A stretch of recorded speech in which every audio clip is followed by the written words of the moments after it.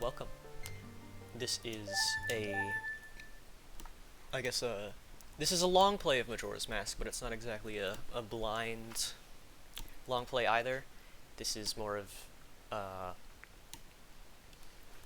guess, live analysis, live commentary. You know, it's a let's play, but I guess the assumption here is that, we all know a thing or two about this game. I have always wanted to make a video like this for a long time because I have a lot to say about this game and I think about it a lot. I want to talk about, you know, the design of the game, the story of the game, things to look for, things other people, well, things you might not have noticed, things you may have noticed, and I guess things that I might not have noticed and someone says, dude, how do you not know about this? I like this game a lot, and I want to talk about it, and, I'm not really a video essay person. I don't like scripts or editing or any of that, but I do like, just getting all my thoughts, my messy thoughts into somewhere, and being done with it. So, let's talk about this cutscene you might have seen 1,000 times, maybe 10 times.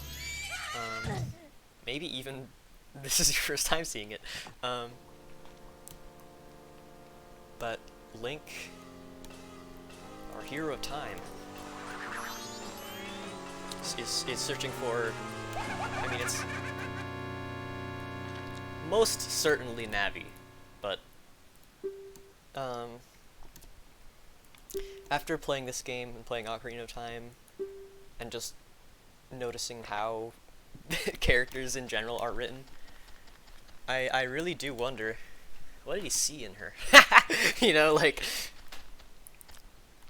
yeah, he was, you know, that Navi was Link's, like, only, I guess, friend, like, true friend in, Ocarina of Time, the only person who wasn't, like, using him for something.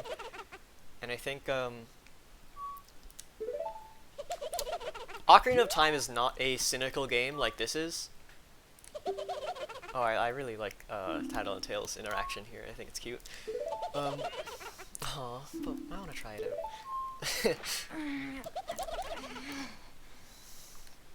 You know, I like Majora's Mask Link compared to Ocarina of Time Link. Like, he's been around the block. He's a little cynical. He's like, all right, Skullkid, I'm sick of your shit. I know how to do this. Except, well, he obviously doesn't, so he gets his ass kicked. But that is, I think a very, very interesting thing about this game is that there is an assumption that you at least know anything about Ocarina of Time. Like, it's not necessary. You don't... Sorry. Oh, and look at that Tattle, like, looking back a little to, like, make sure that Link isn't getting up. I think that's a nice detail, and it sort of foreshadows her getting trapped behind later. Like, this is the tutorial, and you already have your sword on, like, Ocarina of Time, where you know, have to actually find your sword and shield, and also Link has the Hylian shield instead of the Deku shield. But they're functionally the same. I guess it's a little bit game. And then they introduce jumping. Like, I think it's interesting that the first thing they teach you how to do is jump. In Ocarina of Time, it wasn't really like that. The first thing you did was crawl, which you don't even do once in this game. Interestingly, there's no crawling mechanic.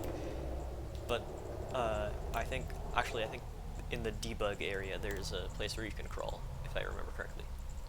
Look at this. See, is Link, like, dead or something?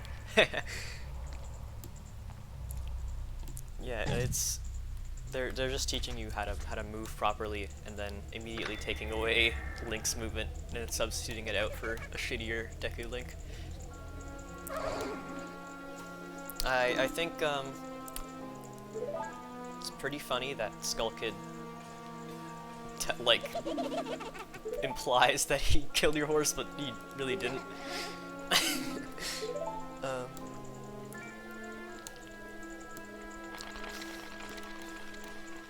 I don't know why he just didn't. He could have just killed the horse. It wouldn't have made a difference. Maybe Tattle and Tail had objections, but that's not right, is it? I think because Tattle thought Tattle definitely thinks your horse is dead. There's a funny chat box I'm gonna show later that I think is cute. I really like Tattle as a character a lot, and I like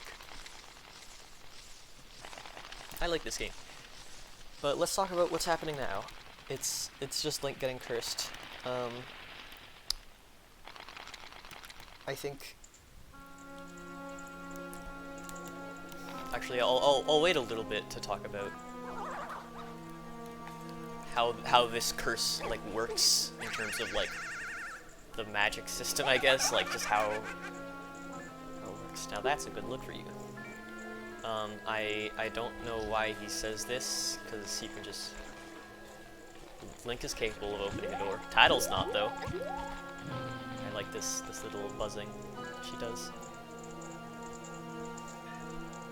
And you already, if you're an astute observation, if you're good at analyzing video games or babies, you might have noticed that, you know, Tattle and Tail actually care about each other, but Skull Kid is just kind of like a bully a little bit. It's kind of messed up. So you sympathize with them a little, even though they're tormenting you, and even though Tattle's immediately shifting the blame onto you.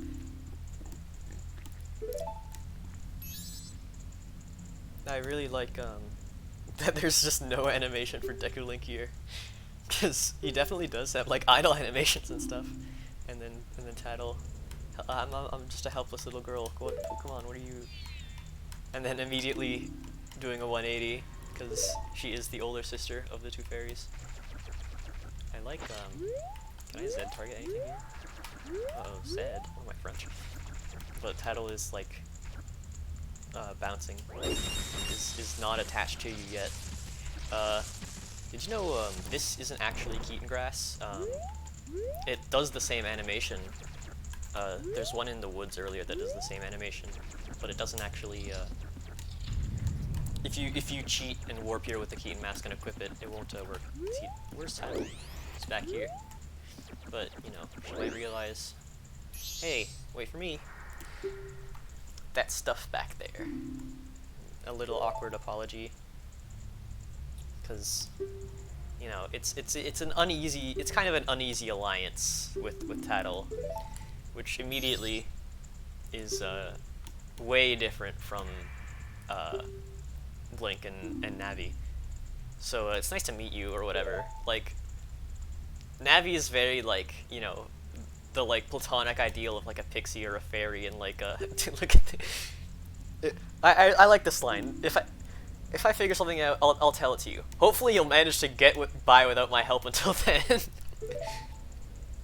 And yeah, like even Link's kind of like, is this serious? And she tells you how to use the Deku flowers and stuff. Like, let's like look at the examples. Hey, if I call you, press start right away. I can tell you're not very used to your Deku scrub body yet.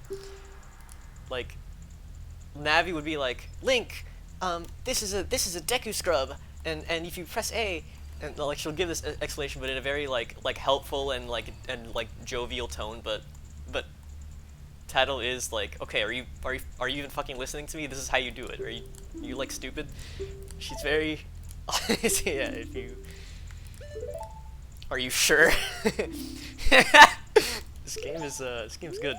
I really like Tattle.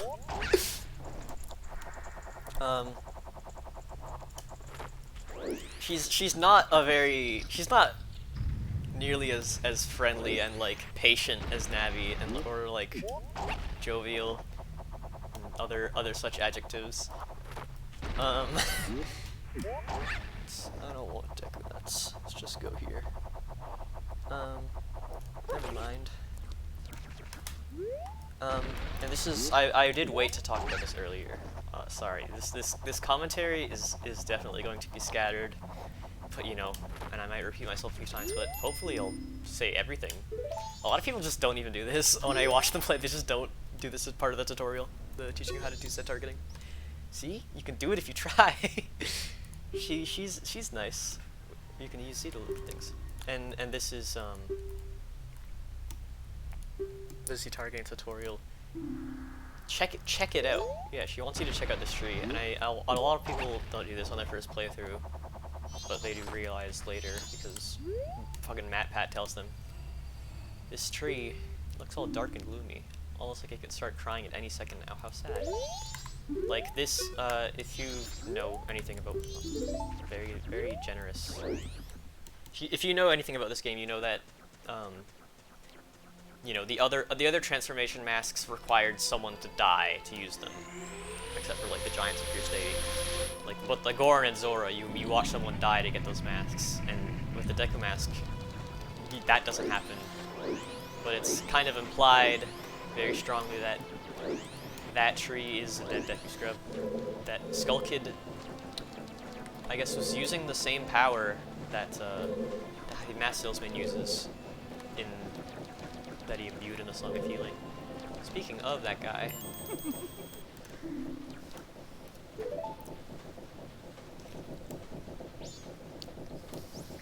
yeah, me too, Tattle.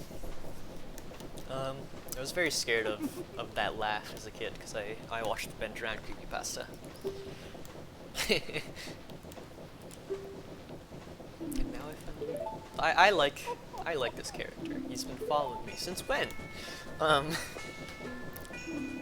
But he definitely knows what my deal is, what the deal with Skull Kid is. So I guess we could benefit from each other. There's a lot of uneasy alliances in this game compared to this, like just me and Tattle. He's glazing me. He must leave this place in 3 days. He doesn't even say anything about the moon yet. I always thought that was funny. Like, it's about me, not the giant thing that we'll all die from. But I guess it doesn't concern him.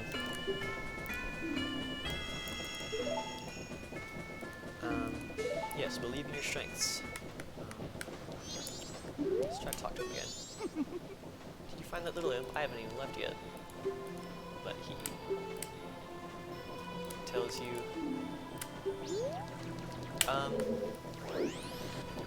I like the Happy Mass Salesman. He's between you, Tattle, and I guess the Mass Salesman. It's like those three are your allies, and they come back with you through time. But you know he's pretty weird. Yeah, I agree, Tattle. He gives me the creeps. He was the.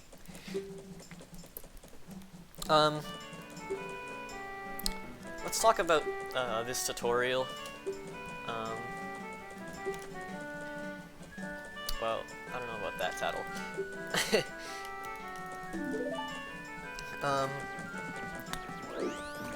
Like, if you, like, a lot of people, their complaints with this game is that it isn't really, like, beginner friendly, I guess. Like, it's kind of hard. And part of that is the assumption that, you know, you've already played through all of Ocarina of Time. Not the assumption, but, like, the expectation that you probably have. But, you know, this part of the game is definitely easier than Ocarina of Time. It's than Ocarina of Time's like hardest parts. It's still like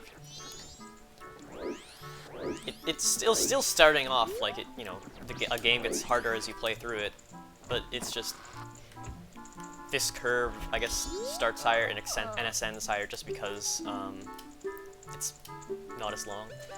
I'm not gonna do like the Deku skip, or the Moon's Tear skip or anything like that, but I do want to make good use of my time.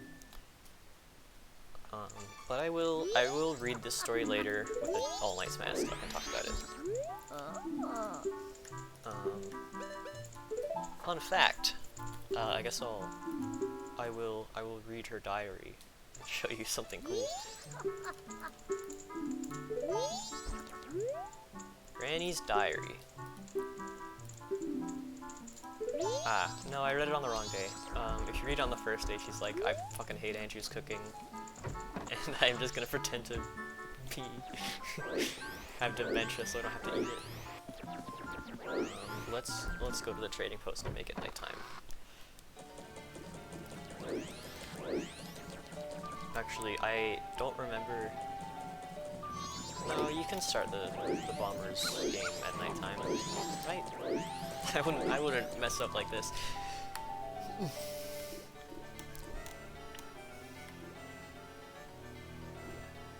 But this tutorial, I mean, what is it even teaching you? It's teaching you how to do, I guess, how to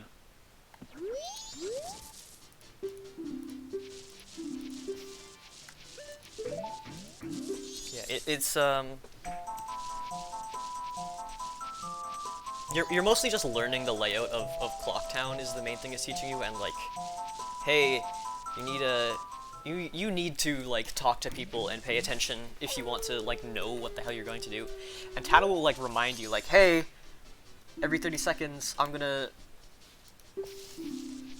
of town. Oh, and if you say yes to this, he will teach you how to play the Song of Double Time and the inverted Song of Time, which, you know, I used to think, you know, it's pretty obtuse, that like whole mechanic, even though it's like really, really, really useful, and it makes a lot of people like way less scared of the time limit. That's a lot of thing. I talk to people who I would never finish this game. It's like, yeah, I was always like really stressed out about the time limit, and I tell them, did you know you can get like almost more than double the amount of time if you with a song, and they're like, what? But like the time limit isn't very strict for like the first 2 dungeons, and by the time you get to like Great Bay, it's sort of like, okay, you might need the inverted Song of Time if you're a first time player, or not need, but like it's getting dicey, and like if you're just going start to finish without exploring it all, like, yeah, it's like, how am I supposed to figure it out? But this is a game where you are supposed to like do side quests. Like, this is a side quest game, just because of like, and that's kind of like a duh kind of thing, because there's a whole page in your inventory dedicated to masks, which are just, you know, the side quests in the Bomber's Notebook and stuff like that. But this is a game that wants you to explore. It's a very dense world, and it's designed so that you want to learn every nook and cranny from it. And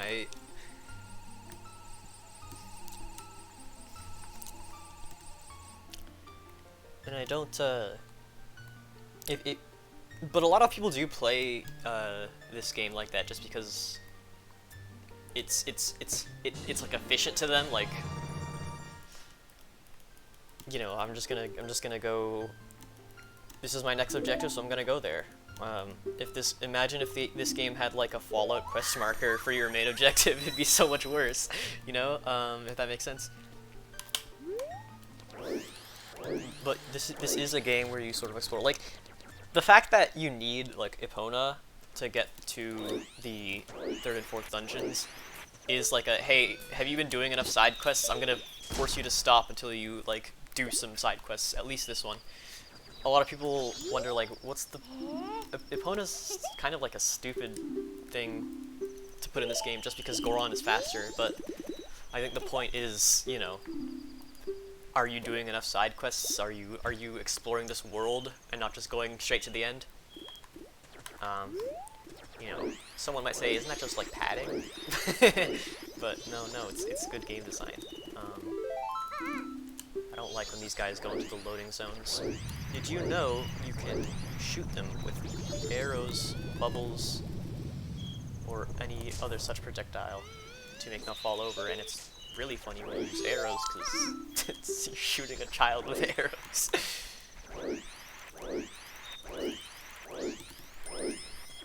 Yeah, there, and that's Tattle, because I've spent 30 seconds on the map here to tell me what my next step is. Like, every step of this like beginning quest, there's a different. She has a different like set of dialogue. Oh, you got the stray fairy. Go to the fountain. Oh, if you haven't been to the fountain yet, she'll tell you to go there, and then when you go to the fountain, you learn that the Great Fairy's all messed up. I kind of skipped that part. And then she can say, why do we have to play these kids' stupid games? Yeah. Stupid brats. Only 7 minutes and 41 seconds till morning, but it's actually less because 0th cycle or 1st cycle is faster. I guess this is 1st cycle. 0th cycle is before we even enter clock down.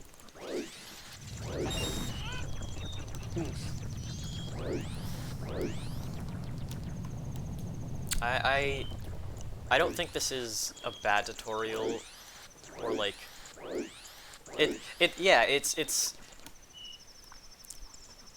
kind of annoying if you have played this game 100 times because, you know, you can't do much and you're sort of trapped in clock town. If you don't plan like I did, you have to wait a little bit to write this down. Oh yeah, and they're racist because of Skull Kid. A lot of people in this game are racist. It's a reference to, I don't know. I don't like this joke.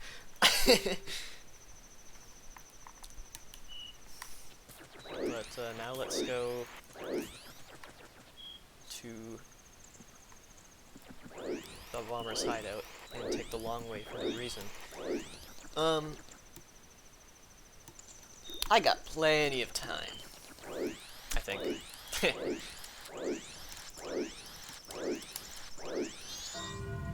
Oh, and that cutscene, the Fine Flowers cutscene plays, because it's the first cycle. They're gonna tell me, hey, that big thing in the middle of town is opening that you've been trying to figure out how to get in. Well, maybe not. We don't even know that we're supposed to be there yet because we haven't visited the observatory. Showing you, hey, there's something in this very limited area that you couldn't go to before, but now you can.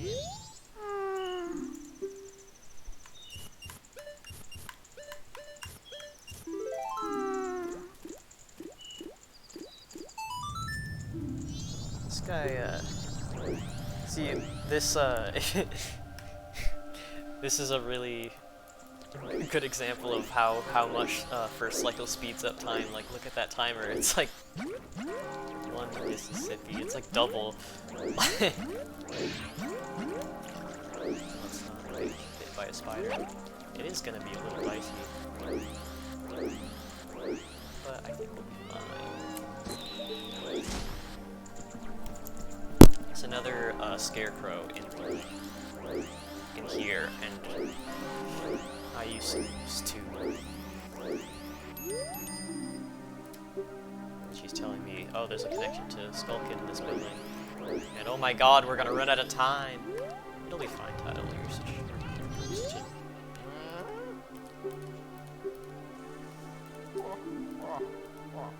That ill-mannered troublemaker, which is, I guess, you learning more about the Skull Kid joined. Skull Kid joined, but he was an asshole and everyone hates him. Here, look.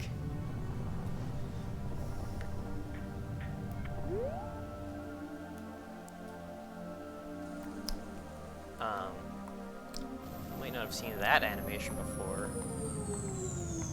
It's kind of unique with the lowered clock tower, and also what he's doing every day is different.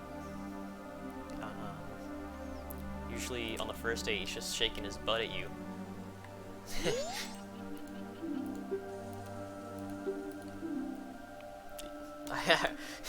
Yeah, it's open, so who cares? Yeah, I wish they had more time, not because I want more content for this game, but just because I want more, like, random interactions. Random, like, random little details. I think that's what makes this game feel like more complete. A lot of people give shit for the fact that this game is pretty short and Termina Field is like a Gmod map or something. It's got like a... It feels ROM hack-esque. It doesn't feel very organic because the environment's changing like 4 times in a single spot.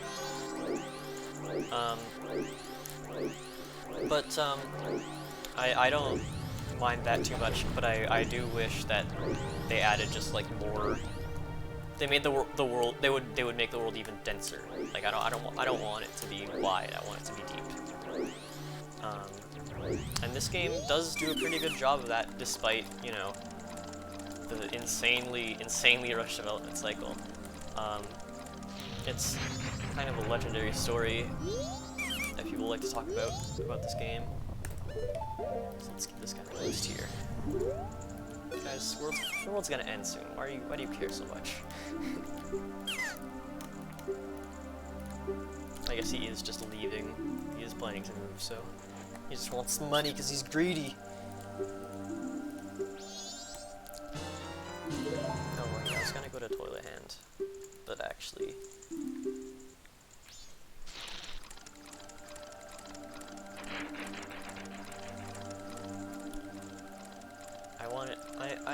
Do I have enough time? No. I wanted to go to Stockpot Inn and grab the silver rupee in there and deposit it. But it's looking pretty dicey. So let's just go.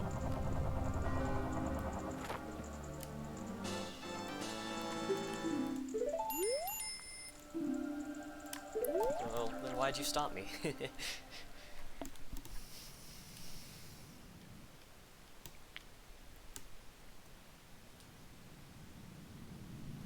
And you know, by this point in the 3 days, Tail has kind of had enough of Skull Kid's bullshit. This isn't you, man. You're acting strange. So,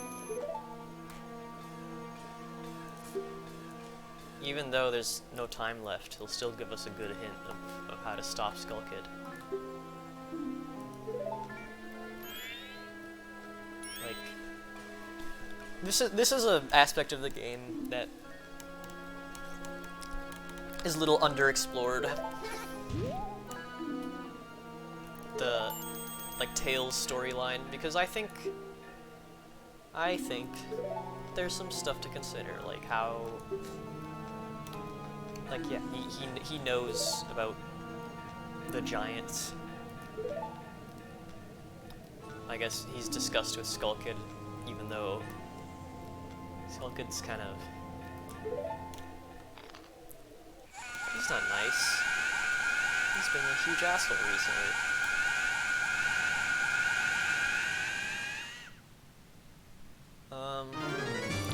How are we gonna get this mask back when all we're just a little Deku scrub? Well, it seems they really want me to use magic.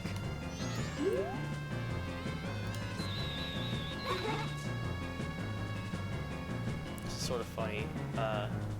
It's just sort of taunting you by doing this. It's just really looking at you. So let's go learn the song of time. I think it's a little interesting that the way they talk about this ocarina in the text of the game is like, oh, it's your only connection to Princess Zelda in Hyrule, and it's very significant to you. When in Ocarina of Time, you did sort of ditch an ocarina that was, you know, your only memory of your hometown. And it was a gift from a dear friend to get, you know, the Saria's Fairy Ocarina is from your precious friend and from your homeland. But instead you ditch it for the Ocarina of Time, which is now a gift from a precious friend and the memory of your hometown.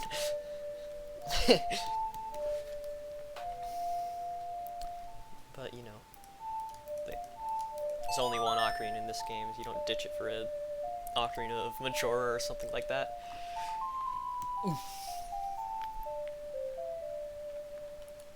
And now we know, now we can save the game.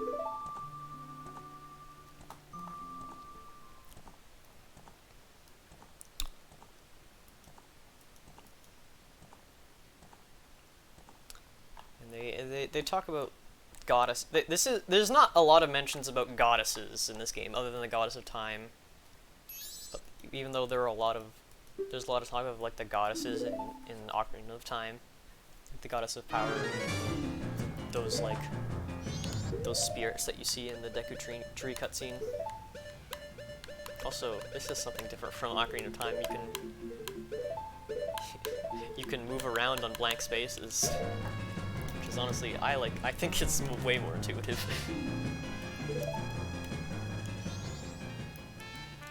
Well, we only know one song, so I guess you might as well play it. Wait.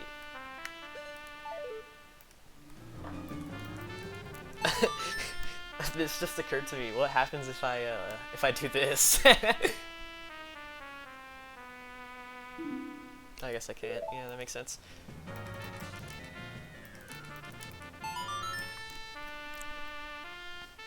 I think that's...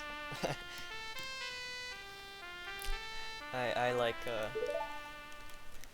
little, oh, what if I did this kind of thoughts, because even though this game is, like, 25 years old by now, and like, you know, we've literally decompiled it and all that, I like exploring and finding little niche interactions. Even though, you know, anything that gets discovered nowadays is going to be like a glitch or anything like that. We're not gonna finally find the Triforce or anything like that.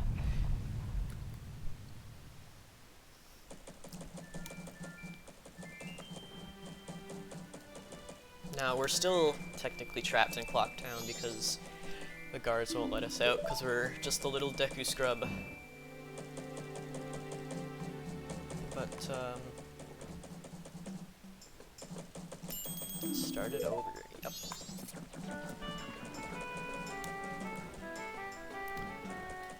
We could finally play the Song of Healing. Now, Tattle's no longer... Tattle's starting... We're starting to, like, grow a little connection with Tattle because, you know, our alliance with her might have been uneasy, but our alliance with the Happy Mask Salesman is even more uneasy, just because he's creepy and Tattle's just kind of abrasive. Yeah, I got my precious item. He's pretty happy. I don't know how he expected me to get the Majora's Mask from Deku Scrub form. I know he tells me to believe in my strengths, but come on, that's way too much. Maybe he wants me to do a credits warp. Everyone likes to comment on him pulling out this giant piano to play 3 notes. And I'm no different. I think it's hilarious. And then we finally freed ourselves from Skull Kid's curse. You know, are we the troubled spirit? Or is the troubled spirit fused with ours? Either way, that Deku Scrub from earlier is hella dead and has been for a minute. There's a lot of people dying in this game. It tells you that this song can get you. This song might help you later, but it won't help you till after the first dungeon. Well, actually, there's a guy in charge of the field we could use it on. We got it as a memento. And now it's time for our end of the deal, which he didn't do. Come on, man. I like Link looking down guiltily. Sorry. Look, look. But it's interesting that he's. Sorry. I don't know, man. We've kind of got infinite time now that we have the Song of Time, so I think it's fine. You're overreacting. What'll tell us about the Legend of Majora's Mask anyway? I always thought it looked kind of cross-eyed in this specific shot. I sort of like the lore, or like aesthetic of this game. Ancient tribes, hexing rituals. It's very unique from like the faux fantasy J.R. Tolkien style. And that's the text box that only exists in the English version of the game for some reason. It's the only one that doesn't automatically progress. But like, yeah, like that instrument. The one that goes bum bum. Just it's got a cool vibe to it, and the Woodfall Temple is sort of similar. I think they did something pretty cool. It's unique. It's not like the other. It's not like the same fantasy vibe. It's similar, but it's way different. Just because we're in this bizarro world of Termina, that imp.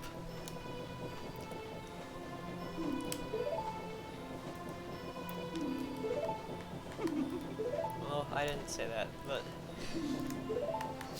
I guess you're certain of it, so.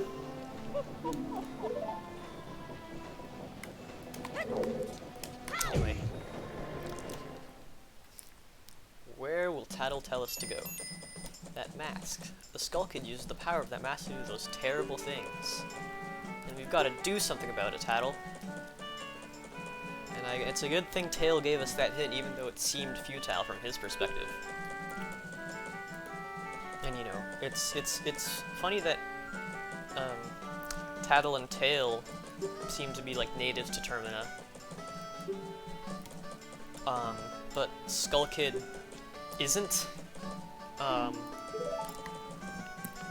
because he'll talk about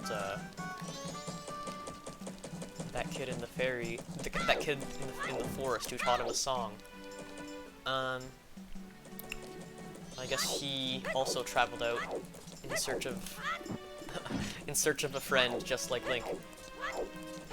And you know, that is what this game is about. It's about the power of friendship at the end of the day. Let's go get the Bomber's Notebook. Just so I don't have to keep this code on my screen anymore.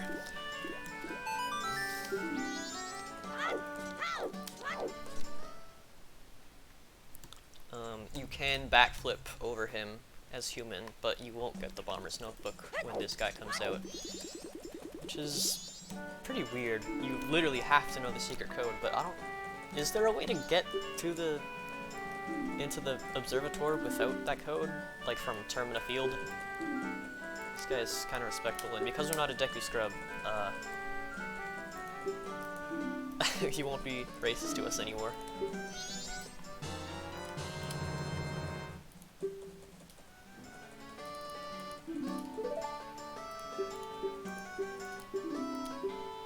That's our quest tracker, and I like this line. It makes it's like, you know, Tattle, you know Skull Kid, right? Tell him, keep him in line. You know what's going on with him.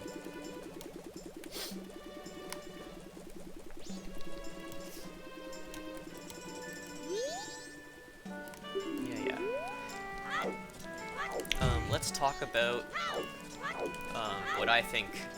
There are, you know, I love this game, and, you know, but it was also made in 1 year, so not every decision they made is gonna be a banger. Like this chest. This should not be a silver rupee.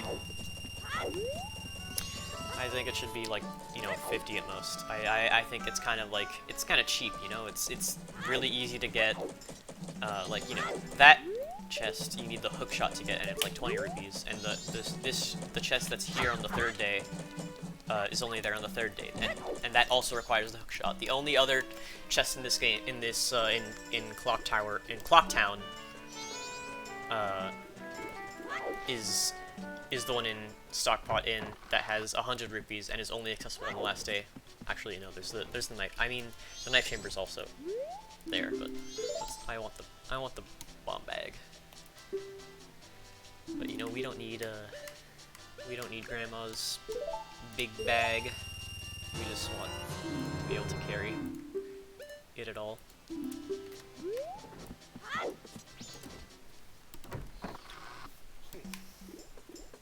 I like, a lot of people think that it's kind of awkward in this game, the way you get items, like, it's not the traditional Zelda way, it's not like one item per thing, but like, I don't know, the bomb bag in Ocarina of Time also was kind of like this in a way, if I remember correctly. The items you get for the Goron stuff are, oh, let's take a look at this. This guard, it was wrong of me to treat you like a child, even though you sort of are a child. It's one of the rare examples of someone in this game sort of treating you via merit instead of like, just how you look, because again, this game is far more cynical than Ocarina of Time. Characters are assholes to you, and they underestimate you. You know, and you know, in Ocarina of Time, it's not like everyone was nice to you and awesome, but like, you were sort of a chosen one in that game. Here, you're just a guy, and I think it's sort of the opposite of Ocarina of Time in that way, where, you know, they hate my ass. All the adults in this game are either like, you know, incompetent or assholes, except for a very small select few, and the small few that aren't incompetent or assholes are like, they just suffer a lot, like Cremia and Anju and Cafe, for example.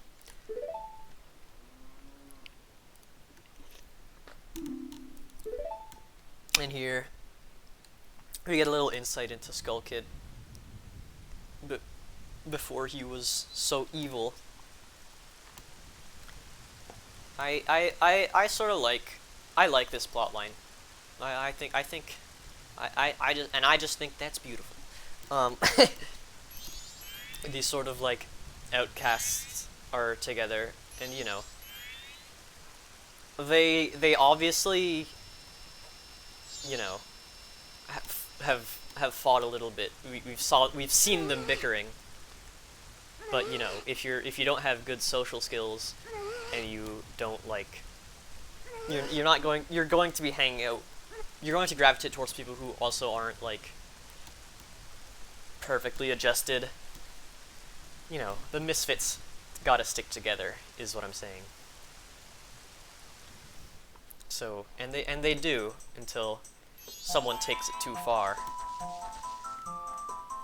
But you know, the giants say, forgive your friend.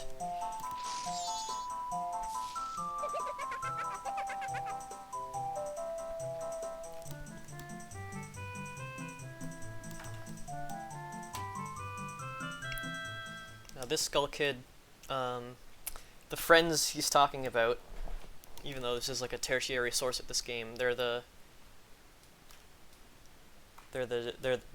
giants. We learned later, but yeah, Skull Kid's sort of a misfit.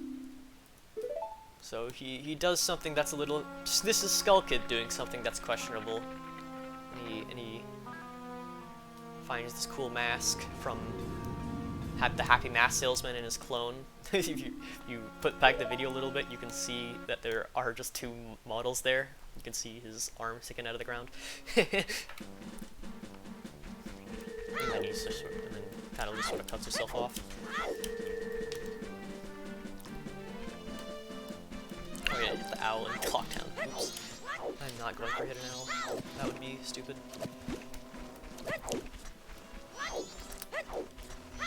Let's get this, let's get money. I like money.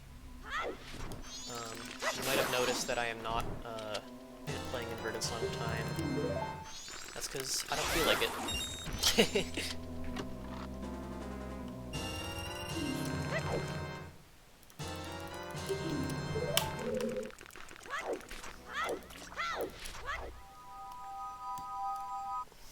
So there's not much we can do right now. The game has opened up more, and we can explore. Like, not only can we do more shit in Clocktown because we're not a Deku Scrub anymore, and we have access to like bombs, and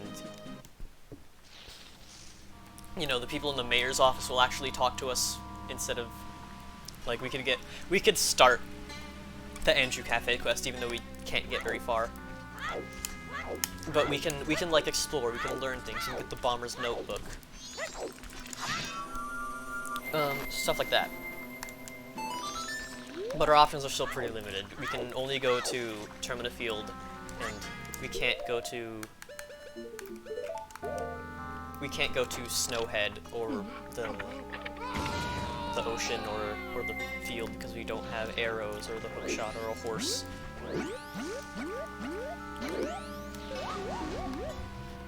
Wow.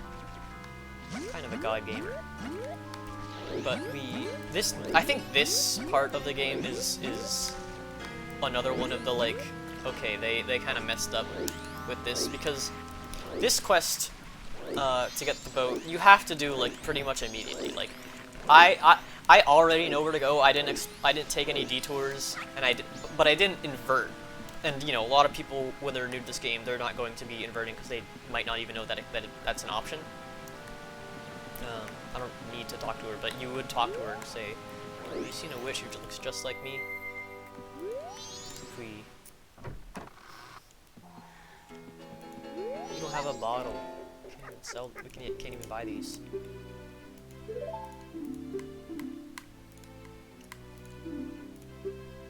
She gives you a hint about the Mask of Sense.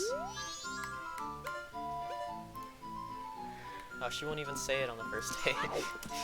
It's so obtuse. But you know, you have to go in here. I think this, not only is this not the most obvious thing in the world. Like our only hint is that this monkey will tell us, follow me. Where are you going? But you have to do this on the first day because otherwise Kotake will leave the potion shop and you won't be able to get the bottle of red potion from her, and there's no other way to, you know, you can buy a potion from the trading post and something like that, but you can't really get a bottle. The second bottle you can get in this game is from the Goron racetrack, and like the only bottle you can get in this game is by doing this quest, and this quest is pretty obtuse. And you know, if you don't figure it out by the first day, she is going to leave this.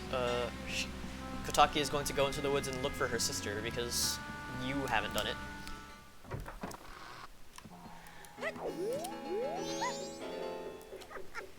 And I think it's not telegraphed to the player very well that, like, you had to talk to her earlier, but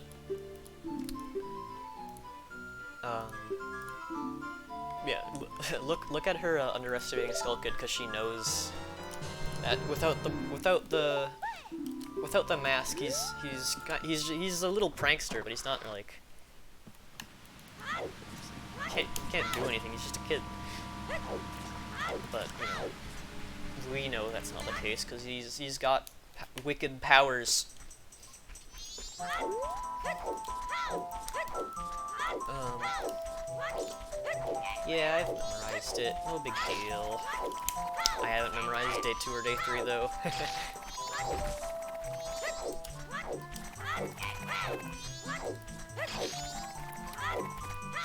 Make sure to not accidentally drink the potion. I think it's funny that if you do accidentally drink it, Kotake will give you another one. I don't think she'll give you a third one though.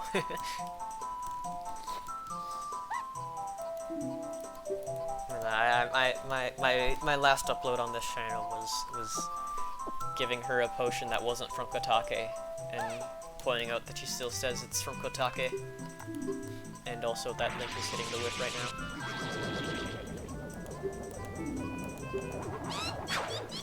And then she tells you where to go. And then it stops being super obtuse. Come to the... Yeah, you get 2 hints. She tells you, yeah, I can give you a free boat ride, and also the monkeys say, hey, come to the Deku Palace.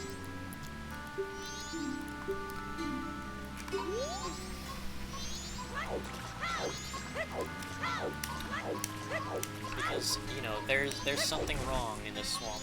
We have to get to the bottom of it. Where'd they go? I didn't expect someone to be this fast. I couldn't, even though this is definitely not the fastest you could be going. It's not a, I'm not gonna do speedrun tricks, but I'm not gonna take my time either, because I want to get this done in one session, and it's currently 10 p.m. and I know this is gonna take several more hours.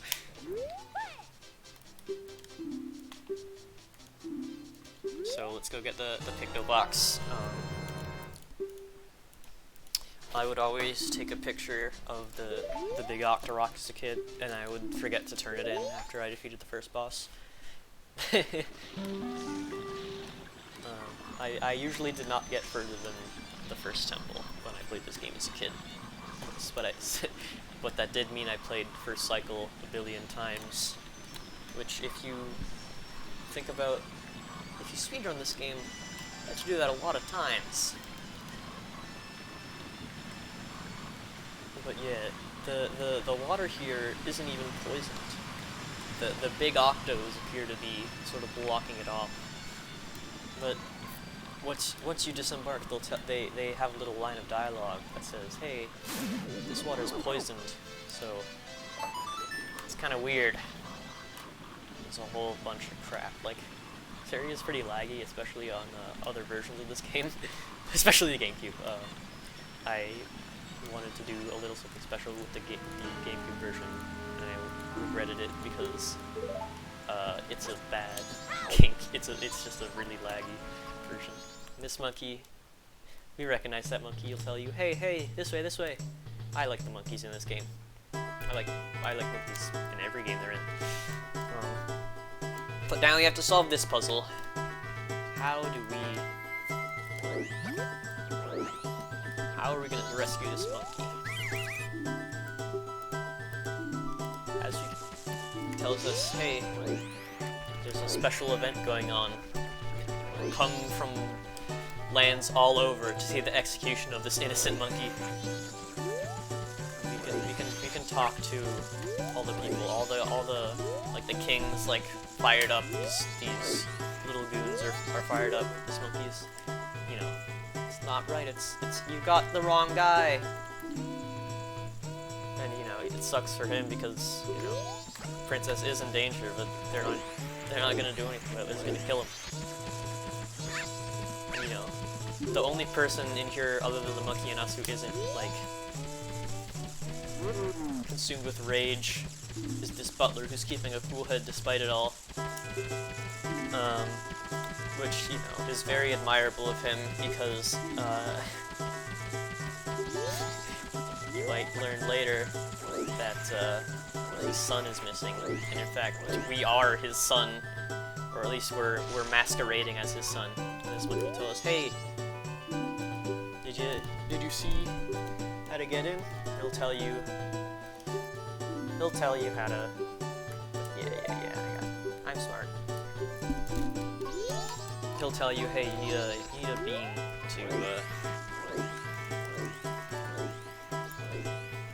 to talk to the monkey. But what are you gonna do once you're in there? I guess you'll find out.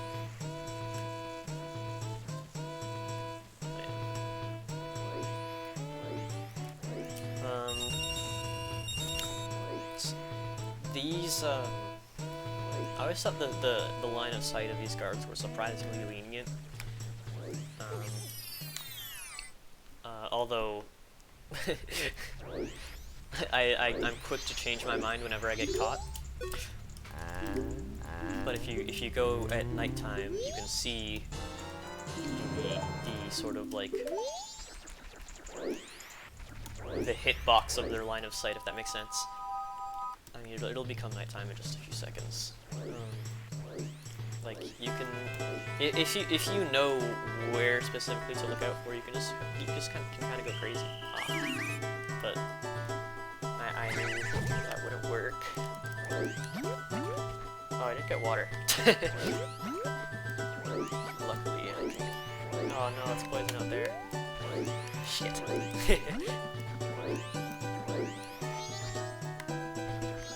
You guys know you can do this.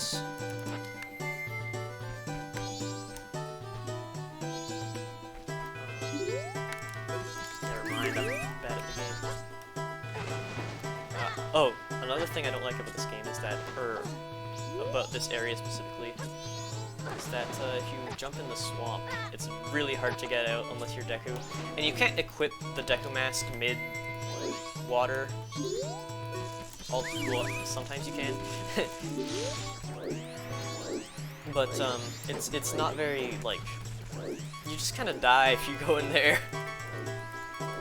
And if you're new to this game, you're not gonna have a sick grasp of Link's controls.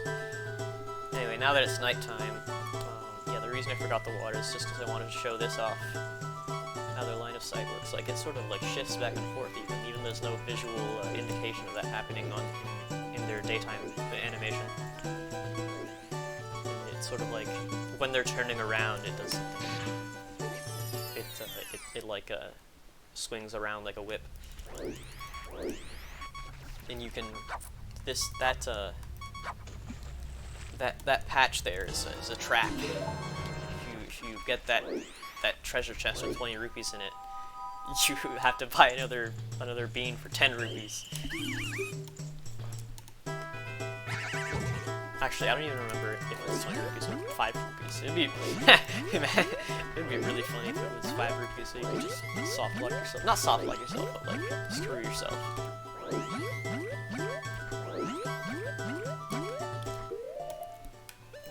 I don't know why you can't use beans as non-human forms. It seems kind of strange. Like bow and other such things, I understand. I think I might have done that too early.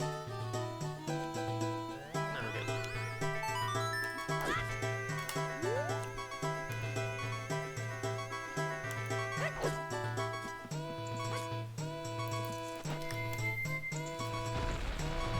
And then, you know, I hope you have mastered these Deku flowers on first cycle. Because now you have to do this little parkour section, which can be pretty hard if you have never played this game before. And, you know, like, having played Ocarina of Time doesn't really help because it's Deku controls anyway, but, you know. Who cares about difficulty? Lay an egg. And by that I mean, get good. I know this is like a, oh, you're so like elitist and smug and whatever, but I do like how old games really, you just sort of have to get good. I can appreciate a game where I have to get good. Luckily it doesn't matter, because I never lose. Unless I do, then it's bullshit. And it's bad, and it's a bad game. Anyway, this very misleading platform It looks like you could totally make that before it shoots up, but you can't unless you do a secret technique. But I don't feel like doing that. Anyway, let's talk to this monkey. Why don't we go untie him?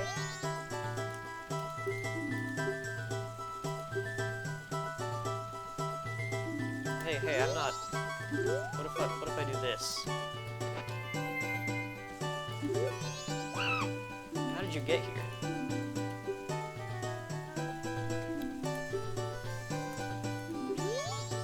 Oh, it is funny how he sort of asked you to do this. Let's try, yeah. I'm immersed. Didn't work.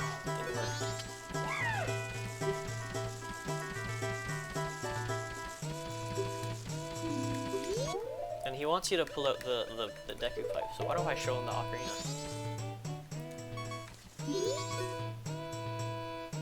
It's not trumpets. Don't you have a different instrument? Yeah, okay, teach me.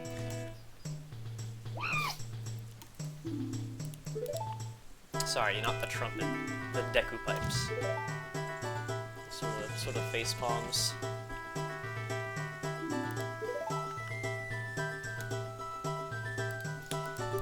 And he'll tell you, hey, you wanna stop everyone from dying or whatever, from dying to the poison swamp water. And now the princess is gonna die. Whatever.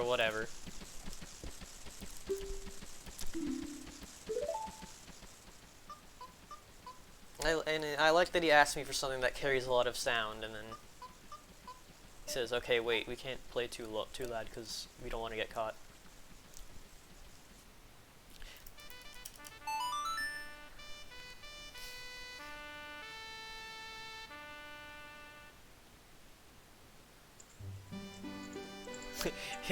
It is funny that it is like muted a little. It didn't do us any good, but you know, good effort. Hey, they all left their little Deku posts, or their little Deku bushes. Do you see that? But uh-oh, only the princess knows that melody, so that means it's his fault somehow. Uh-oh. Well, you know, I like that, you know, saving his life is like optional to beat the temple. You know? Like you can just beat the temple and just leave and not even rescue the princess. I like that there's a lot of like fun failure states of quests in this game like that. Especially Ant Your Cafe, you can really ruin their lives and mess with them. Ugh. What do you mean? What are you looking at me like that for? Anyway, now we must battle these mosquitoes to make the game lag. I actually don't like dealing with them, so I am just going to go this way.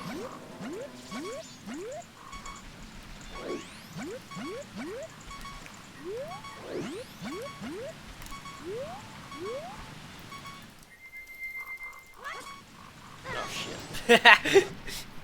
I guess I will have to deal with them. How do I do it?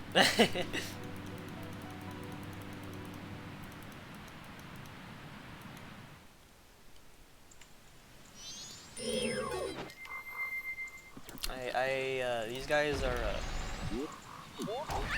pretty freaking annoying, especially when you don't have bow and arrow yet, because the Deku bubbles are slow projectiles and they lag your game. Look at this.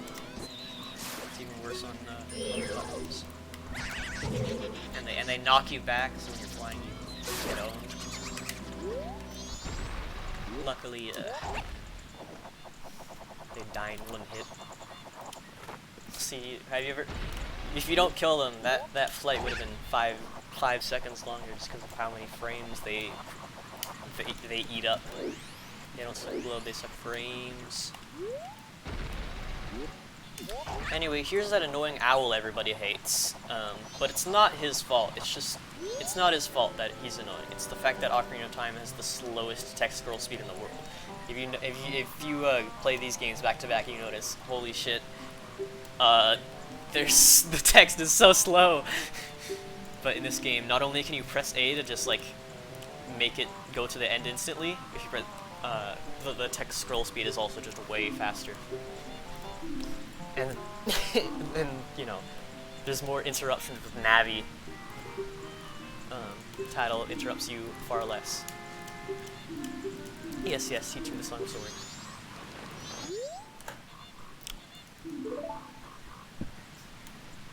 Here's my trumpet that can play ocarina sounds.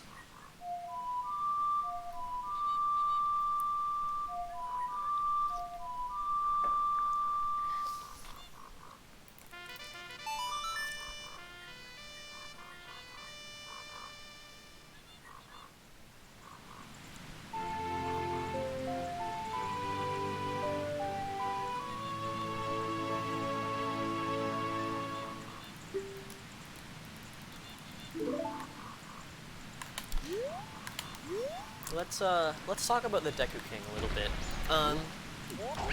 I think he's one of the examples. I brought this up earlier of just you know, an adult or a guy in power who is just like a dumb asshole. 'Cause he's sort of both of those. Not only is he just wrong, but he's also like, okay, you're just executing that guy and not listening to a word he said. You're not giving him a fair trial. Seems kind of bullshit.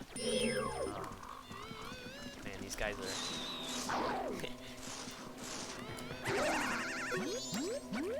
These guys are tough to deal with.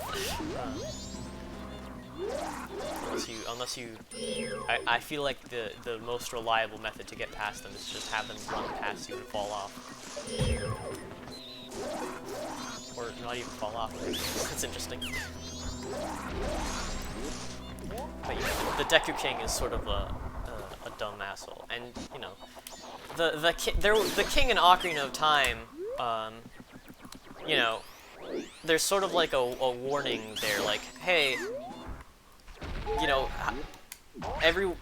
this guy Ganondorf, he's very obviously deceiving you for his own goals, but you know, the King of Hyrule's like, yeah, I don't care, and that leaves, you know, it up to the kids, Zelda and Link, to find a way to deal with it. And, you know, they just end up getting sort of used by Ganondorf when they open up the Song of Time. It's like, you know, if I was Link and that happened to me, I think I'd become pretty jaded. And, you know, that does sort of reflect in just how this world is presented compared to Ocarina of Time's whimsical, magical world. Like, even after, like, the apocalypse and stuff in Ocarina of Time, it's still far more, like, lighthearted than just the rest, like, all of Majora's Mask. Like, it's, like, yeah, okay, everyone moved to Kakariko Village, and like, everyone's dying or whatever. But, you know, it's not, it's still, like, people are still chill. They're not... They like have each other's backs, and they'll like listen to you, and they'll like, you know, they'll especially listen to you if you're an adult, even though you're really not. You just have the volume on.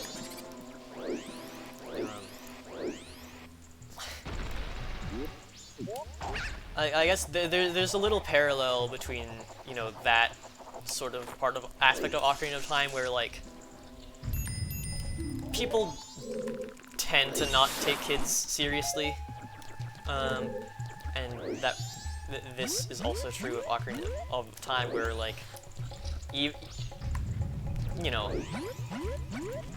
NPCs in that game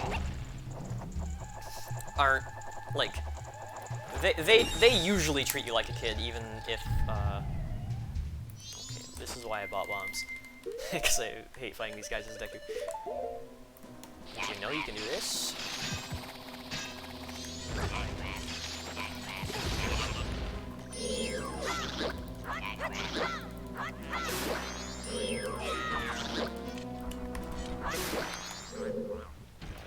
yeah, I think fighting these guys with Deku is a little weird.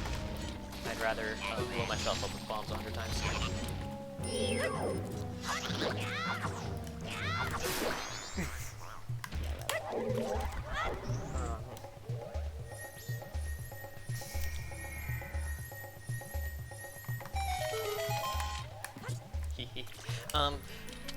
Anyways, Deku King, and how people treat you in Ocarina of Time compared to Majora's Mask. Like, people...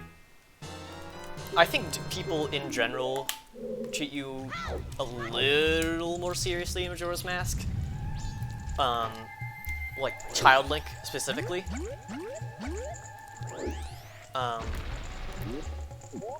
But it's still, like... There's a lot of dialogue in this game that's like, oh, what are you doing here, kid? Aren't you young to be doing this? Like, I guess that guard from earlier is a good example of, like, he doesn't take you seriously until he sees that you have a sword, and he's like, oh, fuck me, I guess. I hope you know what you're doing with that. Lol. Why did he say lol? Why did they write this in Nintendo? Why did Nintendo say this? Why did Miyamoto say this when he made this game all by himself?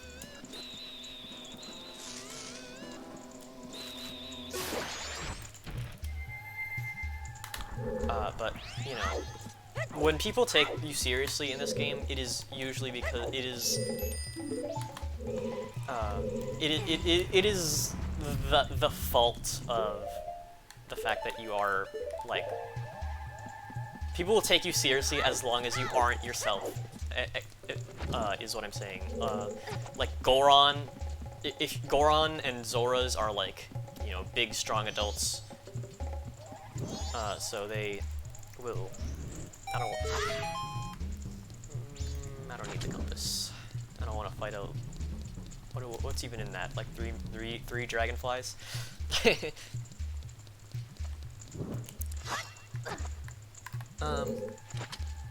But there's a lot of, like, people not really taking you seriously unless you're an adult, which is, like, you know,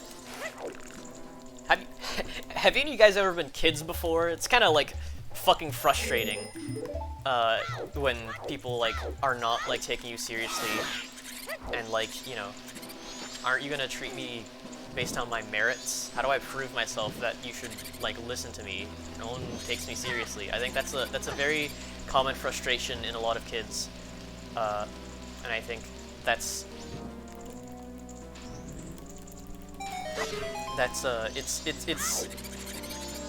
sort of like it's sort of like like addressed in this game a lot. Like, isn't this like, oh, I'll show them kind of deal, like, you know, these guys don't take me seriously, but, you know, I'm the one who saves the day in the end. I'm the one who did all this, and, you know, that's common in a lot of, like,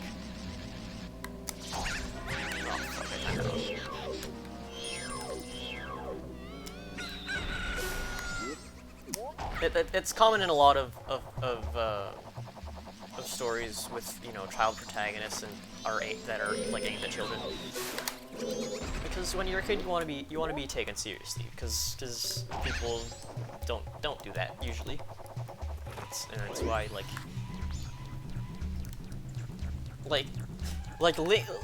and I think another aspect of it that is pretty interesting to me is that while that, like, theme does exist in Ocarina of Time a little bit, like,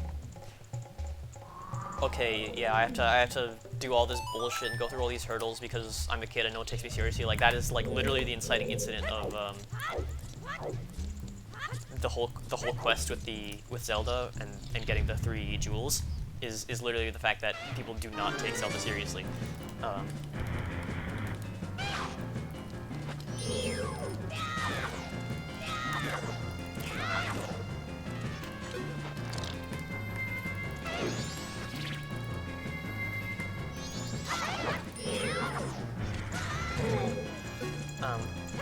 Like, the Ocarina of Time, the plot happens because the king does not take Zelda seriously, his own freaking daughter, and that leads to, like, all that, and there's a whole bunch of little interactions, like getting into Death Mountain. It's like, I'm not letting you pass. You're a dumbass kid. But, you know, I think a big difference between Majora's Mask and Ocarina of Time is that, like Link is inexperienced in Ocarina of Time. Like that's him. That's him starting his adventure. Like he's leaving his home for the first time. There's a big like focus on that. Like finally leaving, and you know, and like yeah, like all the other Deku kids, or what are they even called? The fucking, are they just called? They're not called. I don't remember what they're called. I'm a fake fan. But they're sort of like, yeah, like those guys are also kids and they don't treat Link seriously. But and you leave and the adults don't take you seriously. There's like no winning. Because Link's sort of an outcast in Ocarina of Time. But you know, in Majora's Mask, all that is still, not only is all that still present, but Link actually has like the experience. Like Link can not only walk the walk, but he can also talk the talk of you know, being a certified adventurer and a cool badass guy.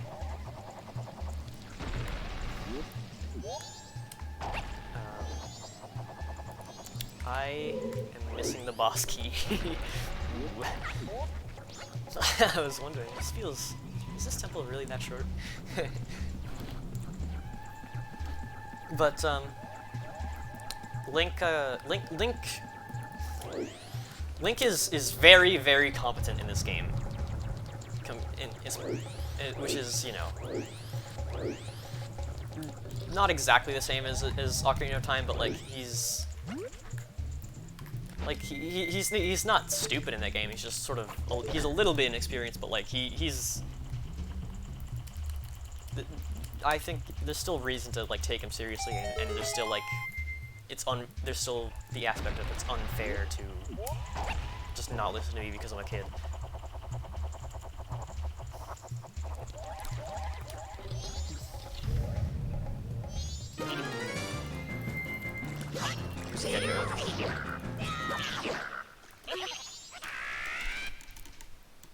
Do you think he like?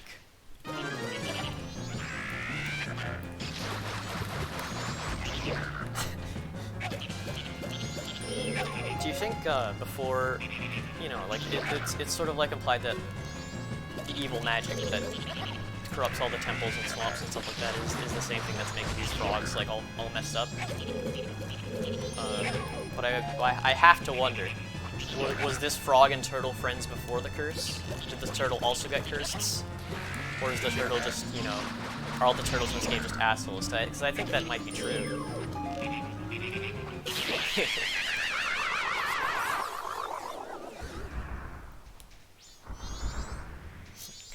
Like the turtle just sort of died, but you know the frog gets a little redemption arc. What do we make of this?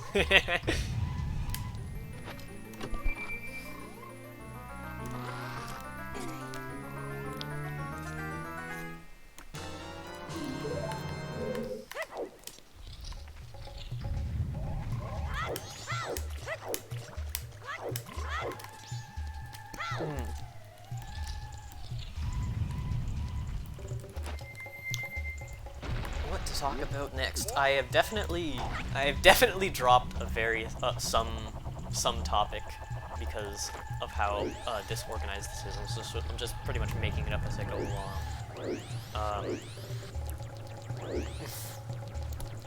I can't wait to finish recording this and then look at the video and find out that my mic has been off or something awesome.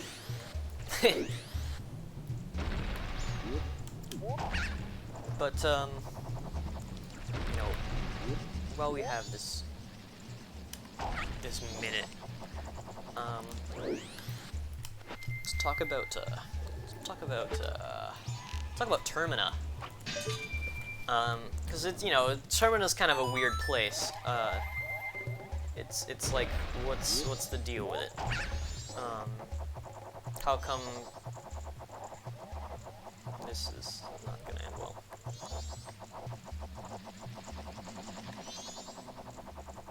How come it's like that? Is Link dead? Matt Pat told me that. Is this all just an illusion? Is Termina a portal between Hyrule and other lands? Great questions that you are all thinking, every single one of you. And you know, if you weren't thinking all of those and what I'm about to say, it means you're bad at analysis and you're stupid. But you know, it's kind of weird. I've seen quite a few interpretations, and I think there's merit to both of them, even the MatPat shit.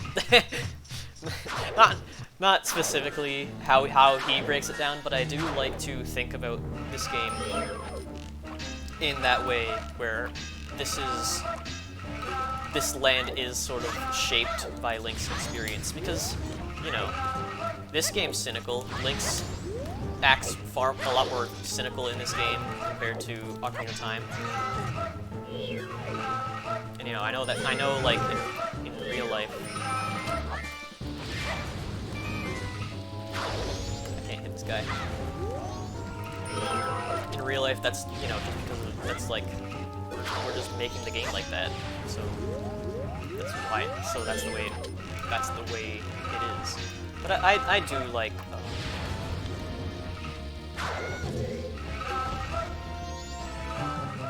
I am really getting my ass kicked by it a lot. But yes, I do want to start talking a little actually. Wait, that's time-based?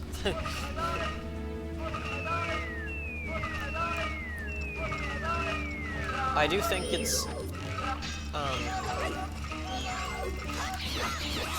I think the bosses in this game are cool, even the ones that everyone hates, like youre. Like this, a lot of Zelda games, and by that, but actually at this point, it was more like one.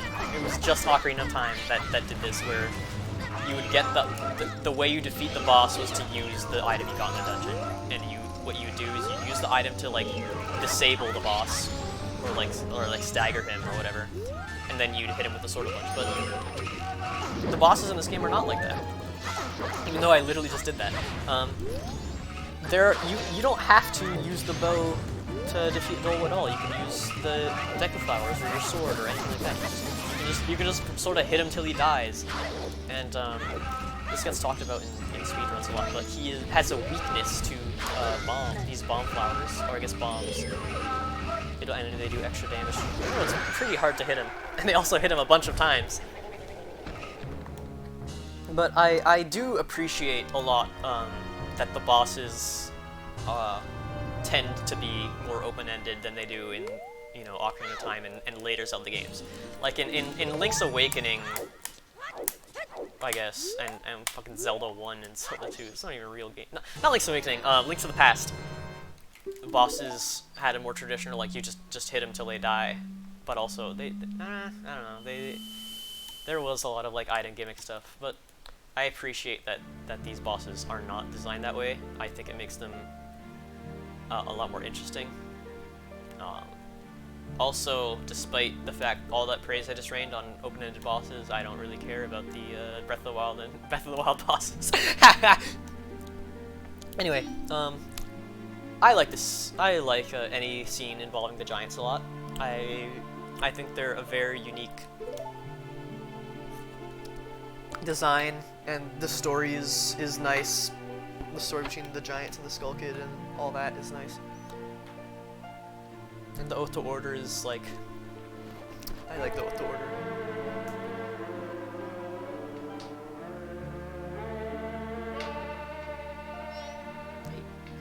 And like, I like these, this like interpretation of a deity or like a powerful creature. Something that's above humanity. Because they're not perfect. They're flawed. And listen to Tattle here. I like that. I like how you and Tattle have to work together to learn this song. But you know, the giants are not like all powerful. they are strong, but we do have to free them. We do have to, you know, free them. And the giants aren't like, usually when you see a god or thing that's above humanity, they seem like emotionless, or like, not emotionless, but like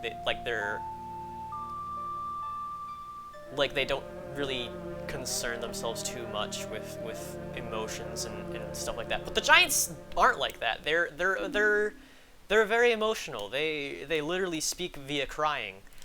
This like crying thing. Like this. Like they're moody.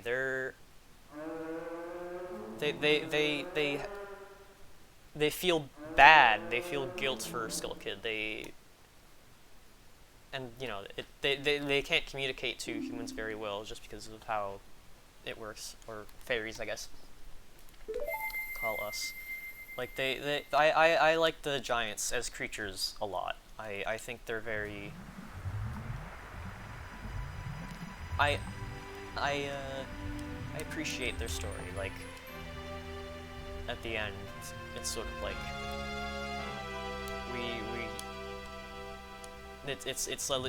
it's kind of a tragedy, like that they have to like abandon Skull Kid for their greater responsibilities and like something like that, and they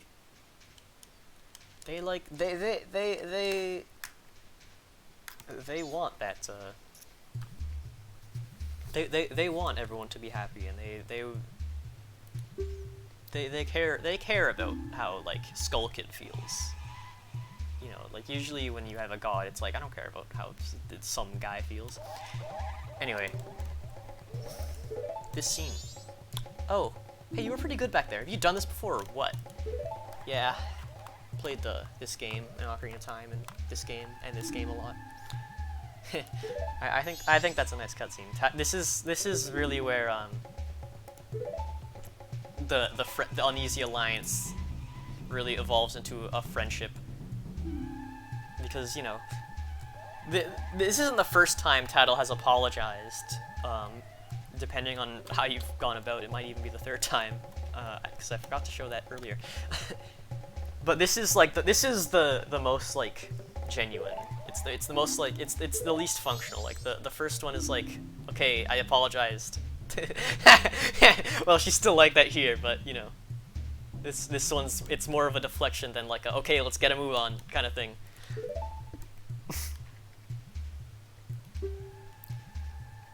You know, Tattle wants us to go let the monkey die and just go straight to the mountains. But I think we should rescue the princess first.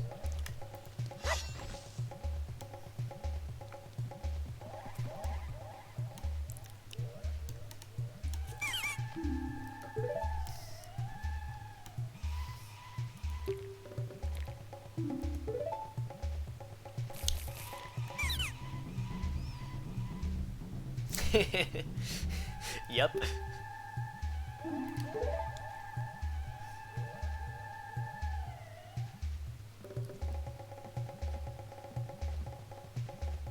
Yeah, I think the Deku Princess is kind of pretty cool. I like her more than Rudo, even though I kind of I think Rudo is one of my favorite characters in Ocarina of Time.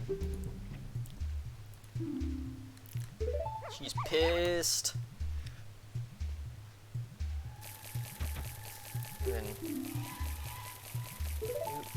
yeah, let's do this. I think this is instead of carrying Rudo or the princess on your head like you do with Rudo. Oh, look at that shadow. Oops. I hope someone got fired for that blunder. Hit the cinema sins ding. Anyway, now the swamp is clear, but you know we still have stuff to do in the swamp.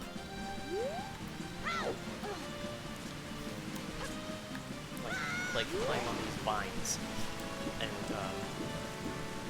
look at this slope that's steeper than it is normally. I learned that today by watching a Kita video. Very, very random detail. These guys will let us back in, even though we sort of got in trouble last time. How else would we return the princess? Oh dear, Mr. Link, hurry up. Actually, I'm gonna do this first. Sorry. Does this work? Oh yeah, emulator moment. I mean, legal game moment. I don't think that's a good enough picture anyway. Anyway, yes, sometimes if you're playing this game via methods, the camera takes a long time. Anyway, let's... I think this is a way better version to do the princess escort compared to Ocarina of Time, because it's just a funny concept.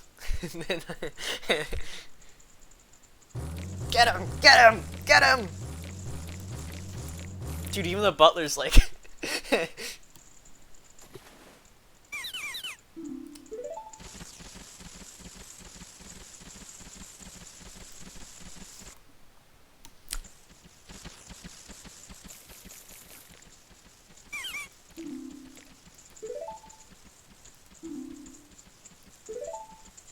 This is the coolest monkey ever.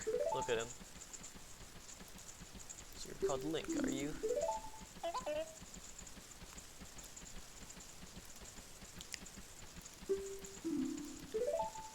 And you don't even... doing this little quest doesn't even unlock anything for you. It just, well... let's talk to him. Are you under the influence of something evil? Nope. He was just an asshole.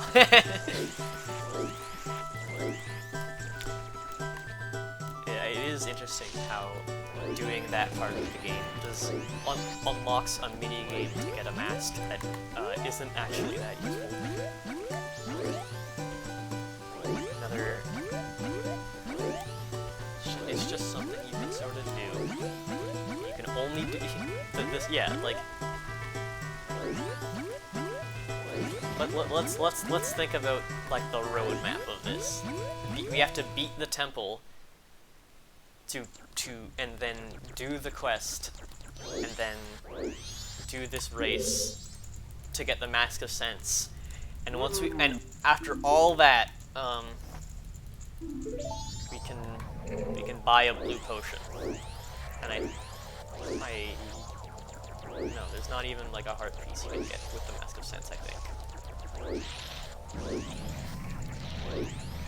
I think the whole I feel like maybe my memory's wrong, but I always thought there was a heart piece you can do with the Mask of Sense.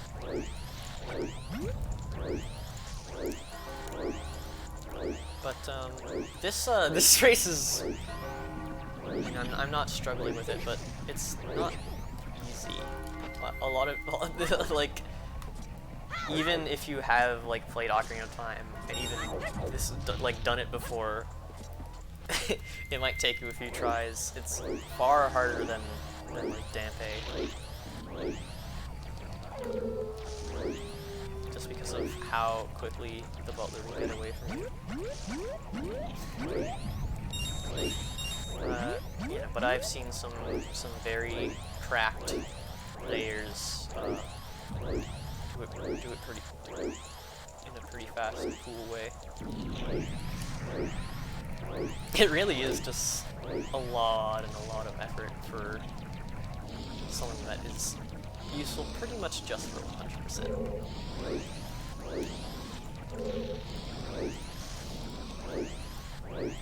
Speaking of 100%, will I be getting it in this recording? I haven't decided yet. I mean, I'm definitely going out of my way to do stuff like this right now, but I think it's this and Anju and Cafe are like the most time-consuming things. I won't be getting like true 100% like all heart containers and all bottles. I meant more like all masks, I guess. And will I be getting all masks?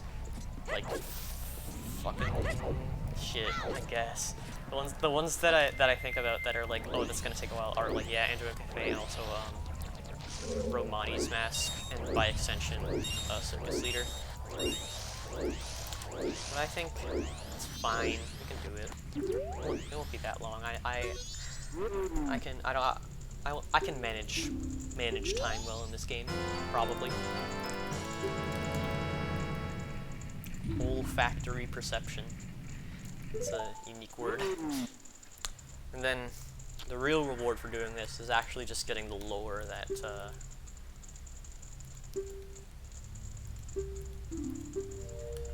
that you are masquerading as his son.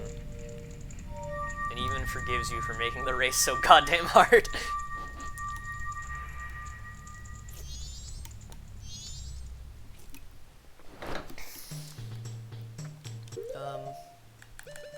Let's submit. Let's get this heart piece.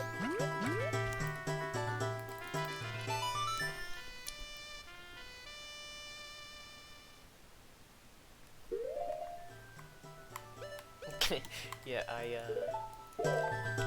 don't have any maps. I don't have any. I don't have the Southern Owl. I'll go talk to Tingle.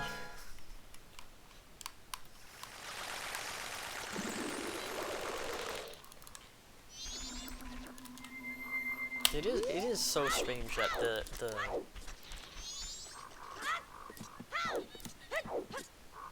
that guy in that hut I'm about to talk to says that the photography contest is only for humans. You know, I guess that does make sense, like, damn, that means you're the only person to get this picture of King Deku.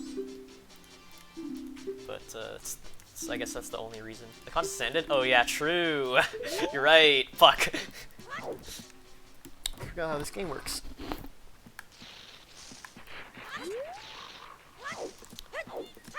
Whatever, I only went here because I wanted to talk to Tingle and buy some maps. It's and maybe do swamp archery. Ooh, so many activities in this game. Actually, swamp archery is hard, and I'll probably lose and look stupid.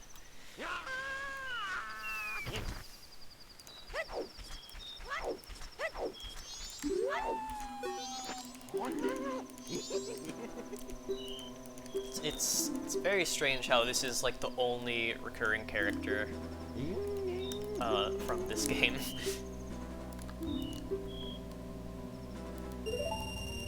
I can't think of any other or even like species of creatures. I guess choo-choos were introduced in this game, even though they look a lot different.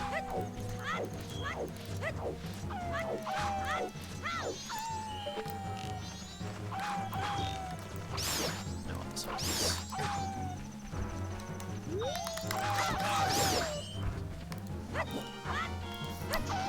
This is a very strange place to put a heart piece. IMO.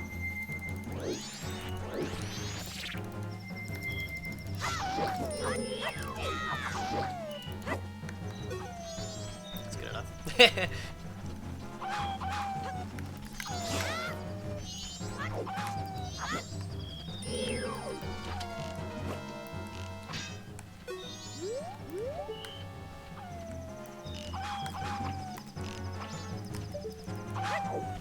That's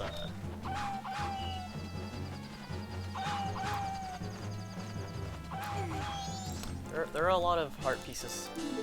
I guess Ocarina of Time did this too, where they would just like have a floating heart piece somewhere, like just in the world, and to figure out a way to get to.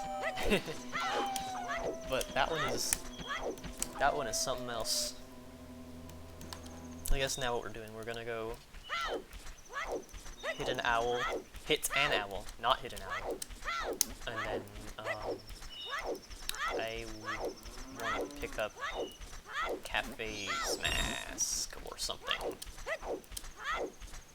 Does anyone know what's in this game?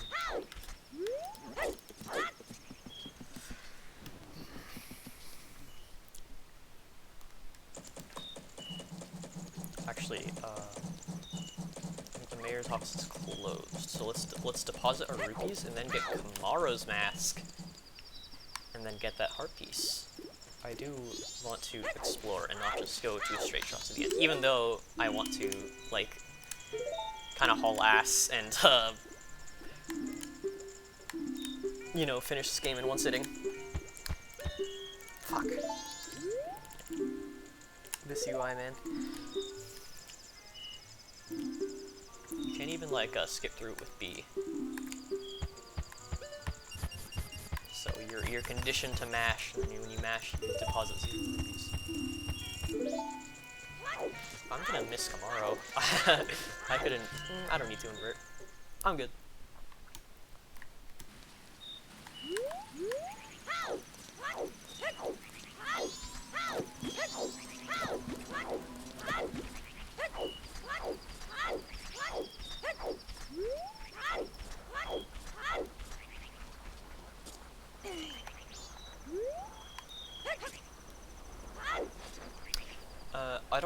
I don't know if this is a common misconception, or I just thought this and was dumb, but I used to think that you needed the lens of truth for this guy. I don't know why. Mandela effect? I'm stupid? But yeah, this is, this is the first time we're using the Song of Healing in this playthrough.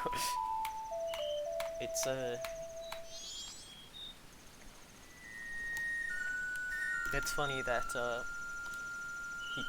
you get this is one of the 2 songs you get at the very start of the game, and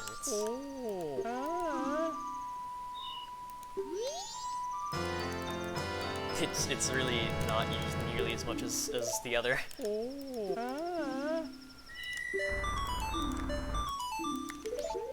then, now we have the mask.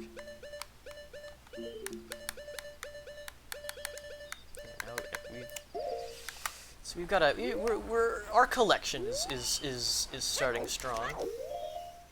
I mean, we might as well. No. Let's do that next time.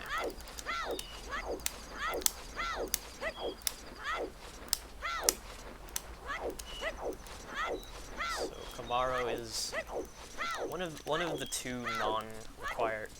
The other one is technically required. One of the 2 non-transformation masks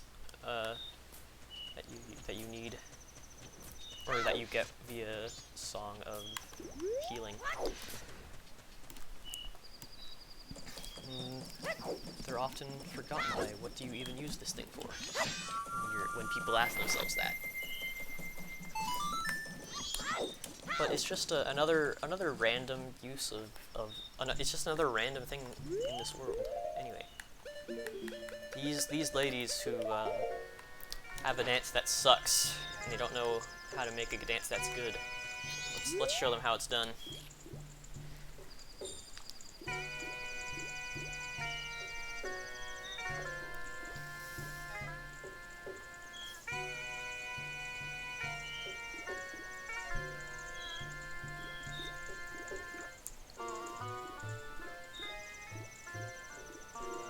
Imagine if you're performing on the street and then someone just was like, and then some random guy approached you and just tried to and did this. Would you follow along? I feel like you'd think he'd be trying to like outperform you. I guess Link magically communicated it that he just wanted to teach them some new moves. Dude, I'm so cool. I think that's all we're gonna do for this cycle. Everything is closed right now. And this next cycle I will invert time because I didn't do it this cycle, but I do want to try and get an efficient snowhead and or like basically I want to get the razor sword in one cycle, but I wonder how possible that's gonna be.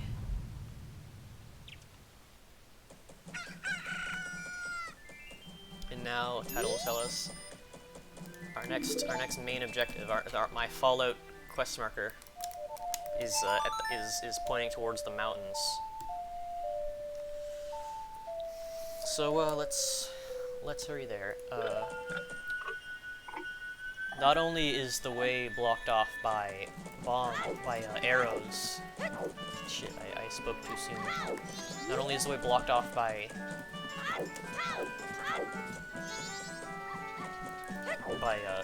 an icicle that you need to shoot to get past. You also need bombs, and that's another part of this game where it's sort of requiring you to do side quests before entering the next area. And I guess every area in this game has that except for Woodfall, because the side quest was the tutorial, I guess. Anyway, we need to get some arrows and bombs and hurry the hell up if we want to do all this in one cycle.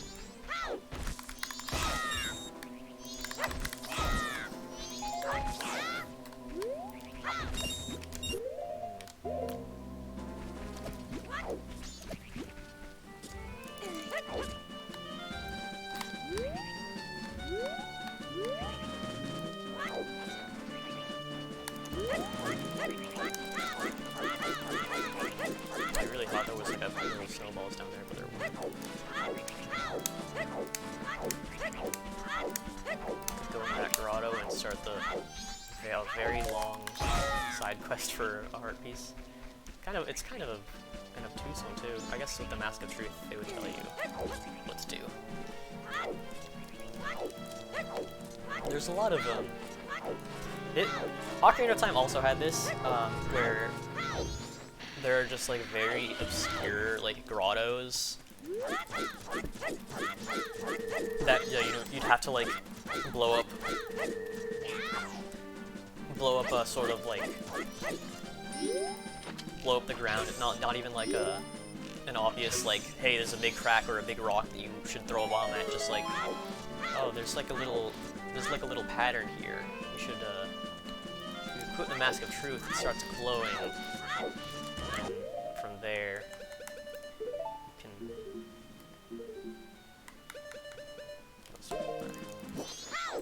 From there, you're supposed to, I guess, intuit that you have to blow it up. I always thought that was like, wow. When I first learned about that, I was like, how the hell would I would never have found that without like Google. That's why I'm bad at this game. Here's title telling us we need something explosive to get past this.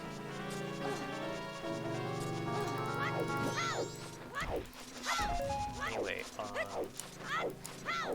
so if you're thinking ahead and wondering, hey, if you want the razor sword, or the gilded sword at least, you're gonna need the big wallet, which you don't have. To that I say, yeah, I know, I'll soar back to Clocktown and get it. Anyway, Snowhead. Yet again, the Gorons cannot catch a break. They're starving. Yet again. I know everyone makes fun of, like, Ocarina of Time a little, because, like, we eat rocks and you eat rocks and we're starving because the mine is blocked off. But you're on a mountain, just eat the floor. And, I always wondered, like, if a creature who didn't eat, like, organic stuff talked to us during, like, a famine, and we were like, yeah, our crops aren't growing, and they're like, our farm's like blocked off and we're starving. It'd just be like, just eat the grass, you know, like maybe it's that sort of deal. But this one is everyone's cold and hungry. It's kind of sucks for them. Yeah, let me in.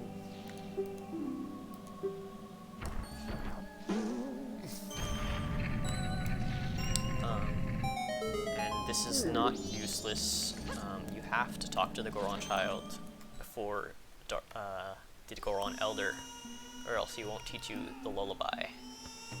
So you have to talk to the Goron baby twice. Oh my god.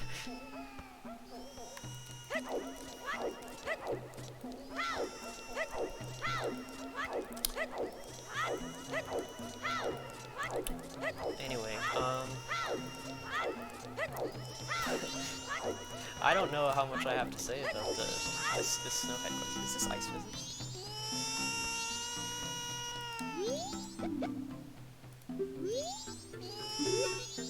I hope I don't have to be Goron to ask to progress the quest like that, so I'm just gonna hope that I did that right. And I don't feel like doing the Donjera quest right now.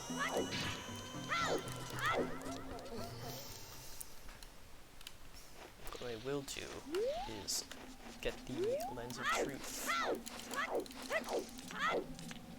And this is, I think, the second and final time we talk to Kapora Gabora, also known as that annoying owl everyone hates. Even though he's kind of chill in this game. It's probably good, right?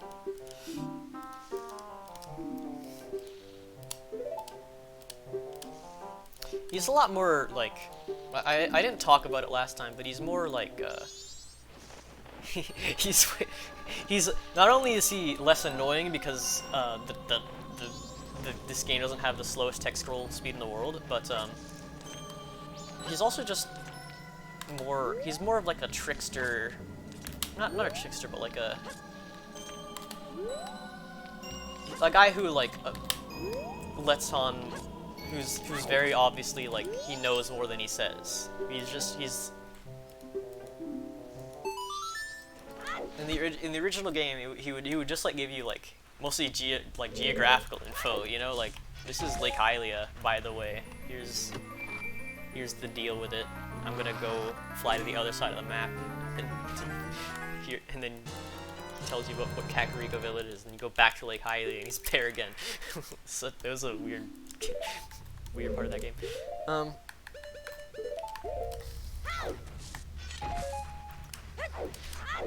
This one, he's more like it's more like he just shares a little piece of wisdom with you, and like gives you an item, and he says something vague and sort of like goes away. I think that's a way better role for him. It's not necessary to talk to this guy, but but I'm gonna do it anyway. Now I just have to go back to the Fallen Grave.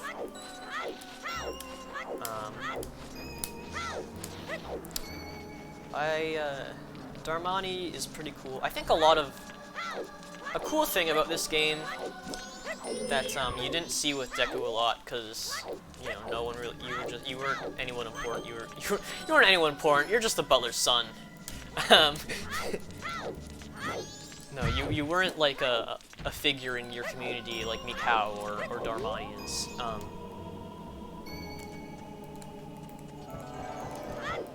But in Majora's Mask, you get a lot of insight into the people you're possessing, not just from your initial interaction with them at the start before you like play the Song of Healing, but also just how people like talk to you. Like, yeah, you can. Darmani tells you, "Oh, I used to be a leader for my tribe, for my Goron tribe," but also like, he doesn't need to tell you that. You can figure that out just from the way people talk to you, it's like he's not just saying that. He really is like, people do look up to you when you talk to them. People are like, "Oh my God, Darmani!" Like, again, this is you not only are you, when you talk to the Gorons, they put you in high regard because like they know who you were or are. Depends on your semantics of that, but they hold you in high regard because they know this is Darmani. Darmani has done a lot of cool things. They're judging him based on, you know, merit, like what he's done for his Goron tribe and stuff like that. This is just clarification because earlier I'm saying stuff like, you know, when you talk to someone as Goron in this game, they treat you with a lot more respect just because you're not a kid. The soaring one. So I guess that's also Kepora Gabora. So it is funny how he's sort of pulling the strings a little bit.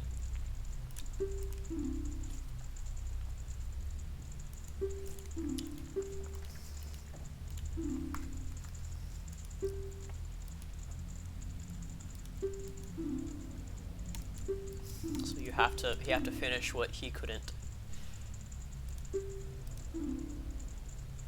Because we are a powerful mage, an adventurer.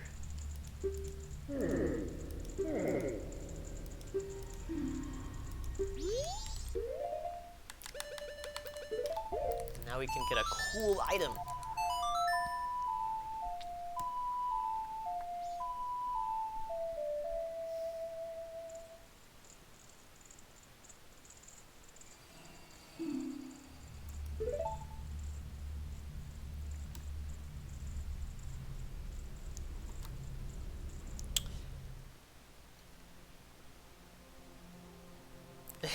I always love this cutscene with the Gorons and they're like they're cheering.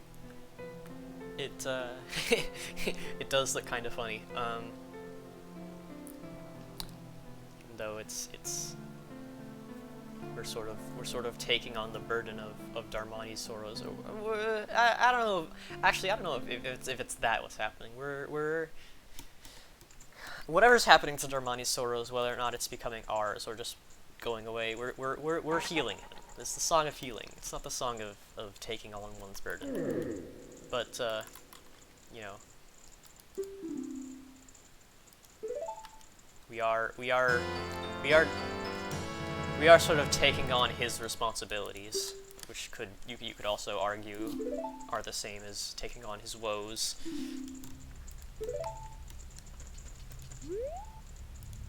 It is written. It is written. Oh, that's funny. You have to. So there's a little. The implication is that you get more knowledge if you transform into Goron and being able to read the Goron text. I don't think anything like that is used in the other game this game, but here's how to play. I think that I totally forgot that that was even a thing in this game. I wish that was used more. And by that I mean just like at all, I guess. They teach you that you have hot spring water. Probably could use that. Now can I make this? Yes. Nope. I think this is a good. I like this Goron. He's a funny guy. That line is very like this is a thing about Zelda that I've always liked, of how it like feels like you are living a myth or a legend, like. And then Darmani came back to life because his grave was so warm. That is the most like line you hear in a myth in a like a myth or like a legend of like, or like a proverb or something like that. Just like a, you know, like, does this make sense at all? Like, what like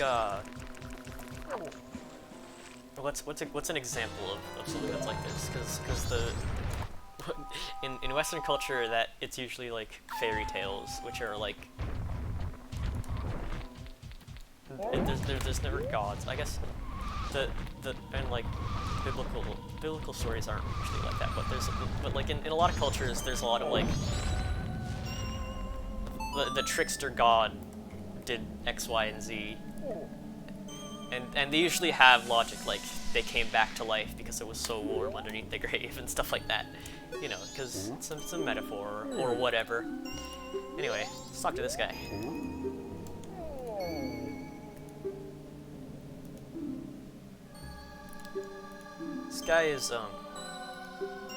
This guy's got interesting logic. He assumes that you're a hallucination because you know, everyone knows you died. But then you tell him something that you couldn't have possibly known. Does he know that? Did he know that? It feels strange. It feels like strange logic. Like, you know, if he's probably a hallucination, but he knew something that I guess it makes sense if it's something that he didn't know.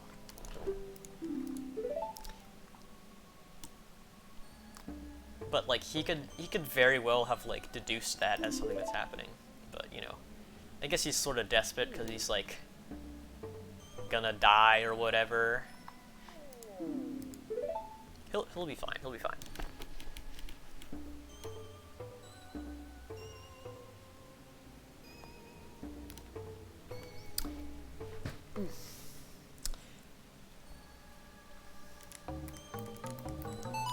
I think it's they never really did this in any other game, even though there were a lot of games that were actually, I don't know if that's right. There's not a lot of I've skipped a few Silk games, but I think this multi-stage song thing is a little cool.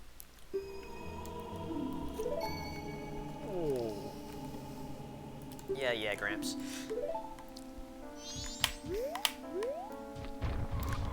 Looking ahead, we've still got plenty of time to do all that crap and still try to get the gilded sword, or the razor sword, which we're gonna immediately upgrade into the razor sword.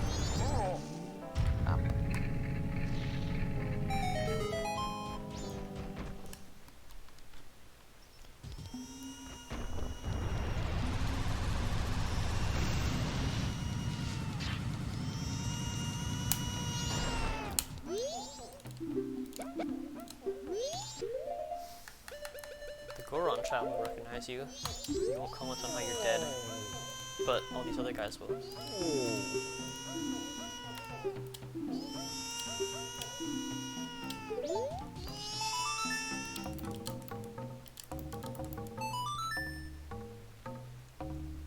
Now we have to play the lullaby for his son, even though it's not the whole thing. But you know, he knows the next part, and then the fact that, and then he sings himself to sleep, which, you know, why didn't you do that earlier, you stupid kid?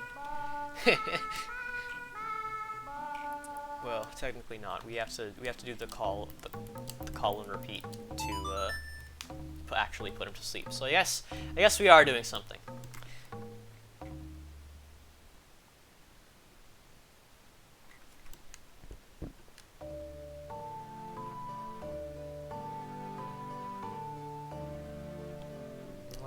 We got this little family reunion.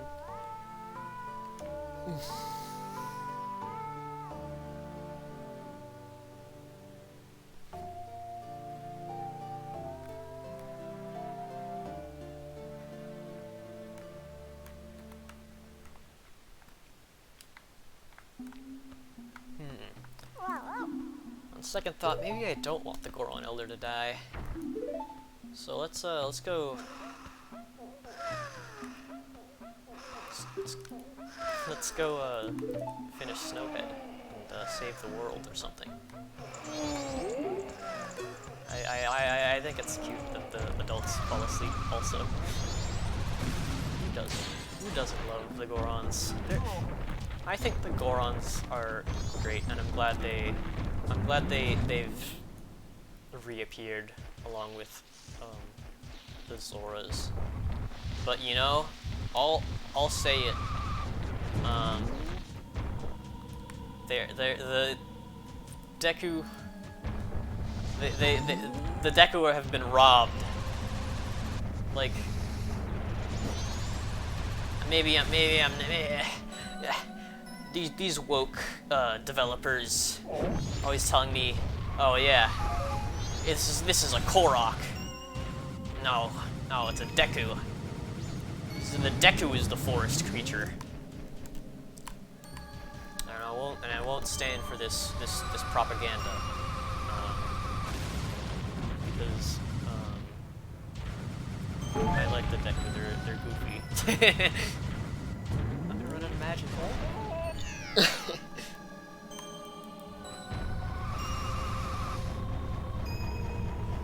Interesting, like skill check to get to Snowhead. But it's like they don't even know that I can just do this.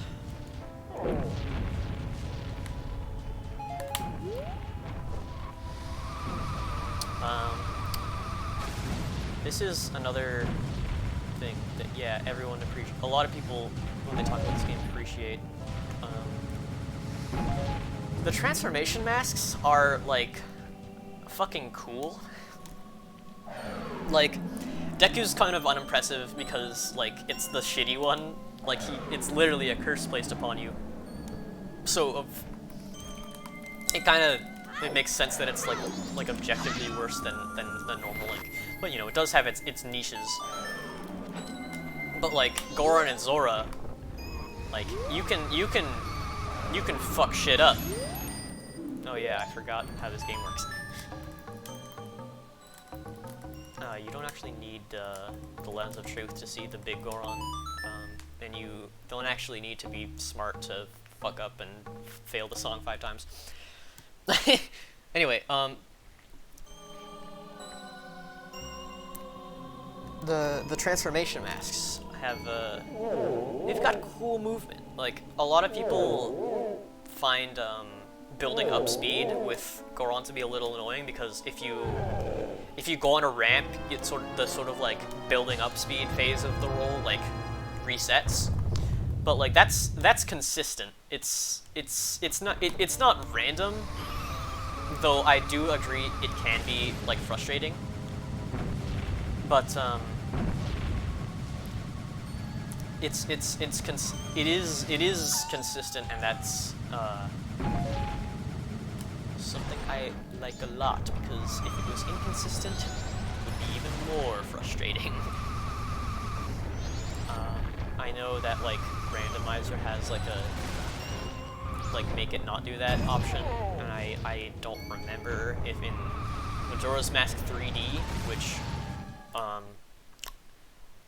haven't played that in a long time. I just know facts about it, such as they had definitely fucked up the Sora swimming in that game, because that's something people talk about a lot. You're gonna need to be like a big rock guy to push this thing. Oh wow. Anyway, oh fuck. You know what I should have done?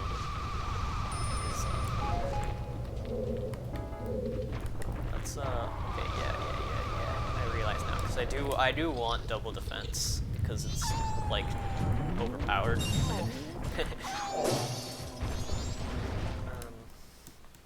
And I don't want to. I did say I was gonna go back to Clock Town anyway to get the large wallet. And you know, now that we're capable of transforming into Goron, we can go really fast. So like, I think now's as good a time as any. So let's look at our shopping list. We want this stray fairy.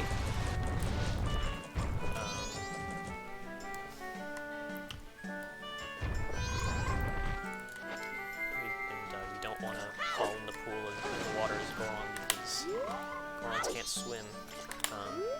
You know, I think it's cool that all the I think it's cool that all the transformation masks have different weaknesses. Actually, there's quite a lot of overlapping weakness.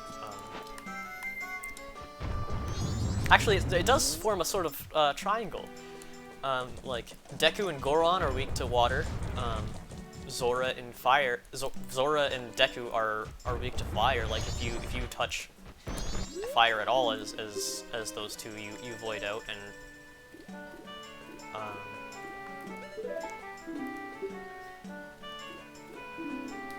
but actually no, it really is just those two. It's not a triangle. It's just those two. For some strange reason, oh, I need one more. I'm gonna be one short. But speaking of those like weaknesses, it is crazy that Zora is weak to ice. I don't know why touching ice as Zora voids you out. I think it's kind of weird.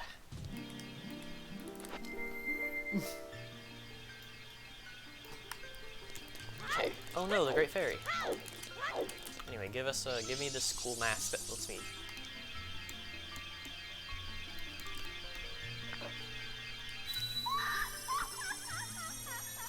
Because it's not possible to get like 3 of the fairies in Snowhead without this. Her speech is a lot shorter than when we were Deku Scrub.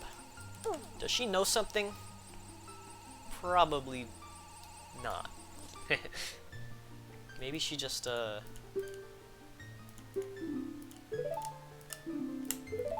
maybe she recognizes that we're not a little Deku Scrub a little powerless Deku Scrub and can actually ask this favor of us. I think that makes more sense.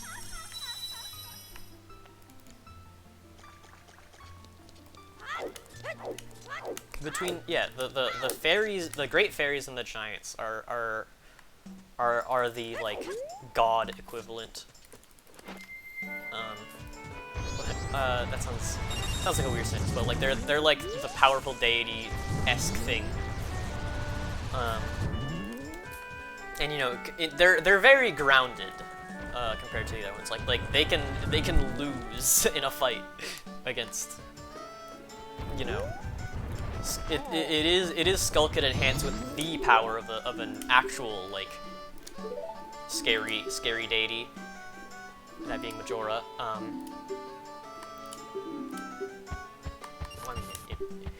mean, it kind of is Majora, but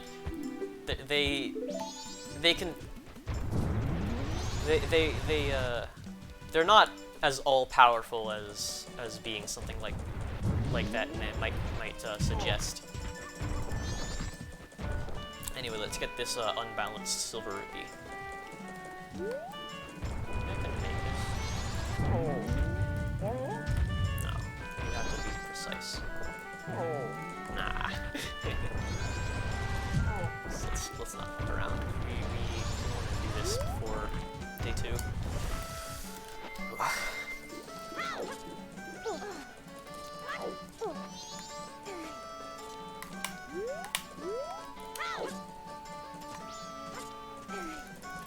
So at the very least, we want to get fire arrows. Spring water would work, but we want to unfreeze the Smithy's forge to get the razor sword. But I'd like to do as much of the temple as possible before doing that, just because of the fact that the razor sword is limited.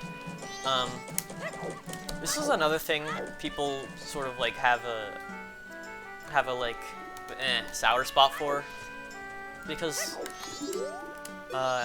you don't really use it much, just because it not only do you lose it on a cycle reset, you also lose it after hitting 100 things, which is, you know, a lot of people say, I mean, if you're gonna make it limited, make it so you lose it at the end of the cycle. I agree with that. I don't know how you'd have to telegraph it to the player in some way, because, you know,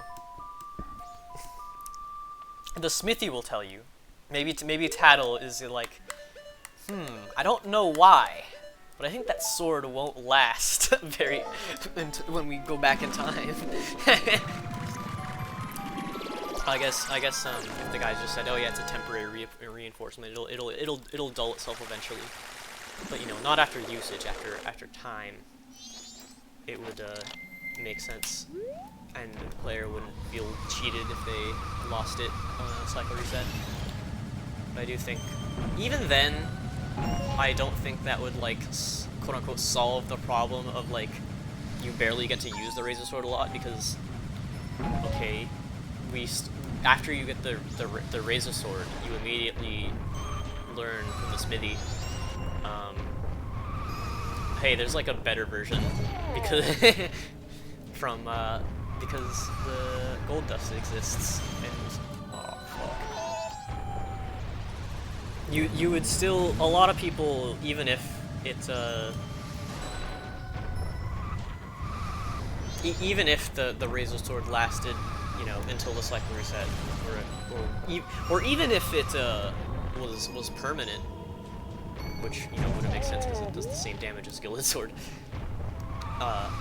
It would. I think a lot of people would like immediately trash the Razor Sword in favor of the Gilded Sword, just because after you get the Razor Sword, the Gilded Sword is just like one extra step, so you just might as well get it.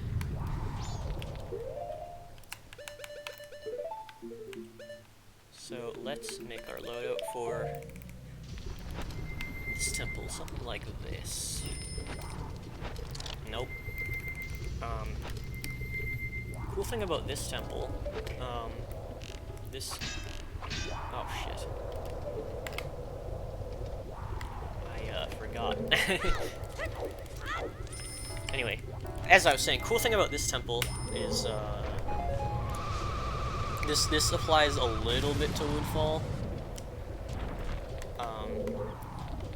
Actually, no, it applies a lot to Woodfall also, but it's more obvious here, and that's it's designed so you can revisit it on a later cycle and navigate it far easier. Because not only are you going to have, you know, the temple item of the fire arrows, you also may have the hook shot if you, depending on when you replay this. Which, I like that. There's a lot of like very obvious, like, this is here specifically for the hookshot type of thing. Like there's even like a Scarecrow's song location.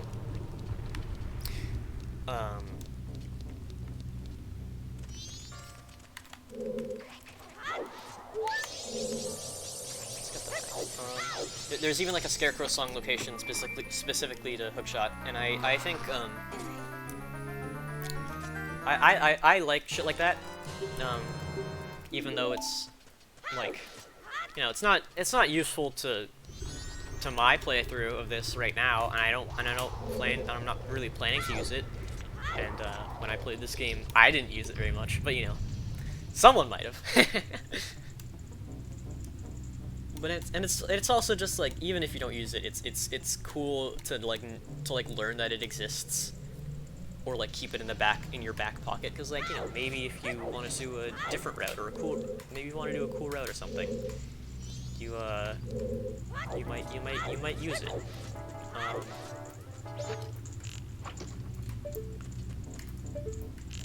It is very useful if you play randomizer, but they definitely did design it around the randomizer existing.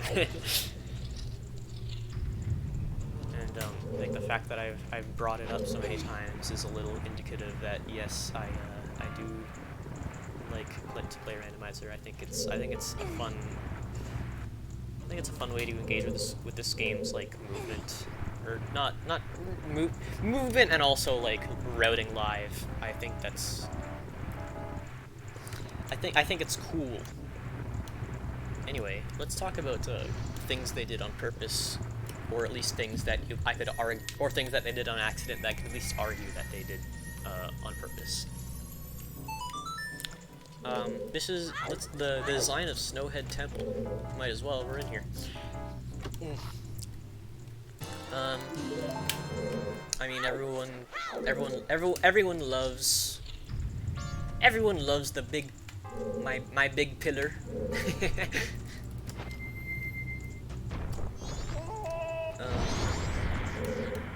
everyone loves that that this lever teaches you that Gorons are actually immune to fire. Whoa, true. And by lever I mean pressure plate. Don't you guys think it's weird how I don't immediately collect this since I'm not in human form? I just thought that was interesting. Anyway, this is the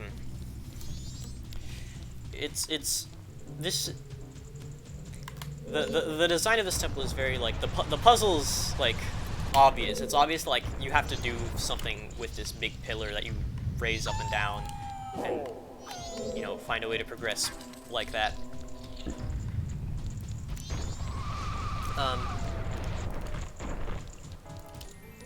It's you might fall down a lot though, especially if you're getting that one stray fairy. If you know, you know.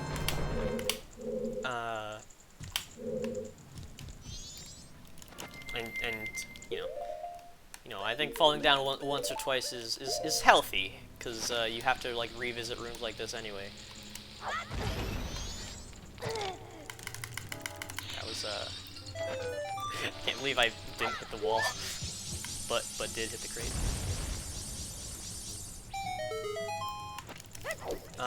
This dungeon does ask you to use the lens of truth quite a little bit, which I find a little surprising. I mean, I'm not crazy surprised, I just think it's kind of cool.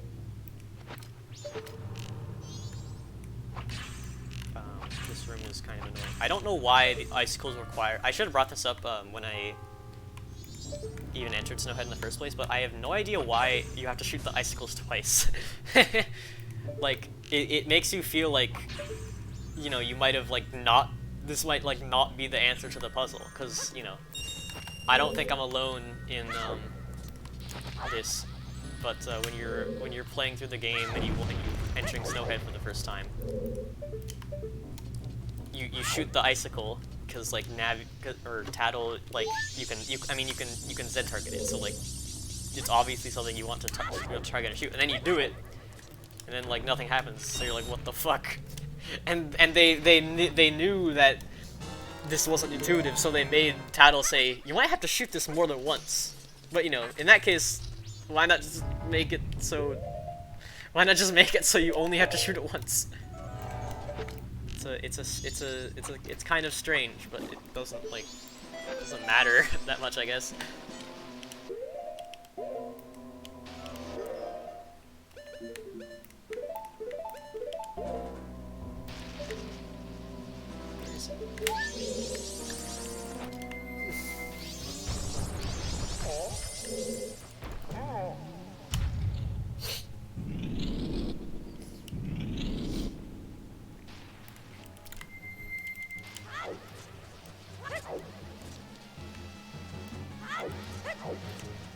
And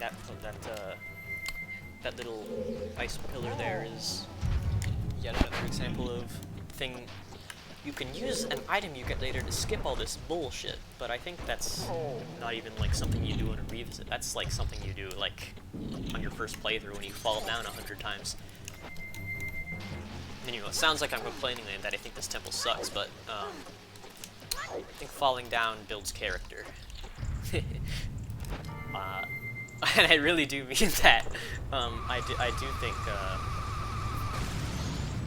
even though it's like kind of frustrating, it like if your game is so smooth and frictionless, it's going to be a little bit forgettable. Let's get the fire arrows before we do that.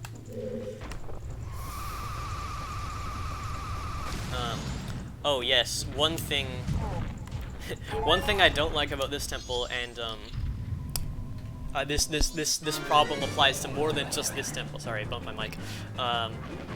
Is that the fact that you have to fight Wizrobe 5 times in this game. I'm pretty sure it is 5. Because there's 2 in this temple, 1 in Stone Tower. and one in Super Shrine. So it's only 4, the exact same boss. But they have, if you're gonna reuse a boss, like, I don't know. I know they had only had 2 minutes to develop this game, so it's not fair to get this pissy about reusing content. But like, I would rather fight like Lizalfos. Put 5 of Lizalfos in the boss queue. I don't it's just not Wizard. Like, twice in the same dungeon, come on. Oh well. At least he's easy.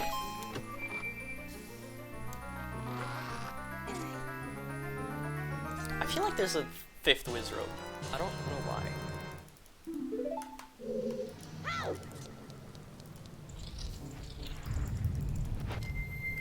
Maybe I'm confused.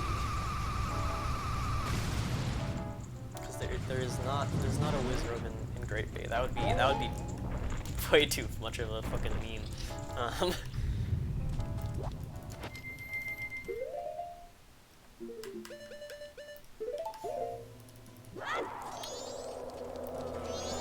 Yes, I could do this without the Lens of Truth. But I won't because I don't feel like it. And I'm not bad, and I don't live in a hotel, and I own every kind of classic car. Also because when I do it without the Lens of Truth, it takes way longer because I have to shoot arrows because I doubt my abilities. Anyway, let's go finish this temple. We've got a lot of downtime, so I'm gonna take a break from talking about the gameplay and go back to let's circle back to the Happy Mask Salesman. A lot of people are like, is he like a wizard or something? He seems to oh shit, I didn't raise the platform. Is he like a wizard or something? How come he can do all this cool shit?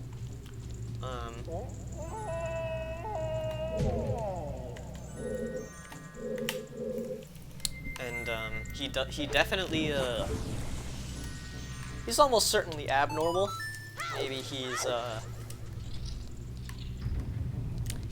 metaphor for Link's dad, who says you should buy maybe this mask at the store. That's probably it.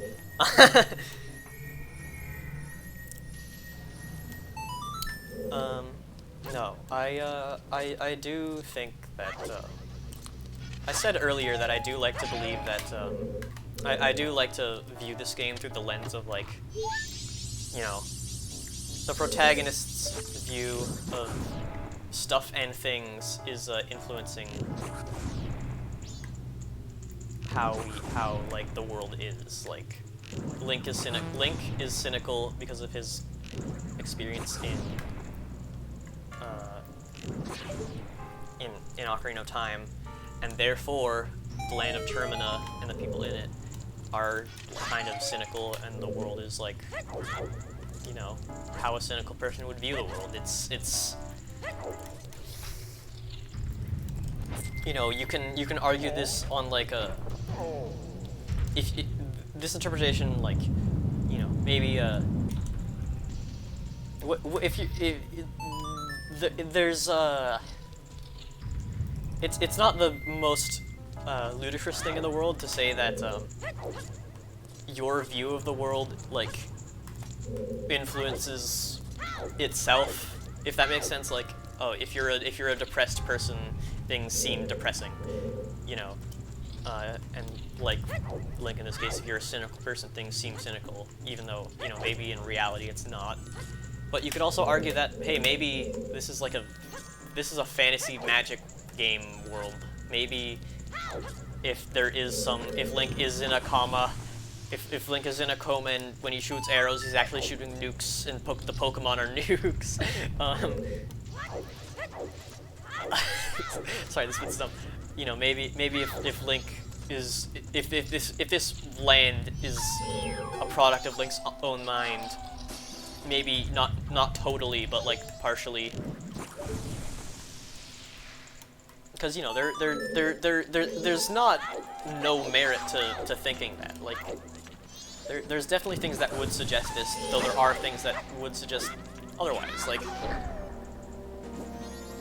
there is evidence to suggest that, you know, maybe this world is of Link's own making, but there's also a lot of evidence that, like, no, this is just a place that exists. Like, Skull Kid existed before. If Tattle and Tail are natives to Termina, you know, Skull Kid isn't, but he was there before Link. There's a lot of semantics to like this argument, so I won't like if Tattle and Tail are native to Termina, then like doesn't that like sort of like disprove that Termina is a product of Link's own imagination or mind or whatever? But you know, maybe we learn that Tattle and Tail are native to Termina when we're in Termina. So it's sort of like every interpretation can work. Like, oh, what if Termina's like a, you know, like Zen from Half-Life, where it's sort of like a, I need this guy to fuck off.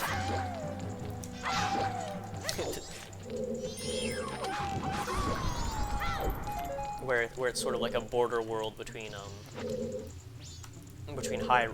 like Hyrule and you know, other places and stuff like that. I really fucked this up. You know, I think I don't subscribe to one theory 100% or like interpretation. I think it's good for stories to like it's good if you want to analyze a story to like be open-minded. Like, obviously I like think that this being like a product of Link's mind is like I have the most fun with that interpretation, so I think about it a lot more. But I'm not gonna say like that the other interpretation is like, no, you're wrong, you're wrong. I'm not gonna try and like disprove it in bad faith or anything like that, because, you know, isn't it possible for both to be true? If this is a product of Link's mind, and Link imagines it as like a parallel dimension type thing, you know, that logic checks out to me.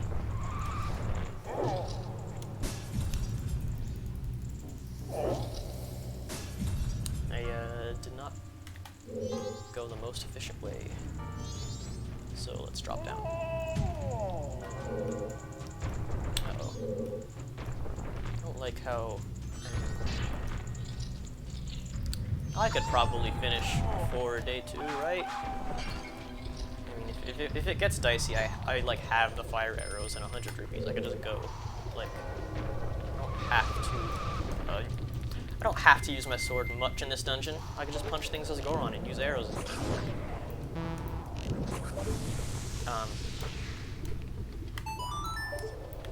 In terms of the razor sword. Anyway, my very organized.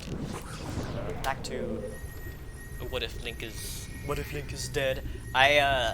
When I'm thinking about that, like, it's part of Link's mind, I don't like think about the mechanics of why is Link making all this up too much. Like, okay, maybe he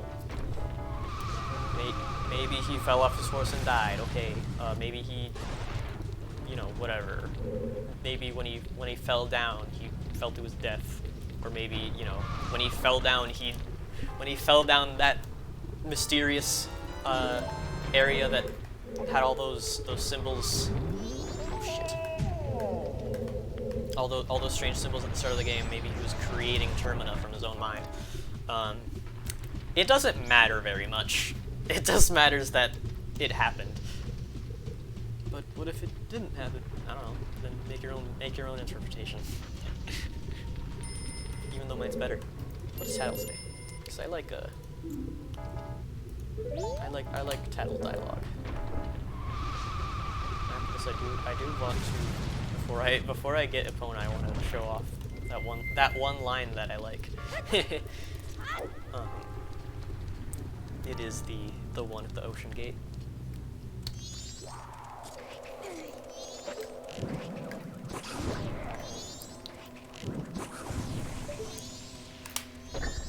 So let's talk about it.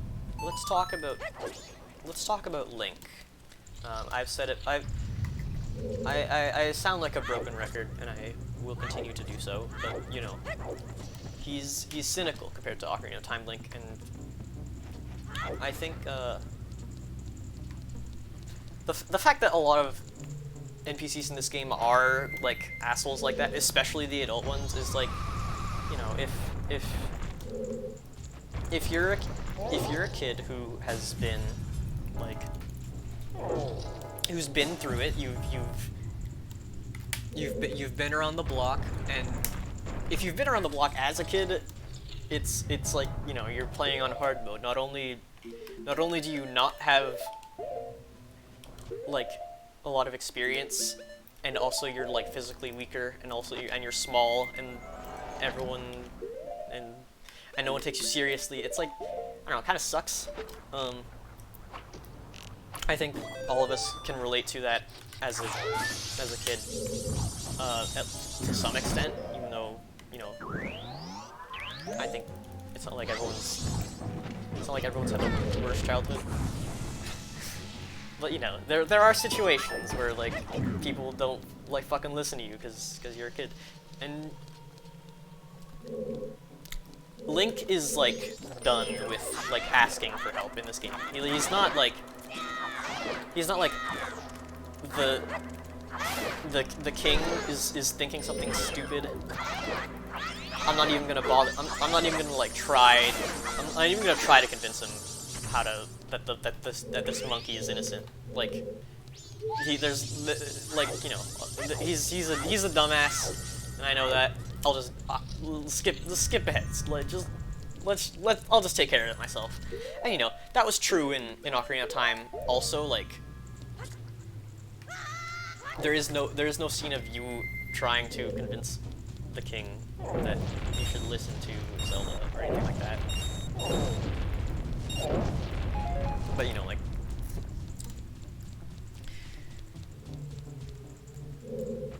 sorry, where was I? About to fight Wizrobe again. Great.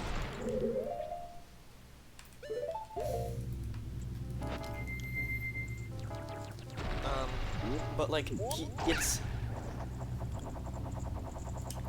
doesn't just apply to like, you know, other, like the quest in the swamp. Like every interaction is like this. You're not usually like going to see other adults for help. You're just doing it yourself.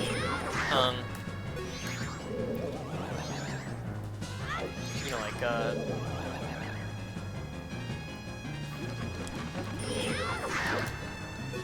if in Ocarina of Time, I don't remember a lot of the side quests because it's been way longer since I played this game compared to this one. So I don't think like the reason why that isn't like because it's not just like a thematic thing. It's also I do know that, like, okay, yeah, it's more fun if you do the quest yourself rather than asking for someone to do it for you, obviously. But it does make my interpretation and give me more sauce, more things to think about, and more and it makes me have more fun when I think about this game, because like I said, I have a lot of fun thinking about this game.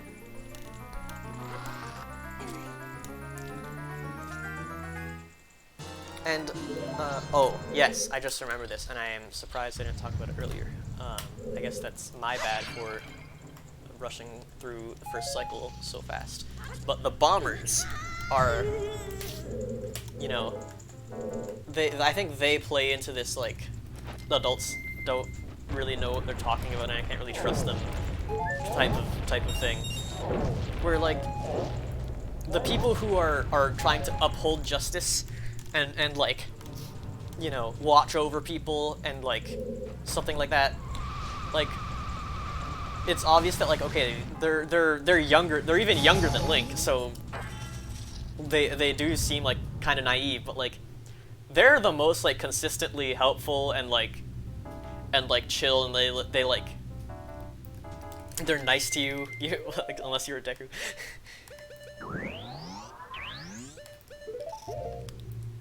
It's interesting that, like, the people who you have an ally with and like are also children.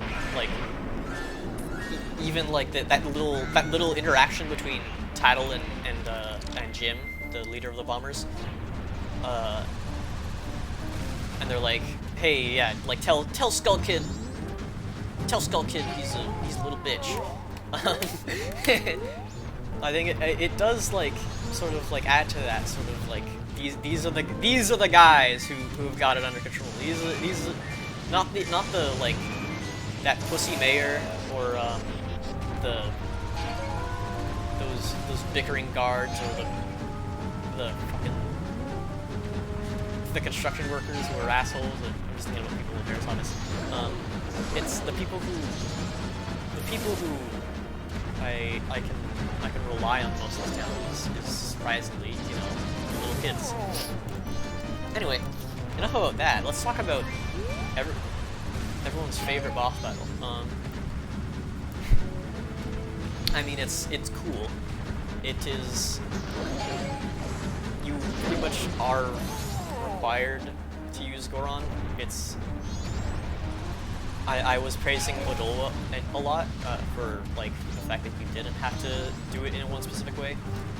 But, you know, this one, there is a very obvious, like, intended way to do it. It just so happens that, like, it's fun. Like, you can shoot arrows and, like, speedrunners do it, but, like, it's way harder because he, like, charges at you and like,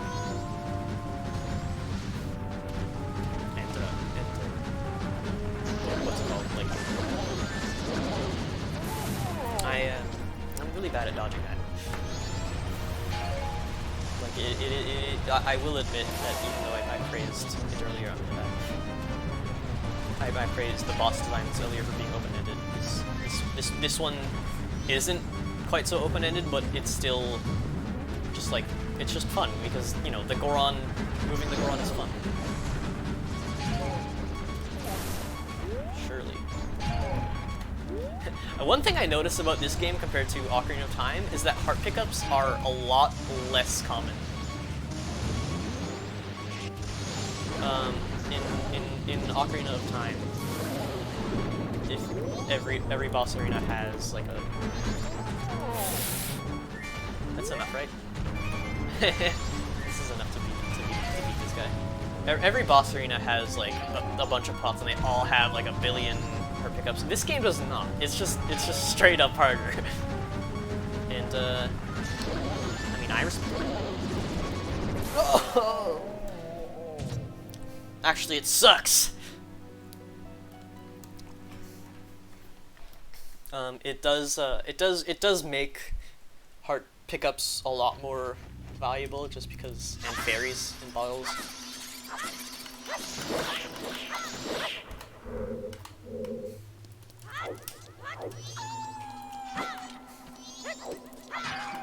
I don't have time for this.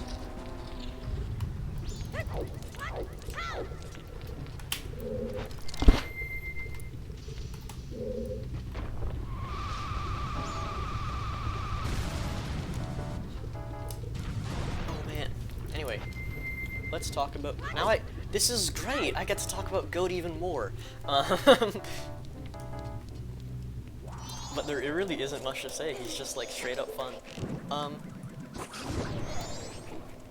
Like, I thought I would be home alone all night. Someone's coming home at 11:53 p.m. Oof, I might have to mute for a little bit. But I do like the bosses in this game. Yeah, bitch.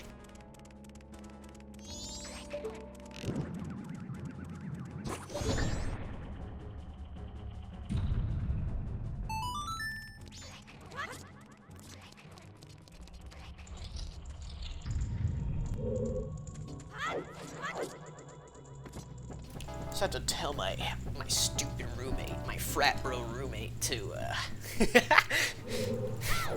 not bother me. I didn't think they'd be home. Anyway, let's talk about the bosses in this game. A lot of the bosses in Zelda games are really just like, yeah, they're just some ancient evil, or like this random evil spirit that's taken over the temple. Something like that. This game's no different, but I like that they all have, that there's consistency between them. Like, look at Goat's head next time it shows up, and look at that pattern, that like color scheme, and compare that to Adola. It's they do have that similar, like, I wouldn't call it Aztec, but it does like. It does, like, I do think all the boss designs in this game really do feed into the whole, like, ancient evil tribe aesthetic that this game goes for in its world building, because, like, you know, Goat's color schemes aren't, and design isn't like, it's not trying to invoke Adola, it's trying to invoke, you know, Majora. And, like, you know, the Majora tribe, you know, maybe they made this guy also for some reason. Not really. I don't think that. Don't put in the newspaper that I think that, but it's the mythology is, like, consistent. Like, I think a lot of people like about this game, Zelda games in general, is that, like, yeah, it's a cool fantasy design. You have cool things like, you have cool creatures, you have cool magic shit. You know, it's like, yeah, we're fucking elves. But it's more than that. There's more to appreciate. There's more cool original ideas. It's not just straight up Lord of the Rings J.R.R. Tolkien shit. Bro, this guy's fucking easy here when you don't suck.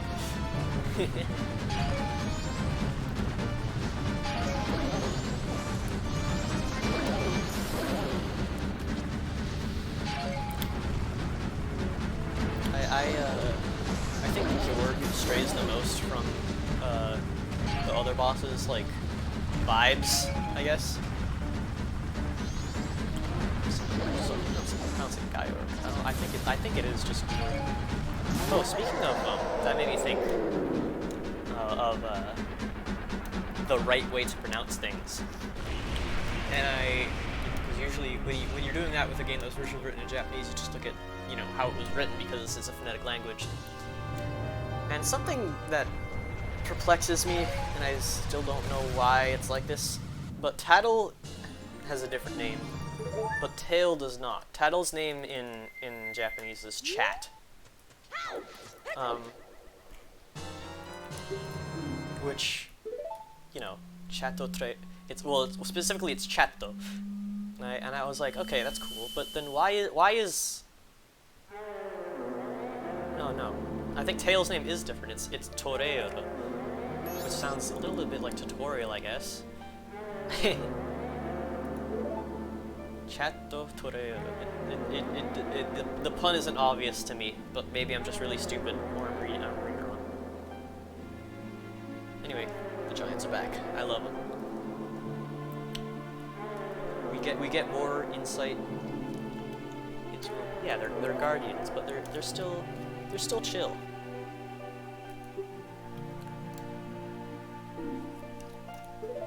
Well, then how'd you lose to these stupid spirits?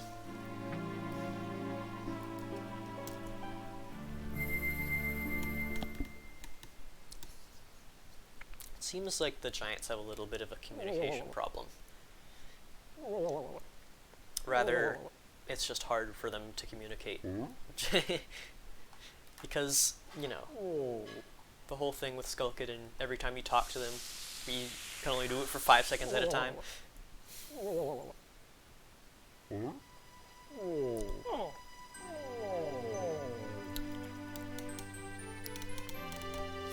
out of all the healed areas in this game, like the Poison Swamp and Great Bay, I think this is the best one. I don't think that's easy to debate against. Like, you unlock it looks awesome, and you can, and like, you know, you unlock the Goron race. You unlock this, like, you can unlock it earlier, but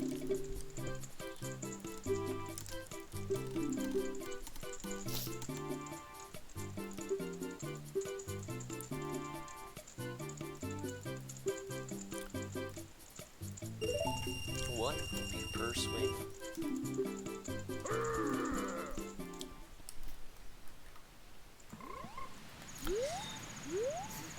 You unlock the frogs. Oh, where's Tanjiro Goron?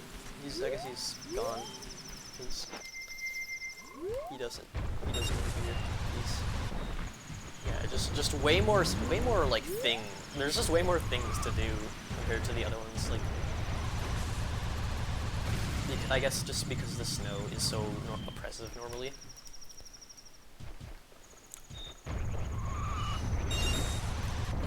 But it also means you can fall into this water and void out. Shit! I'm great at showing you. I just wanted to show.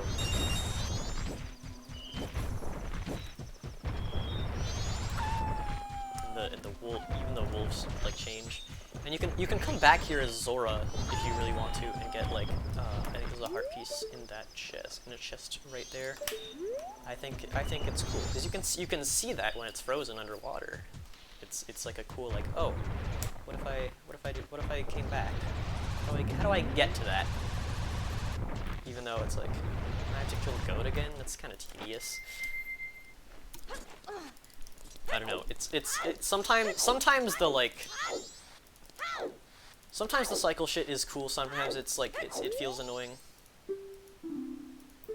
It's okay. I'm big and strong. Sometimes it feels like, oh, I missed the thing. I have to do all this bullshit again. Fuck. It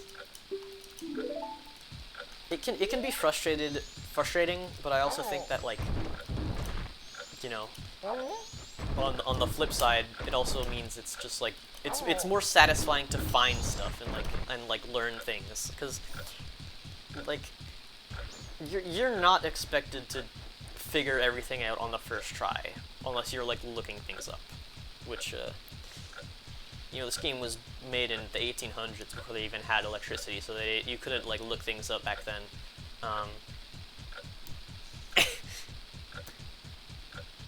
So the expectation is you have to do trial and error, and yeah, like, yeah, that can be fucking annoying, and I'm not gonna not deny that, but I'm also, it's not unreasonable, because there's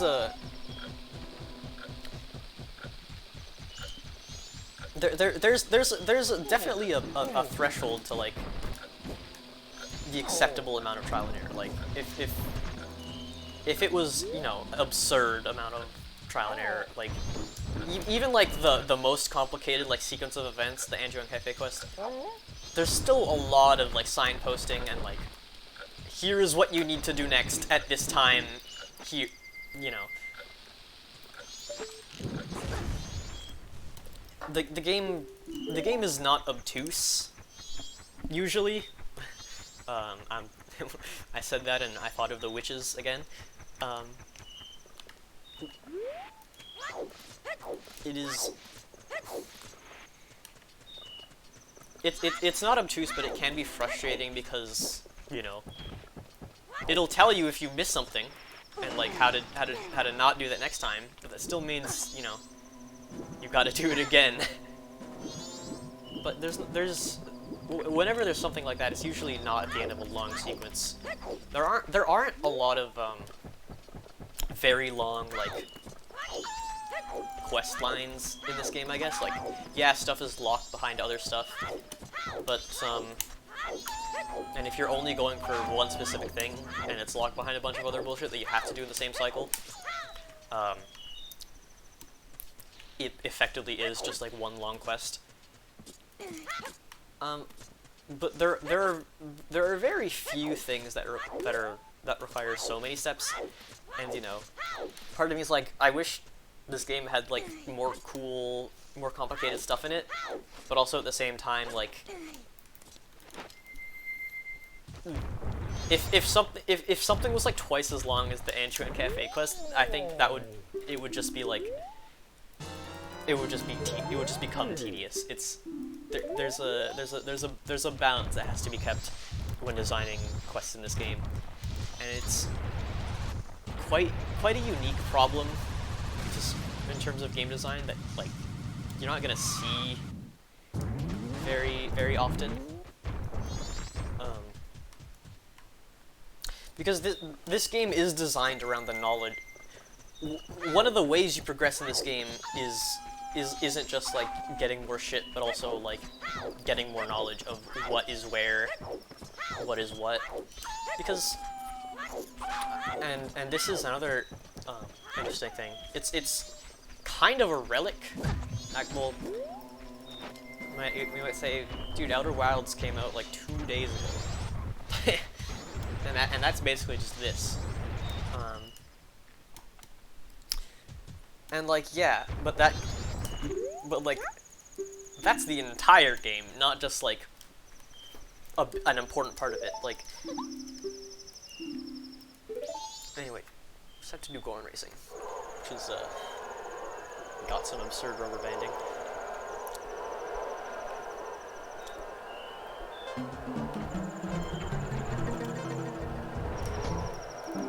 Sorry, guys. Outer Wilds is like designed around that entirely, and is like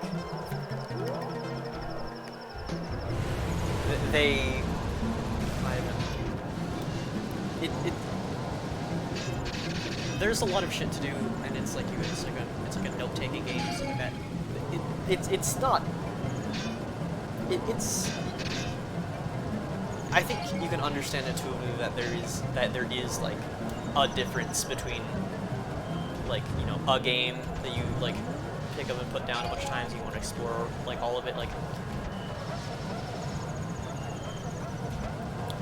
not to like say dumb bullshit like, oh yeah, games were better when they sucked balls and were old and they sucked and when I was a kid. But I think there is a sort of like very intentional, like, oh fuck.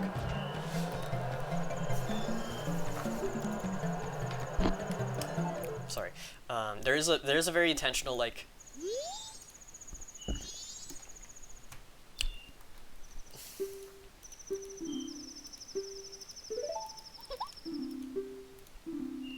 this kid gives the worst advice. Because the player by now definitely knows that, you know, you have to get magic jars to refill your magic. But what is not telegraphed to the player very clear is how you can bump into the other Gorons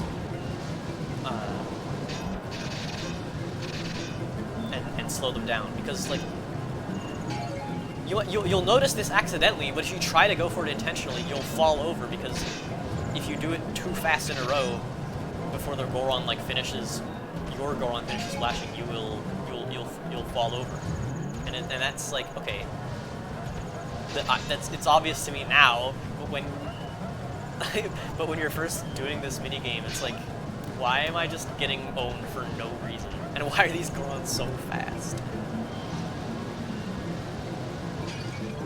Like, what's his problem? Man, like,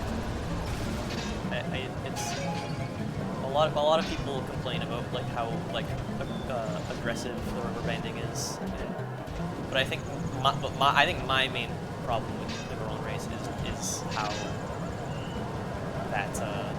that like bump mechanic is like so like not obvious to the player. But you know, just keep playing it and you'll win eventually. And now we have our second bottle. I don't actually want to sell this to the curiosity shop man, which you could do and get a lot of money. But I don't think no one does that, because why the fuck would you do that? So let's is there anything else I want to do in this cycle? Nah. Well, yes, actually.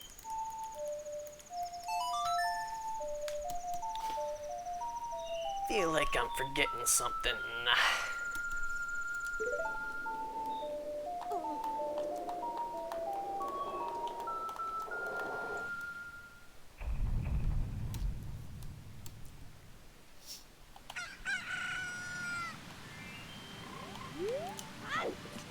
Actually, you know what I could have done? Is I could have done Llama and Ranch stuff. And by Llama and Ranch, I mean that other thing.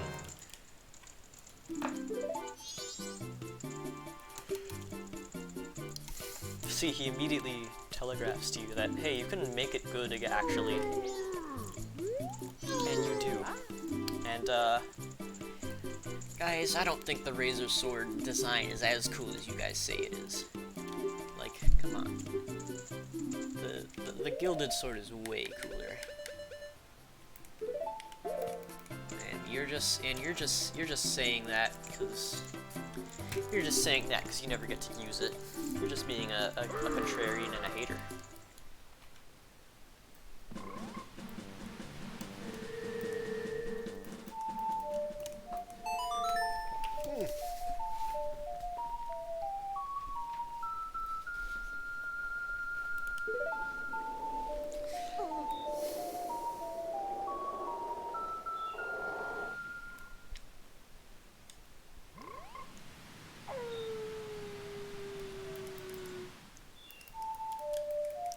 So, instead of going to Great Bay right away, I'm gonna do next cycle a bunch of quests, and I'm not just doing that because the game is forcing me to. I do want to,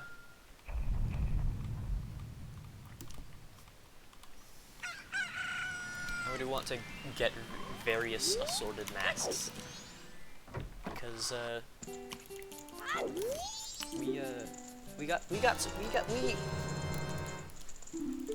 we're looking pretty weak. Also, holy fuck, I remembered what I forgot. It's a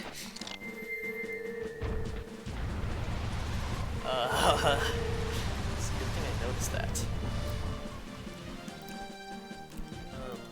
What I forgot was the last stray fairy. I don't know why I forgot. I even said I was gonna get double defense, which isn't even what you get from this fairy. It's magic. I'm surprised I didn't notice it when I was doing the Goron race and I ran out of magic. Anyway, a lot of people say, how come Link killed the big Goron by making him fall off a cliff? He's fine. Darmani, why am I stupid? I don't know, man.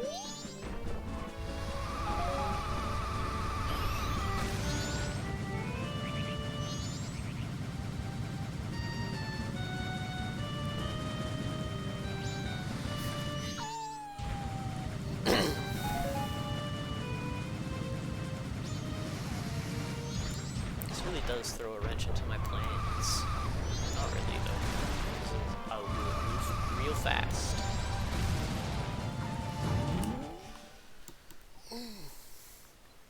I really hope I don't run out of space, because this recording is 3 hours so far. I mean, I'm approaching the halfway point, but I know that I still have a lot more shit to do.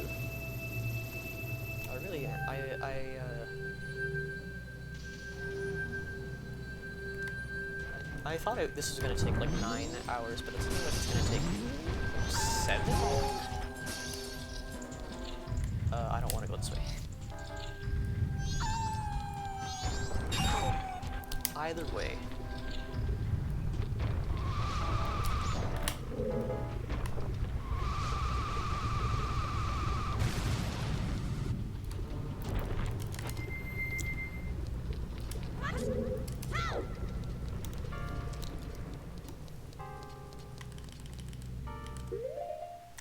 This is, I always thought this room was kind of, it was weird how you'd have to, how this room is the way it is. You need to use 2 fire arrows to make this platform move up. You have to do that every time you come up here. And the camera resets like that, and so you have to actually use another arrow. Doesn't necessarily have to be a fire arrow. Look, who's gonna switch back just for 1 shot? See, you didn't switch that time.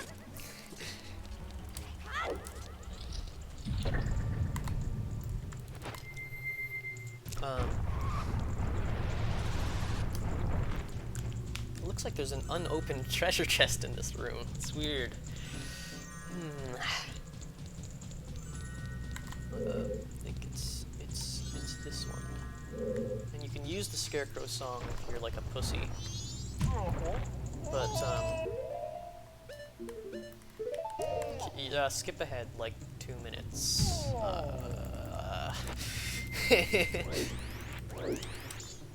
See, the people who believed in me and didn't skip ahead would just learn that you can warp back to the top very quickly if you do that.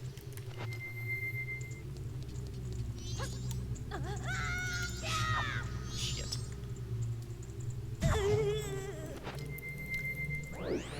You can use Scarecrow's song there, but I think the quote-unquote intended way to do this is to you can jump like what I'm doing, but it's not reliable unless you don't suck. Yeah. But you can use hookshot or the Deku Flower at the very top, because Deku Flowers you can just sort of descend forever. It is not based on the time in the air. It is based off of your distance from your jumping location. So you can't just go down forever. But it really does feel like it is based on your time in the air, just because why would you not move? Why would you not be moving away? You're supposed to be going to your landing spot. So just go.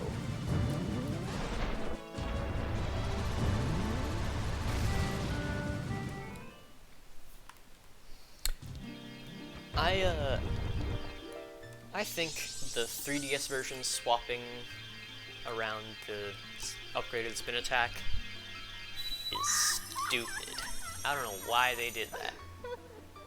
Because I don't know, the spin attack is pretty good, but it's not crazy like double magic and double defenses. I think you should save the crazy upgrades for later in the game and give the decent but good upgrades at the start of the game. What do I know, though? I don't even play this game. I like Goron big eye sprite.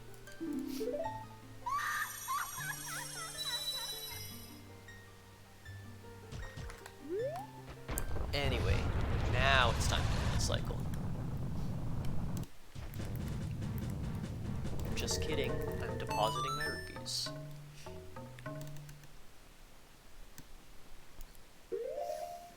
I'm not gonna comment on how it's a number.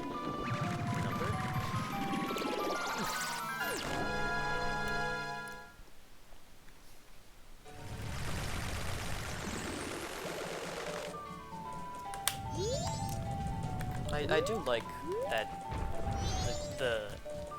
it is expected for you to spend like entire cycles in Clocktown just because of how much like detail is put into it. It's cool.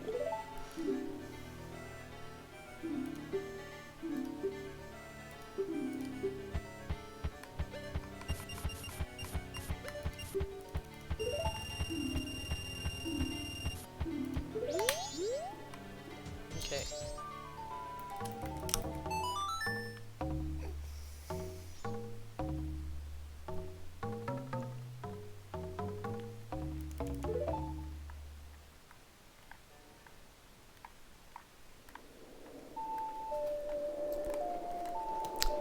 It's time for side quests. Oh man, I'm gonna have to do Ocean Spider House to get all the masks. Shit. I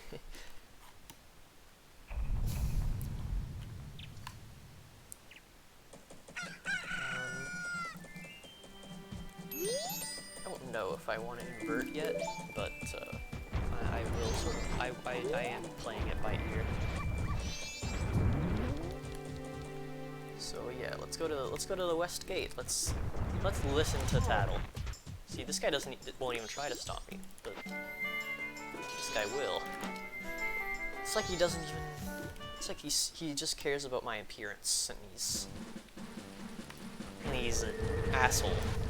Why don't you let kids run out in the woods and die, huh? Anyway, oh, I want to get over this fence. The ocean's this way, but we can't go that way. If only you had a horse to ride, we could. Oh shit! And that's why she's fucking awesome. She really did just not mean it. Sorry.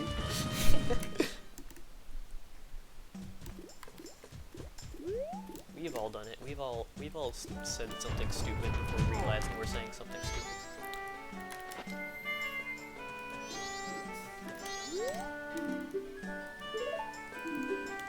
I'm actually broke. I don't want to deposit rupees. How'd you know that? A lot of people are stupid, and end of sentence. Fuck! See, look, I'm one of them. A lot of people think that this guy is also a time traveler, even though he says every time that he's looking at you to determine how many rupees you have because he stamped you. Because at the start of the game he says, I'm gonna stamp you and tell you how many, and keep track of how many rupees you have that way. But, no, he's actually the Happy Mask Salesman and a time traveler and the final boss. So let's save. Let's do the Crimea quest line. There's a lot to it, and we also get, you know, masks. What masks do we even have right now? Yikes.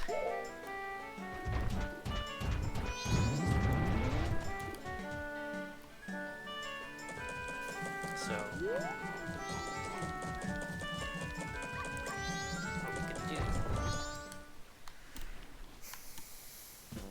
So let's start by just, you know, unlocking the horse.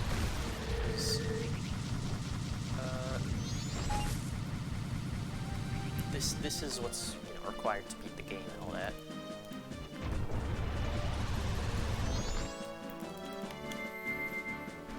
I don't have fucking breath fast either.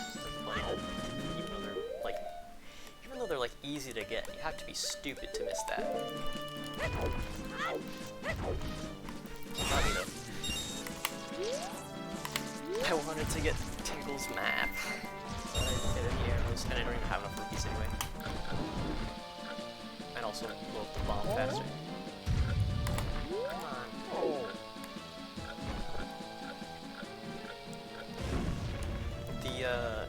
it seems like a very intimidating bomb, but the explosion isn't really that much bigger than a normal bomb or bomb chew. So don't be afraid of standing next to bombs. That's what my mother told me. Let's talk to this person we've never met before. We've never met anyone similar. Yep.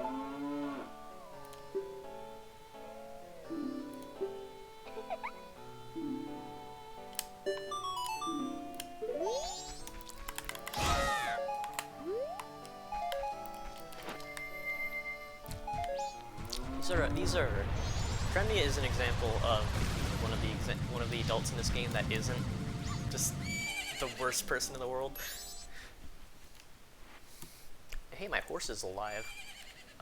Even though she's like, she seems like she's 17 or something, like a very, very young adult.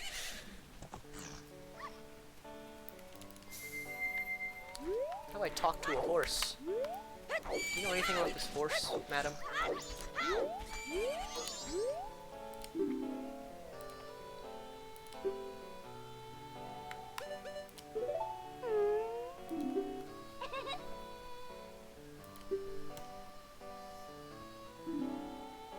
I patter about? You think so? I mean, these guys can't catch a break. They're gonna get attacked by aliens, they're gonna get mugged, and before we even started the game, there's been like eco-terrorism, or no, not eco-terrorism, but their environment is being terrorized by the Gorman brothers, who are really just really real class citizens. And on top of all that, they get invaded by ghosts. Not aliens.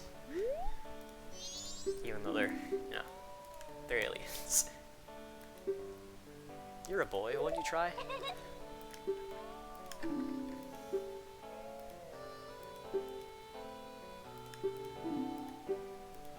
She tells you how to win. If you there are a lot of things in this game that like keep track of your records. Like this minigame and the Deku Playground stuff. I'm not awesome at this. But it doesn't like matter. Your high scores don't get kept.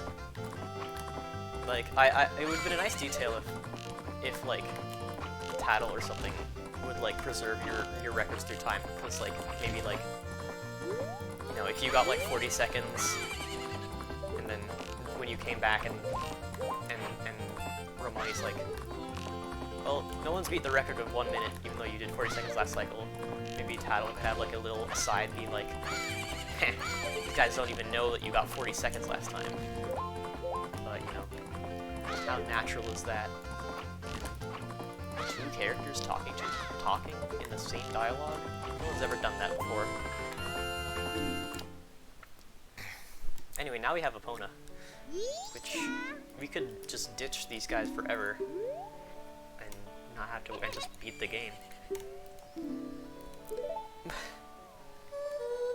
But I don't want to do that. I want to get all the masks and win.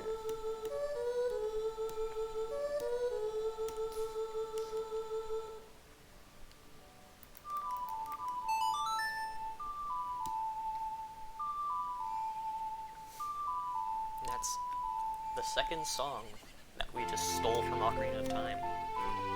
Or no, Ocarina of Time copied this game, actually. It is Epona's song. I like that it's not you remembered Epona's song like the Song of Time is. It's just it is Epona's song. Why'd they do that? Anyway, let's go grab that one mask.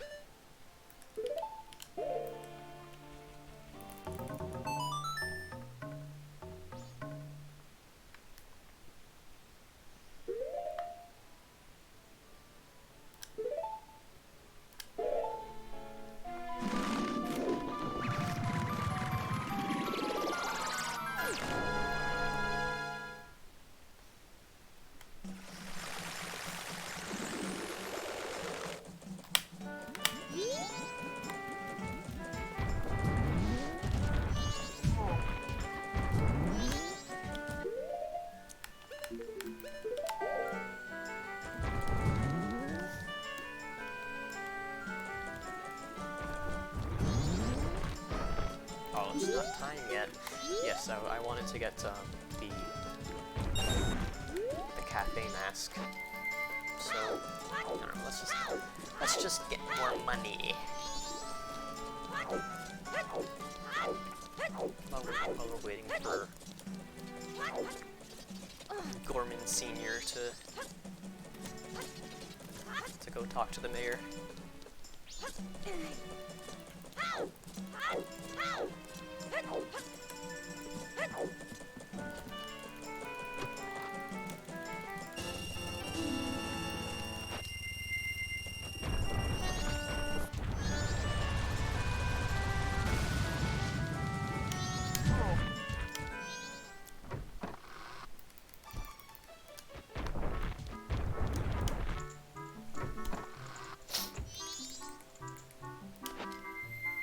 You might think, hey, this is something, is this a mask you can get in Clocktown on first cycle? Nope, because I'm apparently a student of Deku Elementary.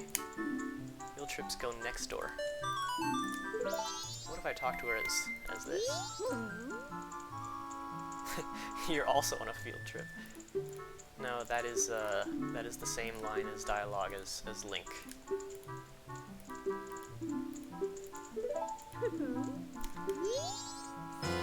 We have to look for this guy who we've never seen before, and no one's ever seen before.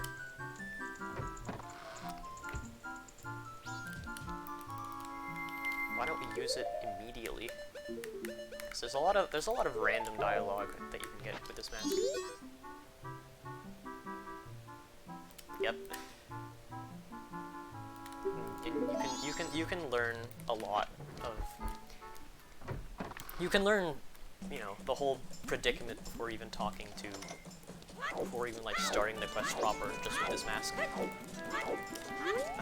And now I want to go to. I want to go back to Milk Road. Yep. As long as I can find it.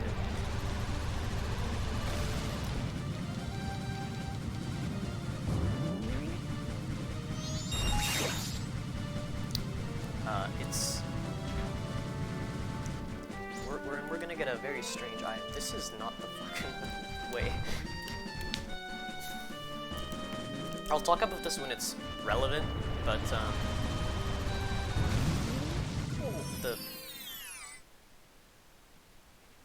great. The usage of the item I want to get, it's the Garu's mask. I always thought it was kind of like dumb, just because it's like I talked earlier about how there is sort of like a, that's not the right one. I did talk earlier about how it's kind of like stupid that, or it's cool. No, it's cool that you have to do a bunch of side quests.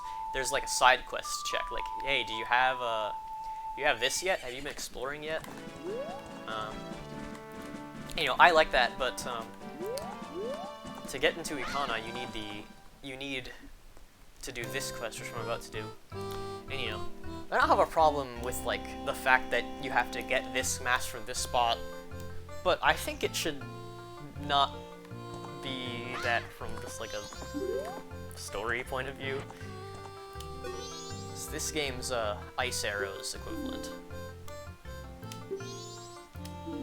Deep cut. These guys are giving me a tutorial, calling me funny.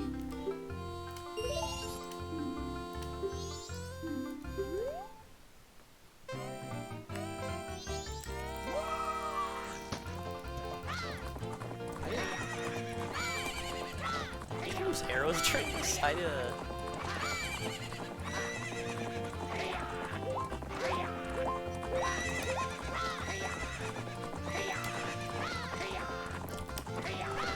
This race, I would say,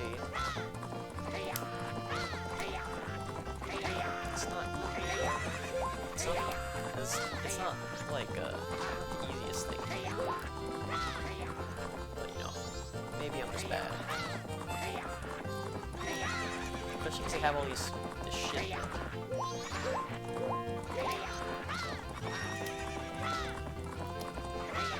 the things you have to do for Epona, it's easier because it's also a tutorial for Epona. I think I win.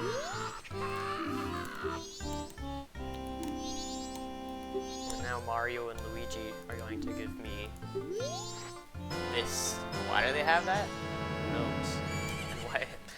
I feel like this mask was maybe moved. You know, I feel like some shuffling around of items happened. The suspicious Gorman brothers. I don't think it's weird that these guys have this item, but I do think it's weird that this item is what you need to get into a comic as opposed to the captain's hat. Because I don't. Or no. No. Wait, I'm totally wrong. I'm thinking of, the item I think is weird is the Gibdo mask. Because that will also complete the quest, but the captain's hat will not, even though the war is between the Gibdo and the skeletons. Not the Gibdo, the Garo and the skeletons. Holy fuck.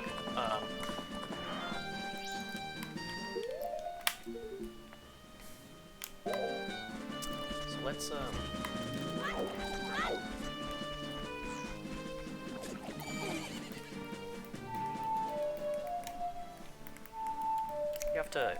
we have a meeting at 2 a.m. so let's hurry up and go to nighttime already. Fortunately, you can't race the Gorman brothers at night because they're busy doing like crimes or whatever.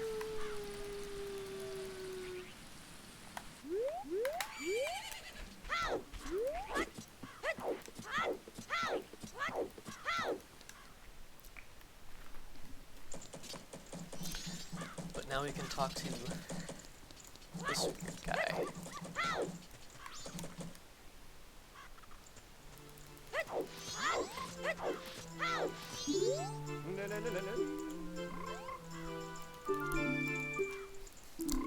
I think this is not the best quest in the game. It's just talk to this guy at the right time. You know, they can't all be winners. At least he gives us that hint of how to actually use this mask.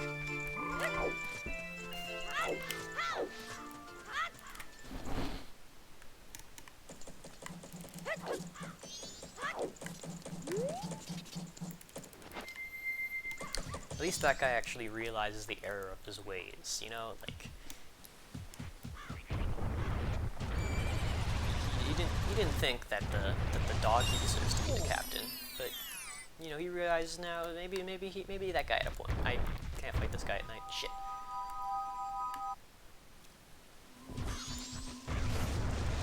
I don't know Grog. If there's a cutoff for that. But I'm just exploring now. I want to get like art pieces and the like. Let's get this very easy art piece.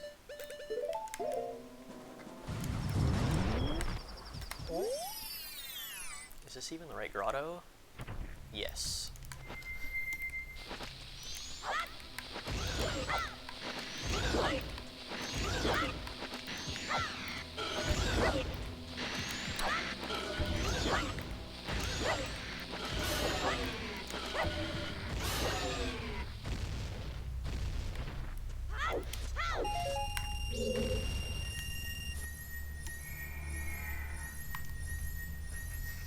You get a lot of bang for your buck right here. Get 100 rupees, a heart piece, and you know, it only costs just a bunch of. You just throw bombs at the guys.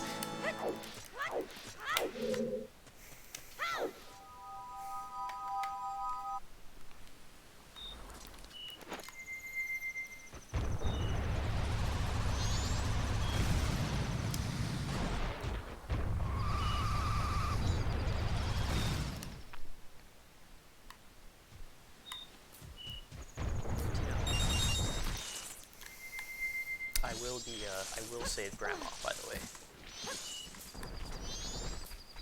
Just, I'm gonna do this first. If I can...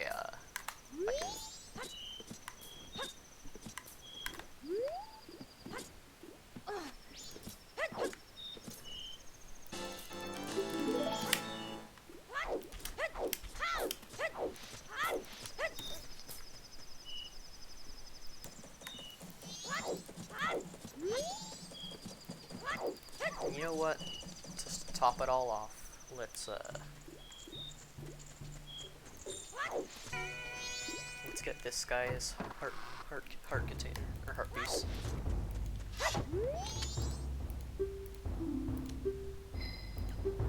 This guy is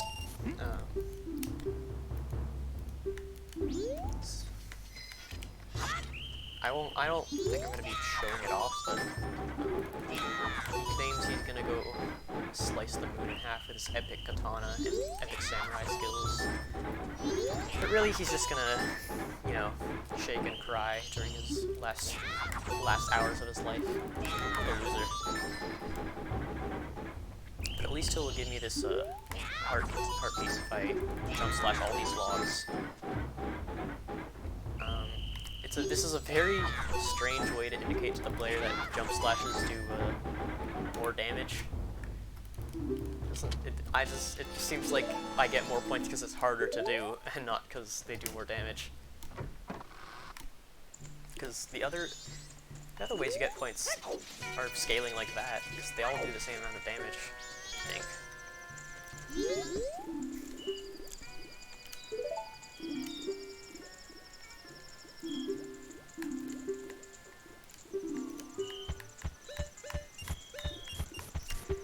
I'm not gonna be, like, going for the 5,000 rupees or whatever it is. Wow.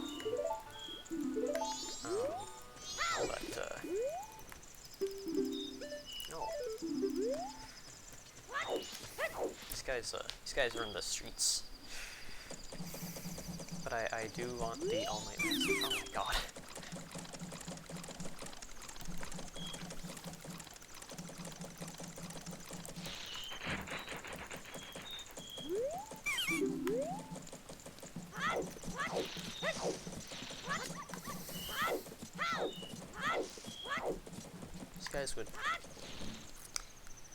These guys call the cops.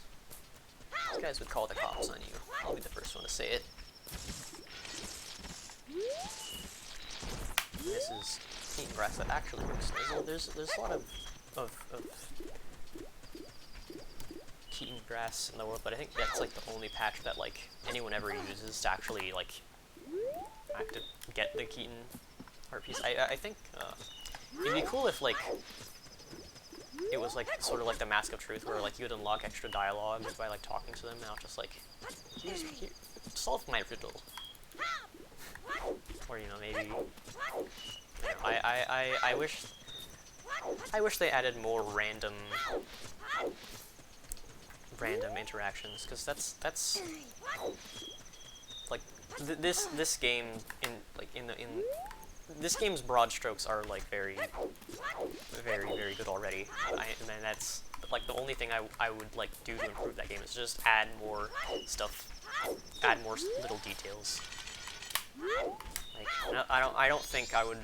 I think if someone was like, we found a secret dungeon in the Nintendo is re-releasing Majora's Mask with an extra dungeon, I'd be like, I don't care. It's just not old school. Anyway, Grandma's about to get mugged in the bustling, dangerous urban city of Clocktown. And if you really want to, you can kill Sakan. Actually, you know what?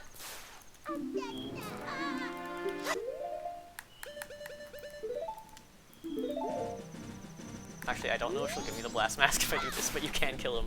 You can just make it explode if you use an arrow or another explosive.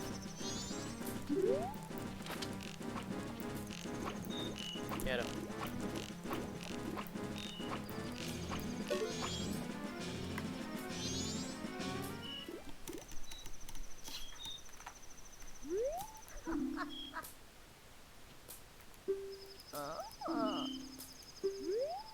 And then she gives this kid explosives. Thanks, Grandma.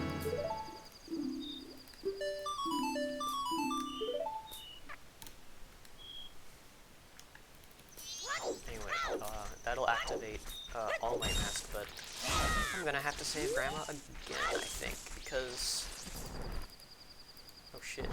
I have a... I gotta go... I gotta save the... Save my friend. I don't have the big wallet yet, so I can't do that. Unless I... No, it's too late to do that, because, you have to do the spider house on the first day. I could've got it though. Shit. See, yes, I think a cool part about this game is that, you know, about, like, replaying this game at least, is that, you know, because you've already solved, like, the learning part of this game, the rest is just, like, the routing. And it's I mentioned earlier that this is why I like randomizer, but it's also just, like, it's fun to, like, improvise.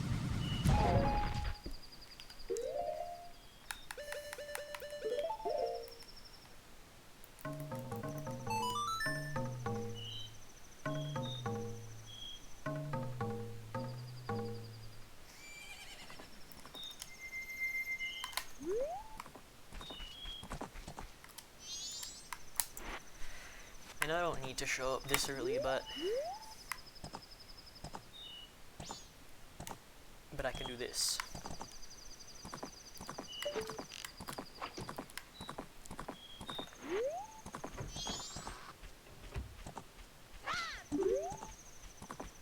Yeah, I didn't talk about this earlier because I sort of got distracted by high scores.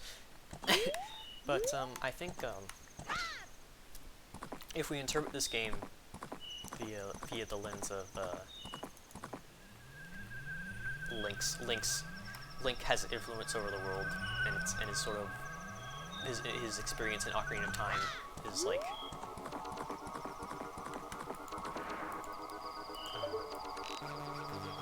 is part of what makes this game the way that it is.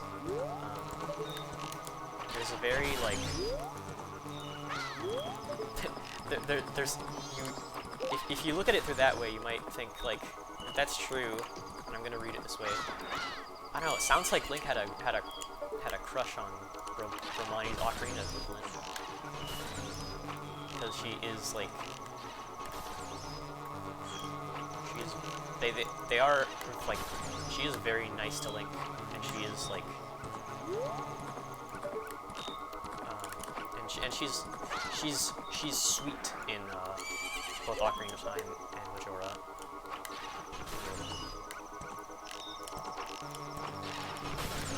Cremia is also, like,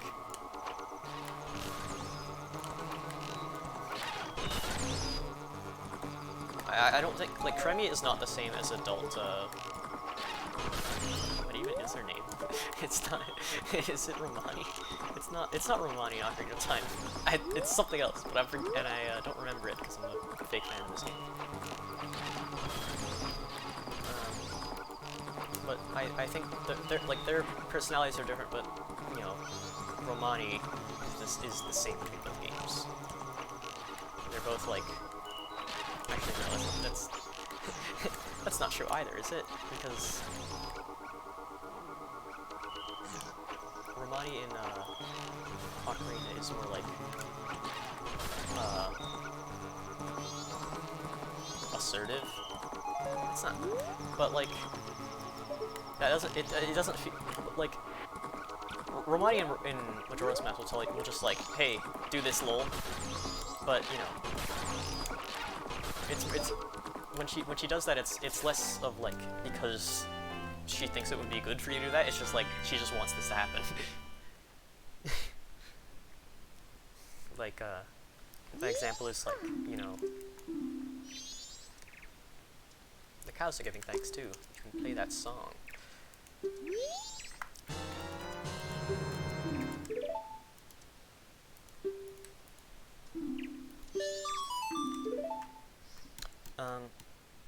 Like, Romani will, like, Romani will, like, boss around her dad in Ocarina of Time, which is funny. But this one, well, she doesn't have a dad. Oops. And in Majora's Mask, she's just like, hey, you should help me. And you go, okay. You guys know you can do this.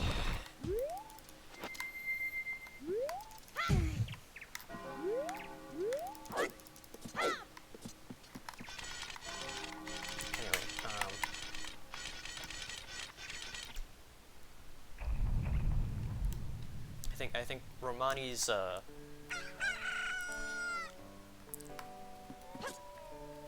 Romani's like sweet and kind like aspects really get like brought out to the center stage in Majora's Mask, because I guess that's just what Link you know, that's how Link remembers her. That's how I like to think about it, at least. Hey, where's and you know, speaking of these two, let's go talk to them. They're not awake yet. I really don't remember the exact things you have to do.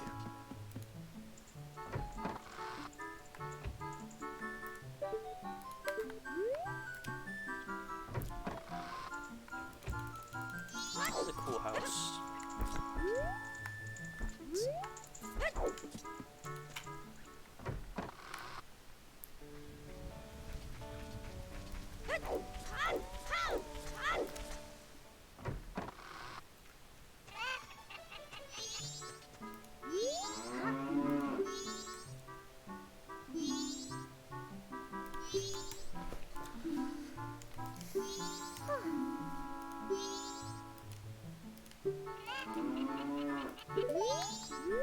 So if we, I guess we have to, yes, we do have to do another Song of Double Time. But before that, I want to play a mini game where I walk around real slow.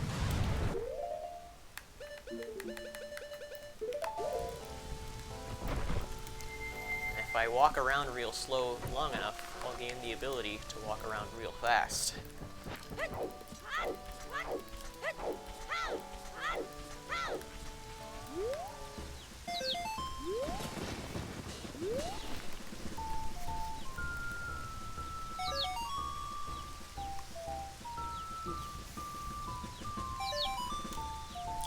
This is a very random thought, but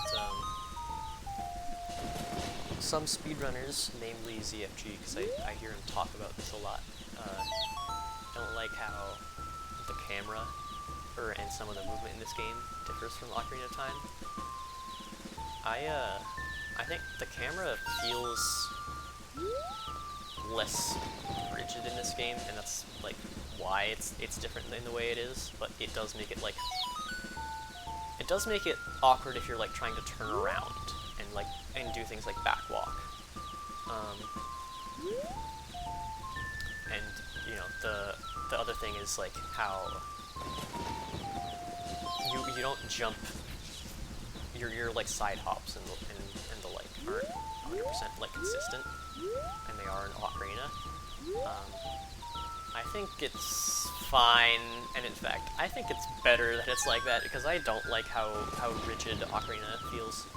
Am I missing someone?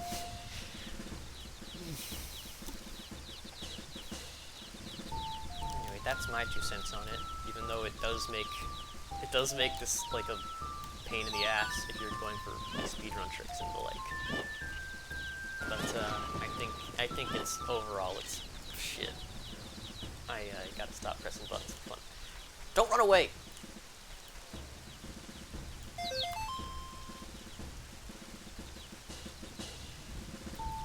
Seriously, where are you going?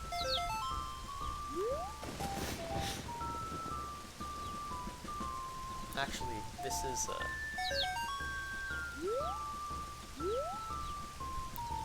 I really did get punished for just trying to press random, but just trying to have fun. Did that? I don't know if that reset the growth of the chicken. I've never interrupted it before, but I've always wondered what would happen. And now we're gonna find out together. I think it did just like make the chicken not old anymore.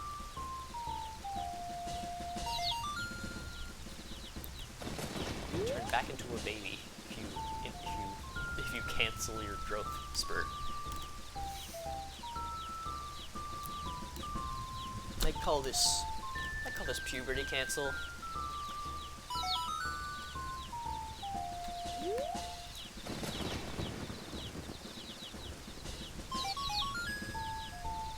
Anyway, now let's do it.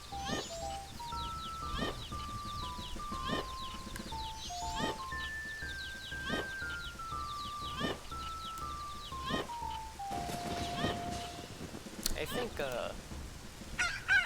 I don't know, I kinda like Grog and Ocarina of Time better. Where he's just sort of like he's just a really emo depressed guy. But I like this, but you know, this guy's cool too. These guys are all chickens.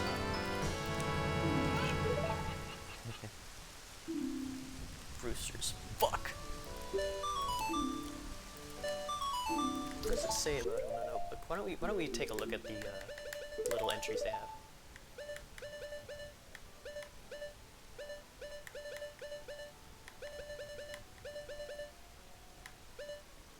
His crest is frightful.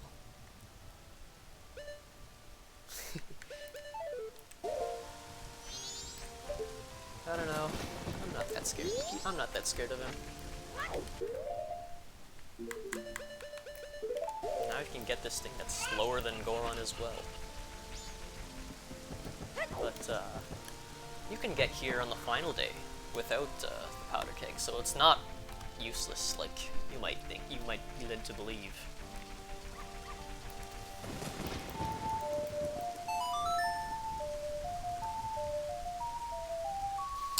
The bunny hood is one of the masks, like the Keaton mask, I think.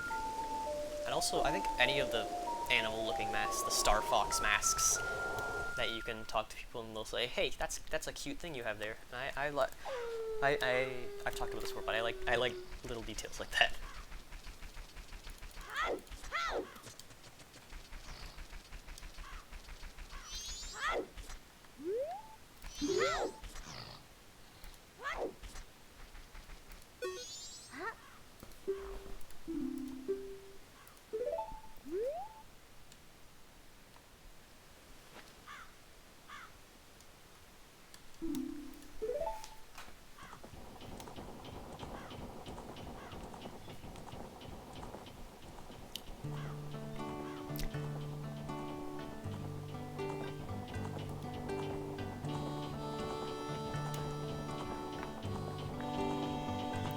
Now we learn more that, wow, their life sucks, and the Gorman brothers are assholes, and my sister's crazy.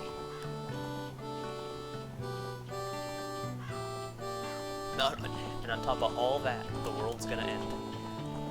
You know, a lot of the misery in this game, you can say it's caused by Majora. Majora's causing all the problems. But like, I don't know.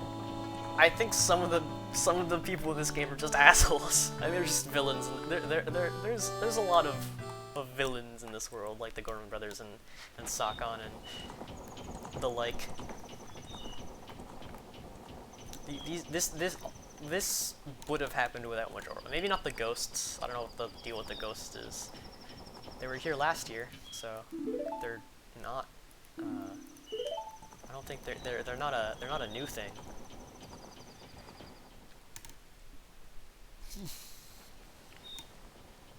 So this quest line would have happened regardless of whether or not, you know, Majora made this land all fucked up.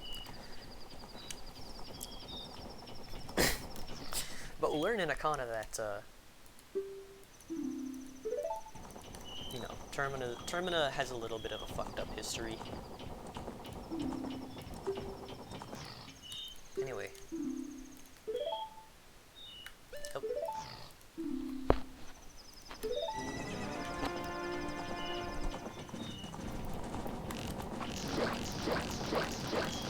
I don't think it's not so strict. You can let them hit the bottles quite a few times. But you know, you don't have anything else to do. Just keep going.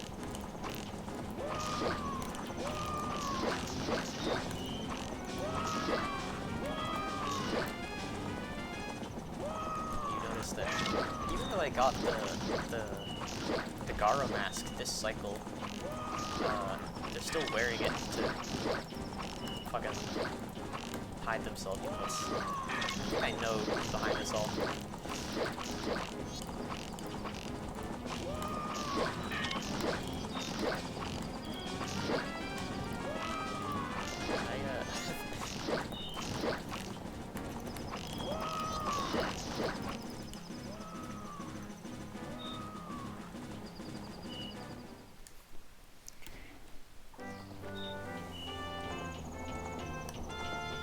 They have this ancient evil mask, and their only usage for it is, let's do crimes with it.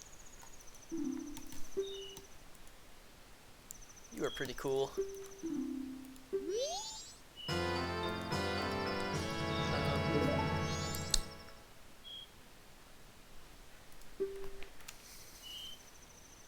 This ties into the whole shit I was talking about earlier about, you know, being taken seriously and being treated like a kid, but you know, this whole like line, you know, I now acknowledge you as being an adult, and the Romani masks being like you get to go into a bar.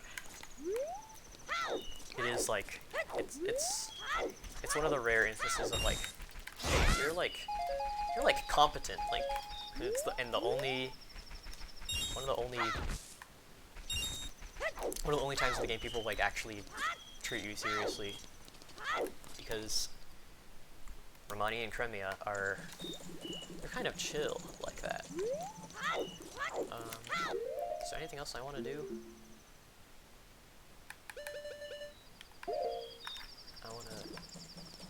Nah, I think I'm good. So let's reset and go do some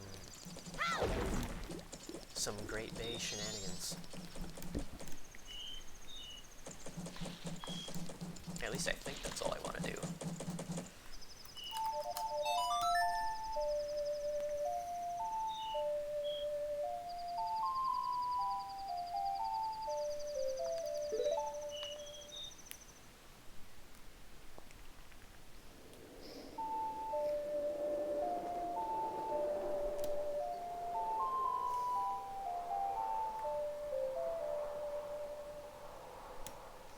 I didn't mention this earlier, and I didn't like go out of my way to look for it, but there is a line that Romani has about Anju and Cafe. I don't know if you need the Cafe mask to access it, but it is like a little detail saying like, lol, my sister likes this guy in town, but he's getting married. She really can't catch a break, but you know, at least Andrew and her are still friends, right? Right?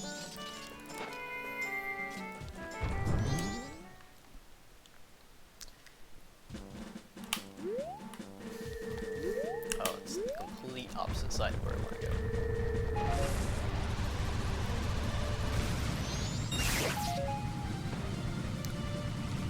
But you know, this just means I can get more supplies.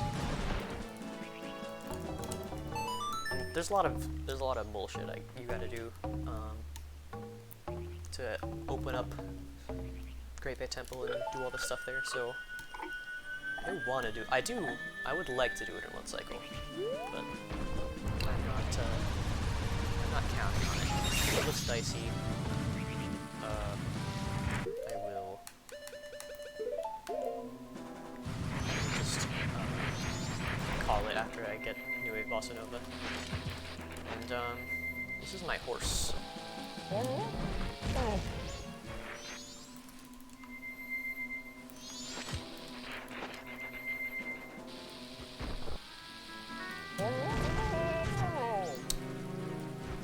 you like my horse?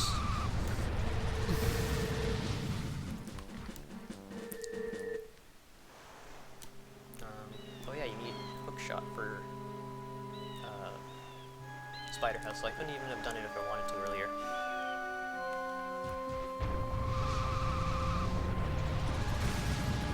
It's time for us to watch another man die. I think I like the Zora area than the Zora, like, the Zora plot, I think, in both games are pretty... They've got a pretty cool, like, aesthetic. I, like... in the modern game, in like Breath of the Wild, I think and the like oof. I mean, it's hard to not make it feel cool to be in the Zora zone because of just how it is. It's got that like semi-tropical and like very peaceful and like the water's flowing and it's like walk and you hear the little splashes. You know, it's hard to fuck that up. But I prefer like the Ocarina of Time and the Majora's Mask like designs of like the zones compared to Breath of the Wild.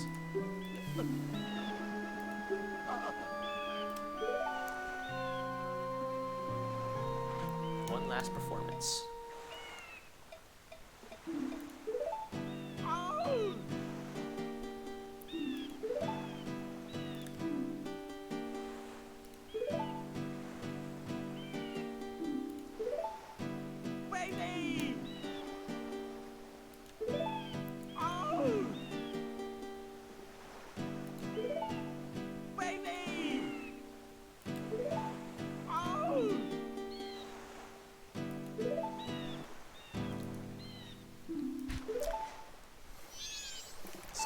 This guy's got a lot of cutscene before he dies. A lot of people point out that him walking onto the shore takes longer than King Zora moving 5 feet. But I don't know. I always found King Zora moving much more annoying.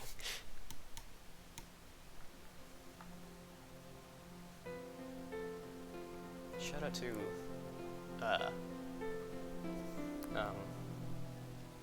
what was I saying?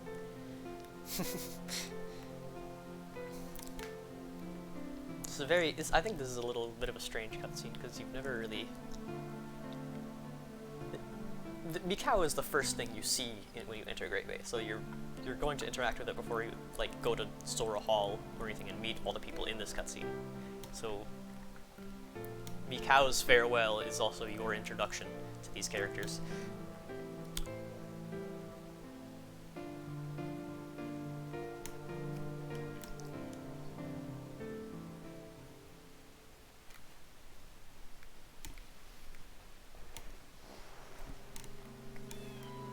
But now, his responsibility of being the sickest bass player of all time falls onto us.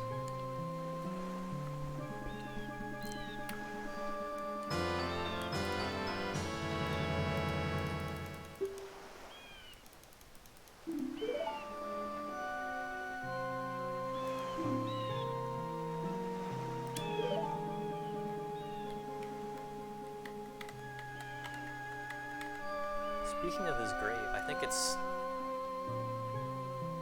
interesting that the only person who like sees this and is able to like give him a proper send off is Link, and I don't think this grave I don't remember if this appears if this grave persists through cycles. I'm pretty sure it does, which is interesting. Anyway, we have 3 bottles, so this won't take long.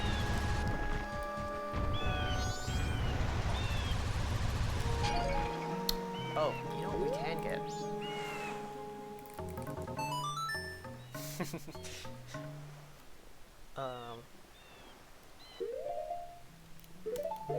Let's bring up the 3DS version again. Why is... I think it's a little silly that they moved Shiro, the fallen soldier, to the middle of the pirate's fortress. It seems really, really out of place. And even from a design perspective, it's like, did you have to do that?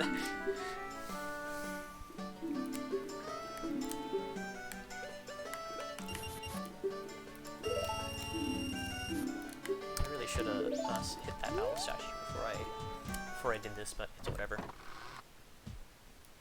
You know, what's this guy's deal? You talk to him as Goron here, he says, nice sideburns, and he's nice and kind to you.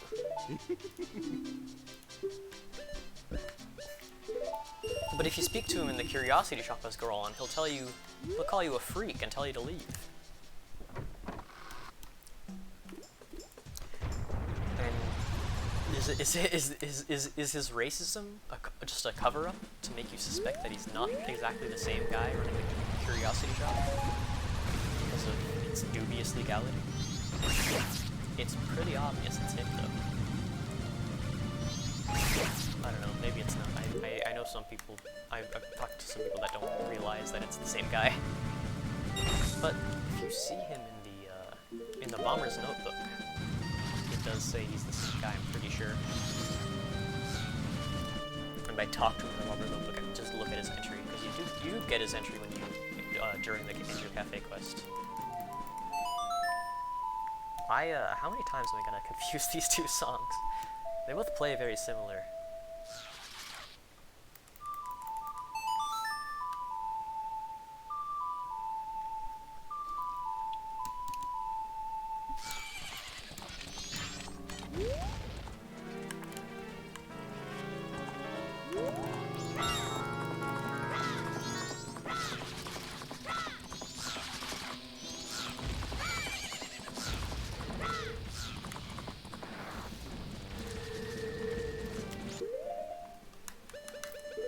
Actually, I guess we could do the Andrew and Cafe quest right now if we wanted to, once we got the hookshot at least.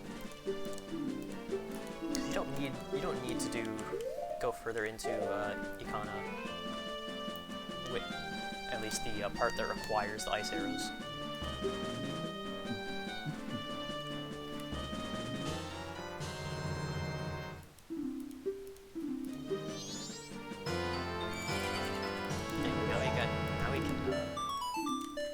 Cosplay Sackboy.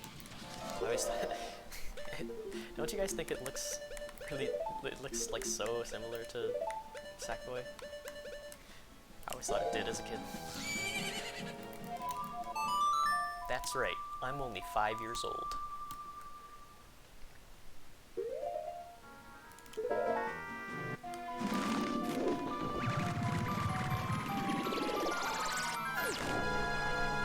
I wonder if this is even faster.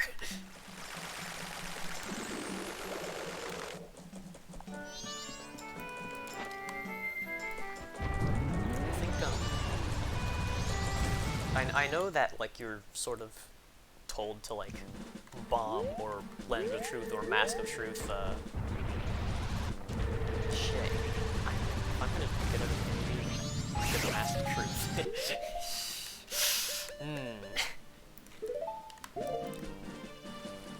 But, it is a little, that quest is it's a little bit strange, how you're supposed to solve it.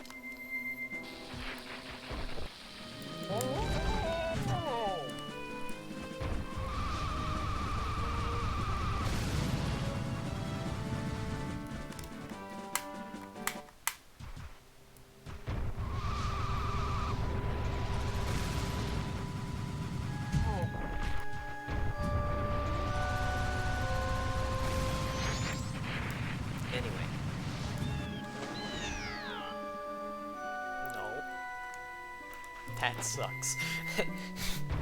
Now, let's go to the Pirate's Fortress.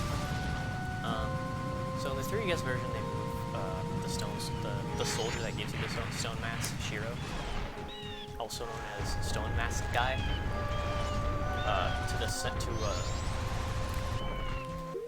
or just like someplace in Pirate's Fortress. And it's to prevent precisely what I'm doing right now of, you know, getting the stone mask before even entering Pirate's Fortress. But like, okay, would you rather?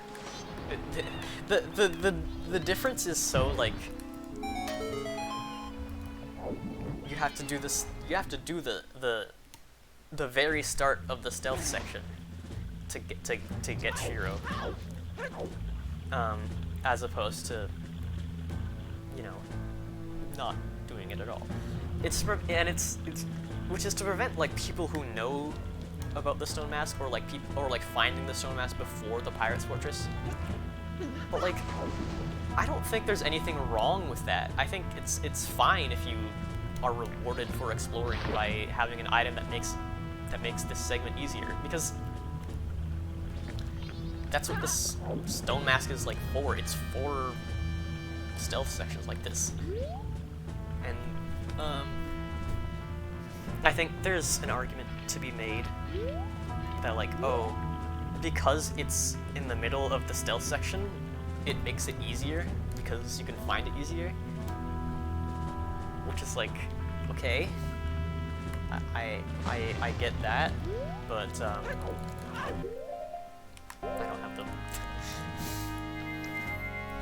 But I don't think it like, it doesn't feel like he belongs there. And you know, I don't. You might say, well, of course it doesn't feel like he belongs there because you've played this game first and you've seen him in the Econo first. But like, it makes you think like, okay, did that soldier like conduct a raid on the Pirate's Fortress or something? Like, I think it seems more natural for him to be in like the harsh Iconic game than just like in here. Like, where's the rest of his crew? You know? You can ask the same thing about like Ikana, where's his crew? But I don't know, maybe it was a while ago, maybe he's a scout or something. I don't know, it's easier for me to buy it. But I guess it does maybe make it easier? Question mark? I guess it does like put the stone mask right in front of your face in the pirate section if you like recognize that the little rock formation is supposed to like means you should use the lens of truth here. But also that means like if it's put right in front of your face, then it's just sort of like now skipping the stealth section is like optional. Or, if that makes sense, like it's really easy to skip the stealth section now, and you might even like it's kind of like it's a little bit like lame even, just because you just sort of don't have to engage with it because they give you a very powerful answer just immediately.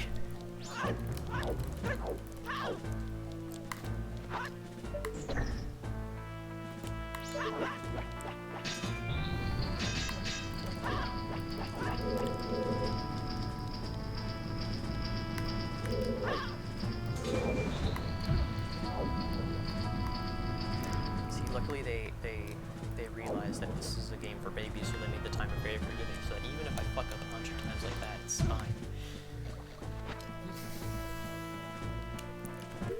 Anyway, let's switch off this thing.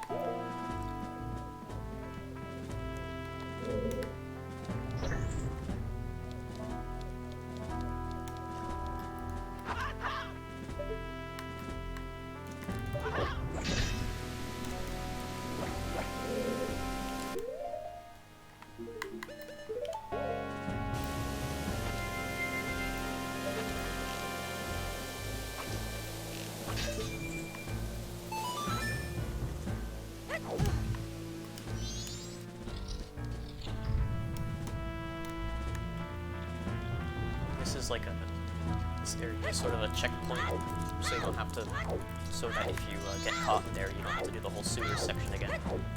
Because that would be kind of lame.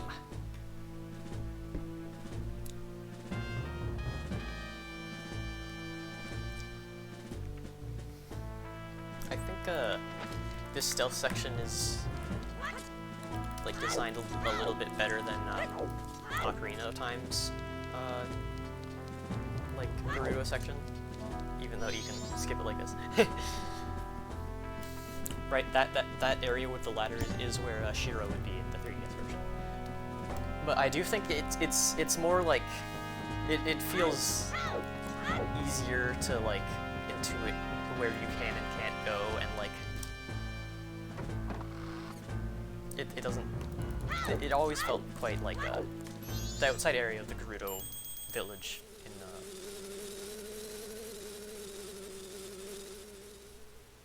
in Ocarina of Time always felt like a little weird in terms of like where I can and can't go. But I think this one is a lot like more obvious. And this is the mean pirate lady. I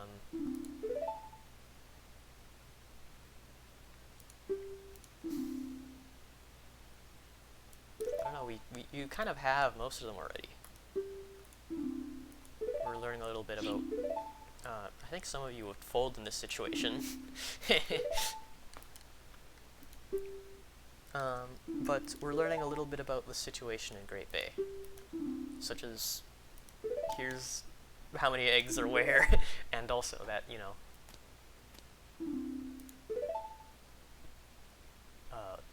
the water's all messed up, and that there's treasure in a temple somewhere, and obviously the Skull Kid's behind it because, you know, could get a lot of money. It's probably true, and maybe there probably is cool treasure there. Anyway, let's see Tattle. Who's sort of like saying, dude, you should totally do this, it'll be hilarious.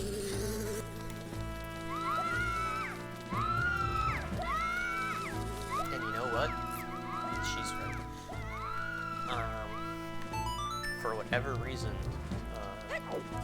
this passageway doesn't exist in the English release. You can just sort of drop down into that room from there. And also the treasure chest is facing the opposite way. This game has a lot of strange changes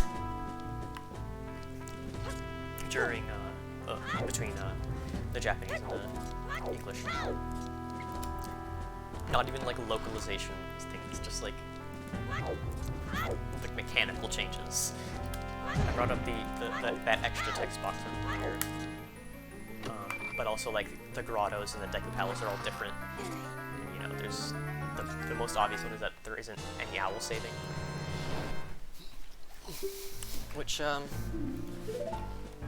know, I know it's like good quality of life or whatever. Wait, I didn't even. Yeah, I missed something. But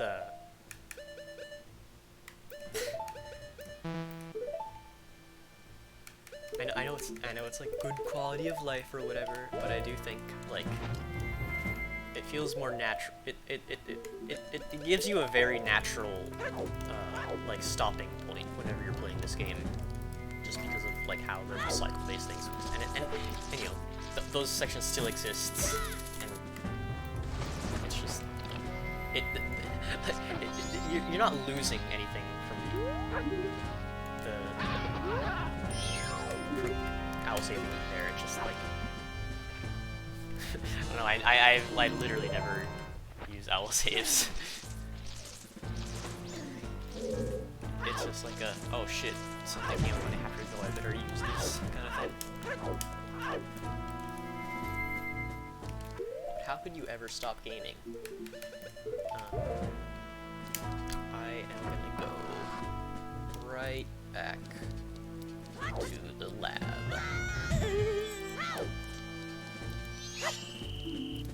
Almost.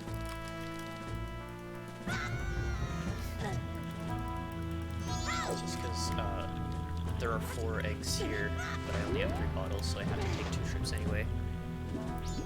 Idiots catch me already.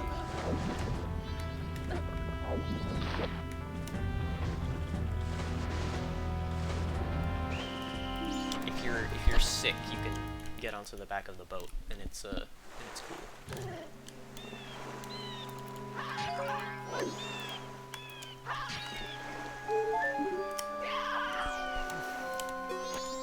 And now people are starting to recognize this as Mikao, because he stole his skin.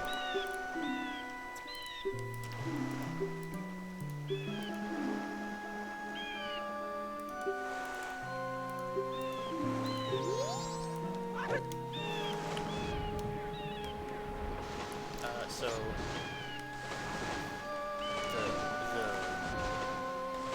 I guess if I planned ahead or dared to do it, I could have also gotten a pictograph of the pirates. It's not necessary. The seahorse gives you a heart container, or a heart piece, and it'll show you the way to the center of Pinnacle Rock. But I already know the way, and I don't want to kill all the eels. But you know, note that that is something I'm skipping. It's just I have to give the pervert pirate the picture of the Gerudos. The perverted pirate's pictograph.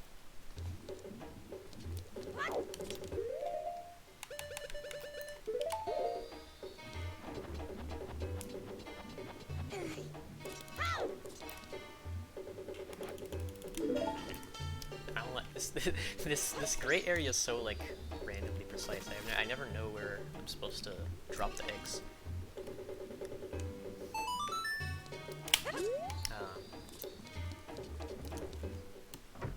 I think this like quest. I don't know. I always felt like the Pinnacle Rock section was kind of unnecessary because like it just doesn't. It feels like by that point, like with the quest is starting to sort of overstay its welcome. Like I've already taken 2 trips to Pirate's Fortress and have gotten thrown out 100 times. I've explored all that, and also now I have to do this other thing. And like, you know, granted, Pinnacle Rock is like shorter compared to Pirate's Fortress, but still feels like still more.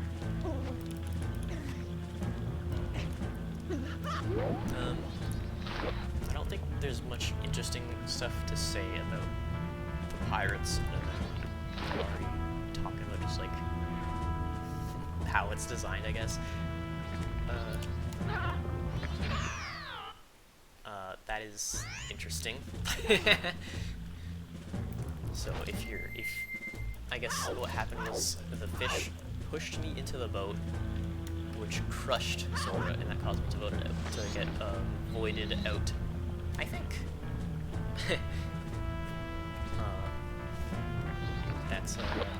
That's rare.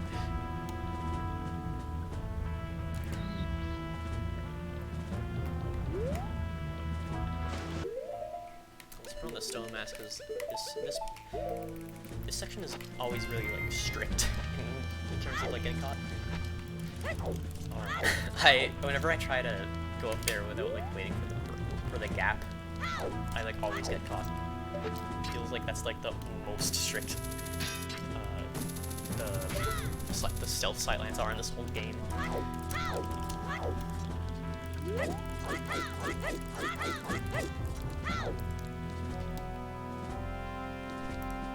Yeah, I don't know. I think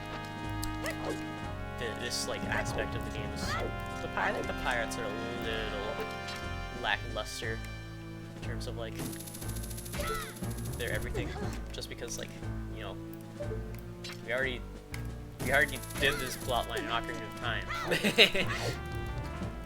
and they're like, if we like, everything we do is just gonna be like a derivative or a repeat of that. But you know, I think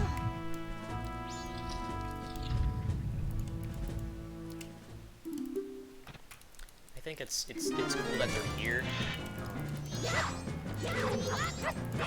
Other than that, it's like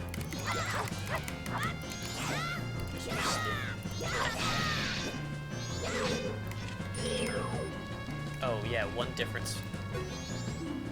The pirate found you. Well, I think a way better design decision is that if you get hit, you don't immediately lose like you do in Ocarina of Time. It's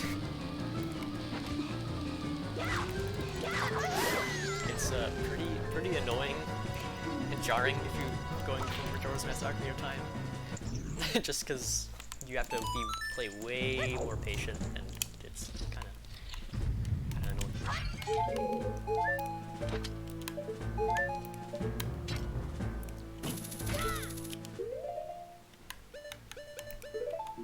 This is always fun to do. Shield button. I think just kill everything. You can also. This is a very strange treasure chest placement, but I'll take it.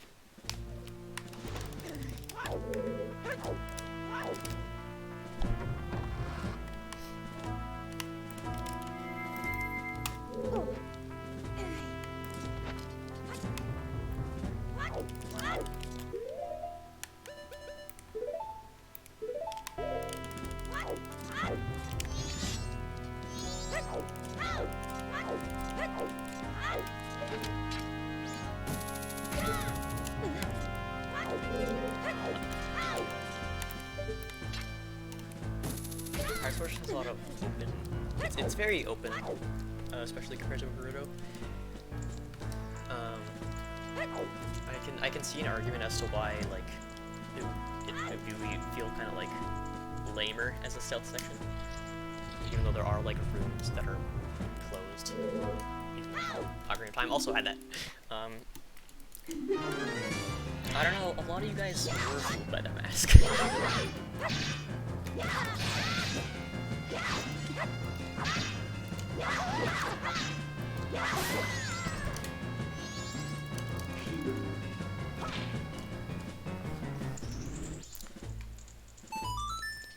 I always found it interesting how much the pirates sounded like Toon Link. Like from like Brawl, like I guess like the Brawl voice lines they sound similar to like Brawl Toon Link specifically. Like the voice line of them yelling from the bees sounds a lot like Toon Link, and that voice line where they throw down the smoke bomb also sounds like you know, Toon Link voice line when he's like throwing something. I feel like it is the same. It sounds really similar. So maybe it's the same voice actor or even the same like recording.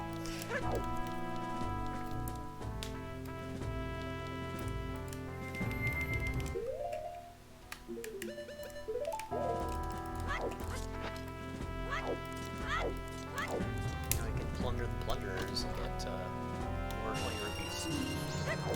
There's another one on top of that miss there somewhere, but it's very not obvious.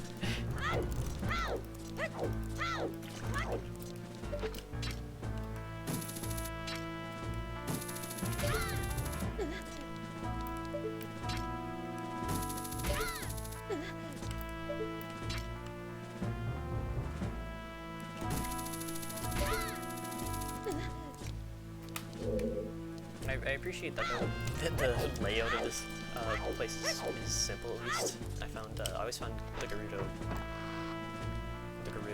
Valley part to be way more like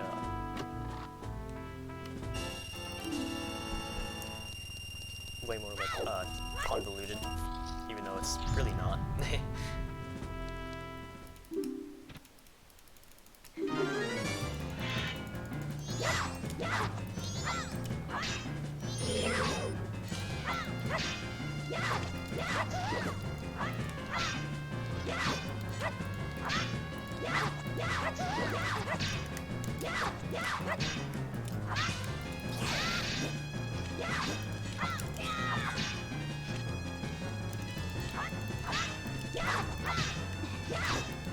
they like changed it. I wish they changed the Gerudo's AI from Ocarina of Time to match that like you don't have to play the same way, because they're still designed around like them being instant kills and like it's very like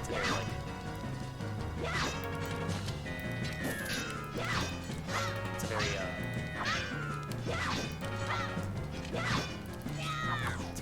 it's supposed to be a very patient fight, but like because they removed, or at least they changed the amount of hits it takes, you still get thrown out if you reach 3 hearts, which I'm dangerous, but I'm fine.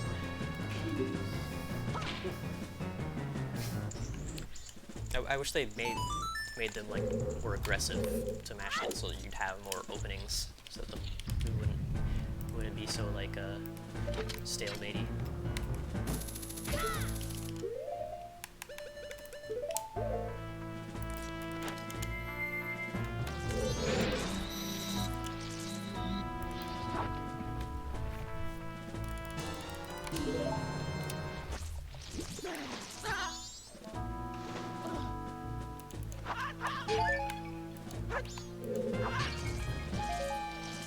Not giving us a lot of magic, which is concerning because of what's coming next.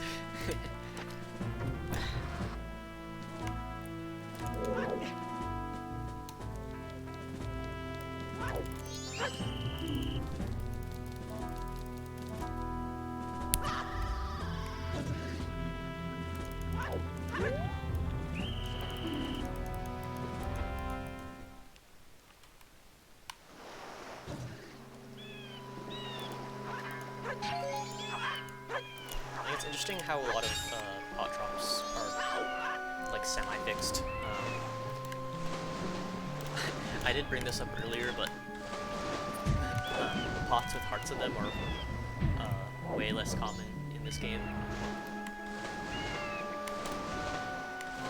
Which I do think it makes things more interesting. When you die. No, it's not like dying in this game does anything other than like make you lose time. So you just sort of have to restart the boss or room or whatever. I guess you get sent to the start of a dungeon, but like the dungeons aren't like long, and they're usually designed so that you can easily reach the end of them once you've like solved what the dungeon is.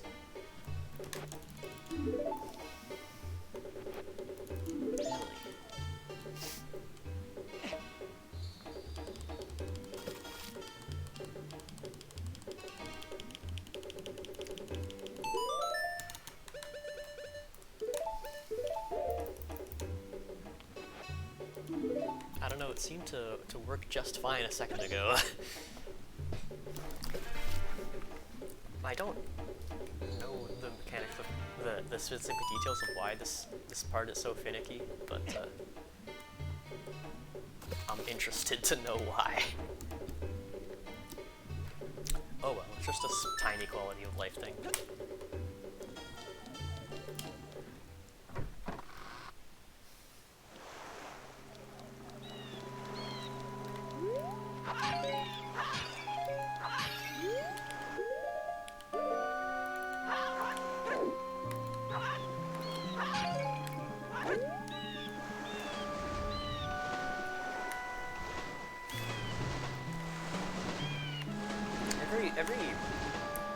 Every owl statue in this game has a bunch of pots next to it that always have like a magic and a 30 arrows and a lot of bombs and a fairy. But I think that one's the least like obvious that it exists. I always forget like, oh yeah, that's what that is when I'm breaking those pots.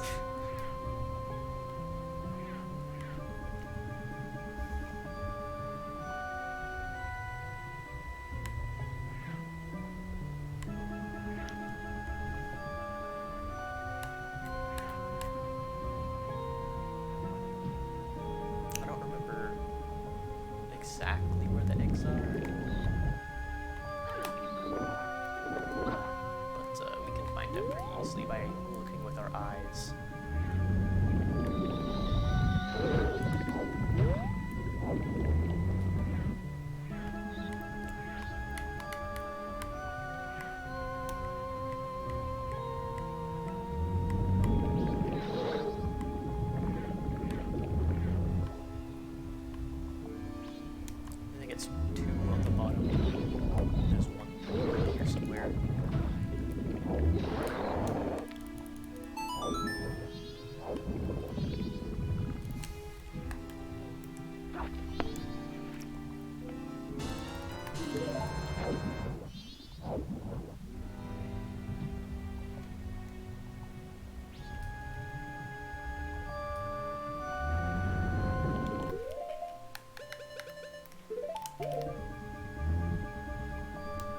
I found it kind of fucked up that I think only one of these pots actually have a magic drop in them, if any. Was I wrong? It's not even possible.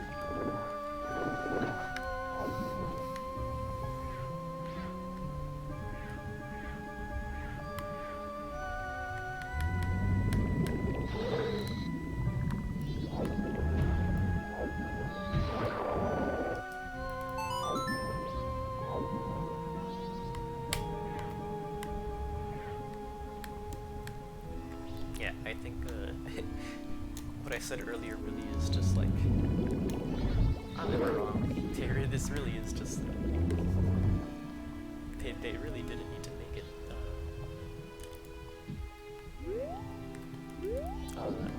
take this long.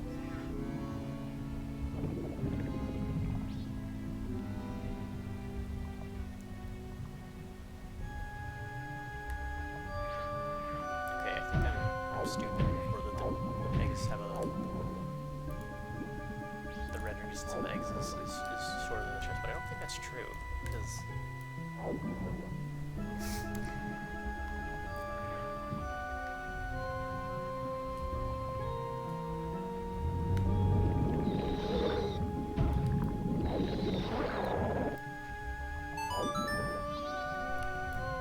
okay, you really just have to, it really is just you have to go close.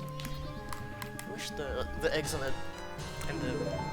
chest were like, you know, at least the chest in this area. Maybe not in every place, but I wish they had like a higher render distance than other objects, so you actually know where to go. Just a tiny thing.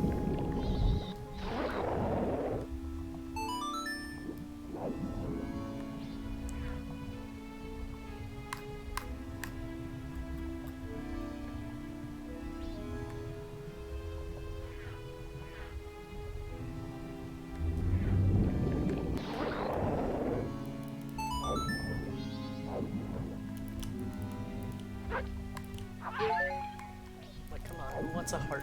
Who wants a heart here? You want magic.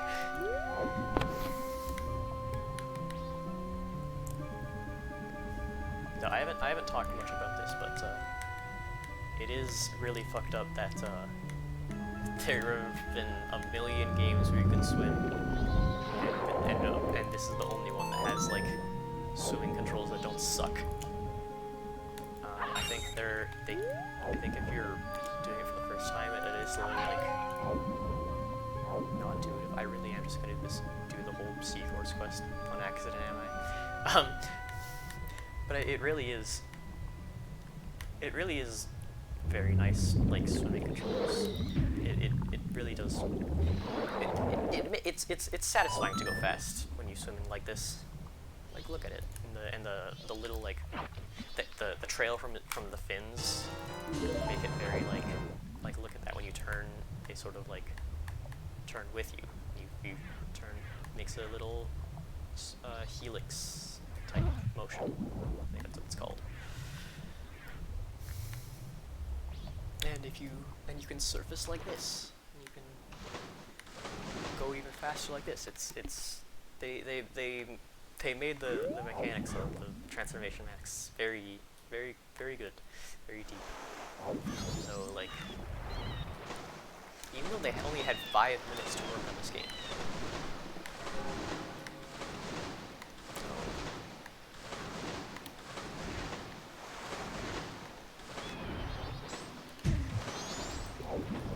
I didn't say it last time this showed up, but that effect, which is not actually the effect that is happening right now, but the effect of when it's transitioning to day and the screen gets smaller with every bell chime, I think that's a cool one. They did a lot of cool shit in this game.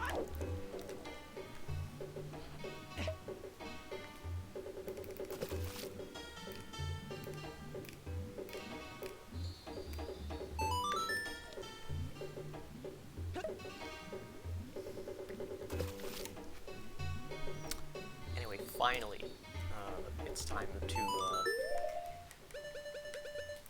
interact with the Zora part of this game.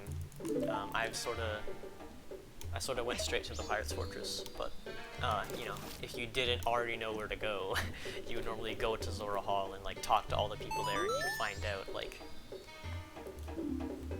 let's find out what the deal with these eggs. Let's find out what the deal with these eggs are. Nope. I guess you have to talk to him first.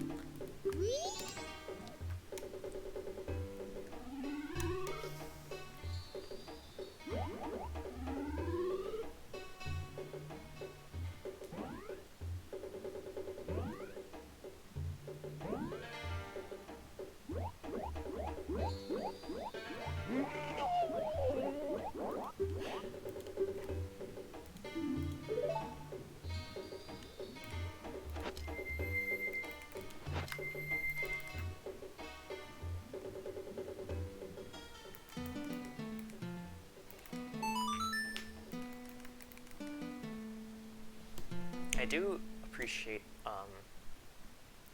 that even though like this and Elegy are very like they're long songs, all the songs are very like easy to memorize in terms of like motions. Like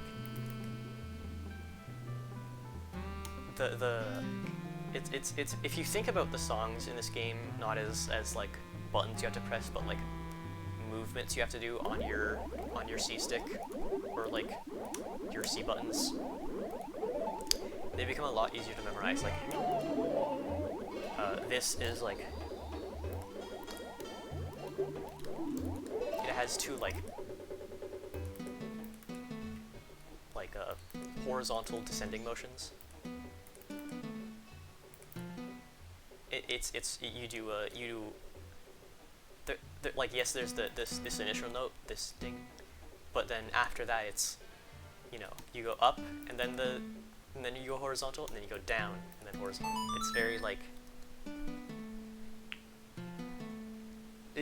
there are a lot of fun like ways to memorize songs in this game. And like Elegy of Emptiness is the one that's like, it seems the most it seems really daunting, but then you like, when you think about like how the song, like how you would play the song with your thumb, it's like, oh, it's actually really easy because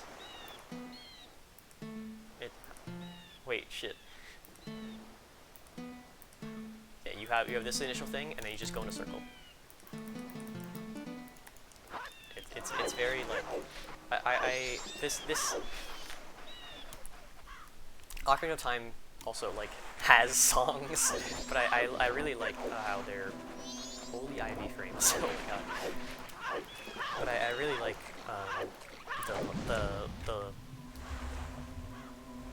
the last two songs you learn in this game being like that. You know, they're all like it's nice that they're easy to memorize, and like, you know, there's a motion to them. I think I don't know, like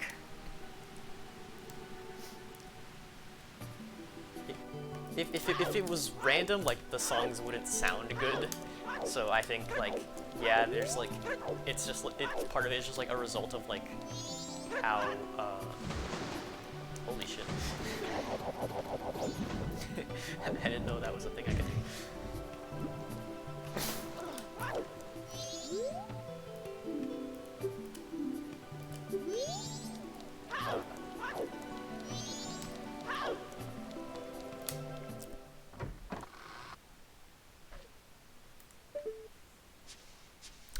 I like the rooms of the band members a lot.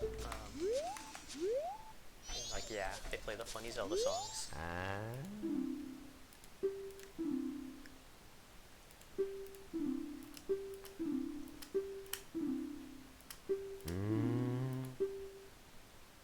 And you can learn the quest. Wow. Good thing I thanks for the help.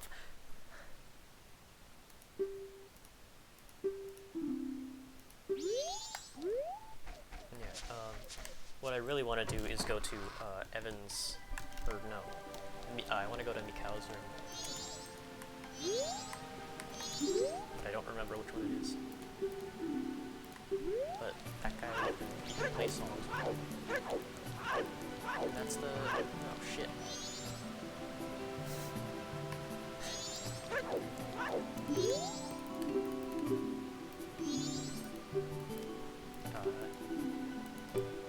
This guy is a slimy fish and a stinky shrimp.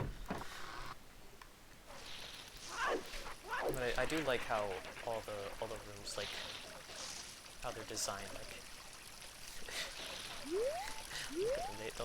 don't you want to be here? Like...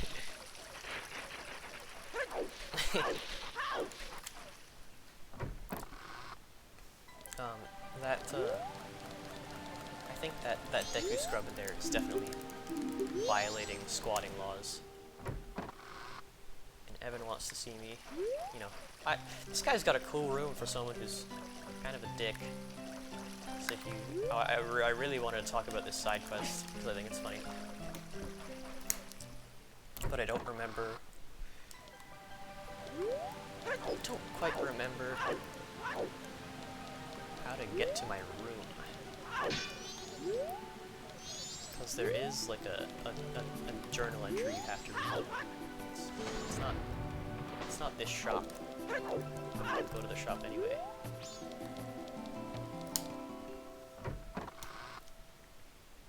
I feel like shops in this game are like hard to use just because you lose all your... you have to go sort of out of your way to use them. Like, yes, you will find rupees and like treasure chests just by like playing the game, but because everything resets, you have to be like very deliberate most of the time with your purchases. Like, if you're getting a big purchase, especially like the ones that are like 100 or more rupees, that's like, okay, you have to go to the bank for that. But who's in my room? I literally don't remember.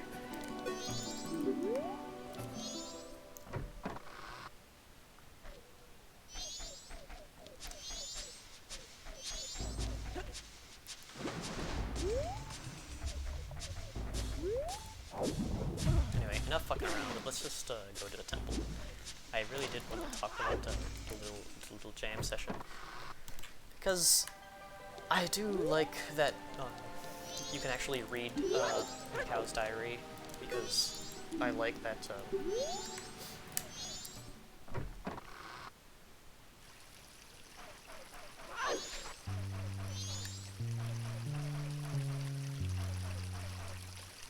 you can like see more of Mikau after he dies in a way. You know, you can do this little side quest if you find that diary, which I can't. But you can start jamming with him. I don't remember what it is.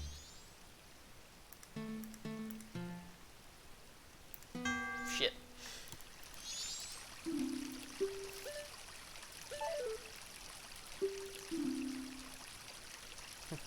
Wait a minute. It really is funny how both that guy and the guy who runs the like pot minigame, the one where you destroy pots, both say like, dude, you kind of suck right now. like you look like you're kind of doing things like an amateur right now. What's up, man? You in a funk?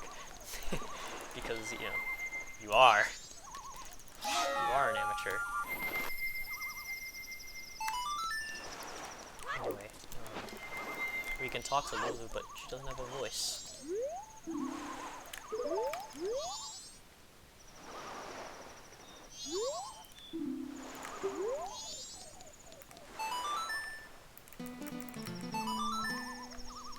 And if a song is easy to memorize, it's really easy to play fast if you know it. I think that's something I like about Zelda games, is that is a thing you do. It's not just a button you press.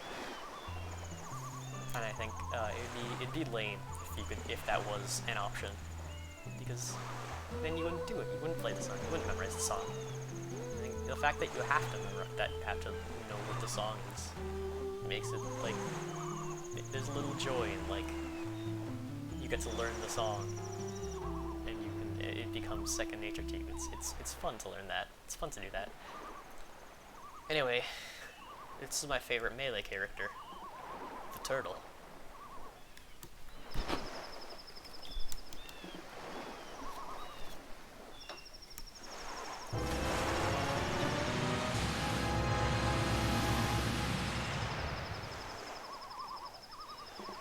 Dude, look at Tattle and Betsy. I really like when fairies do that. In Ocarina of Time, Navi does it when you are like learning how to when you become an adult for the first time. But I like Tattle's I like Tattle's like little bouncing around at the turtle. And now the guardian of Great Bay Temple is gonna say, "Hey, climb onto my back." Well, it's like, how the hell do you want me to do that?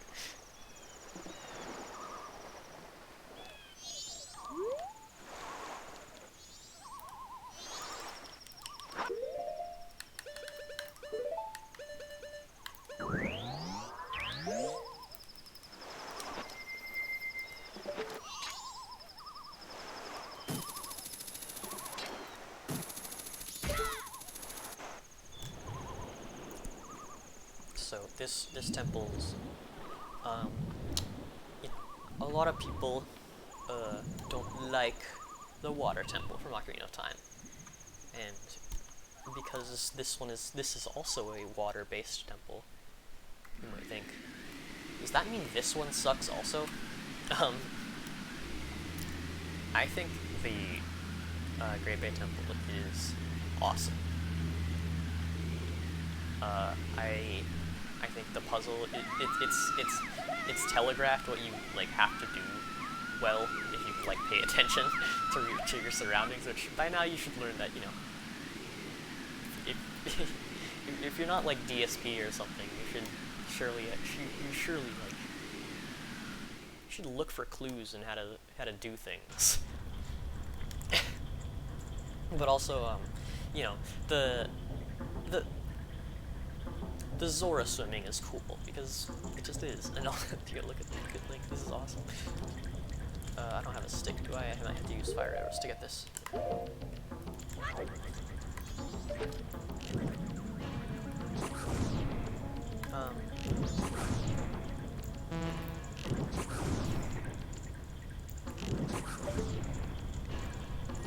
But the Zora swimming is cool. The puzzle is cool. The thinking about the flow of the water is cool. And like following the pipes is cool. Like, whoa. Like, yeah, like Tattle's like telegraphing you the gimmick of this temple. Link, I think this giant thing that controls everything might be important. I'm not gonna make it.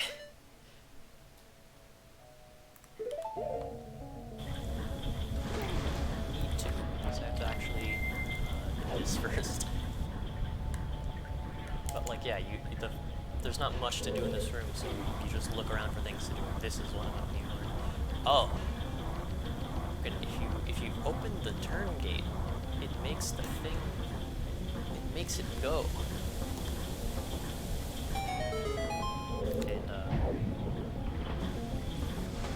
you can interact with that one and turn off the water. You just sort of experiment in this room and learn how this temple works. From there, it's like you just do it. You just explore and do it.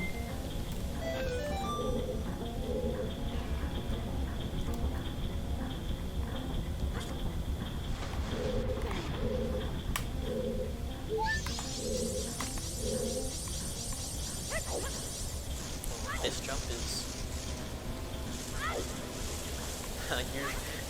I find that jump to be inconsistent. I don't know why, but it always just is. And then Tattle again.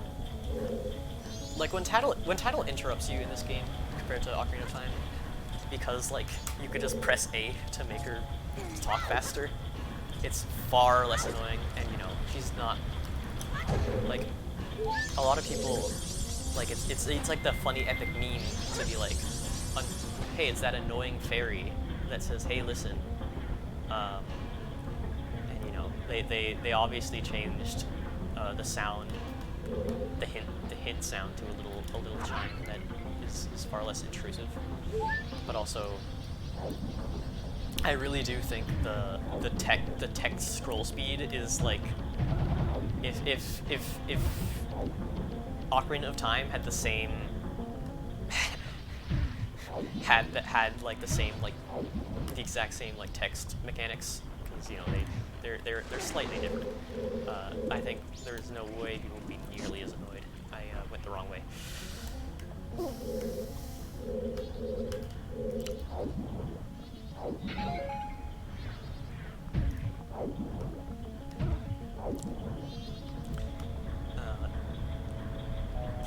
Interestingly, I don't think you don't need the Great Fairy Mask to get any of the things here, if I remember correctly. It's just Snowhead, which is it's interesting that that's the one they lock behind everything. Oh well.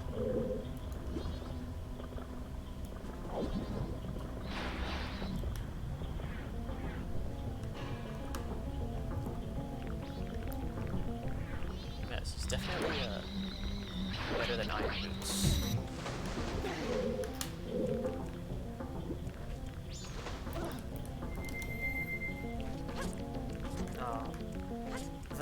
The different movements of the different transformation masks, like how you like jump off of platforms.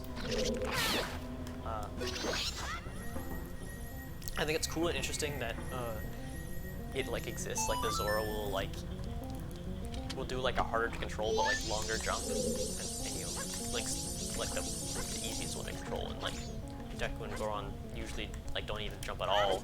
They just sort of slide off, or like Deku will like Goron does not jump, but Deku does like a tiny jump. I think like subtle things like that, like they make like they're interesting to me, but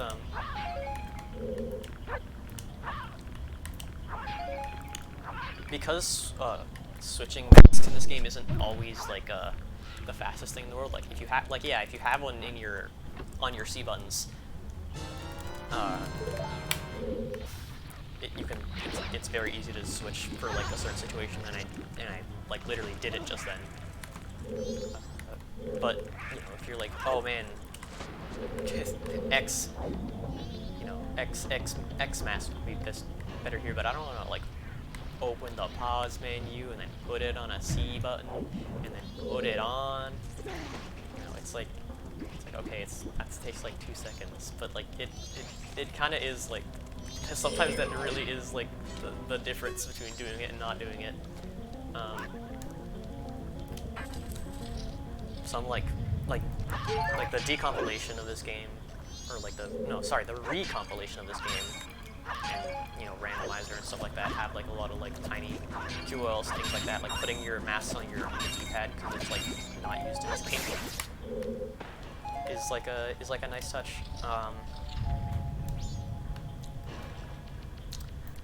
Here's a cool boss that they put in this game. It sounds like I'm being sarcastic, but I'm not.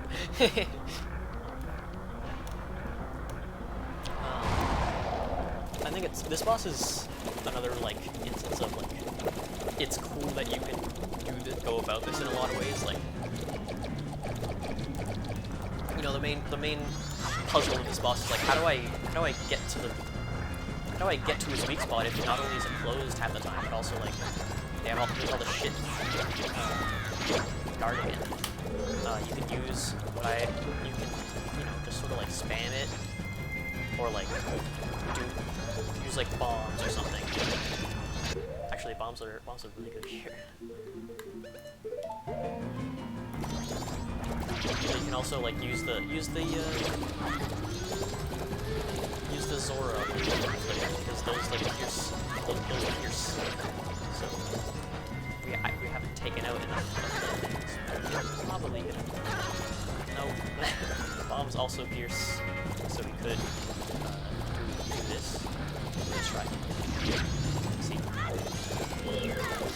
That. Like, look at that. This is just a very satisfying boss, and there's so many like creative things you can do. It's like it's fun to try and solve this boss. And like kick his ass. Usually he kicks your ass first because there's a lot of things on screen that can do damage. At least the first phase. I don't find the second phase as interesting.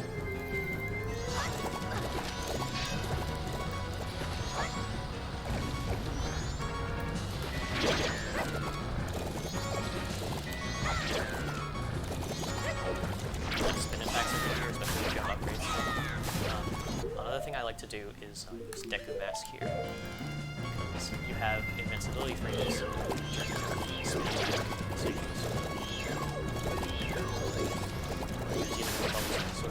sort of get them.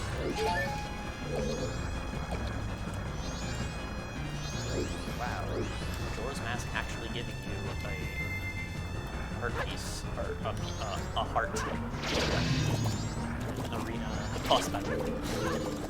They're not that rare, just way less than Ocarina of Time. There's other pickups there.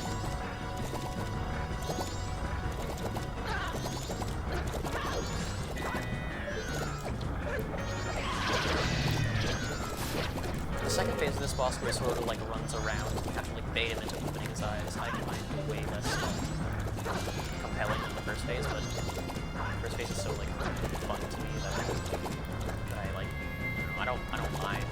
It's just like that's the less fun part of the boss. But it's very hard to avoid getting hit.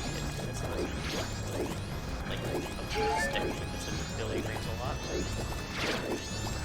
Or have some cool strat that I don't know about. Because, you know, there might be cool strats out there because everyone in this game is like solved. But doesn't mean I know them.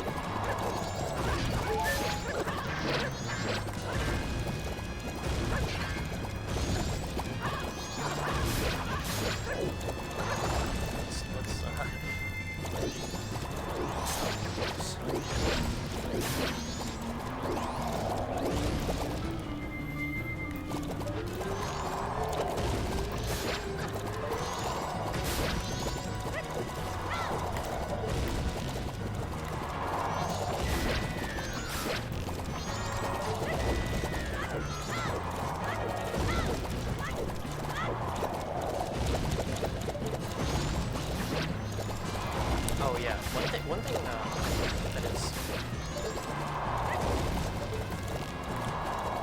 an underrated aspect, like under-discussed aspect of this game is like audio cues.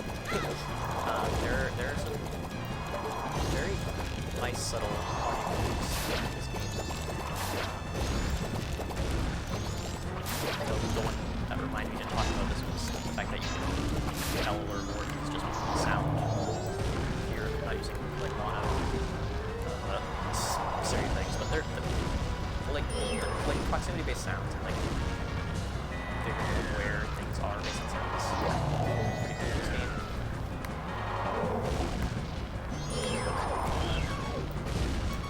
That's like primarily what I think what the sound cues in this game are, but I feel like there's more than enough.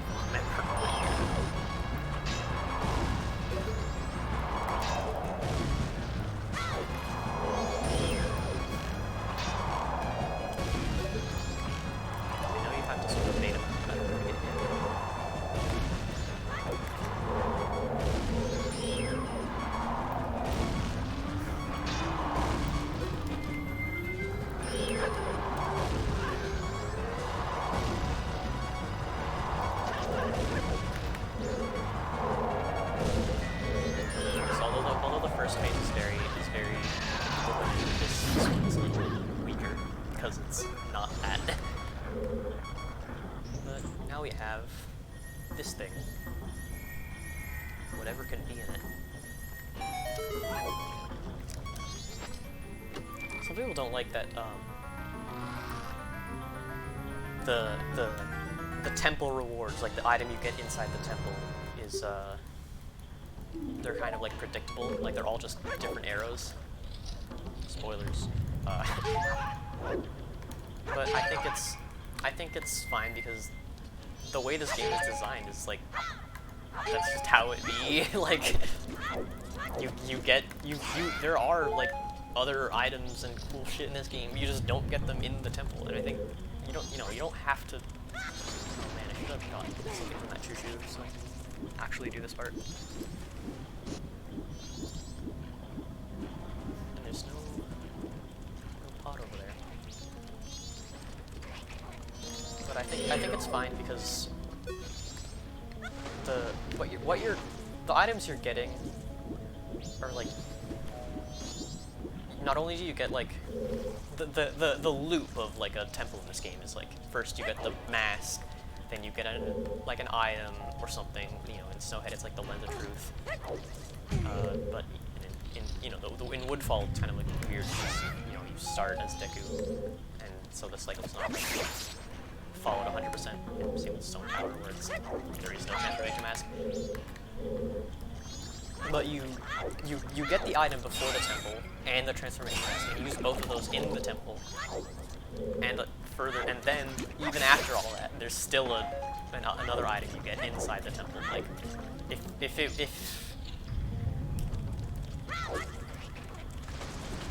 I think it would like, not only does it make more sense for the ice arrows like the ice arrows and fire arrows and light arrows to be inside the temple rather than outside of them, because, you know, it's sort of like a magical thing.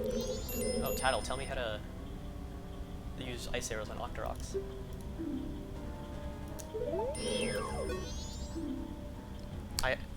I've been meaning to do this, but I always forget. But like, I keep wanting to like use Tattle text on enemies, because of like the way she talks about enemies. Like, I brought this up at the very start, but it's so different from Navi. Like, you know about the Octorok, right? Or like, if you talk to the Skulltula, no, not if you talk to the Skulltula, but like if you ask her to explain the Skulltula to you, she has a cool line. It's like, you don't know what a Skulltula is? Come on. It's so like, she's kind of awesome. She's a lot. She's very fun. She's fun. I have a lot of fun when she's talking about shit.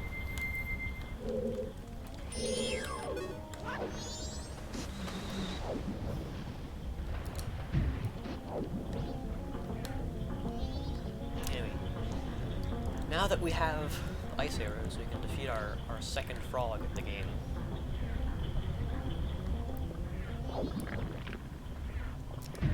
And also get this stray fairy. Here's a cool party trick for your friends. If you want to climb something that's higher than the water level, you can be Link, and then you can be Link and then pick up the Zora mask, because you can do that in water. You can't do it with Deku mask though. And then you sort of rise a little bit.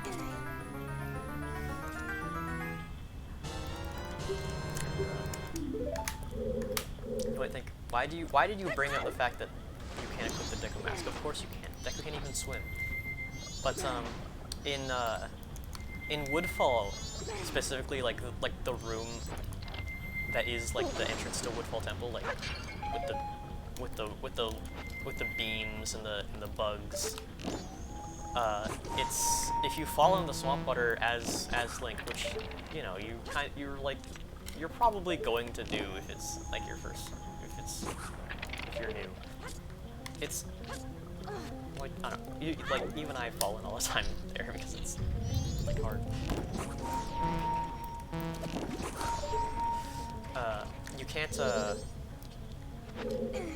You can't escape the poison water. But you know, if you're Deku, you could like you could bounce, you could get on a lily pad, because you can't get on lily pads as human. And you know, if you were able to like equip the Deku mask in water, I think it would make that area less like messed up, even though like it would mess up things in other areas, and by that I just mean like it would be weird if you could do that because you just die. And also you'd start bouncing, and then you'd probably be able to, you know, do a whole bunch of unintended stuff, which, you know, fair enough.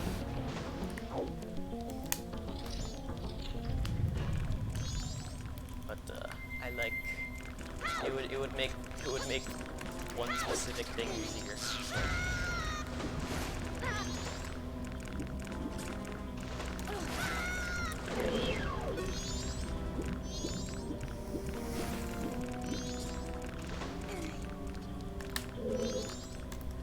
Better idea.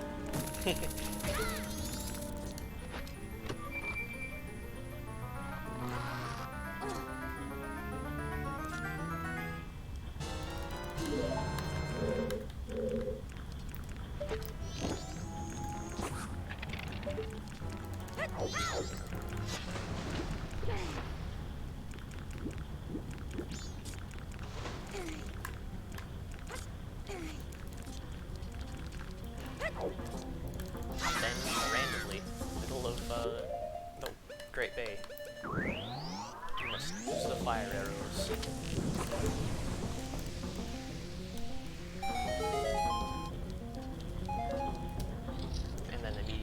And then immediately for this boss battle, you have to switch back to the ice arrows. I'm not sure why this part exists. Or like that specific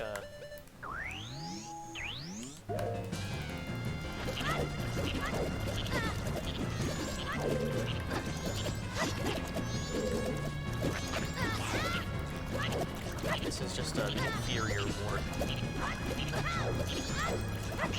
Oh, you're protected by a bunch of these small bubbles. Wow, how original.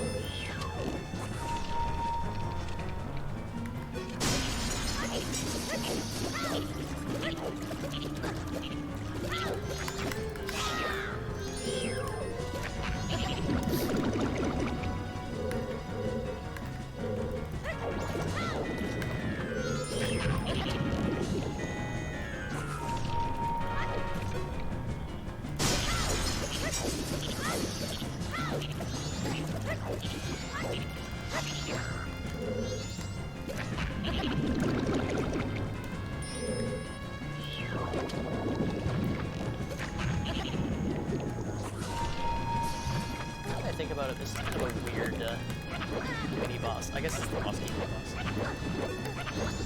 It's weird that this is like pretty much right after Lord.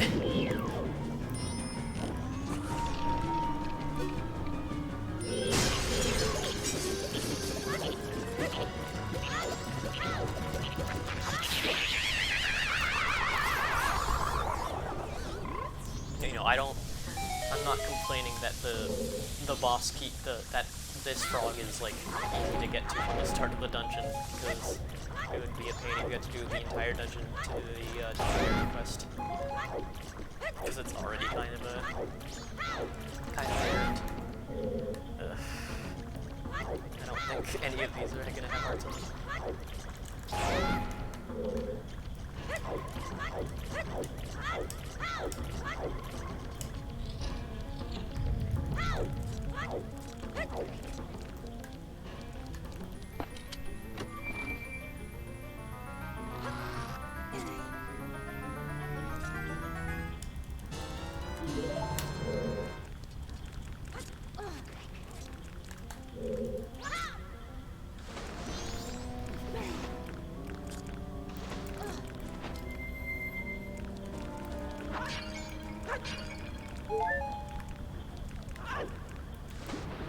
So now that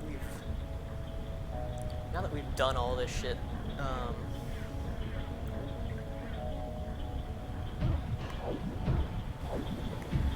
we're sort of like we're sort of, you know, hey,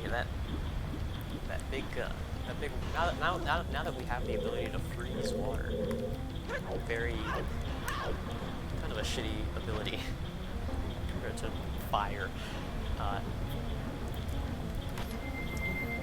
But now that we can do that, it's like, hey, why not this? Not that one. Why not this big thing? So I think this is the least like obvious part of the temple. Actually, you have to go here, but like,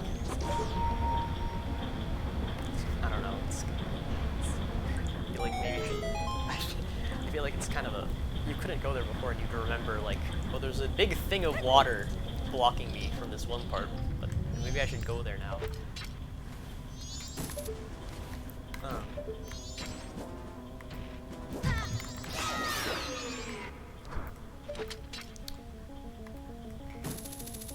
now that we can do that, sort of like, but now we can do the green, and now we can start this chain.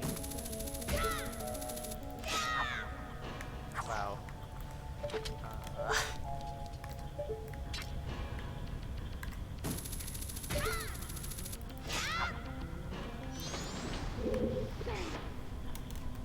think I'm doing it too early. If that's even the right way to do it.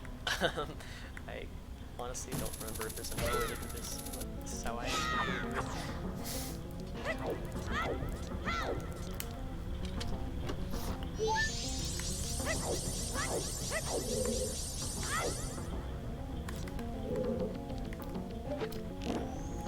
Speaking of the straight fairies, I'm not gonna get the straight fairies in Stone Tower Temple because even though it's like really good, it's like I'm not gonna be using it for anything.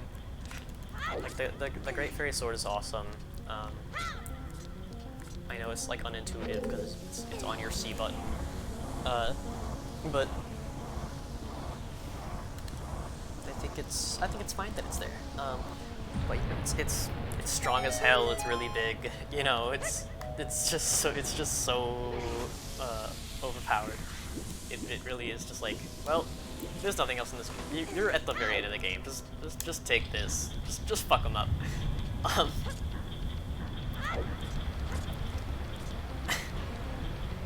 But I do like it because it's actually good that it's on your C button, because if you get jinxed, you can still use the sword. So how about that? And now it's time to do the reverse of this temple. It's like we inverted the temple.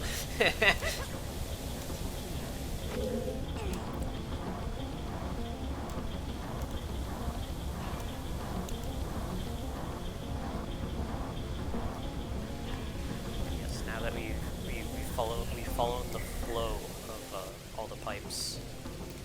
Now we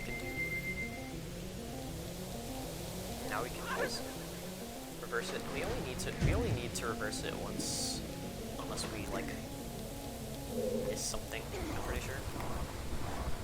Which, you know, good, because then you'd have to waste a lot of your time doing like backtracking and stuff like that. You know, backtracking's only cool if you do it once. That's what they say.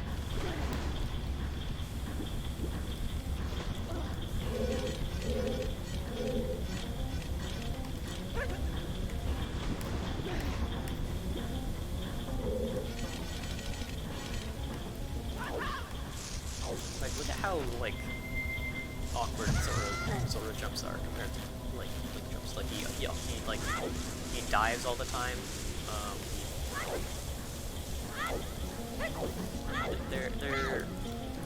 It's such a like subtle thing. It like makes me want to use the miss. But you know, that's fine. He's a swimmer, not a jumper.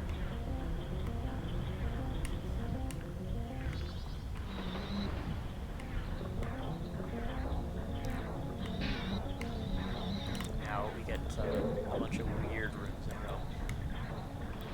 I think it's a little. These rooms are a little weird. There's a lot of like. There's a lot of like switching constantly between fire and ice arrows, and like this room is sort of like the best way to do it is to like do this thing that like isn't really intentional, but it's like really obvious that you can do it. So it's kind of like it's like any noob is going to be trying like speedrun type shit, like, you know, because you're supposed to like just jump down here, right? But you know, you could like you can go here. And you know, like you can't like climb up here smoothly, and like when you walk around here it's all like messed up, and when you jump off it's not like a proper like jumping geometry. Like you just fall, you know. And unless you're like, unless you know in advance how to do it, you might like have to like do this from like 3 times to get the stray fairy.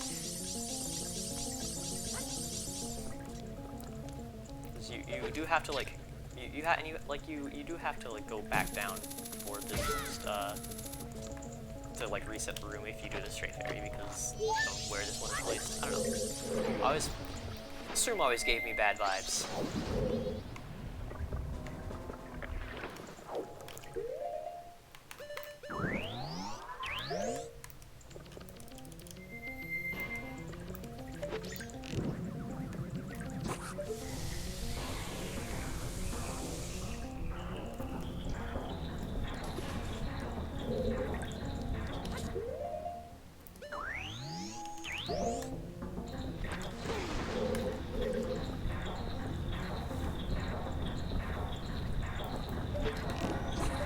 I'll say again, like a lot of the things that are awkward or like annoying about this game are like any flaw this game has is a very like specific and subtle one, like a quality of life thing, or like the Kotake one. I guess some people don't like that sort of time limit thing or whatever. But you know, that's like a fear issue. like they're not. When a lot of the time when people are like, I don't like the time limit, it's scary. It's like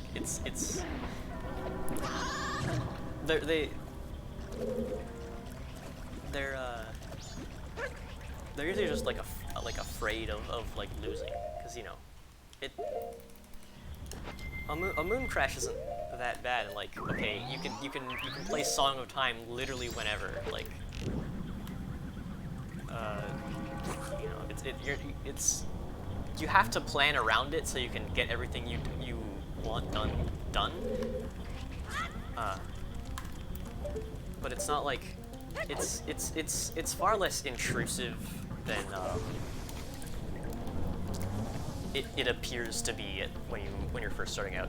But like it's an understandable fear to have. Like I didn't like this game as a kid because of that stress. But it really is just like a mental thing that you have to like you just have to accept it and play around it.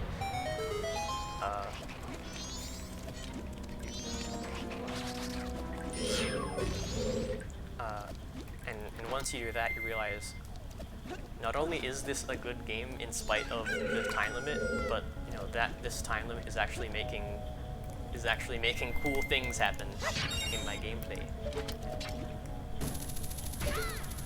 And it's giving me a lot of cool, unique shit to think about.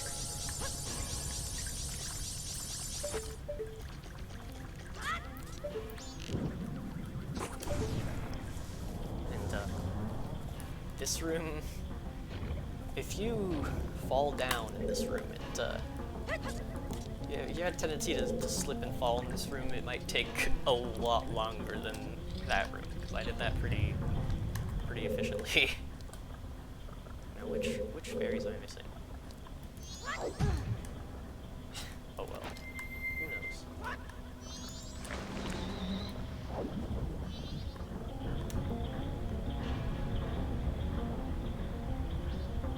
Wait, actually though, because I know there's like 2 in here, but there's still one more. Shit.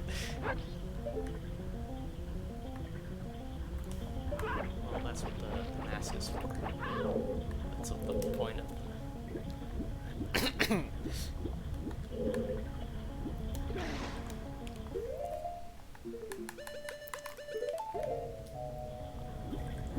At least I think I just I think I just got my 12th.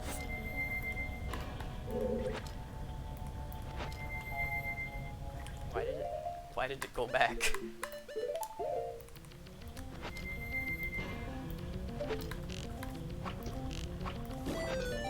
I guess this is when you kind of need the Great Fairy Mask for the GF mask. But you could get I think you could ice air that if you wanted, but it would be stupid and dumb.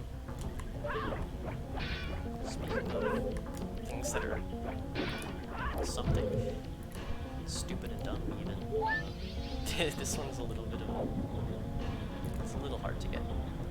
Got this one.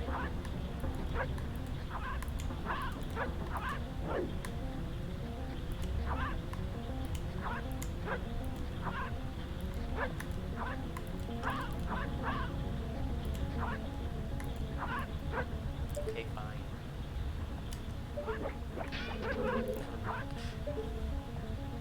It's not fine. I already got it anyway. No, I don't want to. No, I don't. I don't want to reverse the temple again. Oh wait, I know where it is.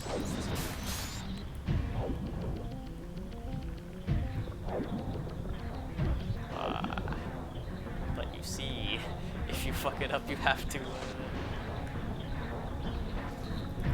Okay.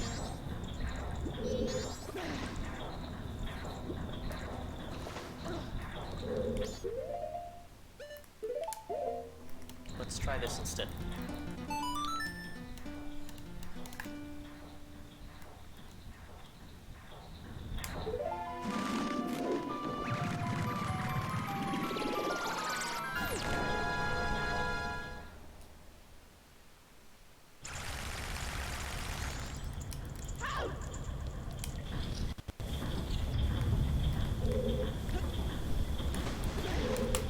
So one thing about the time limit in this game is it gives it sort of an arcadey type deal where it's like, you know, like this is what they call an adventure game, but like you know, it's like this long-term thing. You're exploring. You're sort of like you gotta get to the end of your quest. But this the time limit is it makes it less like that. It makes it more like you know when it's going to end. Like, you know, like, I'm gonna be playing this game and I'm gonna do this, this, and this. Like, I'm gonna try to do this, I'm gonna try to do that. It's sort of like, you know, every time you reset the cycle, you're like, okay, what am I gonna do in this play session? You know, what am I gonna go for? I really should have just sung. I think I should sung this one. Just because I actually don't know if it's faster, but I feel like it is. Anyway, it's very like you always have a purpose. And, you know, maybe that purpose might be, I'm going to explore. I'm going to find out what's over here. I'm gonna find out what happens if I do this. You know, and, you know, obviously you're not gonna do like one thing per cycle. Like, the better you are at this game and the better like you can play, you're going to try to fit in as many things as you want. You know, don't forget stuff that's like your skill issue. But I think it's something unique about this game and how how it forces you to play it, even though it's like this is just Ocarina of Time again, but like you don't play it similar to Ocarina of Time at all. It's Ocarina of Time is you can choose your own pace at all, even though there's like, yeah, the NPCs will be like, oh my god, the world's gonna end, the world has ended, you know, shit like that. But like there's no time limit. There's no like It's all like that's all flavor. The impending doom in this game is very much real. You will die if the moon crashes in real life. That's how it feels anyway. But no, you do have a very, there is a constant threat. It's taking, I know it's like, oh, it's 5 hours and you're finally talking about the time limit, but you know, it's like, yeah, it's become like, I'm someone who's played this game a lot, and it's become, you know, it's even though it's natural to me, it's not like I've forgotten about it. It's like, it's just something I can deal with very easily. And you know, it's the most intimidating mechanic about this game. It's the most unique mechanic about this game. It's the most, like, I guess, divisive. Like, you know, people who are intimidated by it, like, are like, oh god, no. But you know, when people talk about like the interesting things about this game, this is what they're going to bring up because it's cool and good. But Jorg is the color of his scales kind of remind me of goat's legs and twin holes in the red twin. But other than that, he doesn't really give the vibe the same. He looks like he was built by a different guy.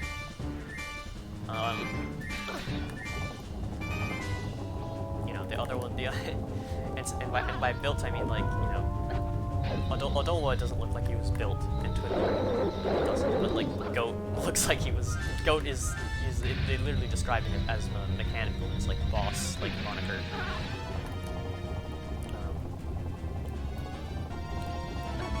So this is a boss that we want to get. So let's die.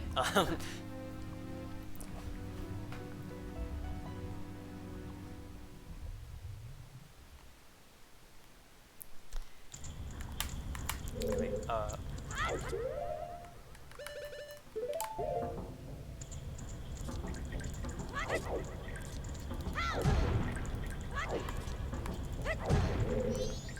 it's kind of, isn't there a fairy here?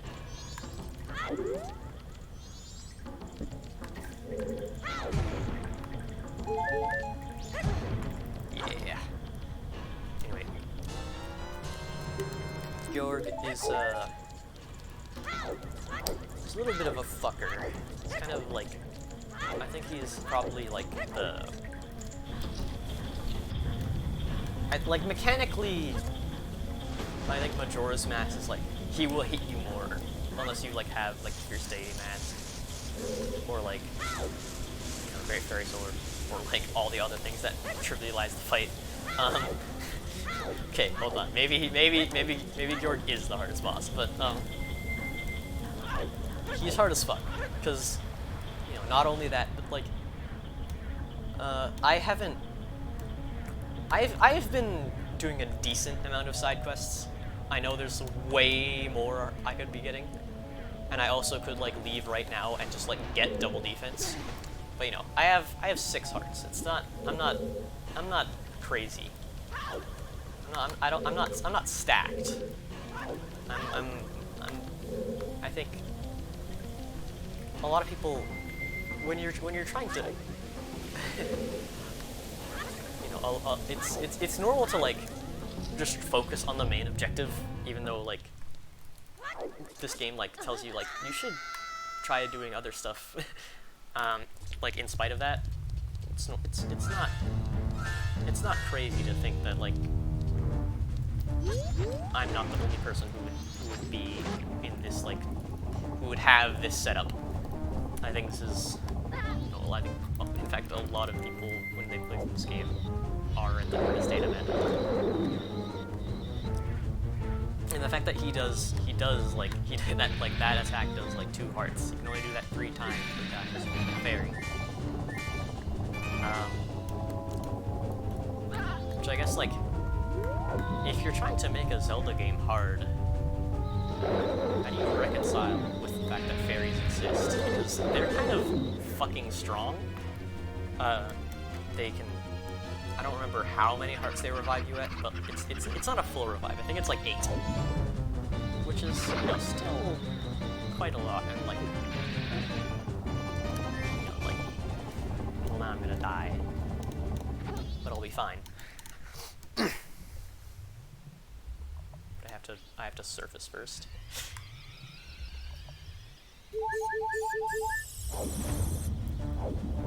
Even, like, I'm doing a very, like, brute force method, but, like, I think a safer strategy is to, like, you know, use your fins or, like, bows and arrows to, like, stun him and then get a kill. Just sort of ramming my head into it, literally. And it's a little unreliable. So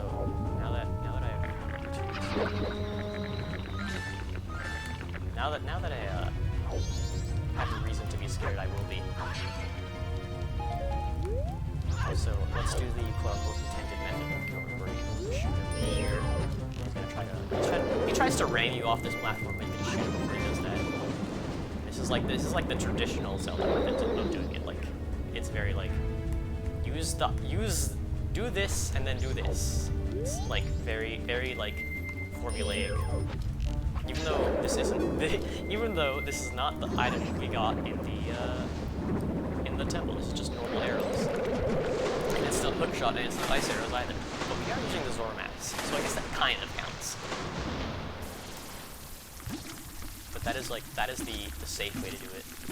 But I find it's more fun to try and like battle him fish to fish.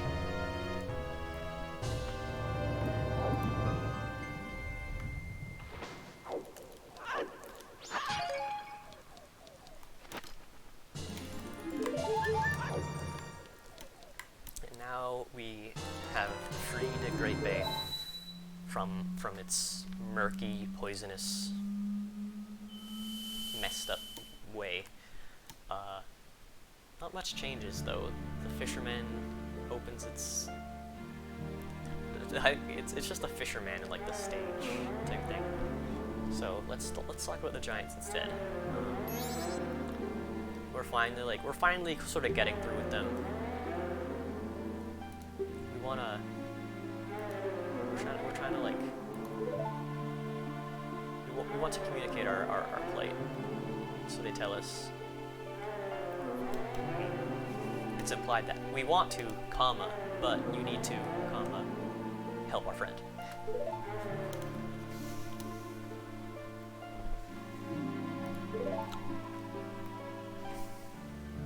And I like that, like, I like that they use the word friend here. It's very like, they're protective gods, but like, you know, a friend like it's very humble. It's very like.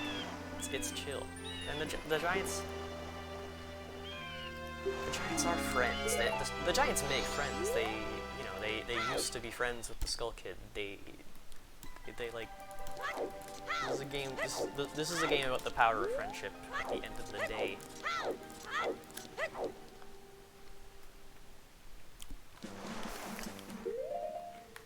Actually, not the power of friendship, just more of how the power of friendship can fuck everything up. What say we do? Why don't we do that quest? You know, the one everyone's afraid of.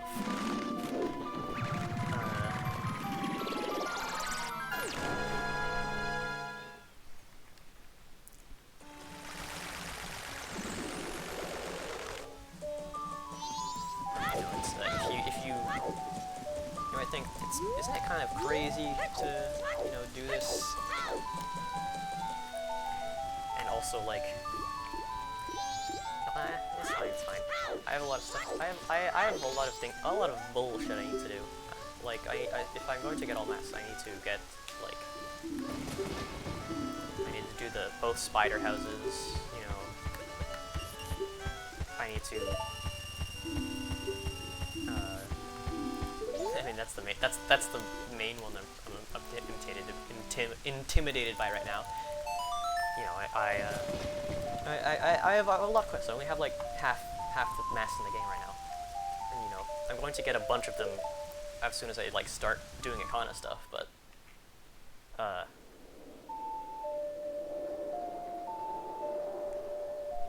don't need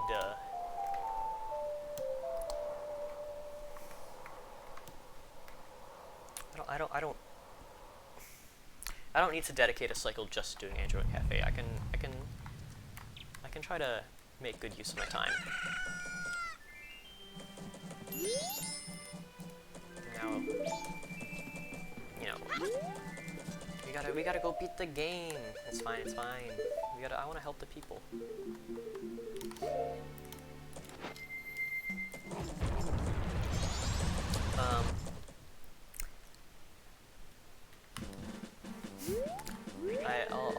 I'll start talking about Andrew and Cafe stuff when I actually start like doing the quest proper.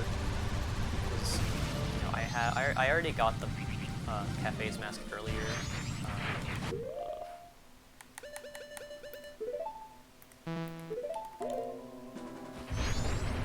But I think you know it's like the like coolest. It's like the one everyone wants. Like if someone's like, hey, you know that quest in Majora's Mask, you're not gonna be like, oh the fucking Spider House one. Like no, you're gonna be like, oh yeah, the Andrew and Cafe quest.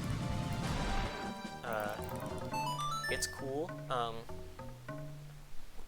I think if you're interested, you should go look up the different ways to fail that quest, because they're pretty interesting. Because you know, it's cool to see this. Because you can, if you do the quest correctly, but if you don't give, for example, if you don't give Anju the Pendant of Memories, you know, she just doesn't show up. Like she flees to Romani with Branch. Like it's, and so Cafe like did all that for nothing. It's like damn, you fucked up bad kid.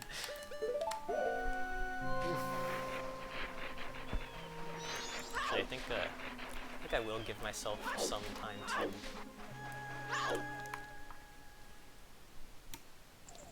to wait, and by that I mean because I want to go get water.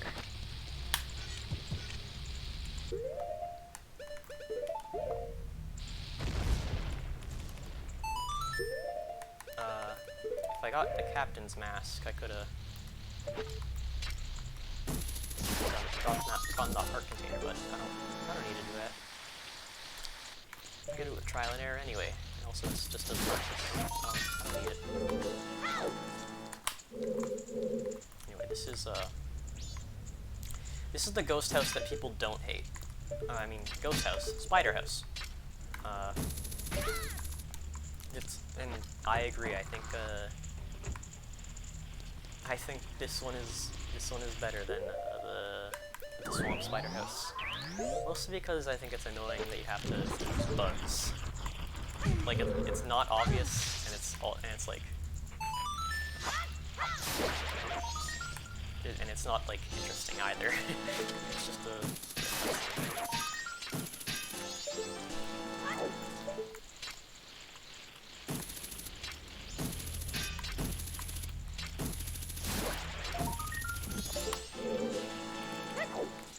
But yeah, this is another thing. It's another place where audio cues are important. Whoa.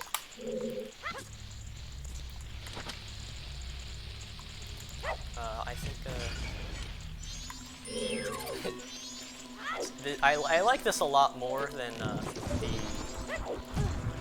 Ocarina of Time, like Gold Skulltula quest, where you have to find all of them, and you have to find all the Korok seeds, and it just feels like you know, it's like I want to 100% it, but also like maybe I don't actually after remembering that this exists, because it's like narrowing if you once you have like 90 of something that can be anywhere in the world, it's like, okay, now what? I don't think there's like a tool in that game that lets you find out what you're missing like very easily. I don't think stone of agony counts.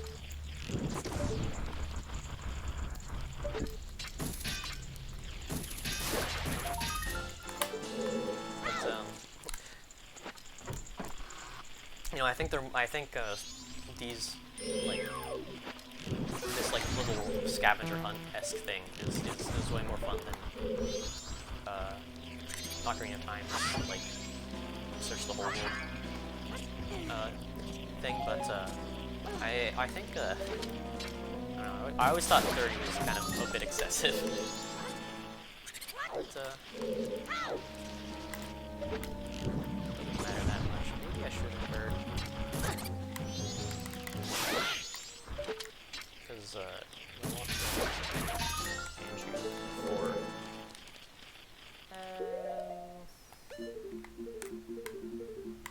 yeah.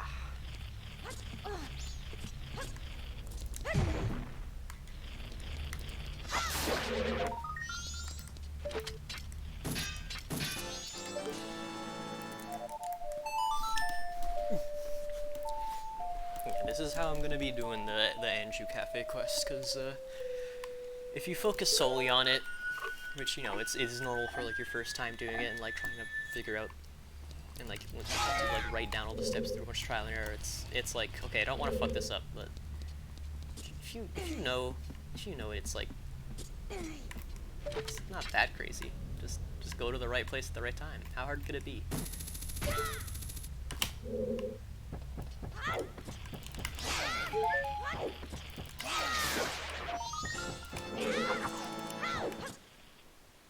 I think the last guy is...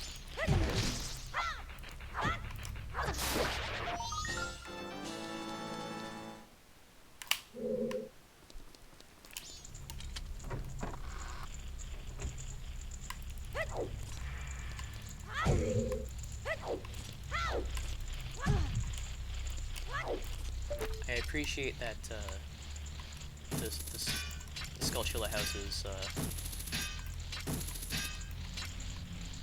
sort of turn you into like a dumb caveman who bashes his head on every wall and put jar in the pot.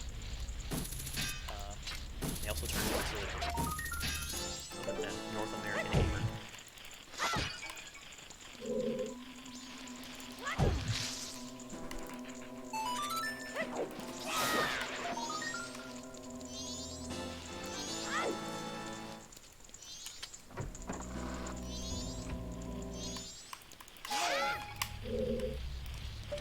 I don't like when it's like this and there's like I don't like when there's cutscene shit in these spider houses, but it's like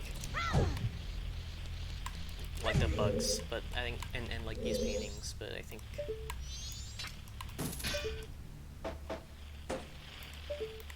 like I wish I could do like use a bomb and get like both of them at the same time, so I could check all of them at once. Or just remember that it's that one, but who does that?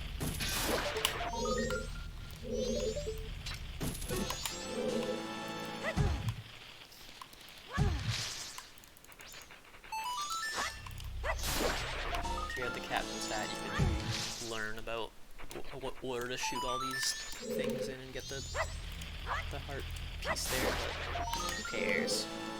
Who needs it? Oh fuck, we didn't get double defense. Maybe I need it.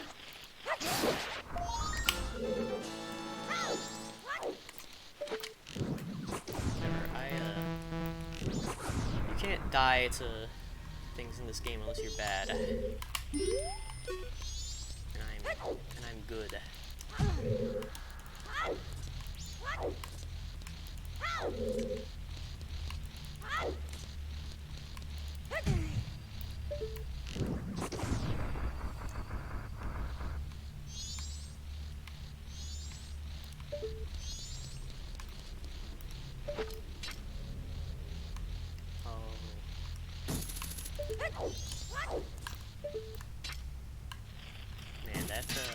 double defense thing really stings.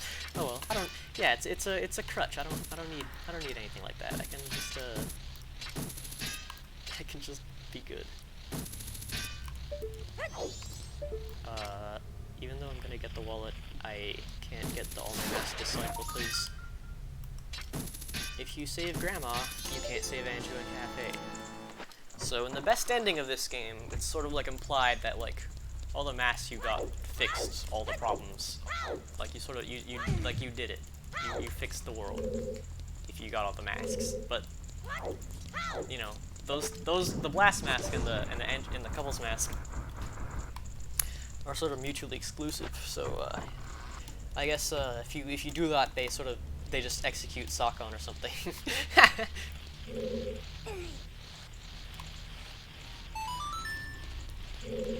You guys know you can do this.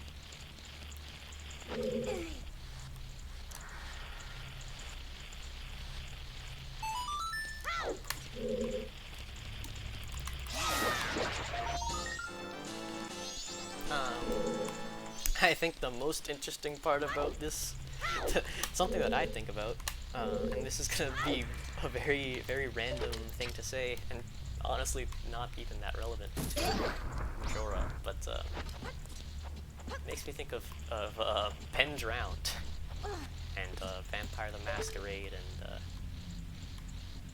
how Jeduceable sort of used the Oceanside Spider House and to reference the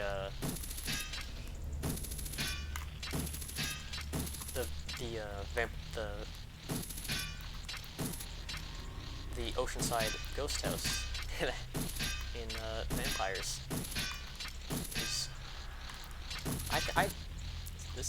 I'm not gonna talk more about Ben Drowned.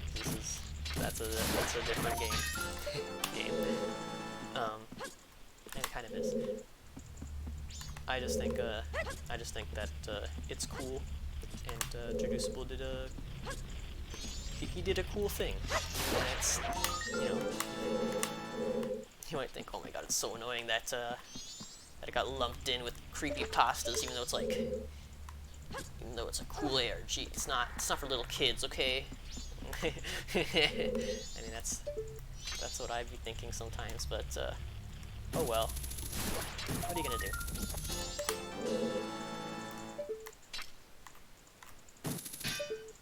So if you know things about this game, you might think, dude, it's gonna be 1:30 soon. You need to talk to Andrew. But the cutoffs for the Andrew and Cafe quests are actually pretty forgiving. You can like they're in fact the appointments in general. I think the one that feels the most strict is like any of the like toilet hand, you know, and the aliens defense. But even then, those are like kind of like the aliens defense specifically is like it's kind of forgiving because you can show up late and they won't have gotten to the barn yet, so they get to the barn at like 4 or something. So you got time. The moral of the story is you just show up late. No one will get mad. People will love you.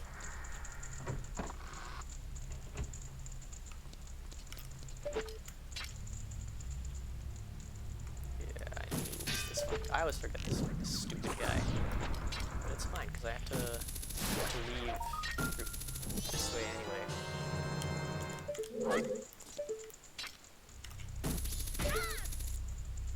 There's a rumor that you can just backwalk your way up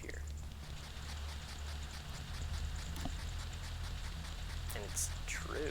What the hell? I never tried this before.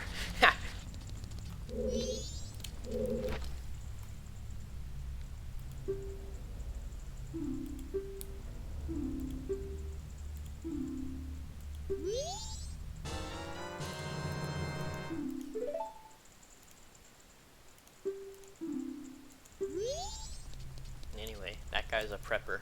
Paranoid piece of shit. I think he might have been... Yeah, I think you might be right, though.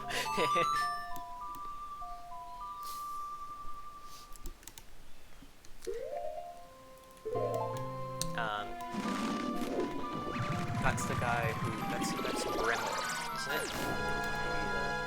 it? He spends all day staring at the sky. Sort of evacuates on the second he evacuates clock, and he's usually like in that spot. Sorry.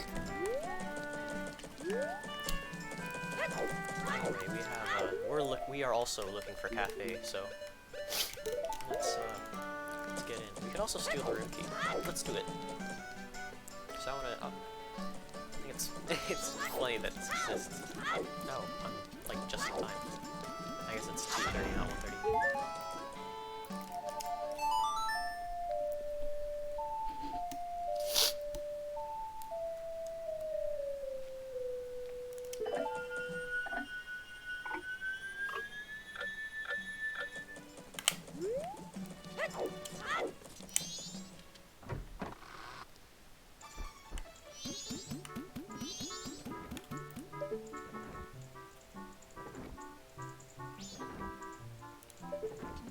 Why don't we watch this?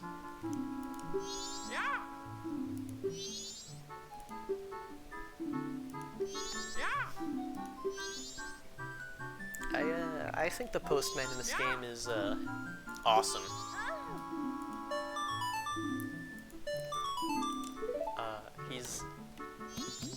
He sort of gets like wrapped up in the Andrew and Cafe question just because how it be. But yep.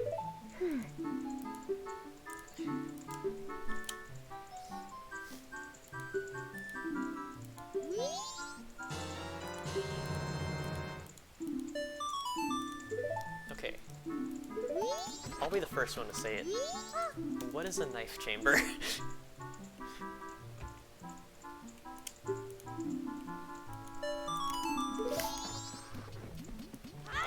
Anyway, now that we have easy access to this,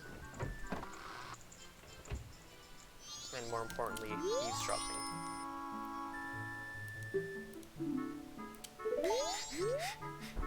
Yeah, title's great.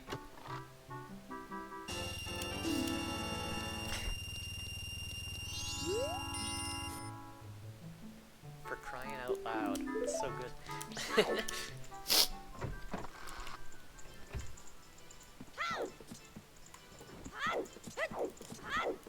I like that Guru is the worst roommate imaginable.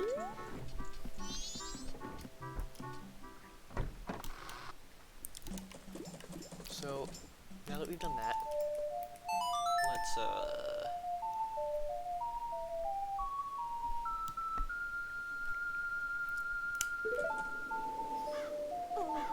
we want to meet Andrew at midnight, but we still have a lot of time before that, so we can hey, it's Link.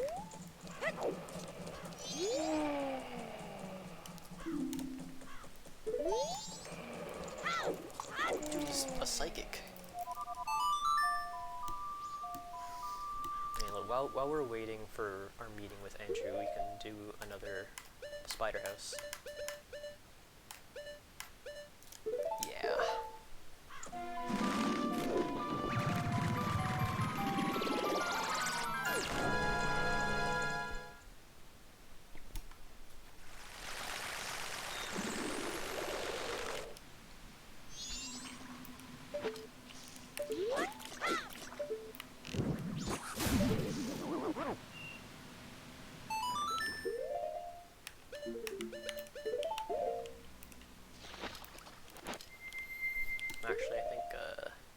This is better.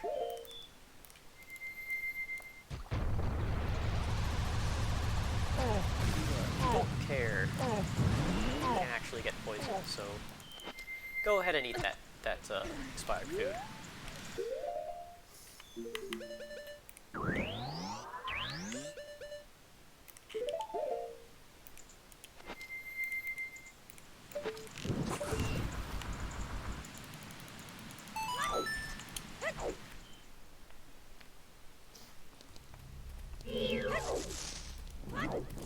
And this is like, the Ocean Spider House didn't have a reference to like the Skulltula curse, but this guy does let it exist, but you know. The other house is still technically cursed when you find it, but there's no one under the effect of the curse. I guess there's an implication that if we didn't break that curse and that guy Bremor he came in and tried to live there, he would be cursed as well, but he'll probably be fine. I don't think it'll matter much whether or not he gets cursed in the next 3 days or not.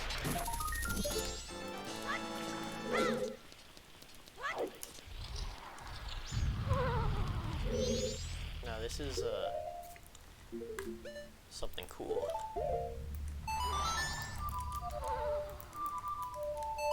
Yep, something cool, Nick's crotch. Something cool is other uses for the temple entering songs. I wish this was done more in the game, because it's this and Captain Kita and like I think and like the Gossip Stone thing, but that's not even like that's like different. Like I think there might be. Is there a thing in this game where you use lullaby to put someone to sleep that isn't the big one? I don't think there is, but but like something's telling me that there is, just because like, wouldn't it make sense, you know? Why not? But yeah, I wish there were. It would be a cool like thing. It would be a cool detail if there was more stuff like that.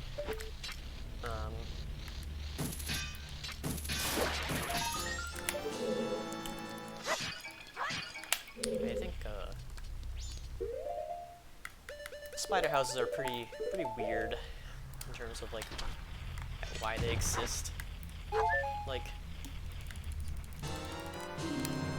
which do you think came first? The fact that they wanted we want a side quest here, or like we want to implement the Skulltulas somehow. Like I'm curious as to which thought came first. It was probably the side, but we just want more content. That's, I mean, I guess this isn't really easy to. This isn't really easy. They're not getting a good bang for their buck in terms of like development time. So you have to make a whole area. You have to make a whole level for this. But it's simple. It's not like it's nothing crazy.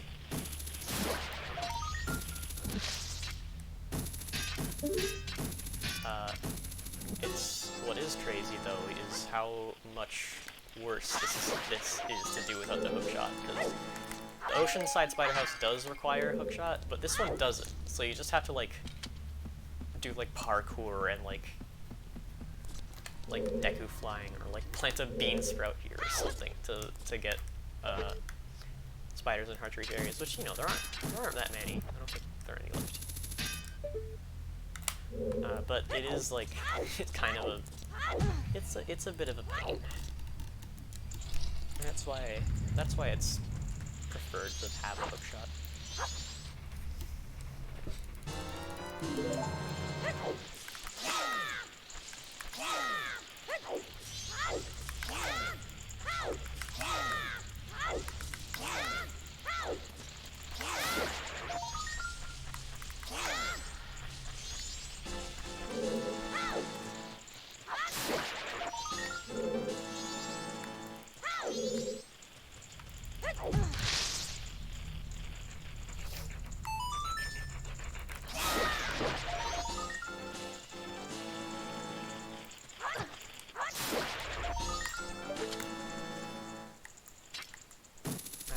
will say that it is kind of satisfying when it's not.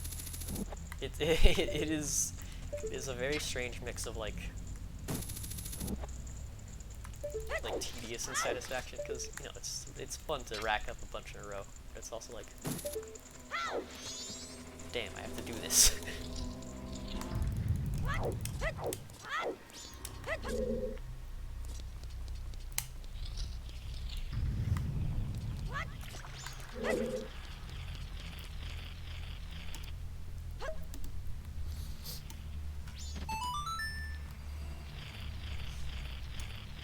So I got 3 bugs, but I don't remember if there are 2 or 3 Skulltulas in soft soil like this. I didn't even know it's not. I think this is like one of the only things you actually use, like putting bugs in soft soil for in this game. I know you did it. There were like reasons to do it in Ocarina of Time, but I feel like this is the only time you do it in this game, so it's not very obvious that it's what you have to do. But you know, there are a lot of soft soil patches, so you might see them and be like, I wonder what these are here for. It's a bit obtuse. No shit.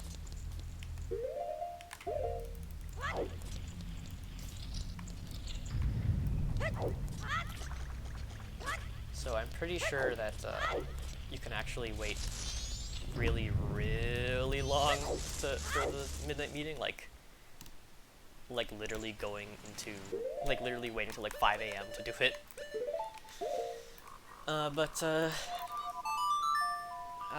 Let's not do that.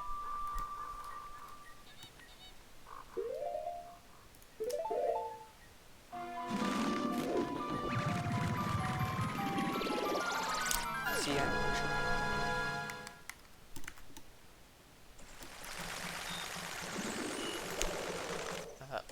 During this downtime, let's try to talk about. I guess it's not going to be downtime yet, so let's just fucking do the thing.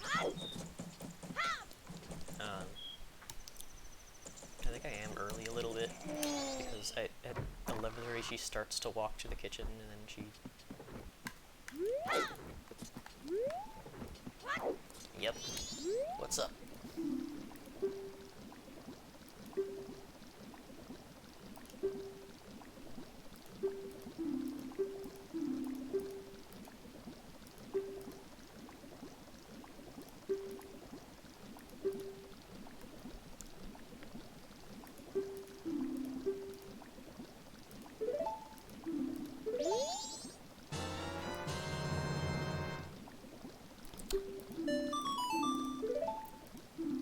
So we made an important promise.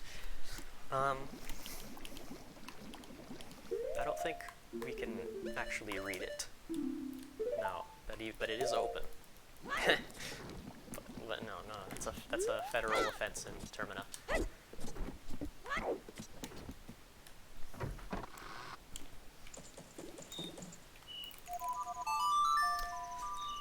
But it is interesting that the mail.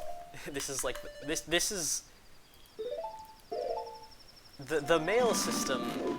It exists for this quest. Like you don't use it for anything else, and that's that's why the postman is like, that's why his story is also this story.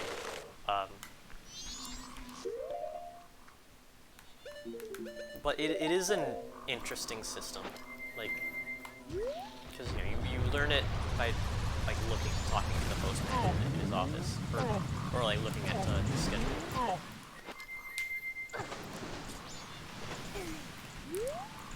And it's just another like detail about Clocktown that the game asks you to pay attention to, which is cool. I like that. I like that you're rewarded for like paying attention to shit like that, because a lot you can make a game and make it so you don't have to pay attention to anything. you may have noticed this if you've seen a game in the last 30 years.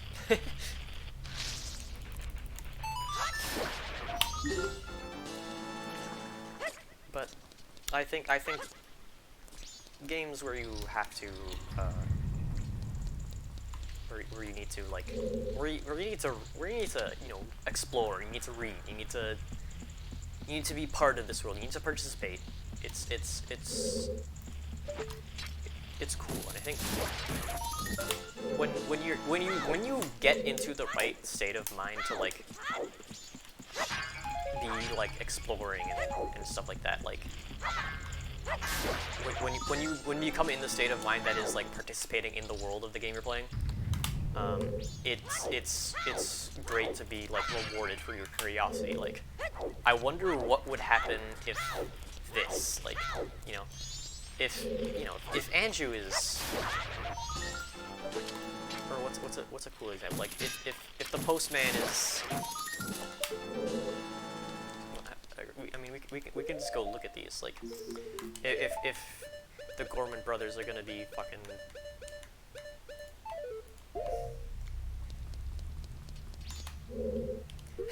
you know, this is something that I didn't get rewarded for my curiosity earlier. But like, if I take the Garo mask from the Gorman brothers, what are they gonna?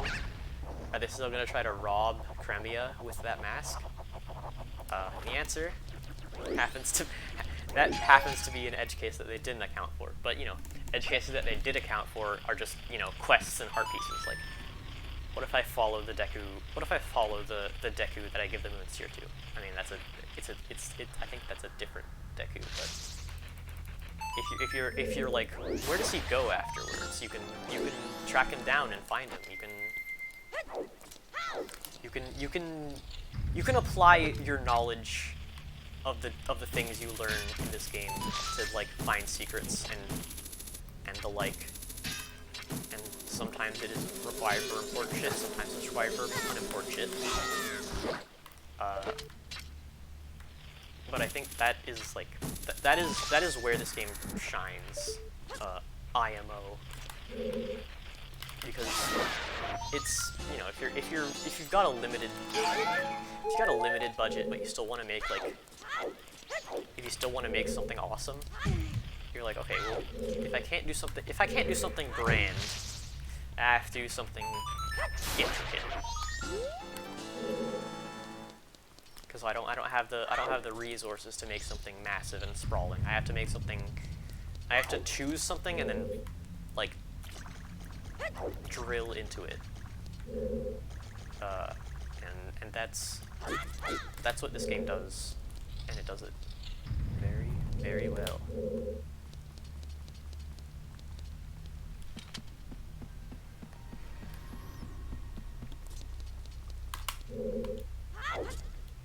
And then, yet again, I am at 29 sculptures. Missing something in this room. Shit.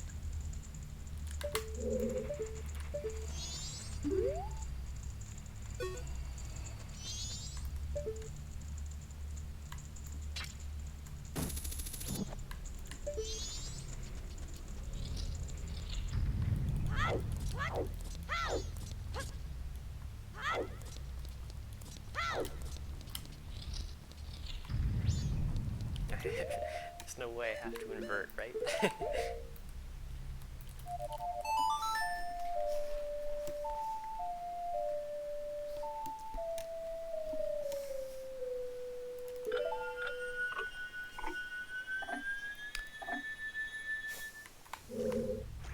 think a lot of people, at least I did this when I was inexperienced, but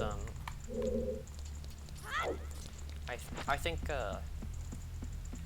inverting and uninverting, I think the speeds that this game has, you know, like the like, sometimes I think like it's kind of crazy how much time inverted gives you. But like, I don't know, it makes like, but when I'm doing playthroughs like this where I'm trying to like manage it well and go for things like this, you know, I think it makes a lot more sense. Did I even go in here?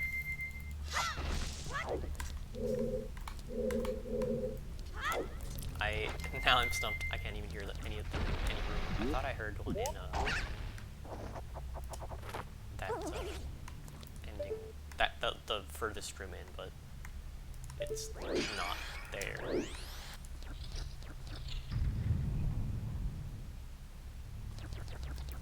Okay, everyone, open your ears. Like, I heard it for like one thing in here.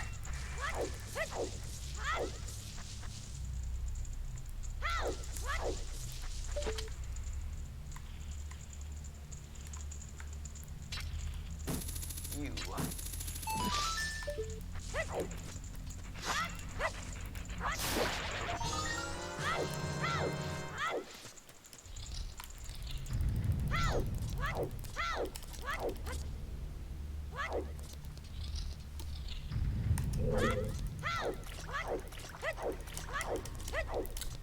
I actually, don't really remember when you're supposed to talk to Cafe.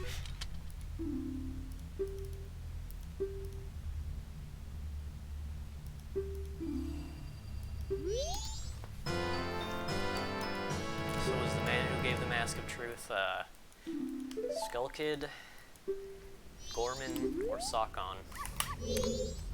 Or Curiosity Shop Man? This game has a lot of con artists, and I think Curiosity Shop Man. Wish he had a name, but I think he's the most interesting to me just because of his involvement in this quest. I hope I can cash in four closes. I don't remember when exactly it is. But let's try talking to him with a cat face mask on. He's got cool stuff to say.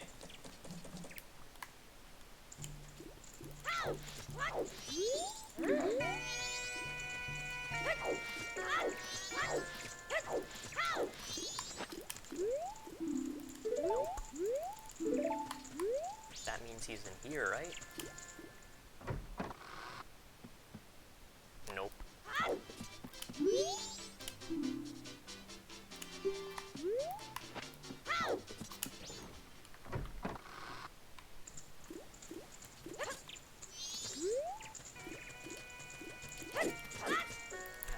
Let's unearth.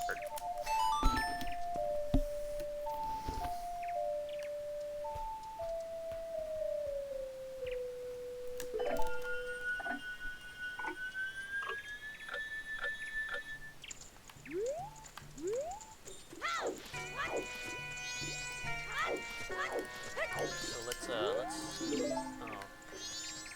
wanted to see the schedule. I think it is just in the afternoon. It's 3 p.m.?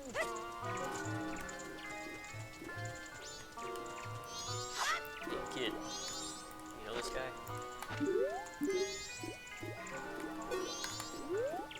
Anyway, I said earlier, I like the Spectre.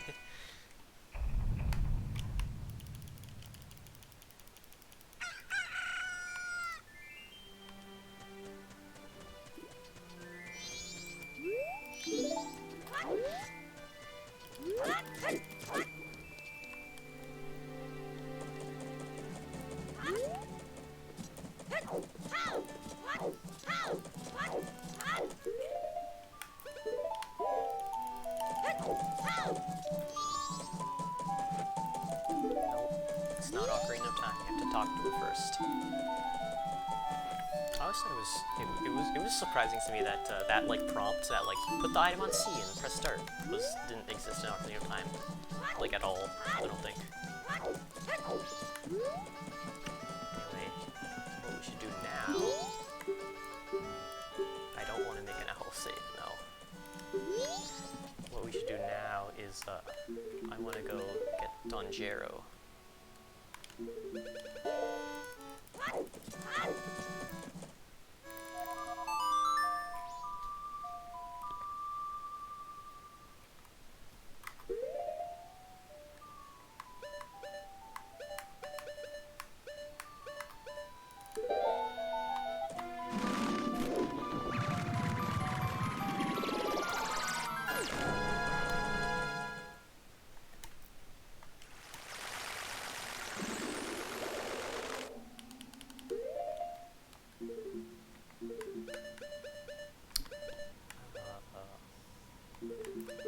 Man, I really am. It's been a minute, so yeah, it's. Is it really first thing in the afternoon? I straight up don't remember. I mean, it's telling me, yeah.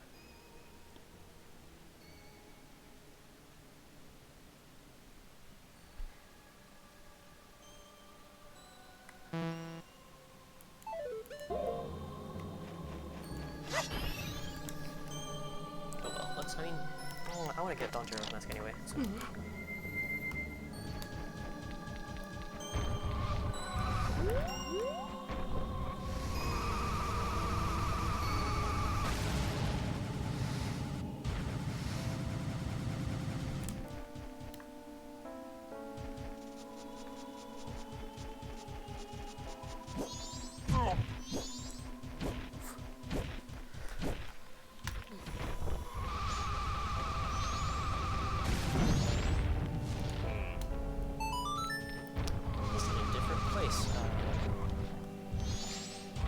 I really like all the like tiny changes between days, like the Goron Elder and like the Mystery Woods, and like there's another one. It's like Mikau and the invisible platforms. There's just a bunch of like tiny things.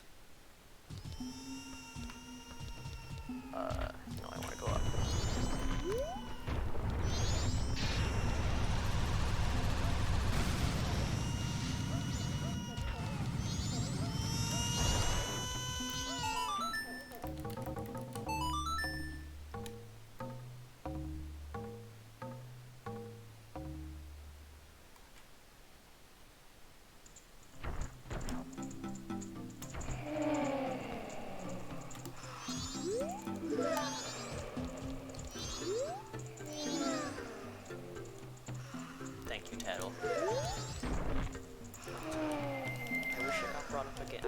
I wish you could put more Gorons to sleep in this game. One of these is staying.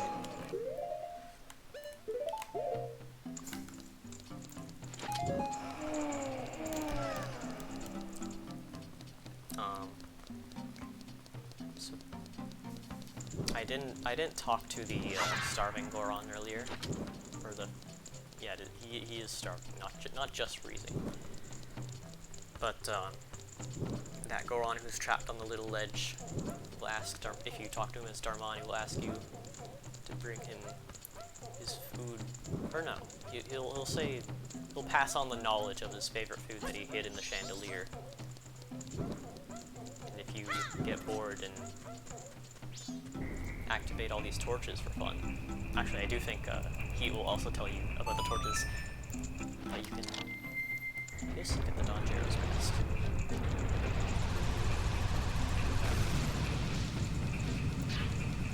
I get when I watch someone do this, they ask me, "Is it rigged to be the last one you get?" And it really does feel like it, because it pretty much always is, like the fourth or fifth one. When I do this.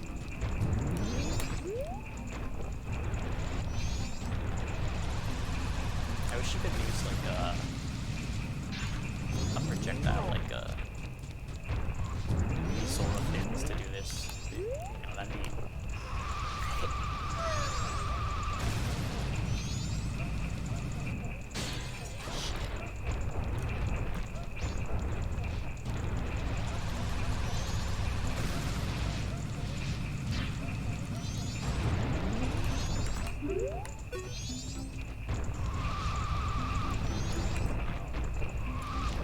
I don't like that it asks you to do this when you can't even see it. But if you start from here, you can time it better.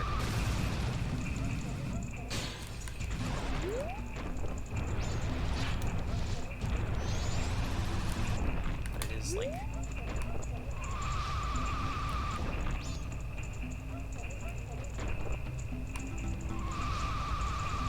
maybe it is rigged.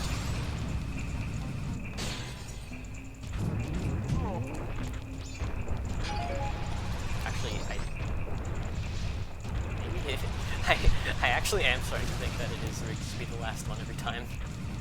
Because I've never gotten it first try.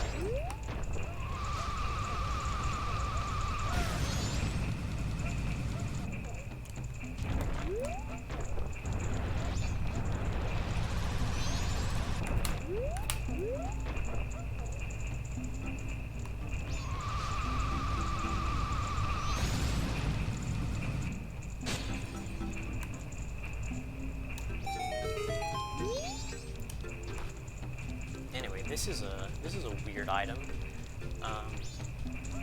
It's like the powder keg in that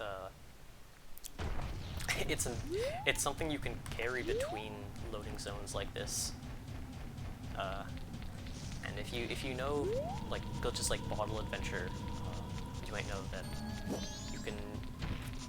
you can fuck around with the fact that this unique thing exists in the game. It's got its own like flags and shit for when you're carrying it through loading zones. Because you have to know, like, how should Link be entering this place with a rock sirloin, so you can get it on like Sora or Link or Deku. I don't remember if Deku can do it, but I've seen it on Sora.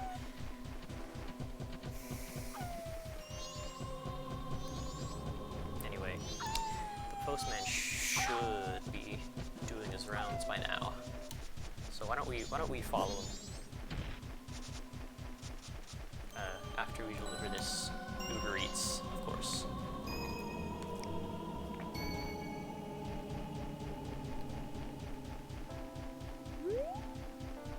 Where is he?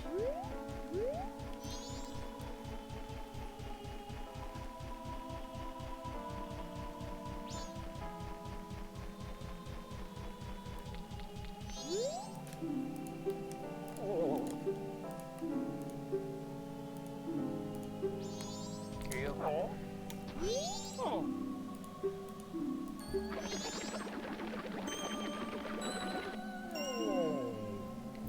This is a really good animation.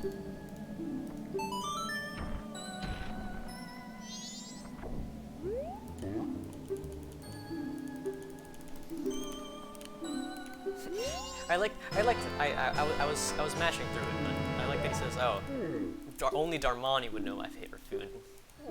Maybe this was Darmani's bestie or something. Or maybe Darmani just knows everything. Or maybe he's mythologized way to a extremely high degree.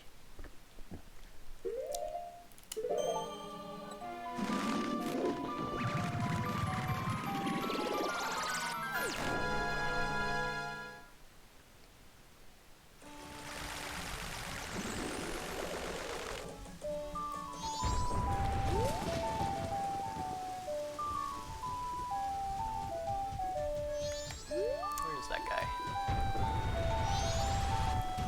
He should be over there. I think the postman is like a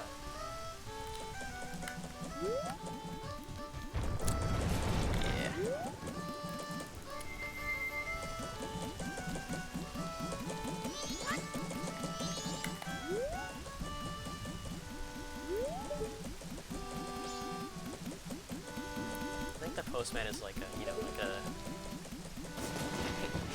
he's like autism rep, you know, like because he's freaking cool.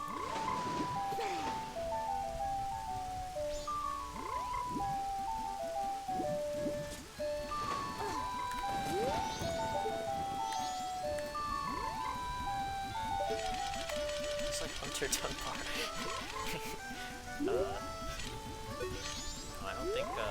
I don't think the three people that would have gone this far into that video to appreciate that bit. God, what a bad movie. Anyway, let's wait for Cafe. This is a nice cutscene, and by nice I mean it kind of sucks for him, but I think it's cool. It's when we find, because you know, if you're doing this quest like the intended way, it's like it's weird, you know, like, everyone has a different opinion on Cafe, you know, because, like, some people say he's a scoundrel who left his wife. He's like a, yeah, I think he's just lead. It's like, it's this marital spat type of thing. And you finally meet Cafe and he's this.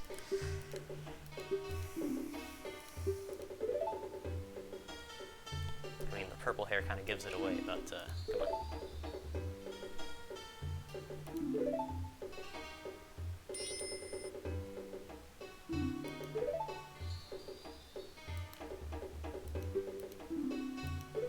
I think an interesting detail about this like quest and like how it goes, dude, tattle, chill, is that the main problem isn't caused by Skull Kid. Like, he's involved, but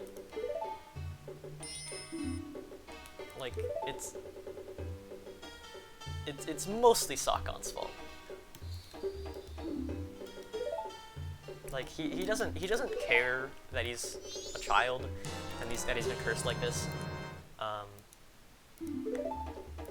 It's that he can't like keep his promise to Anju about the mask, and I think that I think that is a pretty important detail to consider. You know, because you've made an important promise.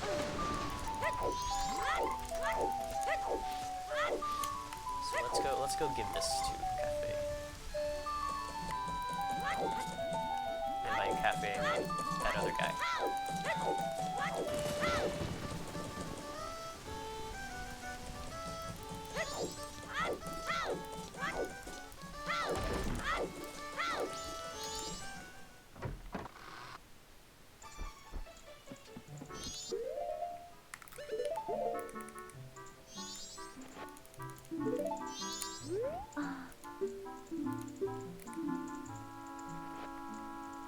It's also interesting to observe how Anju's mood shifts over the 3-day cycle, like before and after she gets the letter to Cafe, and just during this quest.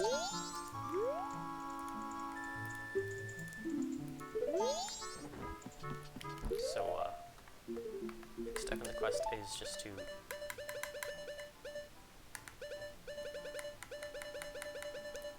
what does it say for Cafe's current status?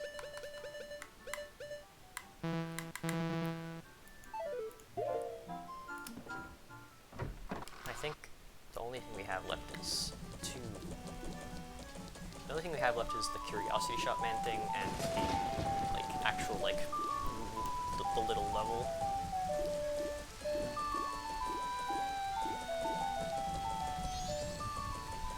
You can there's other like cutscenes you can do. I'm gonna look at what masks I have because I still need to get a bunch more.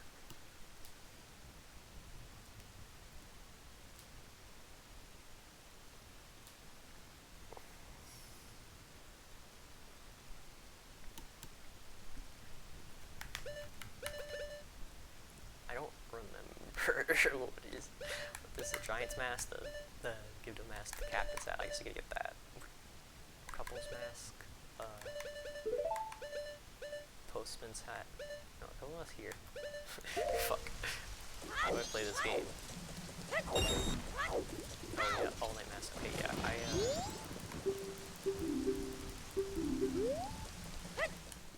I got time to do Ikana shit.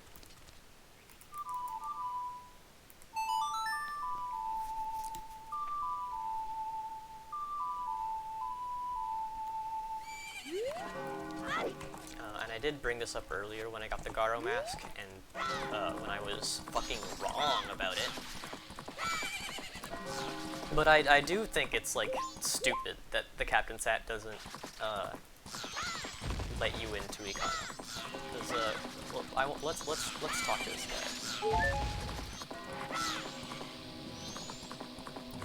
It says,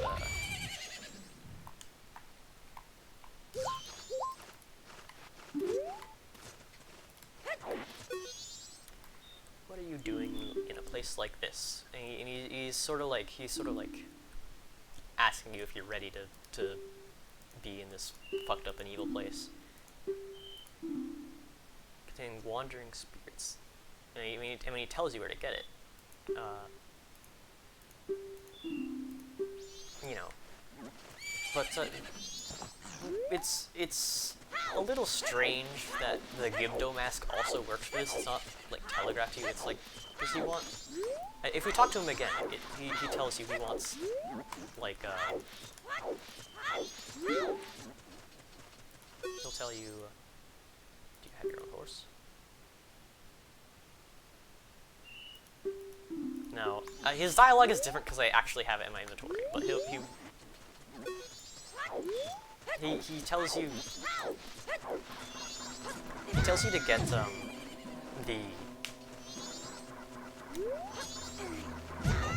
oh my god. I need to equip this anyway for fighting Captain Kita anyway.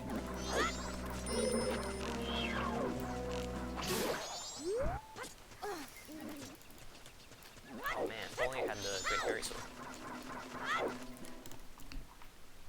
I do think it's really weird that the Captain's Hat doesn't work, because the flavor text of like, or like not the flavor text, but like the dialogue that the Poe Hut guy gives you is like, I want you to get the mask of the like the leader of one of the factions of the war. And the factions of the war, we're talking about the Great War of Ikana, and it's between the Garo and the skeletons, or like, I mean not the skeletons, but like the Ikana soldiers, which, you know, are dead and are now skeletons. So it feels strange that we get it from here. Here's another example of using a song in a cool place. Using a dungeon opening song to open something that isn't a dungeon. Instead, we're opening this guy's eyes.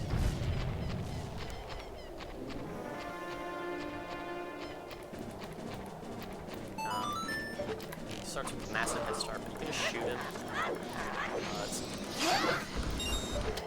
This minigame is kind of hard if you don't do that.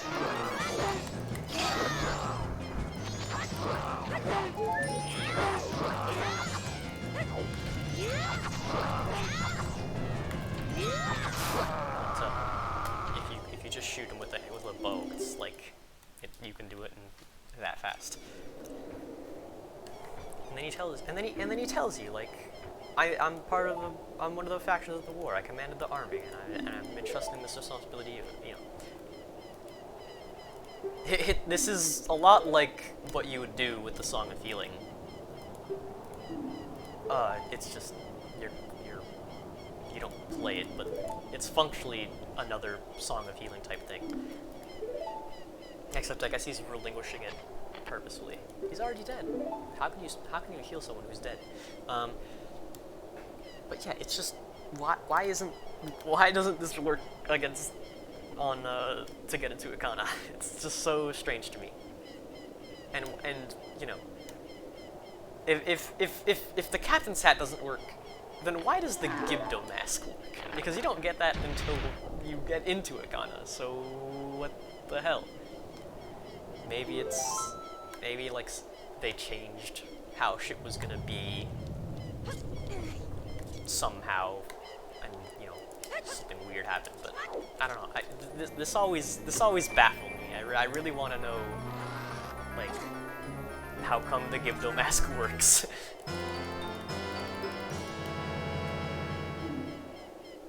Now you should be able to command skeleton armies. That's what this game needs.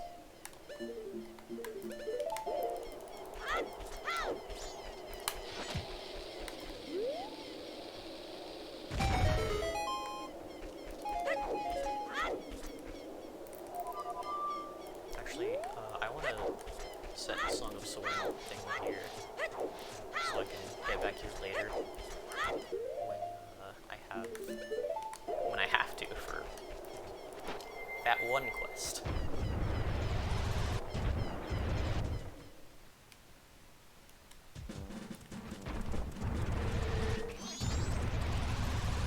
Well, you know, let's as a symbol, as a protest, let's show him the Captain's Hat.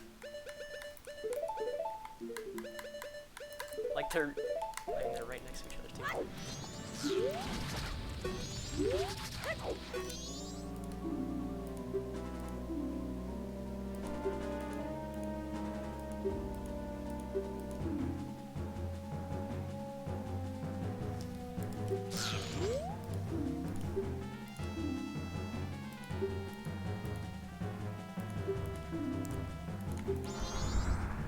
You know, I guess if specifically what he's looking for is the souls of, like, can you bring the wandering spirits to rest? Because there aren't the skeleton. There aren't anyone. The Ikana is actually, that isn't true, because there are Gibdo and Ikana soldiers and Garo in Ikana Valley proper. You know, the Gibdos and the Garo are like in the main area. In Castle Ikana, there are more. Well, there are some. There aren't Stalfos, but there is like the king.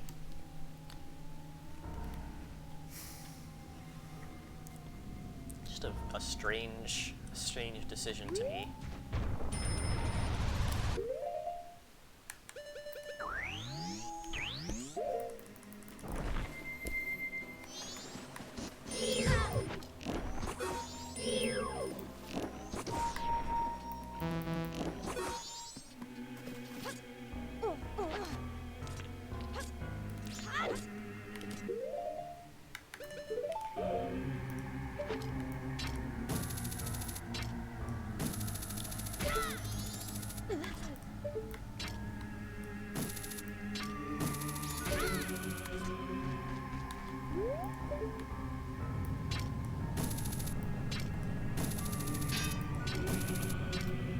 So, on the topic of that one quest, and also that one thing about this game, how people just sort of don't treat you the way they should.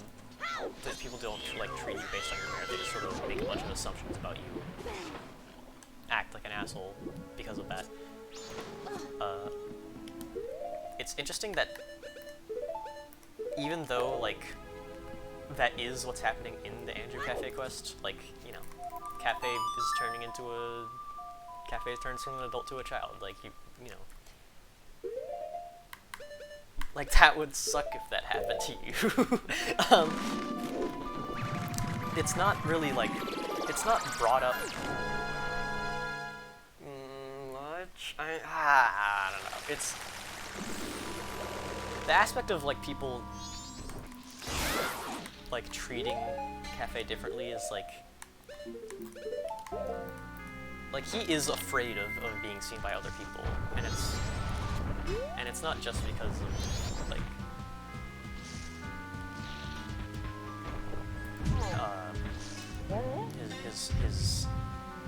his current situation. It's also, the way he talks about it, it's more like, I don't want to be seen without the mask, without my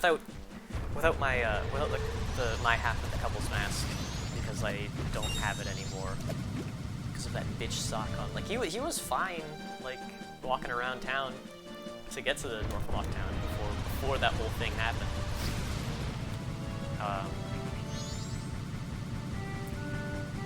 But I guess he is, like, it would be pretty hard to stop sock on if you were in the body of a 12-year-old.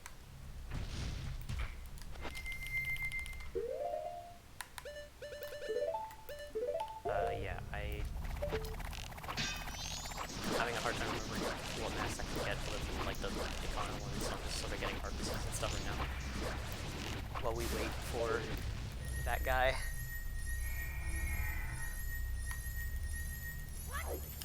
Because we're gonna get, like, 3 masks from this quest, and then we're gonna get one from Ikana, and then the circus leader's mask. I don't know. Is that? I think that is 1, 2, 3, 4, 5, 6, 7. Okay. And which ones are we missing? Oh wow. Oh, the ultimate mask, that's what it is.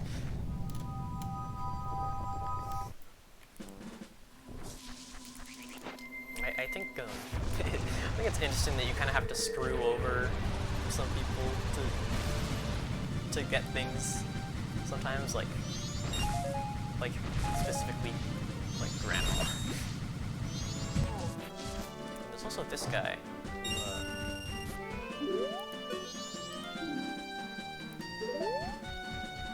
Who's trying to who sort of like teaches you about the curiosity shop man's crow. Like will rob you of your items, and like, and he brings them back to. I just think the whole scam he's got going on is pretty great.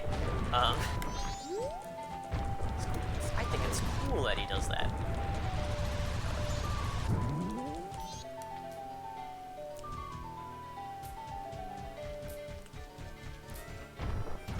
I mean, dang, what else is there to do in this game?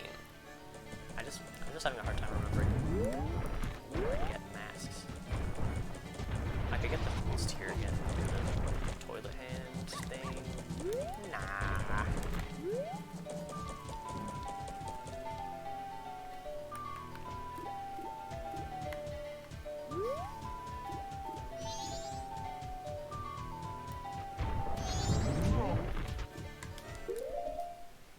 Anyway. We have downtime. We might as well make use of it. So let's talk more about those guys. I think another thing about Andrew and Cafe Quest is that like everyone you talk to except for the people involved, and you know even then like low key they. Like Andrew doesn't know the situation, so she's not like her assessment isn't like she's not confident in her assessment, even though she has like the right guess of what the situation is. Like she, as in like she trusts Cafe still. But you know everyone who isn't Cafe is just. Everyone who's in Andrew or Cafe is just like wrong. They're like, okay, yeah, Cafe is a piece of shit. No, Andrew's a piece of shit. They should just, you know, the other one sucks. They're picking a side in this perceived couple spat when it's not a couple spat at all. The only person who,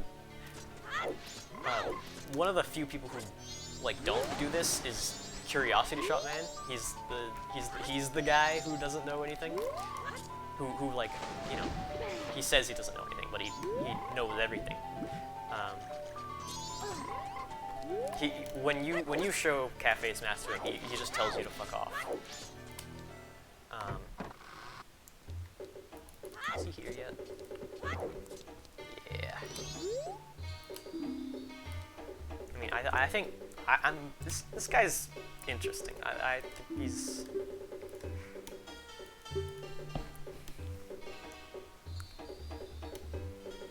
He's shady, and he is a scam artist, or not a scam artist, but he does like steal and fence, and he's involved in all kinds of shady shit. But he's I guess he does something chill.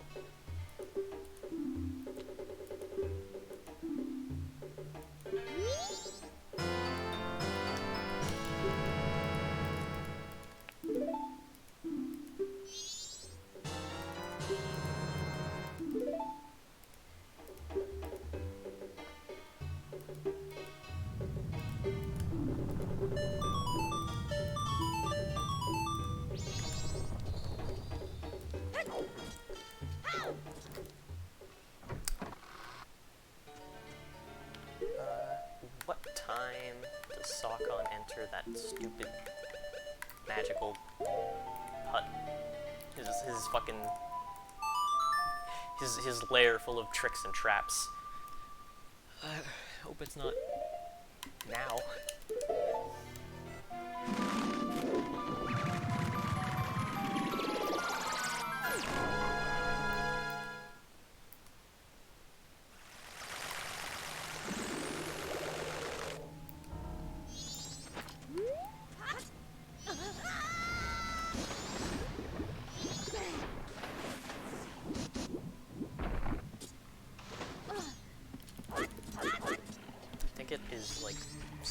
Yeah, exactly. I have to... I'm gonna check.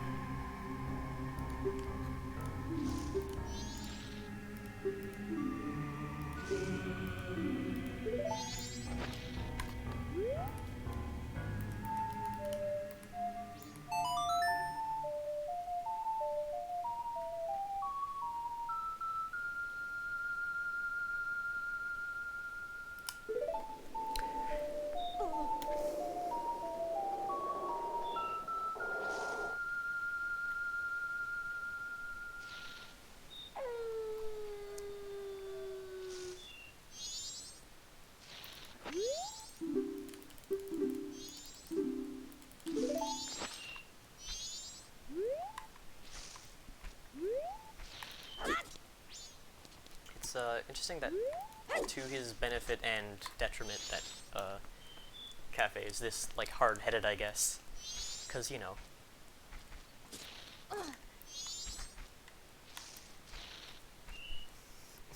He is persistent in waiting for Sakon to do this, and he's right there.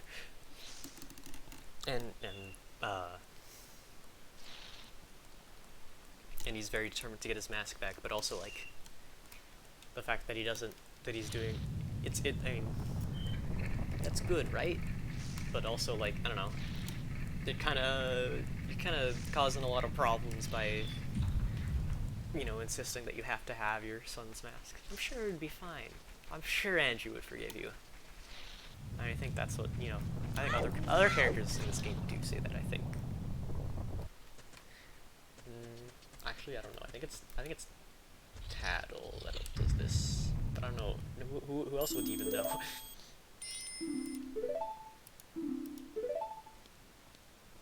Cafe, look out.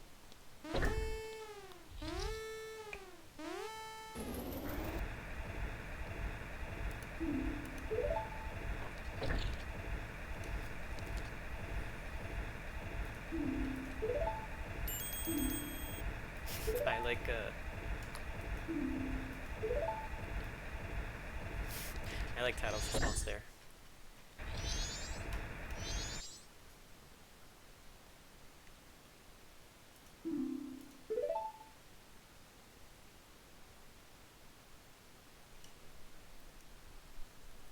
It's a very weird map.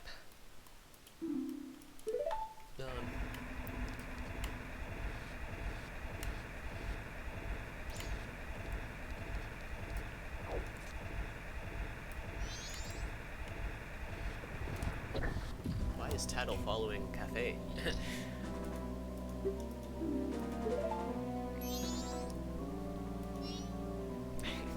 I don't like him.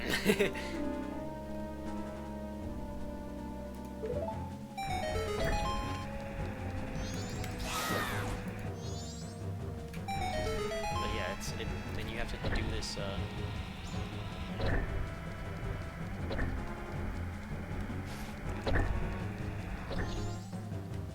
this little sequence where you have to do the puzzle in a time limit. And you know, it's really forgiving because, oh my god, it would suck if you got all the way here and then failed.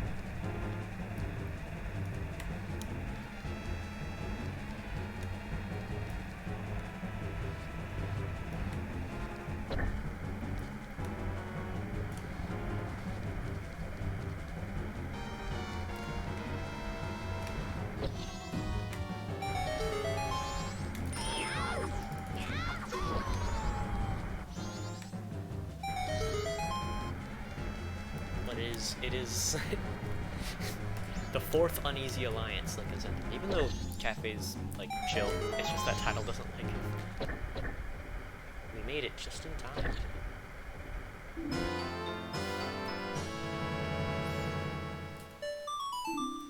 I do think it's cool that you know, there's a this is like an alternate Link model.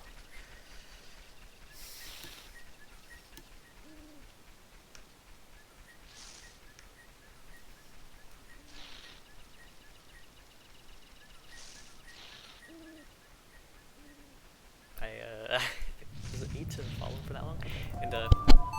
And then they apparently that took 6 hours, so now we're in the final hours.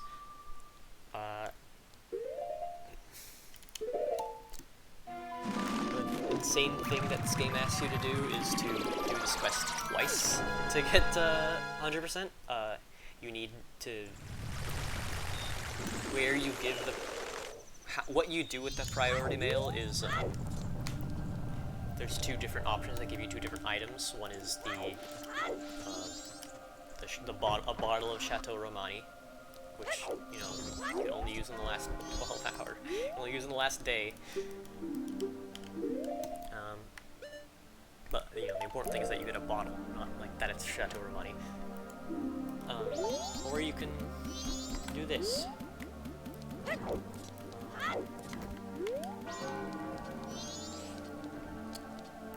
So let's watch his final delivery. I always kind of liked how this guy works, because, you know, you won't flee unless you give him a quote unquote excuse to.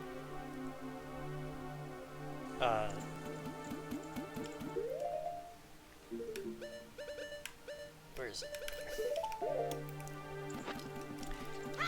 And like his excuse here, like he sort of like knows like this is an absurd situation. Like, you know, the world ending is an absurd situation.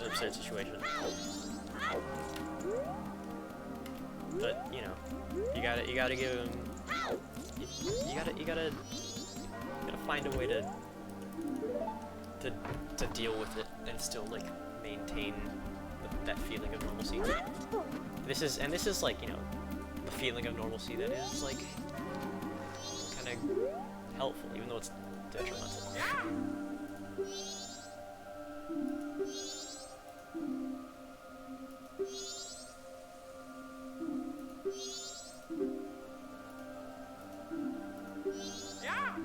It's priority mail.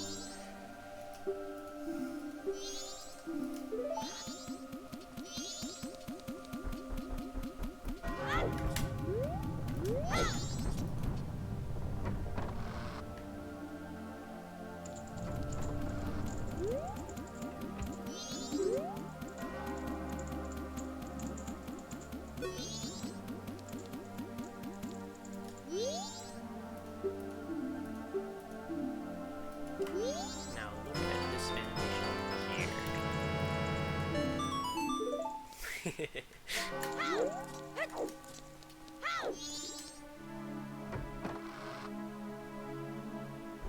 And now finally, this room is no longer empty.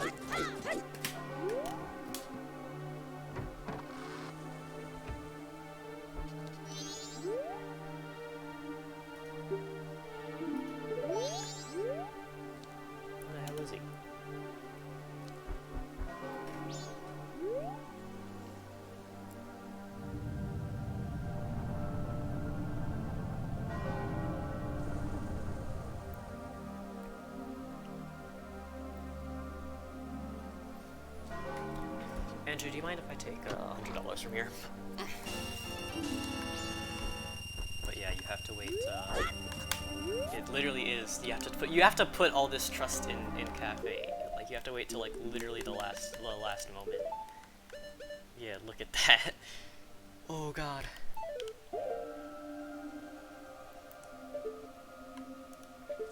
And it really.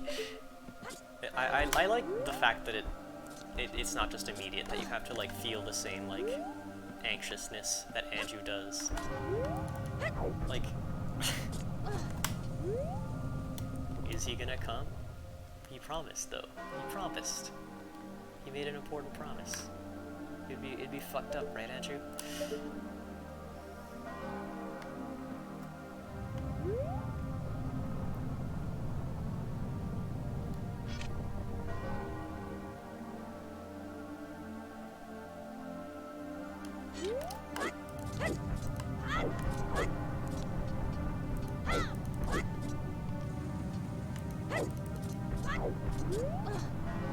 I think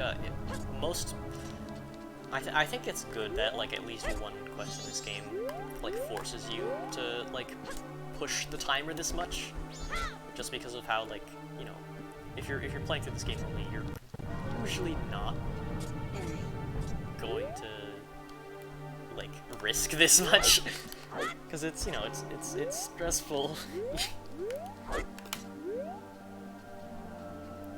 Did I hear footsteps?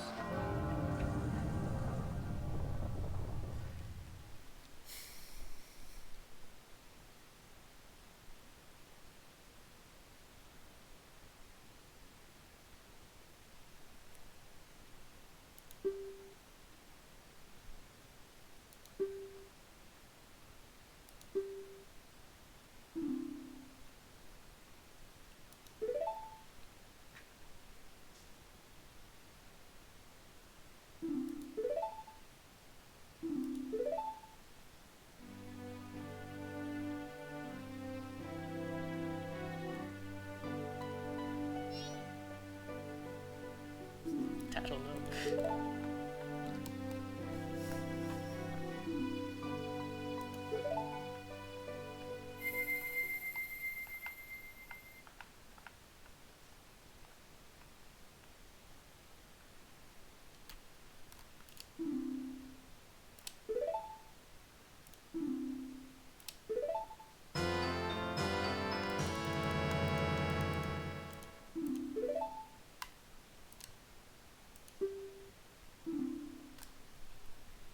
I mean, it's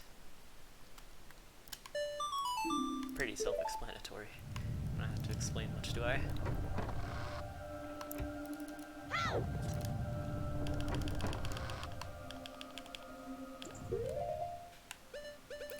Seems like the morning will come pretty soon.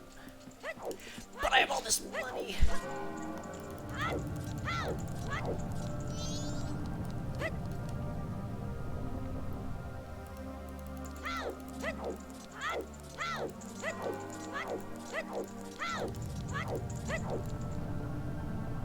I do like how a lot of shops and the like close on the final day, except for the crazy people, like the post office and this guy.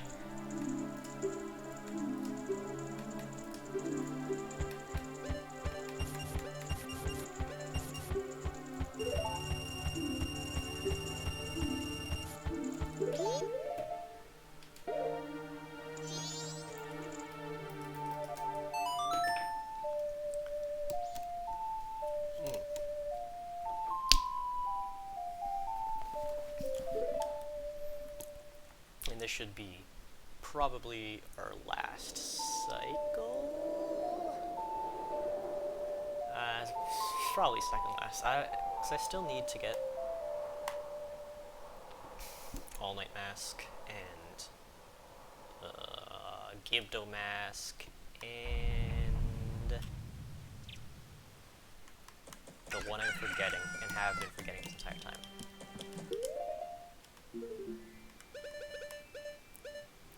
All Night Mask, Gibdo Mask, Giant's Mask. Okay, yeah, this will be the last cycle.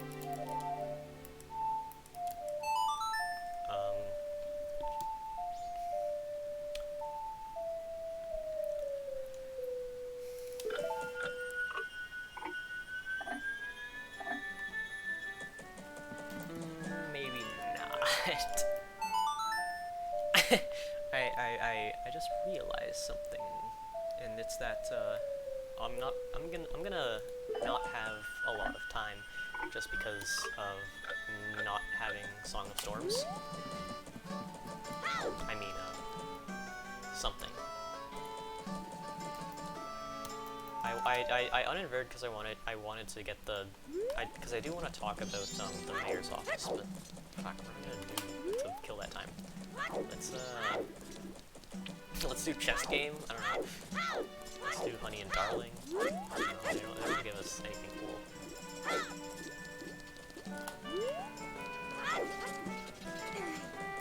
Let's just do fucking mini games until the mayor's office opens.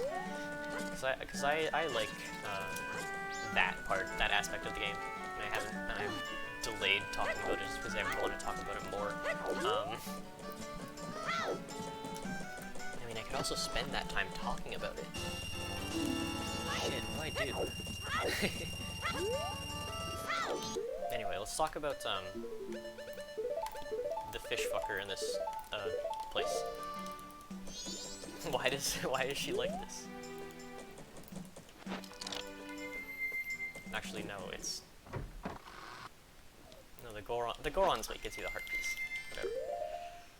But, it's funny how she charges you 5 rupees.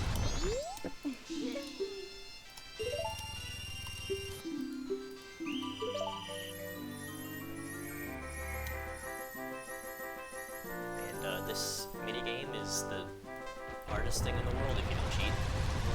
Just because it's completely randomly generated every time.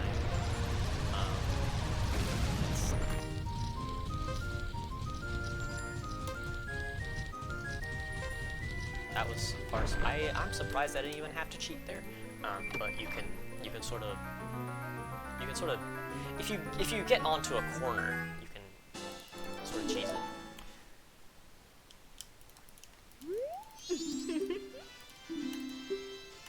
Why would I do that?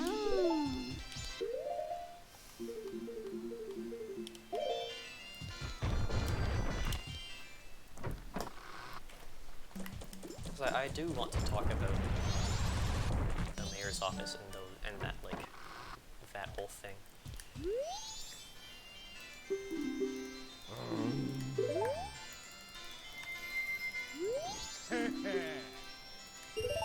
Let's see if I get it.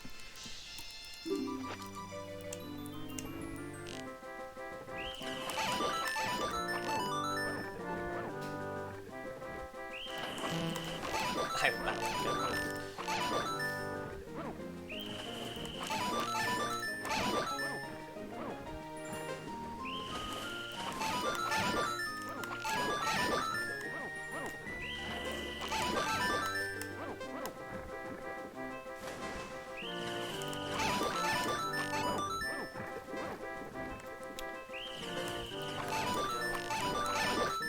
Not the aiming in this game is a common complaint. And yeah, it is I wish there was a way to move it precisely, like maybe if you held down a button, you could slow it down, like a scope game type shit. Definitely not getting perfect.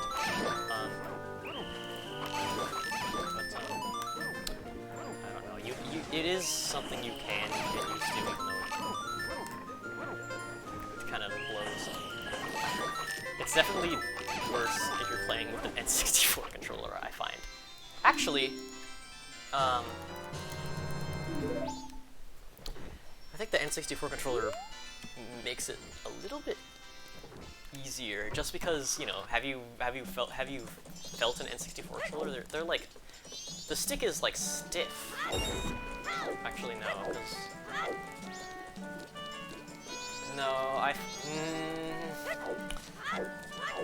it's still awkward. I was gonna say, like, maybe if because the stick is stiff, you have, like, doing a precise maneuver is, like, more possible, because, you know, you have to do more to get it to that angle. But when it becomes stiff is also, like, the moment it starts detecting inputs, so it's not kind of fucks itself. So this is I guess, like, COVID denial type shit.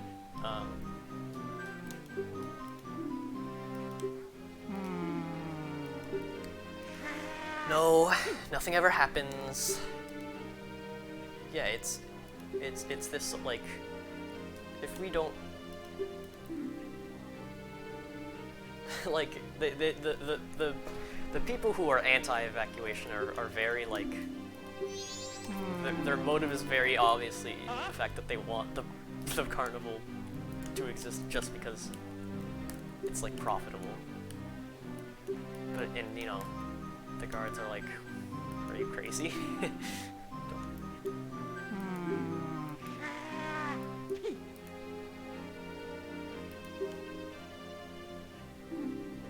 he's all, this guy is like,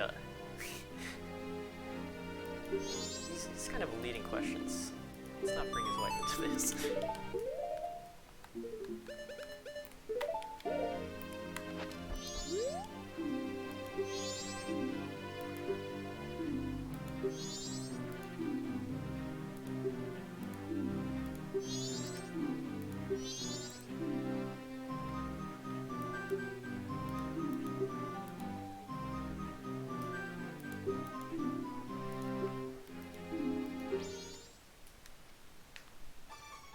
There's no mask mandate in Clocktown.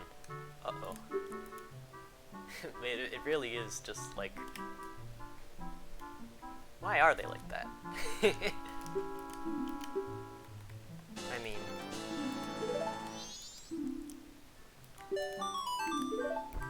It is yet another, like...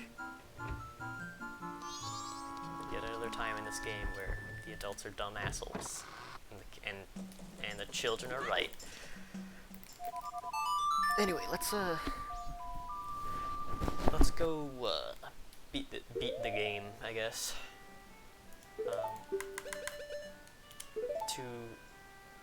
To get the all-night mask, I will need to save Grandma from getting mugged. So hopefully, forget about that.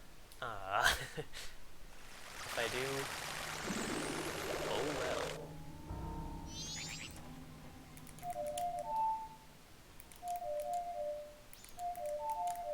I'm not trying to play the Bolero Fire, I promise.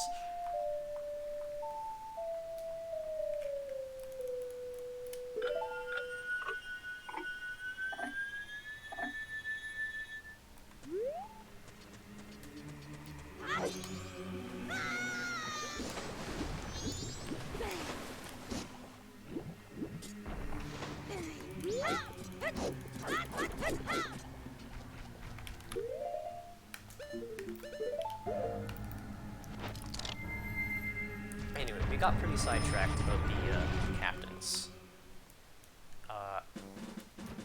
Ikana is probably the most interesting location in this game in terms of things to talk about. I know my commentary has not been it's sort of fallen off in the last 2 hours, but now I think now I'm ready. This is like the shit I've been waiting to talk about, man. So let's put on the captain mask and let's commit identity fraud, etc., etc. You know, the usual.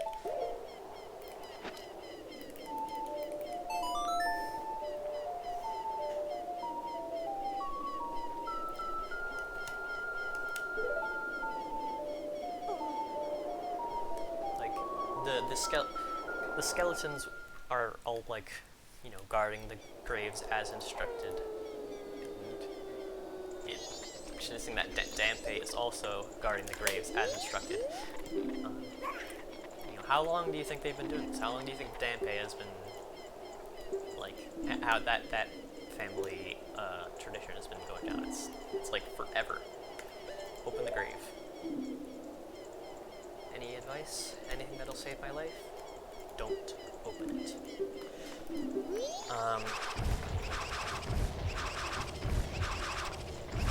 But it is interesting that after all this time, they're like, okay, we're done. Dismissed.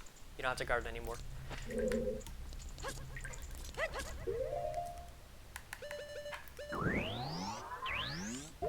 don't have bombs.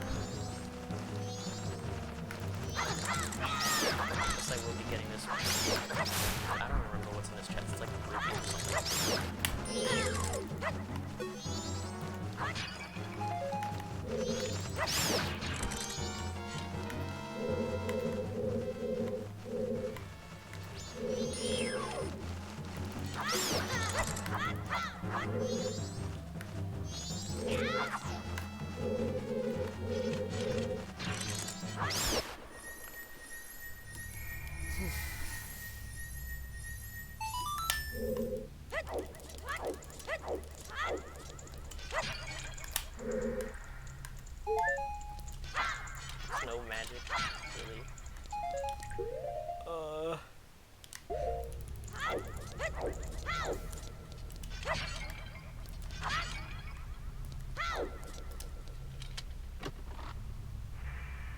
A Deku stick upgrade. I don't fucking shit.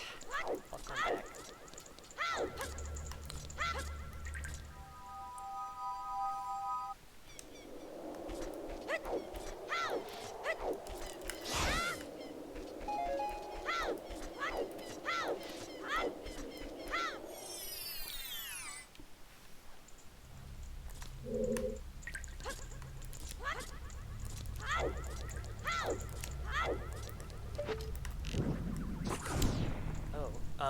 While we're on the topic of weird shit in this game, I want to bring up.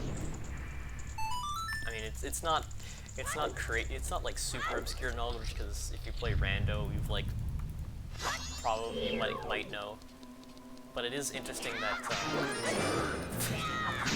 there is a single drop in this game with 30. There's one crimson ruby in this game. The way you get it is by. I have to not get it. Is by in Ikana Graveyard you have to kill all the bats and then talk to Dampe. It is a very like. It's a very random like thing you can do, but I'm glad it exists.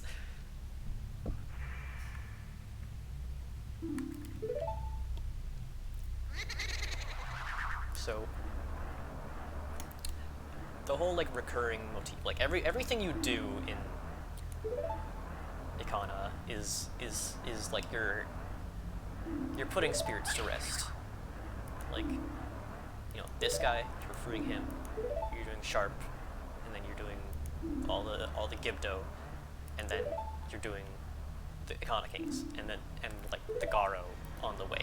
Like, there's a lot of that. Like, you know, 2 different warring factions, and the Gibdo, who I guess are like civilians. I don't remember. I think we can check by talking to Pohut guy. Let's try that. But first, let's learn this song that is this very useful song.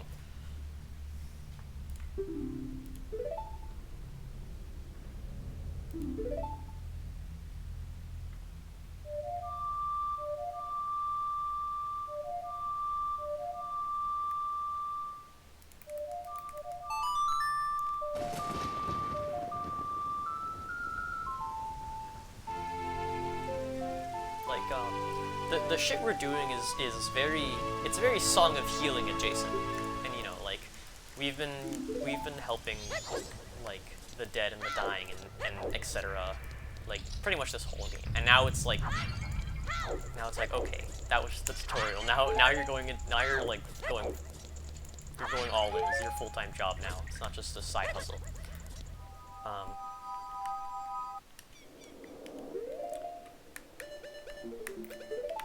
But like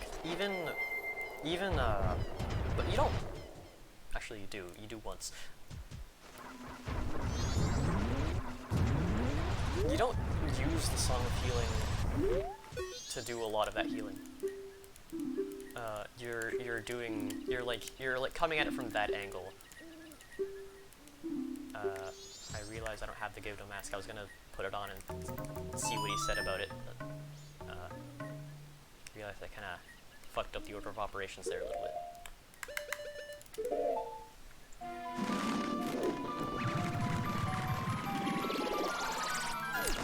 And I have not forgotten yet that I have to save Grandma.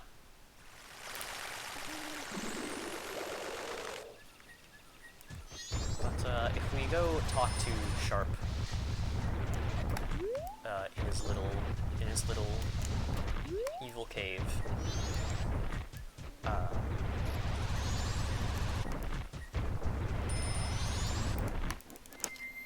all those settlings are Garo encounters, by the way. I'll do like one. But like, we can see, we enter his cave, we piss him off because he's a kind of a dickhead, an angry, dumb dickhead.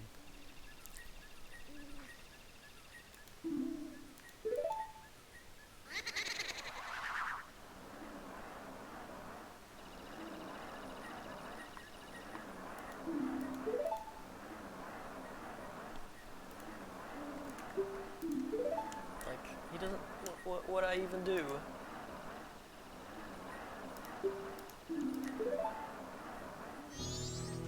Like, if you try the Song of Healing, who will outright say to you that, he's too far gone for it. Look, it's like,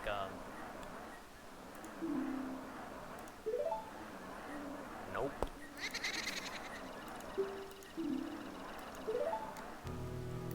So what we really have to do is remind him of his brother, who's about, 10 minutes away from him.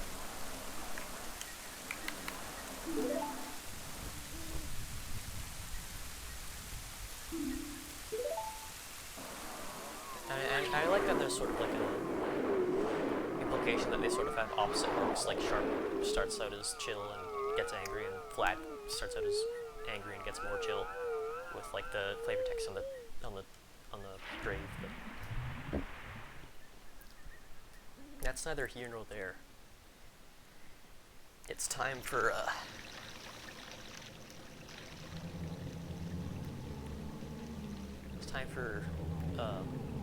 Caramel Danson to play on this thing. Oh yeah.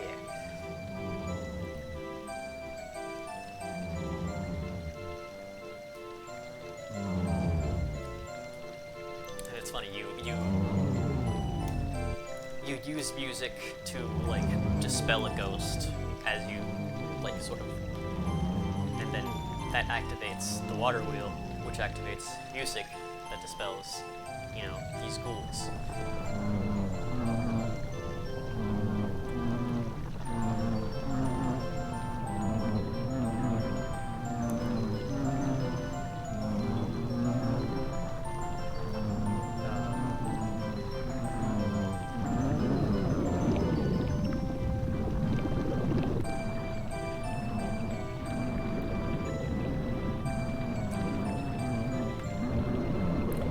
The way you would figure out like how the fuck you're even supposed to do any of this, because this is like the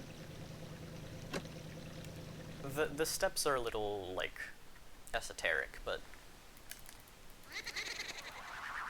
Tadwell will tell you like, I sense a presence here and you need that mask to get in. I guess a game design reason I can think of for not putting the captain's mask here would be to make sure you only have the Garo mask.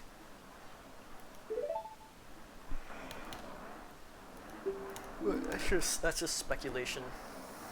Somehow Skull Kid is behind this.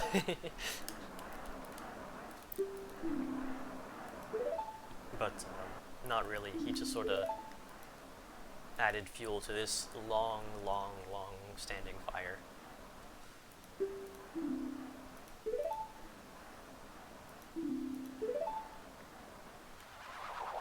I don't know, you didn't really tell me how to get to that castle.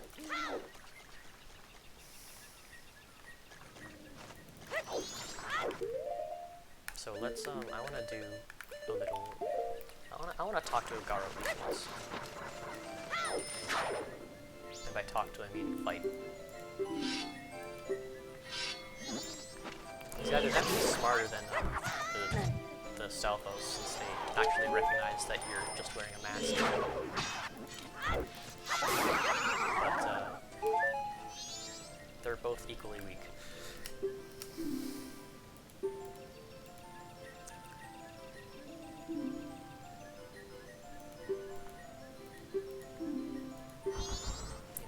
The intended way to figure out what the hell to do in the sequence is to talk to all the Garo in this land, and use the Mask of Truth as well. Because there's there are lots of gossip stones as well. They're true things that reveal what to do.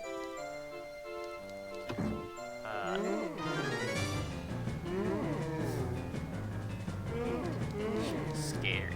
Don't kill him.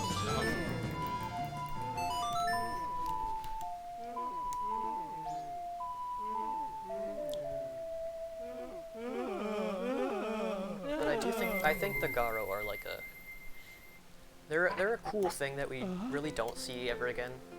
You know, I don't care too much about like I don't care that much about seeing creatures in later games, but I do. It makes this game feel more unique.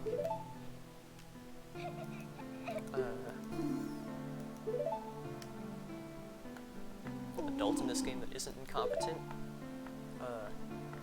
means you must suffer a terrible fate. This is no exception, except this guy is leaving a child to fend for herself by suffering that terrible fate, but worked well for her in the end.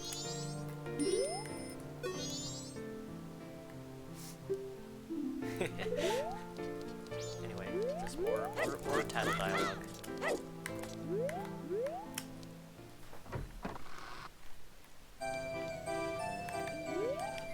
So now that we have that one thing, we can... Wait, oh, hell, I'm missing another one. Right? All Night Mask, Giant's Mask, and... Uh-oh. It's probably fine. It's probably fine. I'll remember it at some point. I only had 3 left. What the fuck? Anyway, let's do this part of the game that is not as bad as people say. And it's called Be Stupid. No, I'm talking about the quest in the bottom of the well.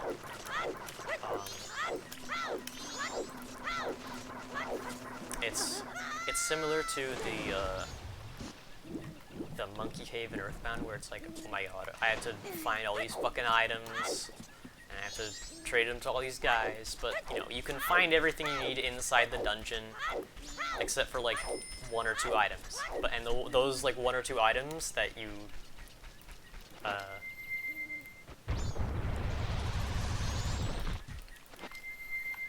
can't get inside the cave, you just get right outside the cave, like this one. Because one of the guys at the start needs a blue potion. And it'll also give me a hint as to how to deal with the weird spirits here. And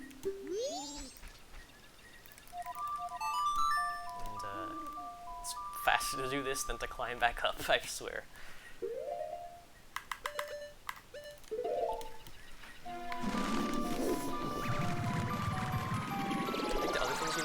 Bombs. And I know you eat fish, but you can get that inside. You can get bugs, but you can get that inside. You can get sticks, but you can get that inside. Like, it really is like, if you prepare in advance, you can do the dungeon faster. But also, like, that means you have to prepare in advance. It's just like you gotta do. Probably will do this dungeon in 2 segments, just because I have an obligation at midnight.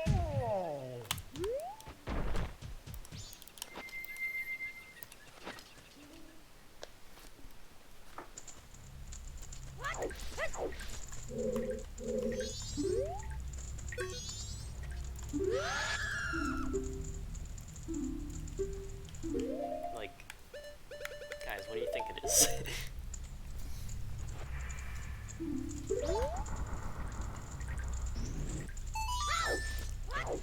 Let's talk to this guy to see what he wants. He wants 5 big beans. All right, that's that. I think that's the that is the other thing in this game. That's the other thing in this dungeon that's obtuse, because you can't get that here. Let's let's soar to Woodfall and get him. But we need rupees, so let's go to Clock Town.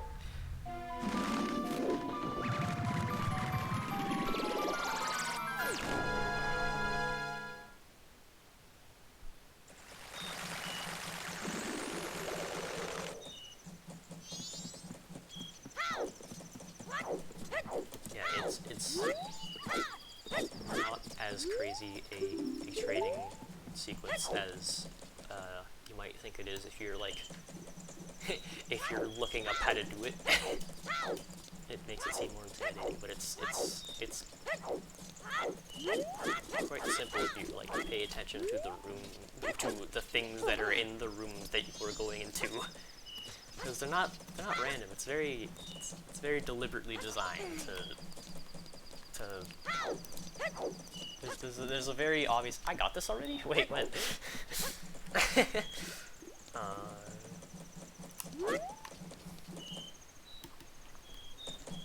actually don't remember. Oh, I guess I did. That is where my 100 rupees for the blue potion came from. Ooh.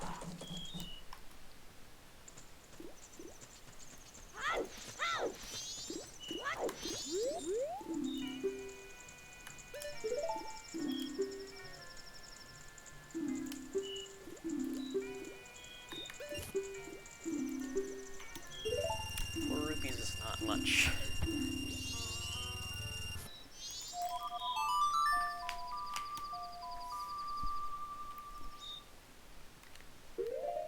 I always wondered why that like mechanic existed. It's just I guess it's just a little like it's I feel like it's more for flavor than for gameplay reasons. Because 4 rupees is not gonna make or break anything. Unless it was like that you were literally withdrawing all of your money at night, or unless you're playing randomizer and it's randomized to like 50 rupees. But that's not a game. That's not real. That's a dream I had.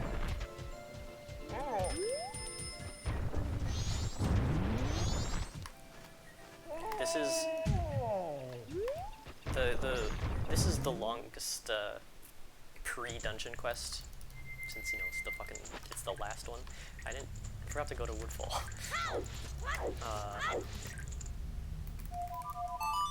And it requires quite a few steps. Some you can do in the same cycle, and some you don't have to do in the same cycle. Like, you don't have to get the Gibdo map in the same cycle as doing the bottom of the well. You have to get them to you can do the bottom of the well in its own cycle, because the mirror shield can be used to enter the Ikana Castle. It's like three mini quests instead of like one really long quest. I like that a lot more than the Pirate's Fortress thing, which is like 2 quests, one in Pirate's Fortress and one in Pinnacle Rock, but like they're basically one quest, and it just takes a while.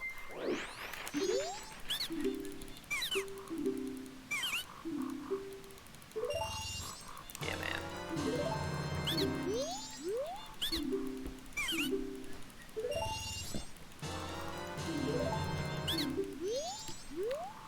I think some like rupee drops should be replaced with like bomb shoes and beans more, just because I think rupees are easy to get, and you know, yeah, they're like a universal good thing to have, but you'll never have like everything else, you're like sticks or nuts or something. You're more likely to not have when you like encounter a situation where you want to have them. Like you usually have enough rupees in your exploring, so I think you can sacrifice 1 or 2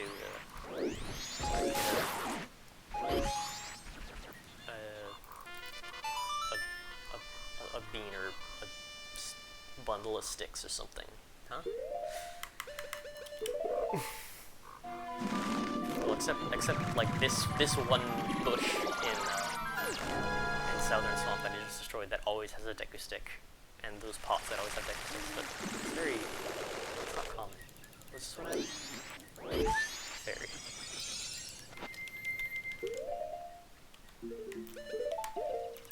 Anyway, we have to haul ass. We also have to talk about Kana.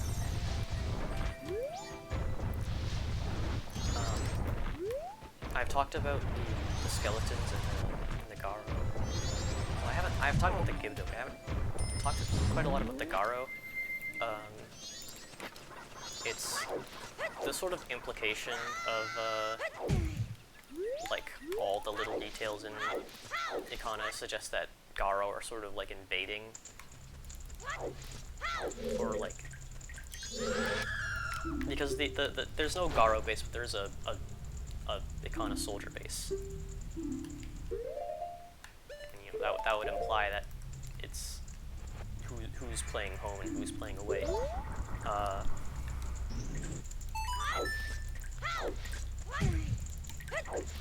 And the Garo are sort of interesting. They're very like there's sort of like a ninja aspect. I mean, they're obviously like they look like that, or like and like they are like they're stealthy. They do they do recon. Give me water. I wonder where I can get water. Oh, it's on the other side of this room. Some of the talking ranges are quite generous. Leave me 10 big booms. I don't think there even is a fish in this this pool. I think it's just water. No, no. Anyway, it's also this is the area in the game with the most like traps. Not the bottom of the world, but like Ikana in general. Like Ikana Castle and Stone Tower also have like all these fucking like this is like Tony Hawk's Spike Pit, you know.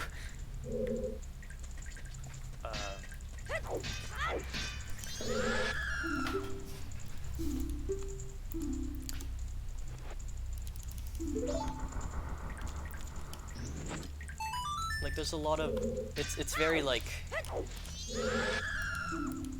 it's like Indiana Jones kinda, where you're like you have to this is out of everything in this game, this is the most like versus an ancient civilization type, not versus but like interacting with an ancient civilization.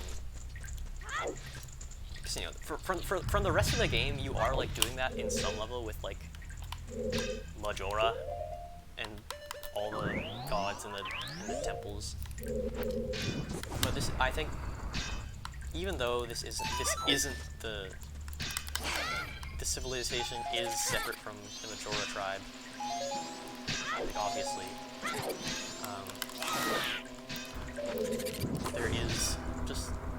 there are a lot of ancient evils in this game.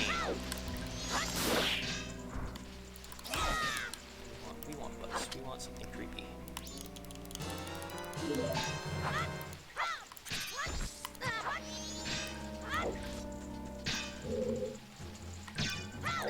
The only thing is fairies.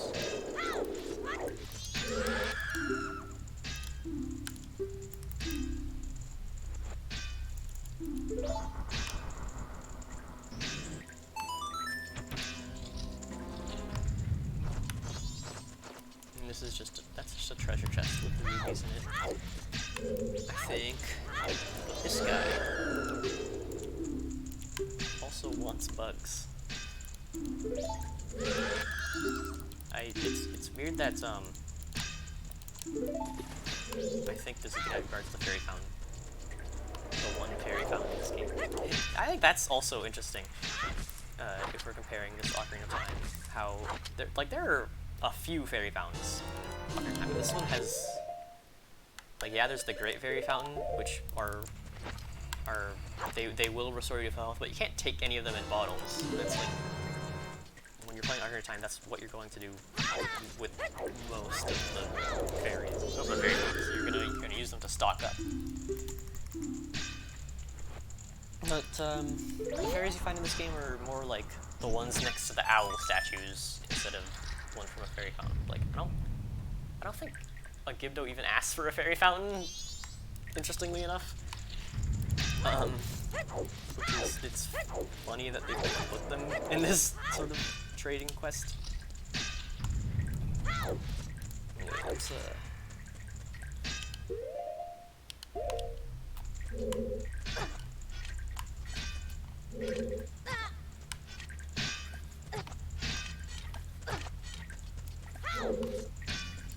let's go with win.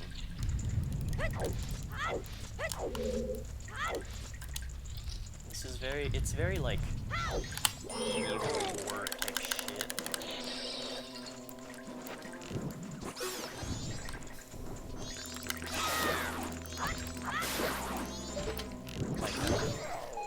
There are like feudal war, I guess. I need more sticks, so I need those guys to respawn, I think.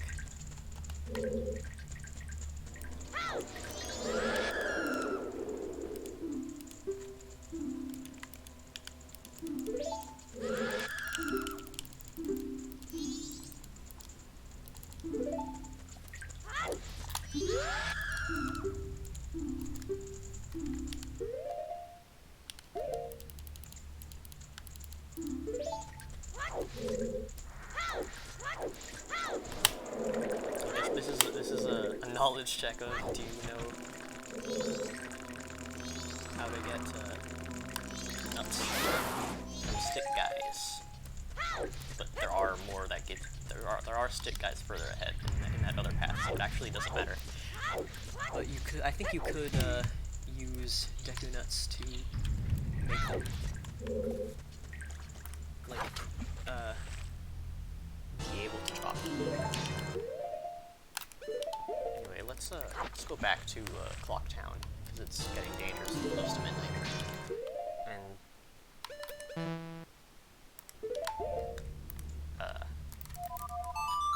we have to save Granny again.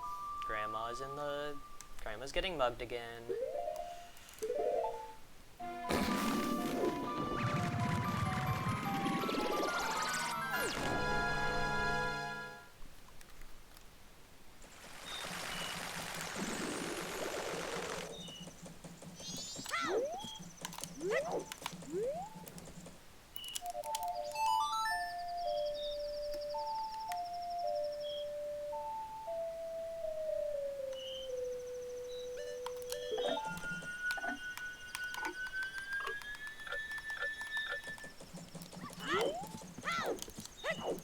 I think I will be able to round off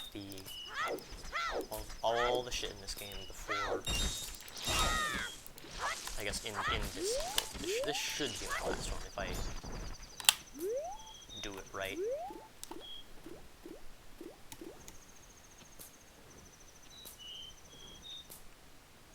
But what mask am I missing?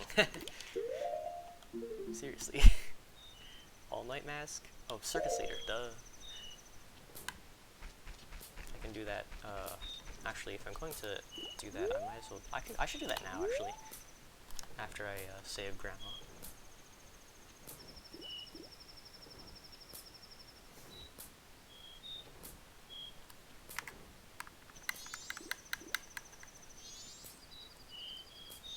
Look out.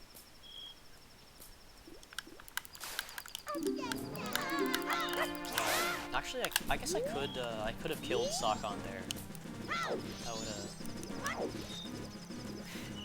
That wouldn't have been detrimental. Nothing of value would have been lost. Because I don't need her to give me the bomb bag. I don't care about the big bomb bag. I just want him dead.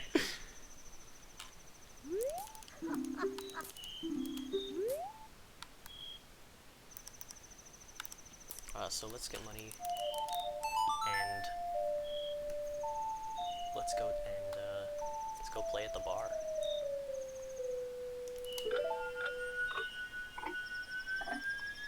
There are a lot of there are a lot of masks in this game with about one use. This is the first mask in the game to have maybe half a use at best. It is sort of a meme of just, why is this mask this? So withdraw 200.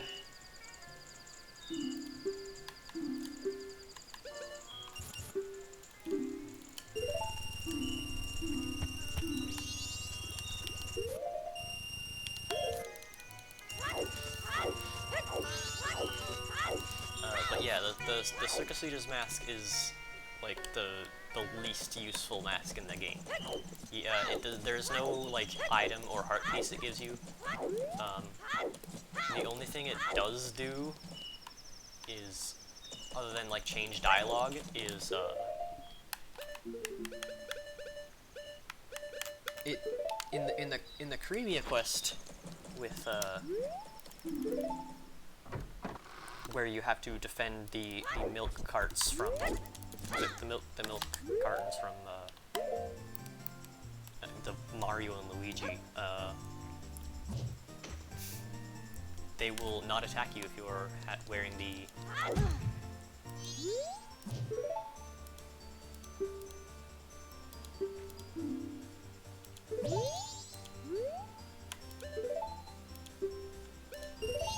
Circus Leader's mask. Sorry, let's get a very, very strong item.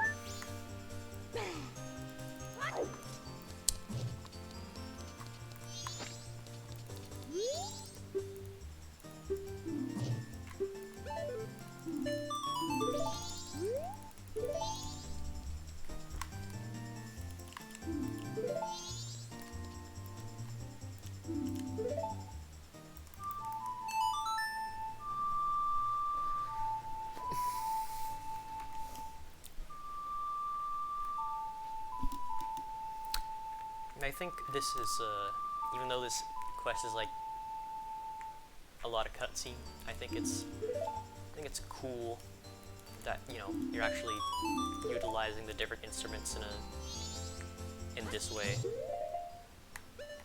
Because, like, yeah, you need the instruments for, like, to open the bosses, or to open the temples.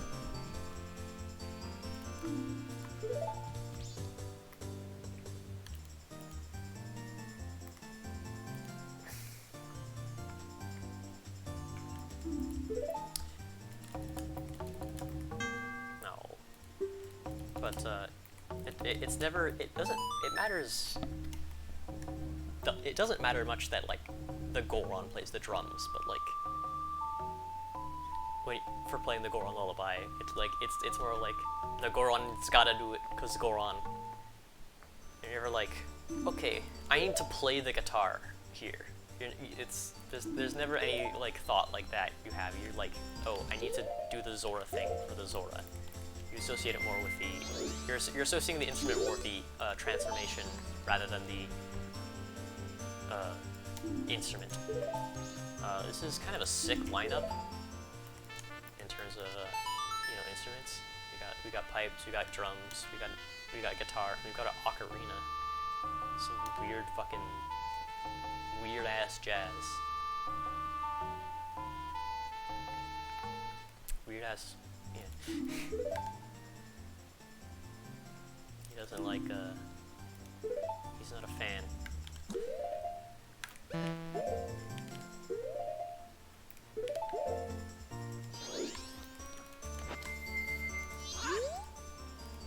Also, another like quality of life thing that I failed to mention is the pause screen. In Ocarina of Time, it comes up a lot slower because they wanted to show off how cool the effect is. But in this one, it's like, okay, you've already seen it. Just go on. I think it really is just, they've got a lot more polish in just random ass spots, and you know, like in an old game, like quality of life and stuff is... It's not easy to come by. Just because of how games be back then. Like, even then, there's still a lot of, like, friction and dumb and bullshit in this game, but...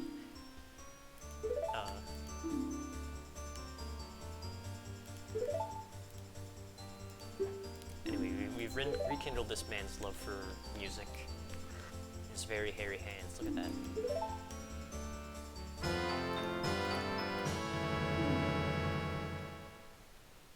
A demon, like the evil fucking Hitler bros.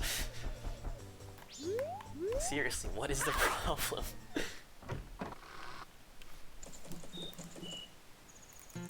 They're the most, like, they're so, like kids movie villain coded, but like they're so like mustache twirling. But you know, because this game is like more like mature and cynical, it's like, oh my god, it's not just like, oh you dastardly bitch, it's like, what the fuck is wrong with you? And I think that's awesome.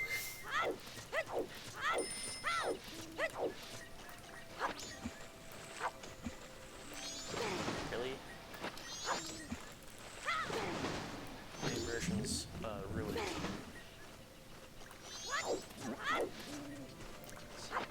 come on, he's right there.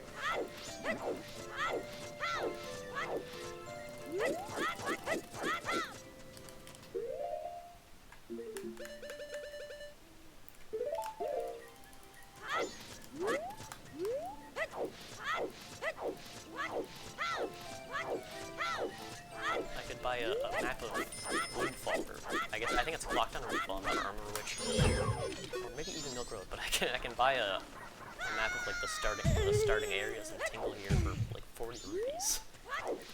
I always thought it was cool how like the maps sort of loop. I think how it works is there's a loop in.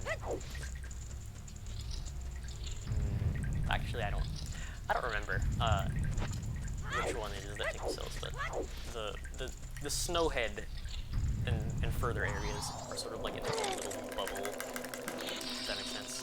So you can't get Snowhead shit from Woodfall, but you can. The maps you get there are like, I think it's Milk Road and Swamp.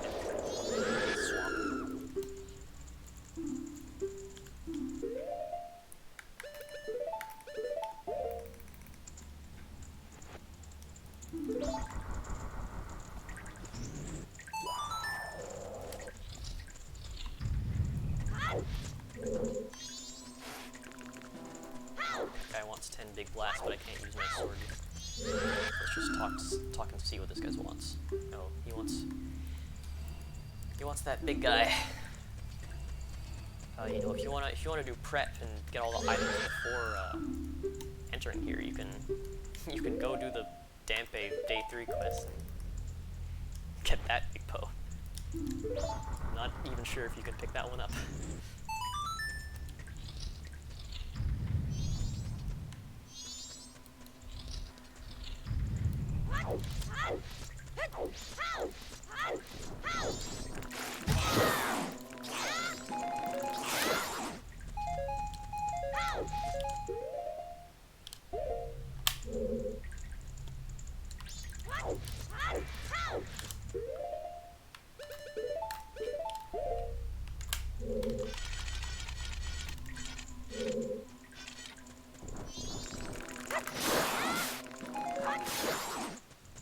I do appreciate that Deku sticks and nuts drops are a lot more. I mean, they're simplified in this game. Where you had to like. I think in Ocarina of Time, it like depends on how you kill them. But this one is just like this type of Deku Baba drops a stick. This type of Deku Baba drops a nut. This guy nuts. There's not a third guy who wants stick nuts, is there? I mean, a bug, is there? Or I guess fourth. That'd be fucked up.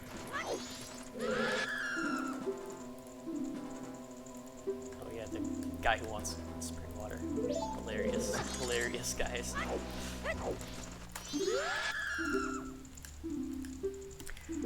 Let's get 10 big booms. Sorry about your civilization. Can we get 10 big booms?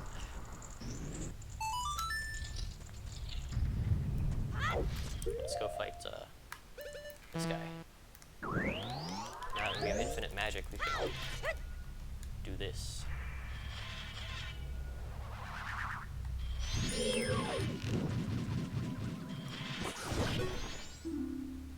don't know about the big Poe. I really like how she always like her advice is so like I guess like backhanded. I guess. Like, come on, you should know this.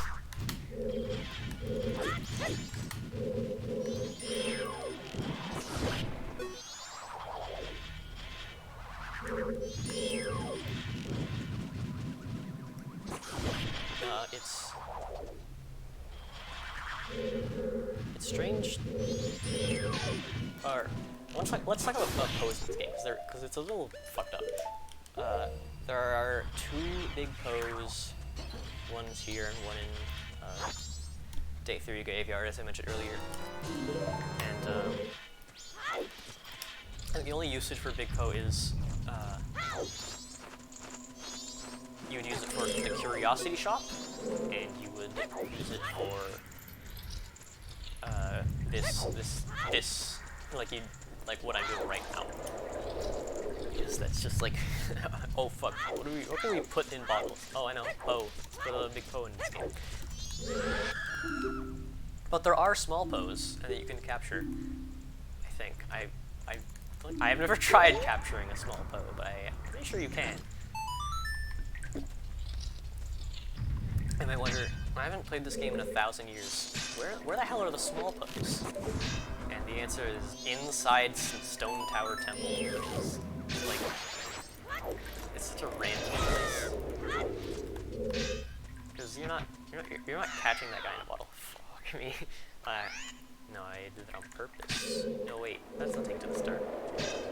I realized I want spring water, because this guy wants milk. Now you want to put on a mask.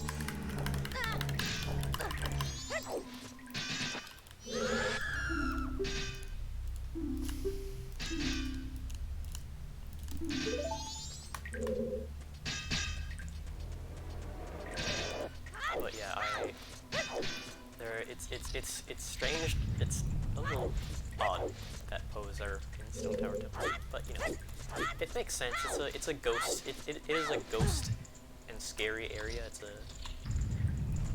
All the other enemies in the game are like the like flying skulls that like jinx you and other such and like scary contraptions and shit like that and bugs. Like, no, I think it's on point.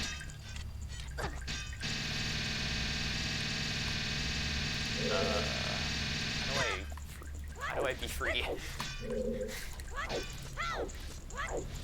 Unlimited recoil, but this guy is hilarious.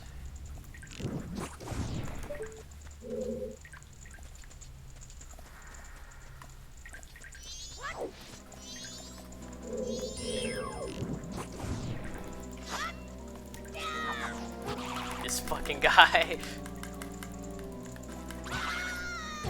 The real Gutbuster is the way you want to attack him is by using Sora, but with those things in front of him will instantly void you out if you are a Sora. Because Hideo Kojima, the creator of this game, is a dickhead. I think that's him.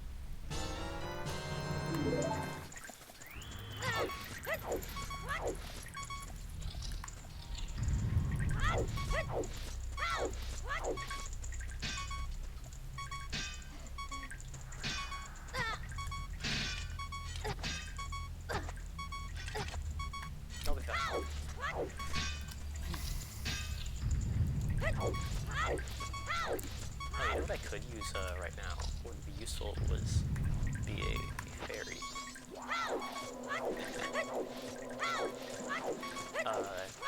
Is what I would say if I was a massive pussy.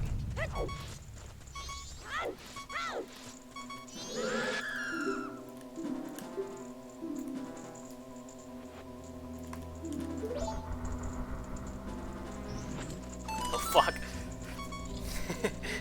Forgot you could do that.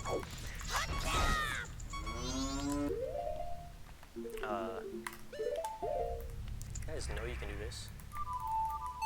The game sure expects you to know.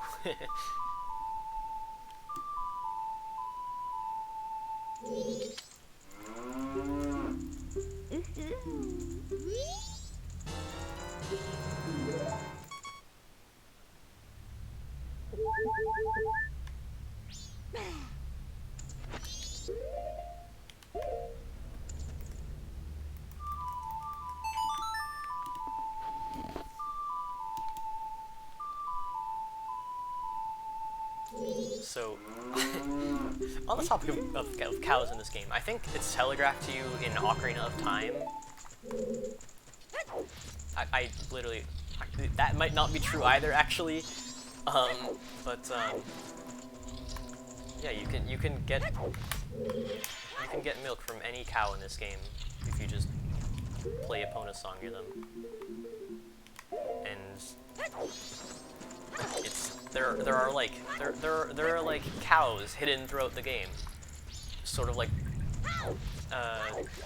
you know, fairy fountains, like in both Ocarina of Time and in Majora's Mask. I think in Majora's Mask, I think they use them. It's like almost a replacement for fairy fountains, I guess. I was talking about this earlier. But you know, I never really realized that that was a thing you could do until like way later. So you had to like, buy it from the bar or something.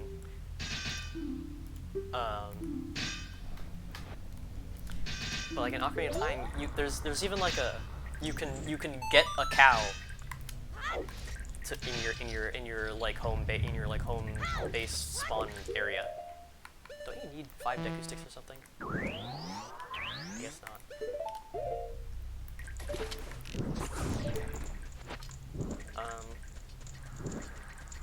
But yeah, it's I think the game expects a lot more people to know about that. Even though it seems kind of like esoteric. Because if you don't if you don't know that exists, it's like, why are there so many secret cows in this game? What is going on? And like, I just sort of like, I don't know, am I stupid? I just like thought there were secret cows for fun. You know, cause like, you know, in Clocktown, there are like little cow figurines, and like in the Keaton quiz they ask you to count them. Like, okay, maybe, and you know, in Master Quest Jabu Jabu, there's a bunch of like cow switches. Like, okay, maybe the developers just think cows are funny, but no, it's there's an actual mechanical use to these ones, unlike all the other funny cows in this game.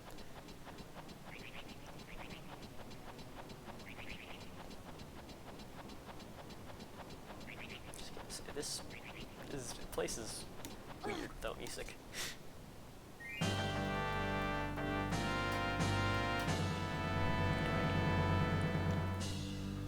We're delving deeper into the restless spirits of the Kana, and we're seeing this fucked up and evil place. I think Garo's here. Yep.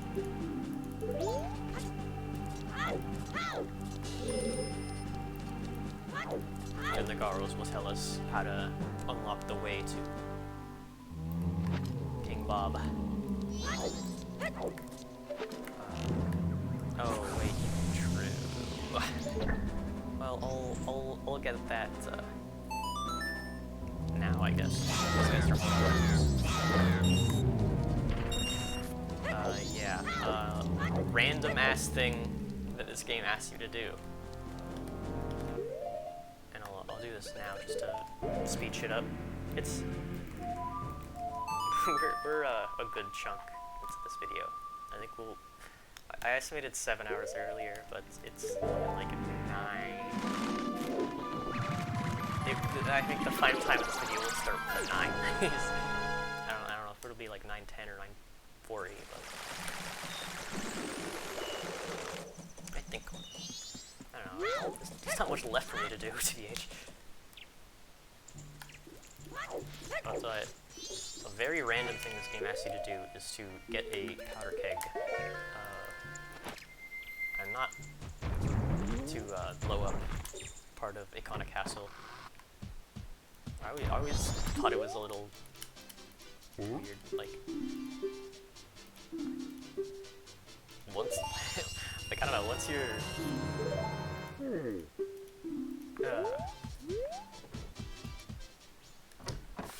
once you know how to navigate Icona Castle, it's not like it's hard to get back there. So it's like the amount. It doesn't take long. It's just like, why?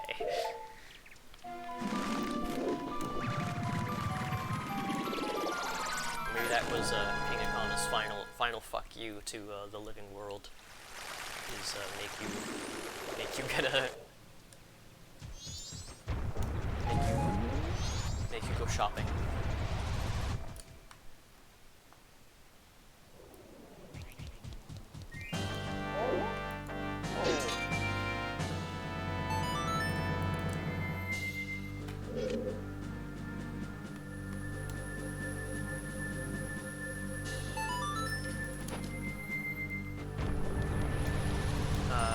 So anyway, Icana is a special case a little bit in terms of the way it be. Really only two temples really follow the half of the dungeons in this game don't even follow the format that it like made for itself of you know, mask, item, song, and then temple. And this one is in Woodfall. It's like, okay, you get the mask like first, and then there's not really an item. You just sort of. What item is it? It's like a bottle. It maybe you could argue, but no, there's no item. It's just like you get the bow in the temple.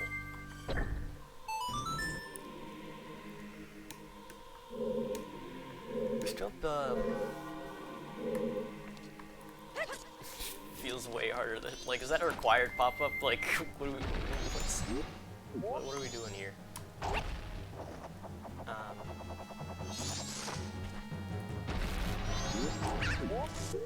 I do want to shoot that just because it's very precarious kind of.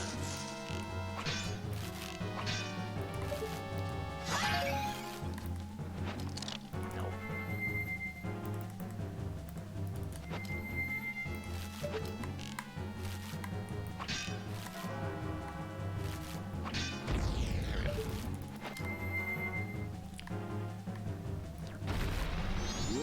Very nice explosions.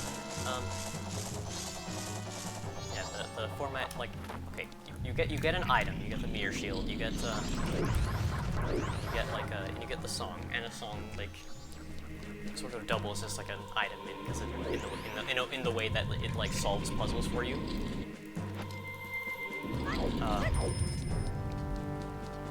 But there's no transformation mask. I think in early,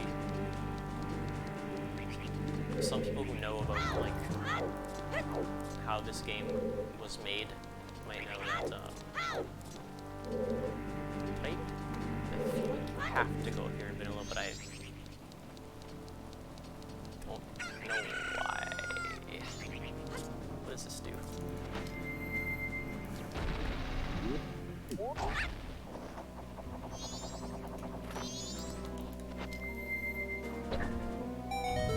Oh yeah, that thing.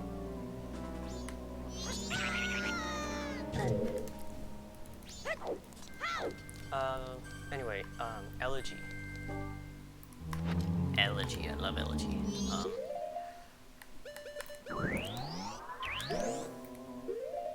It was I made the little, I got little triangles I made in my Discord status. I love it. Like Unicode triangles.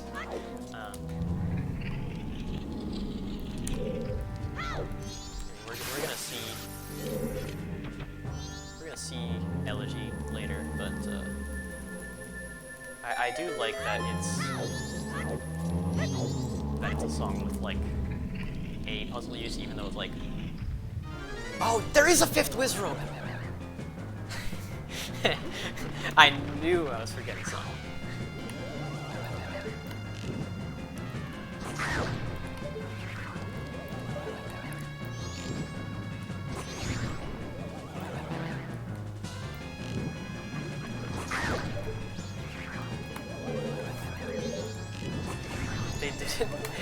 They really didn't need to put this one in.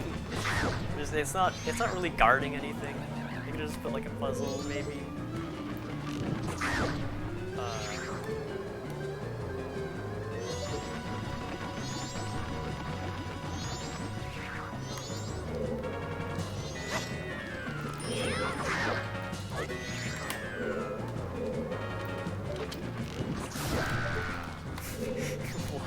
Why is there a fifth Wizrobe? Holy shit. I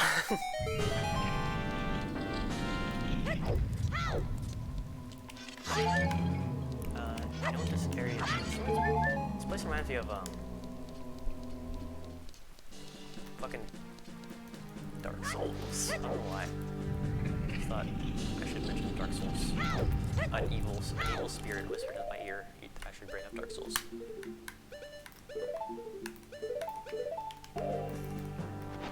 Yeah, let's look at. I said something funny here. You always miss things like this, yeah.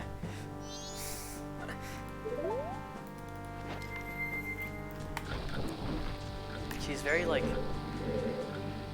She is very, very big sister.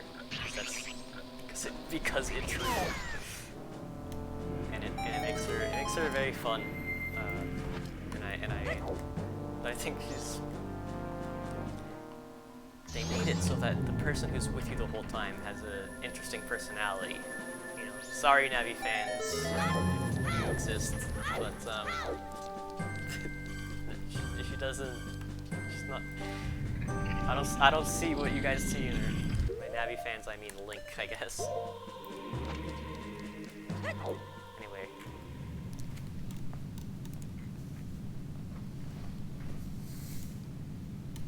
Is darkness infinite? Let's find out.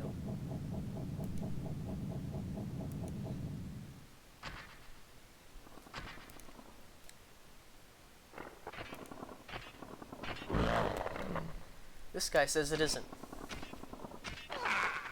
Even light and dark sort of fade. It's very weird, visualization to bring to this part. Like, you know, if light is like living and dark, and distinguishing that light to, you know, darkness, which is like, I guess, like the afterlife, the unresting spirits. Now we're supposedly, according to King Econo, that darkness is sort of as well, so even their state of undeath isn't quite as permanent as it would suggest. This guy's fighting hard, especially when you don't have double defense.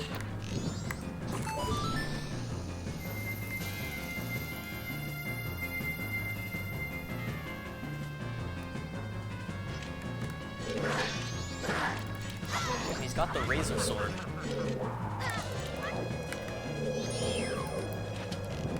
You block all your attacks. He goes invincible for 5 minutes at a time. He does this. I seriously don't know. Because I don't think I've tried a lot to like hit him or use never works.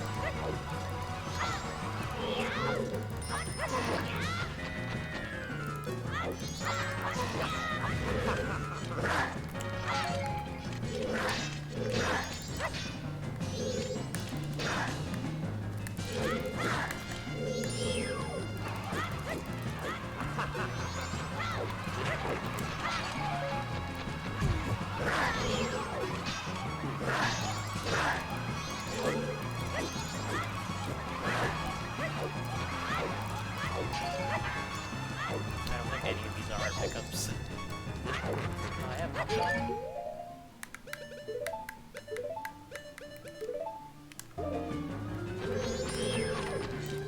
I should have got more nuts.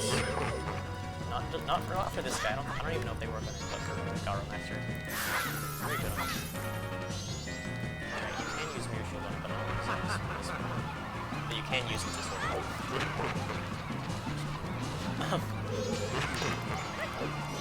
you can use it to fuck them up a little bit. Just block your shit.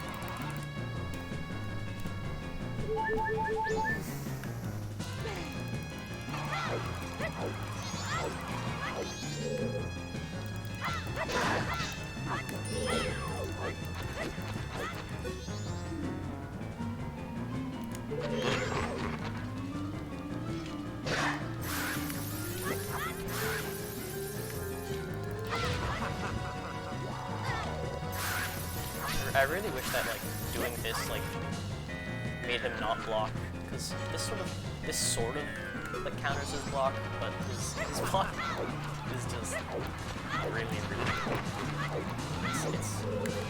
I'd say this is one of the harder fights in the game. But most people have double defense by now, so it's work harder.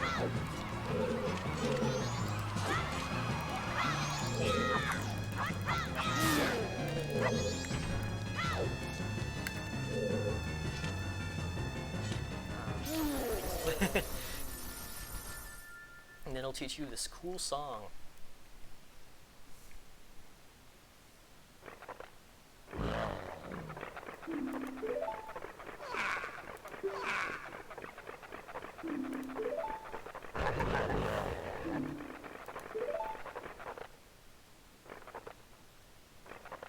There's a lot of Marios and Luigis in this game.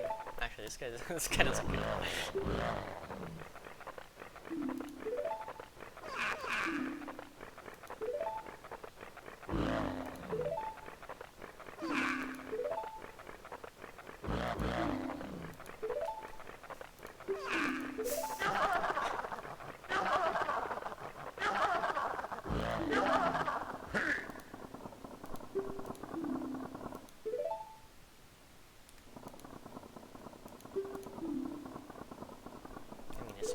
It's self-explanatory. Oh shit, get owned. And this is less self-explanatory, but this and what the giant says at the end of this temple, forgive your friend, is it is how you win this game. Bye.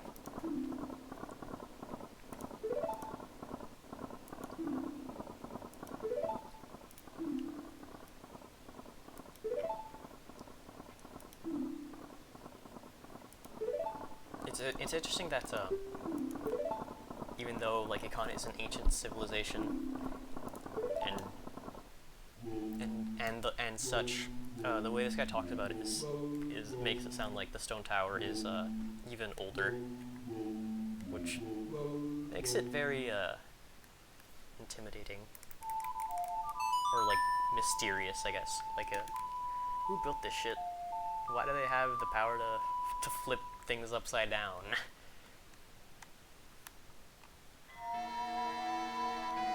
Anyway.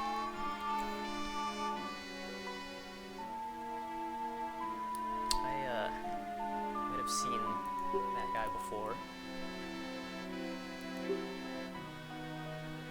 But this is... it's cool. It's cool that you can leave a mask, a shell of every mask. Pretty funny that the Deku statue is not useful at all.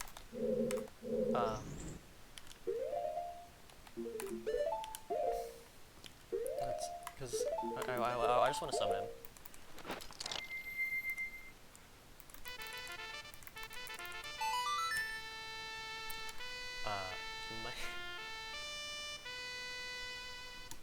When you ever heard Elegy from a Pipe?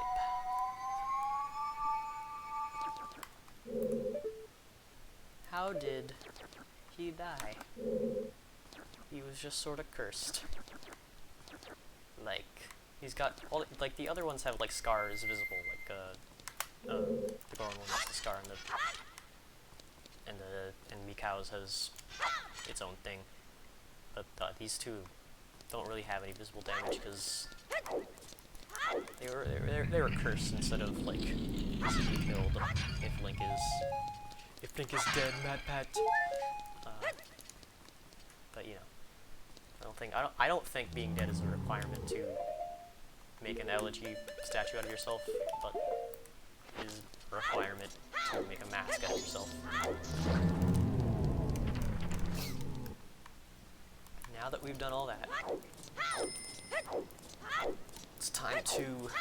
Oh my god, we're getting close.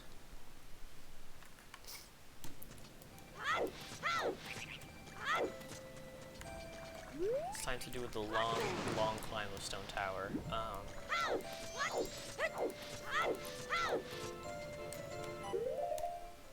This is one of the, this is part of the game where you think, oh, I kind of wish that the things in this game were a little bit faster, just because of how it is. Even like it's sort of like a necessary evil, part of it at least. You know, showing the cutscene of the blocks moving is like you need that to like telegraph to the player what is like happening. I'm sure it wouldn't be the end of the world if it was faster, but it's not too important.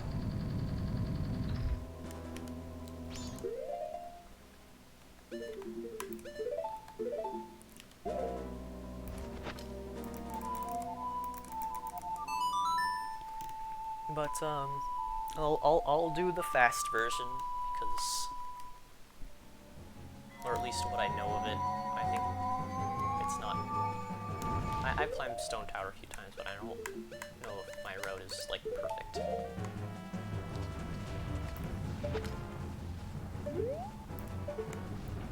Because you can do a lot of like, not glitches, but just like, you know, fucking things that were not considered. Even though I think it would be cool if they were considered, and that is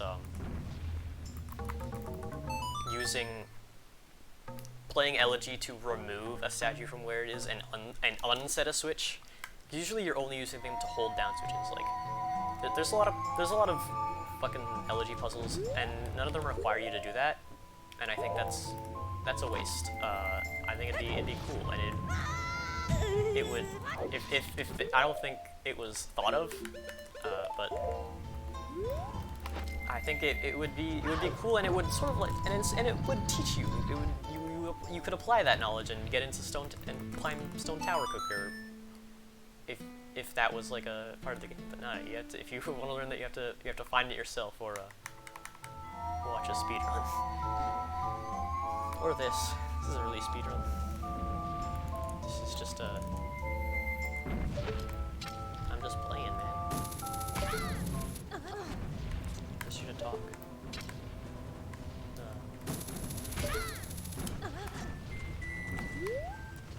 This isn't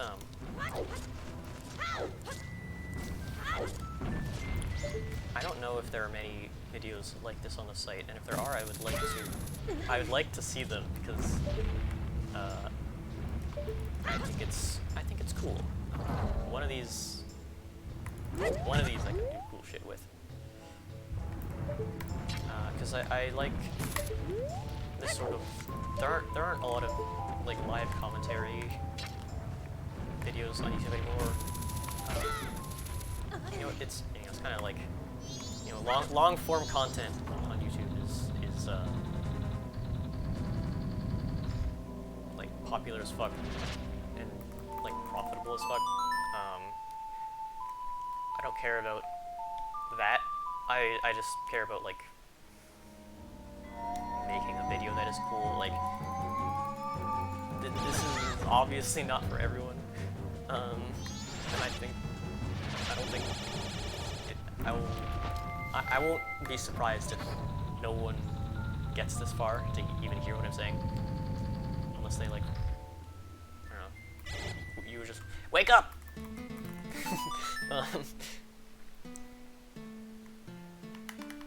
I don't know. Maybe this will. I hope this will pop off with the crowd of people I want it to pop off with, which is just people who think this game is cool and want to talk about shit. Because I want to talk about this game, and I don't want this. I want this to cover like my thoughts about the shit in the game in general, but I don't want it to end there. I don't want. I don't want to like, okay, well, now I never have to think about Majora's Mask ever again because I made this video. Like, no, I want people to like talk with me about this. I want the weird questions I ask and the points I bring up and shit to be like, you know, discussed. I think.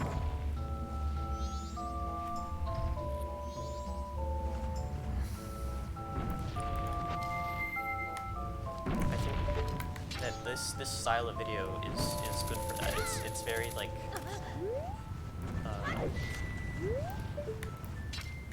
I don't know how like amazing it is for sparking an intellectual discussion, but where do I go?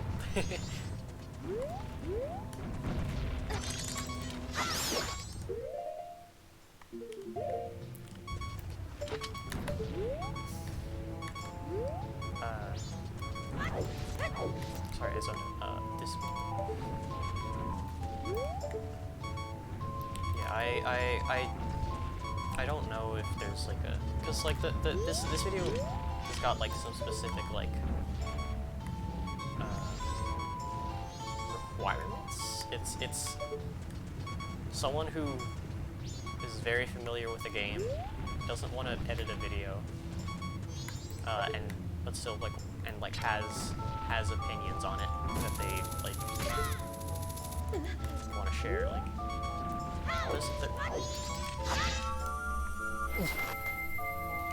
like there are people making a million video essays, even about fucking Majora's Mask itself. Like the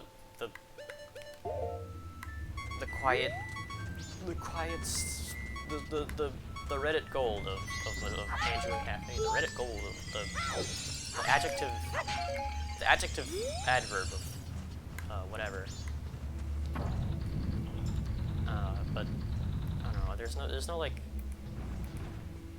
I don't know. I like stream of consciousness type stuff, even though like I'm not going. If I sat down and like wrote a script, I would probably make a lot of my thoughts, you know, more clear and organized. But what's the fun in that? And by that I mean, I don't want to make a fucking video essay. I just don't want to record a script. I'm fine with writing shit. I just don't want to edit or write that. And also like, I think people don't have high expectations of video essays, and for good reason. I think it's sort of like a lot of people are like, am I going into this with like am I gonna get a cool analysis out of this? Probably not. I'm probably just gonna get like a little summary. And I know a lot of the time I've tried to summarize, I've just been like doing let's play shit. You know, I think it's. But if this ever becomes a stylish video, which I doubt it will. Instead of like, oh, this isn't a video essay, this is just a plot summary, or like it would be, this isn't a whatever this is a let's play or a long play. But you know what? I think we gotta bring back the long play. When was the last time you saw one of those? So I see them in my recommendation.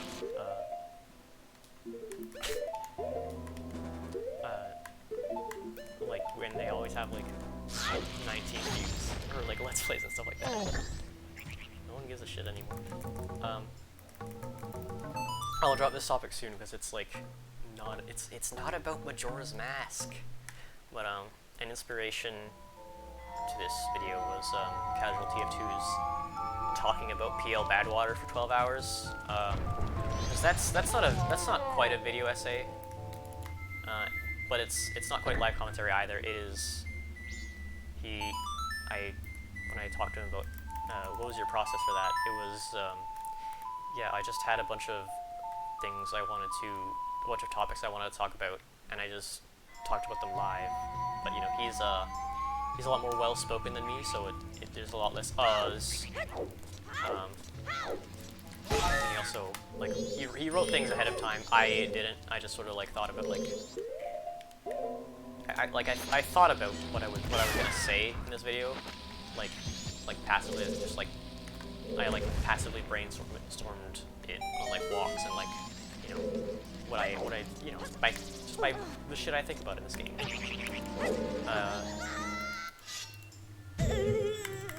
And I considered doing like a pre-playthrough just to see like test the waters. Like, okay, what route should I take? What shit should I talk about?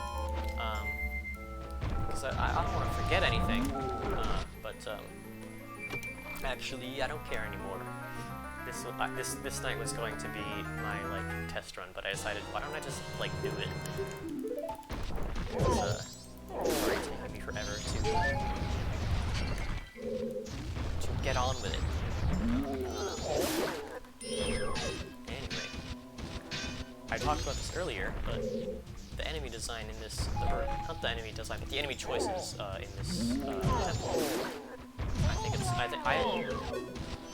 it's cool. These aren't the guys.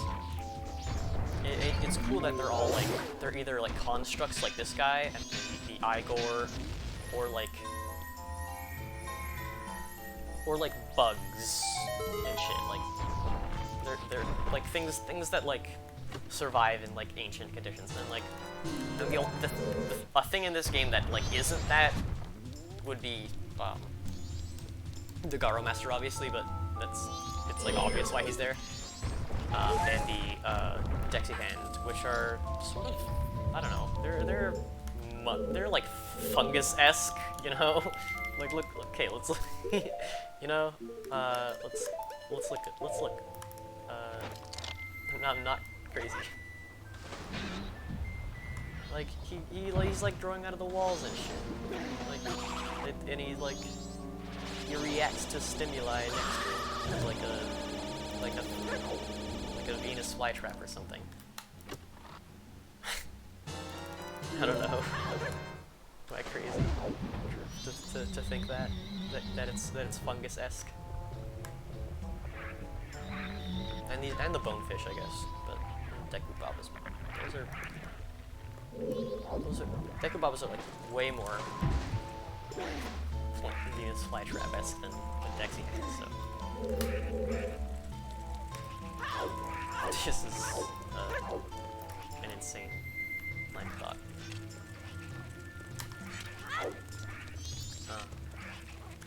Fuck. This is always way too hard. I never make it work.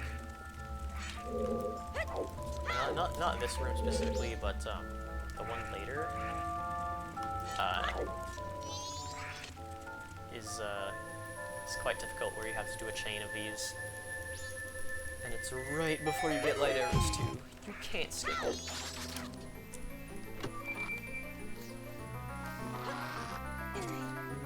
This is just this, I think. We don't need this.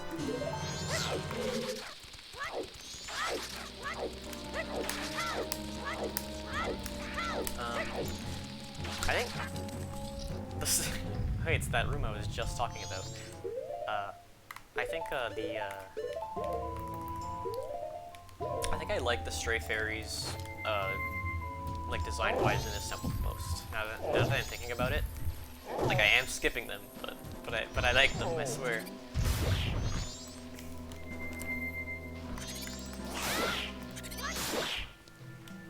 Yeah, like you have to.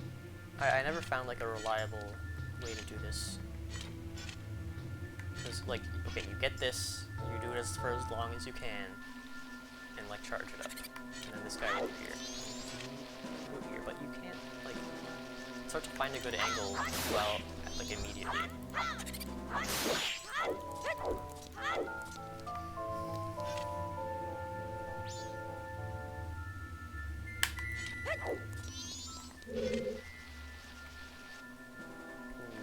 Just have to go. How did that not work? I don't know why. Sometimes the sunblock seems so like so lenient, and sometimes it's like it's so like nah.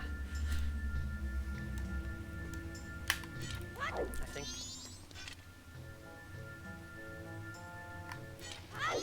it's based on where it is, and not like you have to hit. You gotta hit the center. I don't think you've gotta hit any point on the block. Very strange item in general, the mirror shield. Like there aren't a lot of the amount of like enemies and shit that have like beam attacks or light attacks that you would like be reflecting with it is very few. There's like the Beamos, Twin Rova, Majora, you know, like, so you're mostly using it to reflect light, and it's like, okay, when they came up with this, but like, when you're using it to reflect light, you're using it, that's the answer to the developers asking the question, how do I solve puzzles with a mirror shield? So, it makes you wonder, like, why did they even, like, what was the rationale behind the mirror shield in the first place? Anyway, this also is a thing that applies to Ocarina of Time, because that's like actually where that shit actually comes from. Speaking of mirror shield, and another cool thing I haven't talked about, I'm never solving this puzzle, but the mirror shield redesign is not for no reason. Astute Zelda fans and real Majora heads, or Ocarina of Time heads, actually, would know this. But, you know, because the original Mirror Shield has the Gerudo symbol on it. And in Majora's Mask, every single, like, Hylian symbol, or like the Triforce, or Gerudo symbol, is scrubbed from the game. Except for, of course, the one on Link's Hylian shield, because, you know, you know, this stray fairy, that stray fairy down there where you have to roll around as Goron is like so hard to.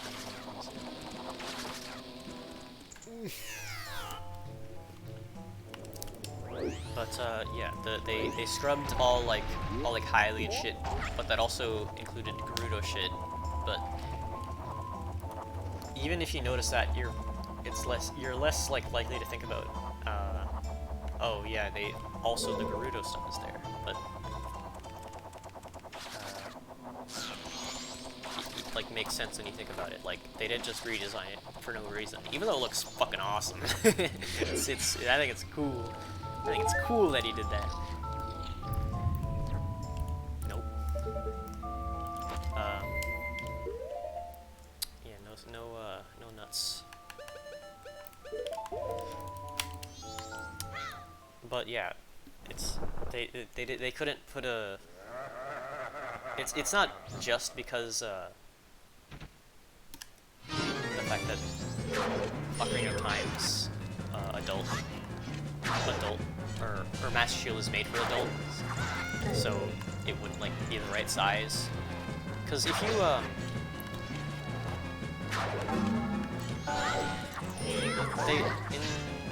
you if you activate like the debug menu, you can access like a proto mirror shield, which is just I mean in game it's just the Hylian shield again. I don't remember if it even reflects. I don't think it does. It's incomplete. But it's got the original Ocarina of Time texture. So it was like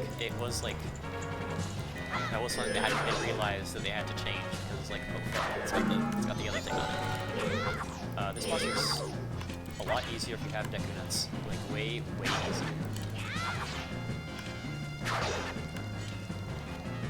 Because you can't block his attacks and also get an attack in. You gotta dodge it.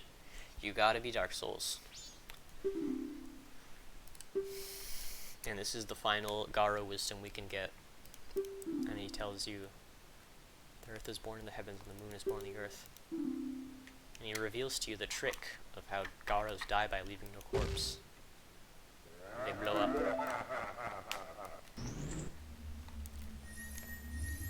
It's very like it's got that fucking what word should I use for this that doesn't make me sound bad? That like it's very strict code of honor and like very extreme being able to do very extreme things that's like sort of mythologized in a lot of Japanese like mythology and culture, because this game is like it was made in I don't know, but the inspiration from that mythology is there.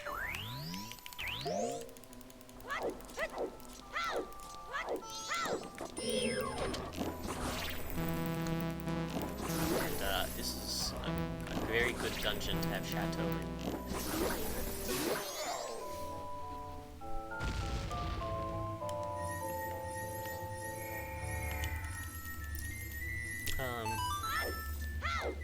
Yeah, even though I really like the stray fairies in this dungeon, I won't go because I don't feel like it.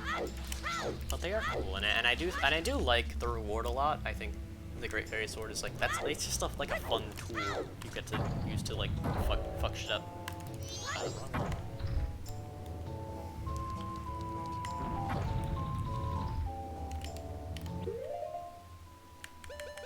Why do I have bombs out? I don't remember. Wait, like actually, why?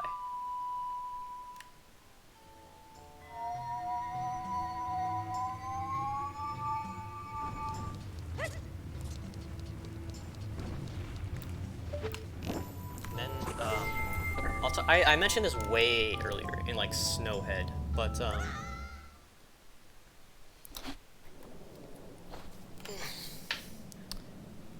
there's some cool shit about this tower.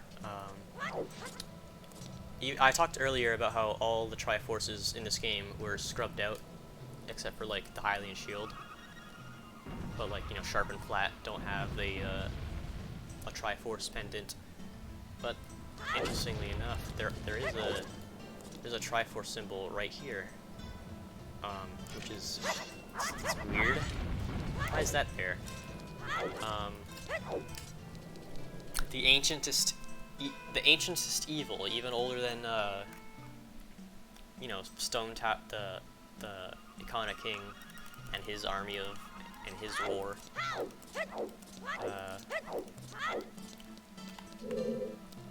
It's the ancient evil. It's not necessarily evil, just like whatever civilization it was that built the stone tower was related to Hylians in some capacity.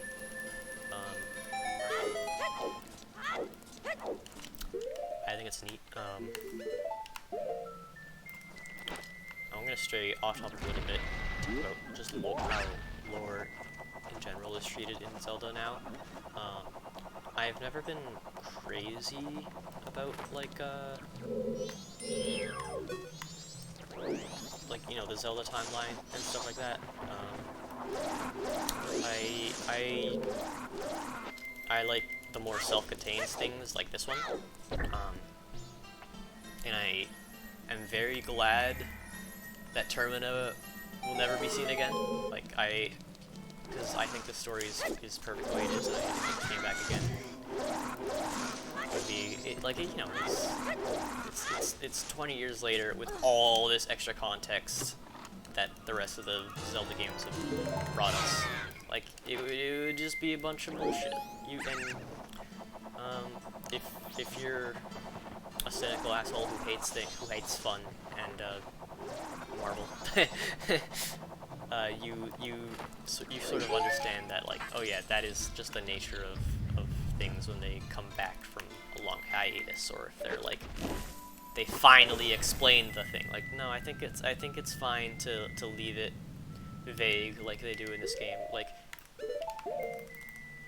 I don't know, if this game explained in great detail, and there was like a big cutscene explaining the war, I don't think it would be as cool to think about what happened here.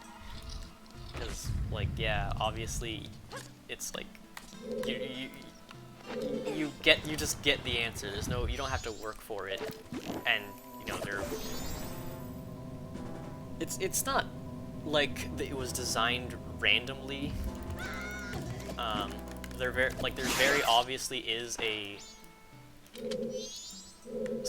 something that the developer had in mind when they're making an environment and a world like this.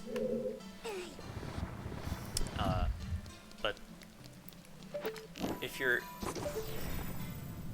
but when you're looking at it from the other end, the end of the player, of the reader, it's like there's a chance that whatever interpretation they're gonna have is gonna be different. And, you know, it might be cooler than what I'm thinking. You know, like if you're, you know, this isn't like a mind-blowing concept, groundbreaking, or mind-blowing.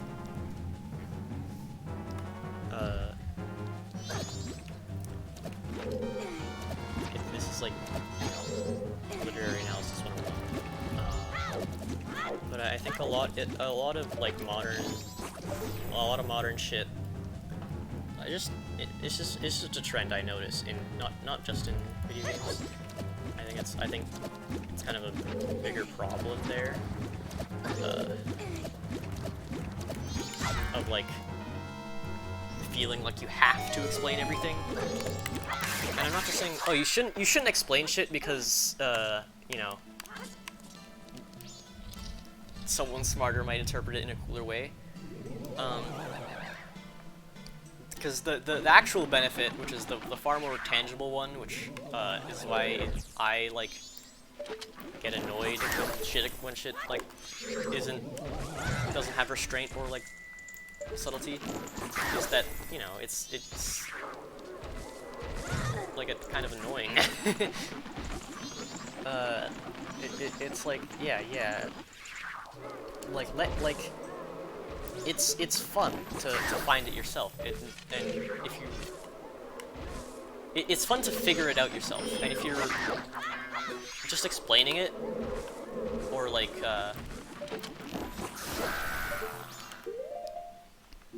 or just like if you're explaining all of it and it's like shoved in your face, it's less fun. Like, you know, even if you want your shit to be explicit, you should still be showing like restraint. Like, you know, everyone talks about that cool thing Dark Souls does, where the lore is given like nearly entirely from item descriptions, and it's, you know, see, they do. Well, I want to catch a poke. See? We can. This might lead to something good. Yeah, that's just the text from Ocarina of Time again. Anyway, I think the reason that gets so like Dark Souls gets a lot of praise for that is because, you know, it's showing a lot of restraint and like and respect for you, because it's not that like, okay, some of you guys don't fucking care about the story, so I'm not even gonna I'm not gonna bother showing you. It's you know, that it's not like that's not true, because there are people who are just gonna like play Dark Souls and not read any of that shit and not care. But those people will also exist when you do shove the story into their face, and you don't show restraint in what you explain and don't explain. Like, I've been mashing through the text because I have seen it before, you know. But you know, people who are playing this game for the first time will just mash through text sometimes. You know, it's gamers can't read. This has been a well-documented phenomenon.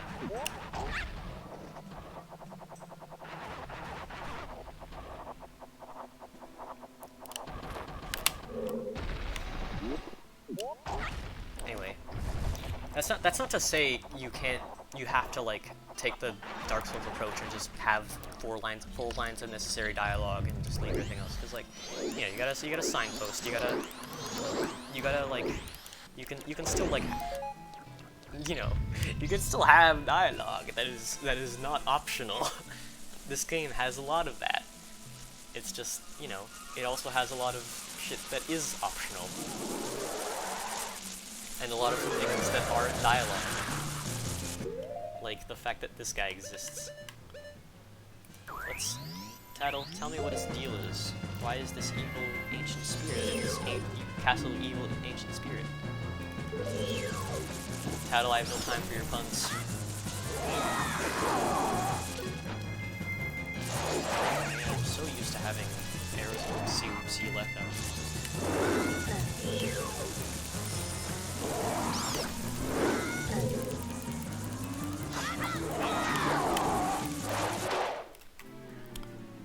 Yeah.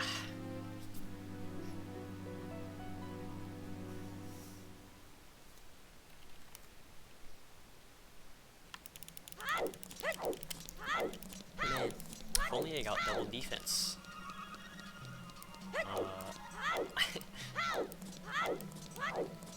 What's worse is if you lose, you have to.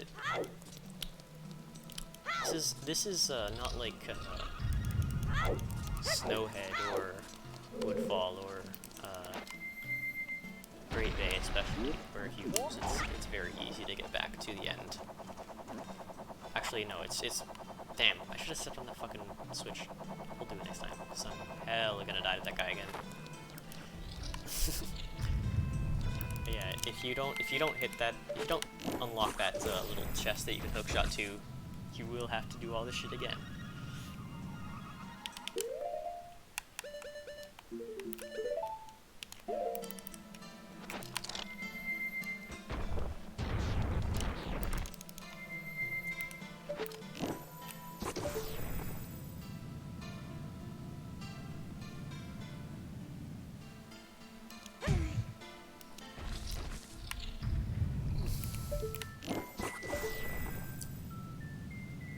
Wait.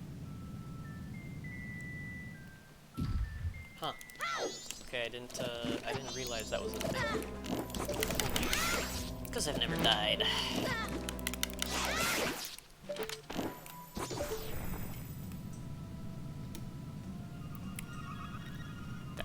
That's a nice quality of life thing I didn't expect at all. It saves that you beat this room. I mean, obviously beating Wizrobe it's obvious why that's preserved, but the 5th Wizrobe. But I didn't expect the puzzle to remain solved. That's nice.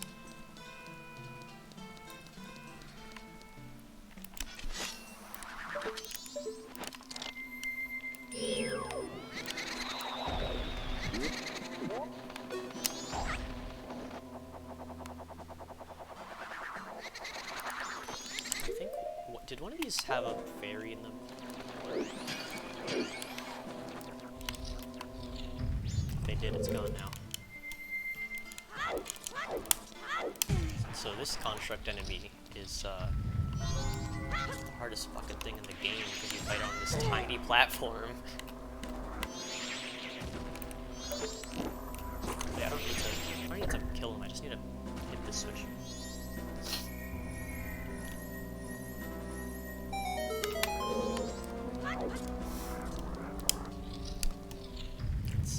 I've always found that interaction there to be way, like, so precarious. And I'm never, like, it's never clean.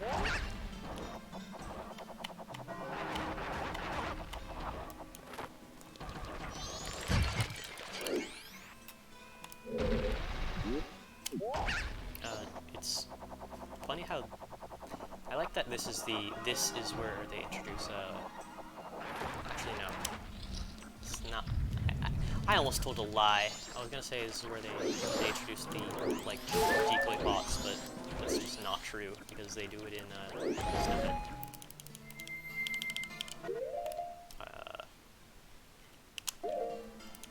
I got nothing.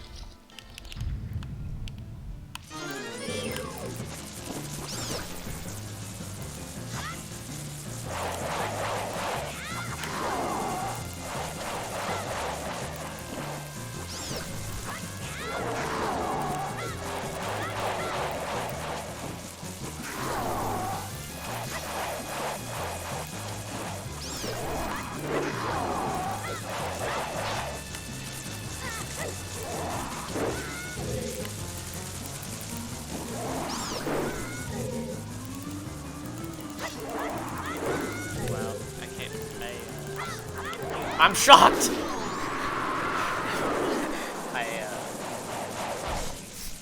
That was it, holy shit.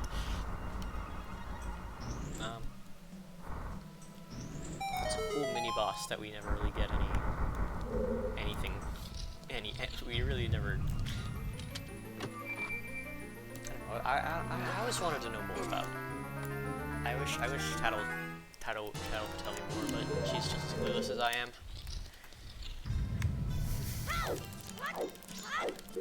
I think.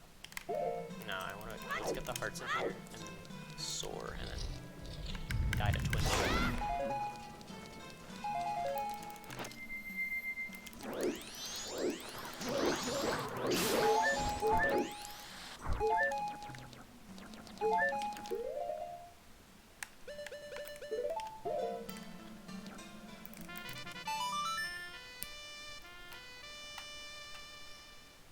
And I think I will get that fairy, because Twin Mold's not crazy hard, but he does have an insane amount of health, even with Razor Sword.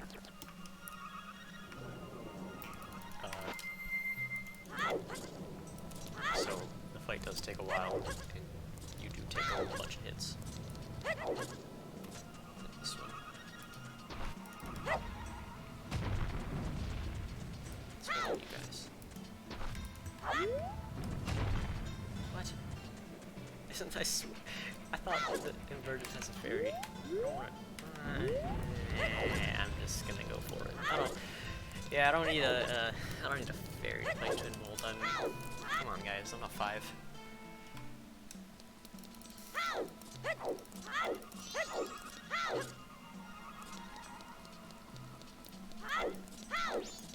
I'm not stating the elephant in the room of, the fact that you flipped this temple is cool as fuck. I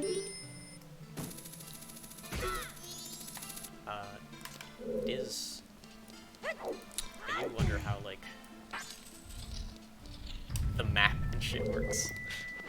Cause I feel like it, cause I feel like the inverted maps are just separate maps, you know? So you'd have to, you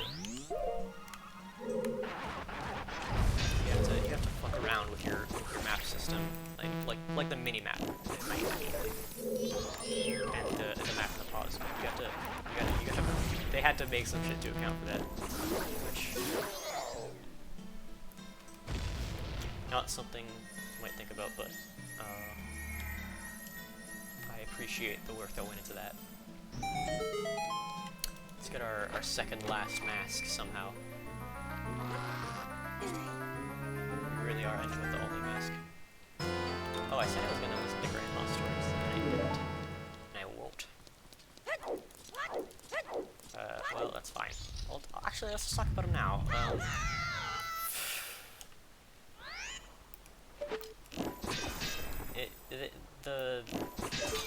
They tell you about the Carnival of Time, yeah, but I think the more important part is for like the carnival stuff is very like it's mostly a backdrop for the shit that happens in this game. Because you know everything cool that happens in this game is about this game is about someone. So many bots. They're evil.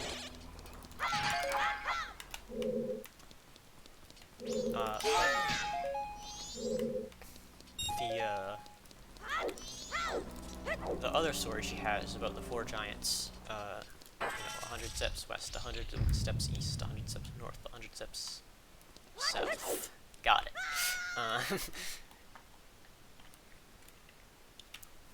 And you know how they're like, if some disaster is happening, some natural disaster is happening, you have to call them.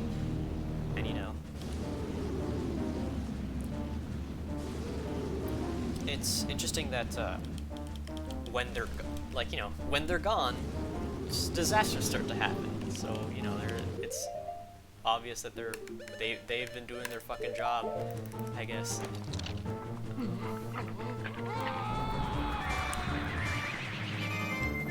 I wonder how fast we're going. Fire. I have Chateau, so fire and ice arrows might actually be better. And I like even in this fight somehow, when it's very obvious, the game very obviously wants you to use the Giant's Mask, you still don't have to. So you can use arrows. Like the arrows suck. The elemental arrows are really good because these guys, they have like a super big weakness. You know, you use the opposite color on them and they do something cool. And it's not like that's a strategy you use if you can't use the Giant's Mask anymore, because like fire and ice arrows use magic.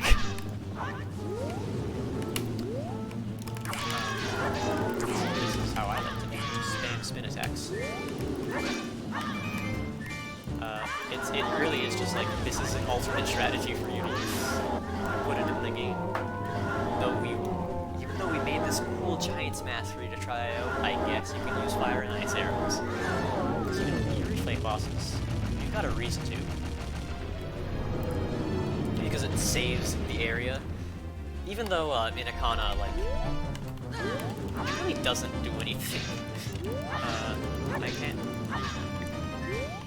I don't think there is a single like mini game or anything. So I think the Poe Hut closes. It really is just like purely detrimental in terms of like things you can do. But it's the right thing to do, so do it. And also you need to do it to beat the game, I guess. I might switch to ice arrows just for funsies. That's not it.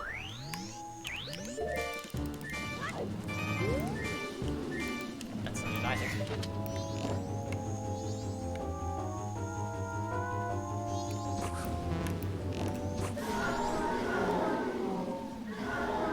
Just for the final hit.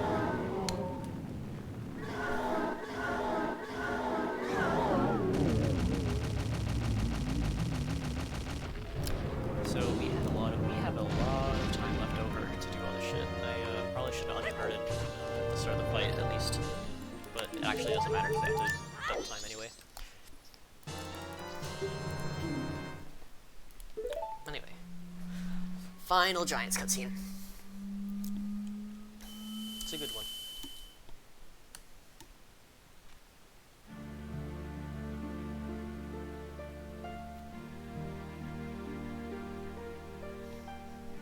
Title, I like Title. She's very assured here. Like, yeah, we helped all of you. It's all we can do. So help us, okay?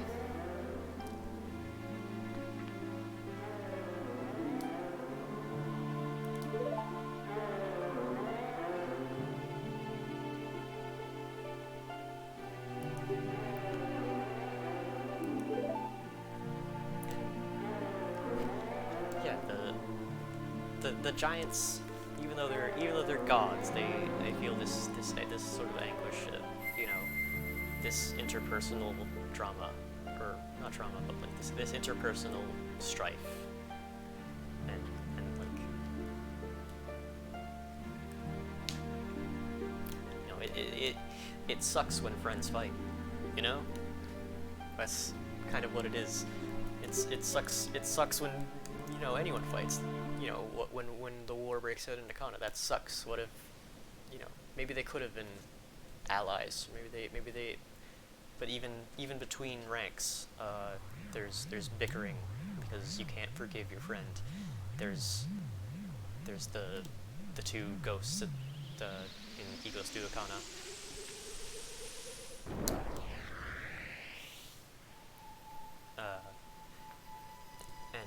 There's just like not assuming good faith, or with, you know, with like the monkey and like, you know, just being real dickheads to each other. And I guess the like, even though like, yeah, everyone be's nice to each other and the world is good.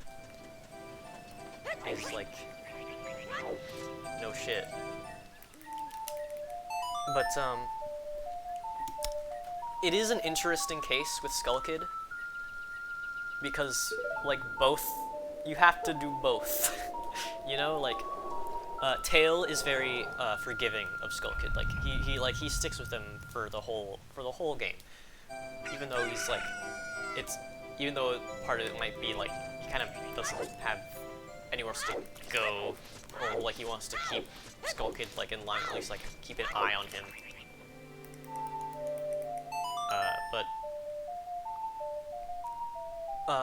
But less of Tail during the rest of the game, and more of Tattle and Tail at the beginning of the game, or even like shortly after Skull Kid gets the mask. They're like, haha, that was kind of crazy, but you're kind of going too far.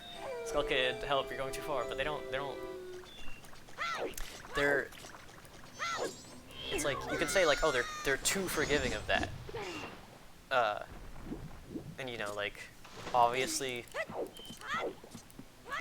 at this point, by that point, it's obvious, if you know how this game works,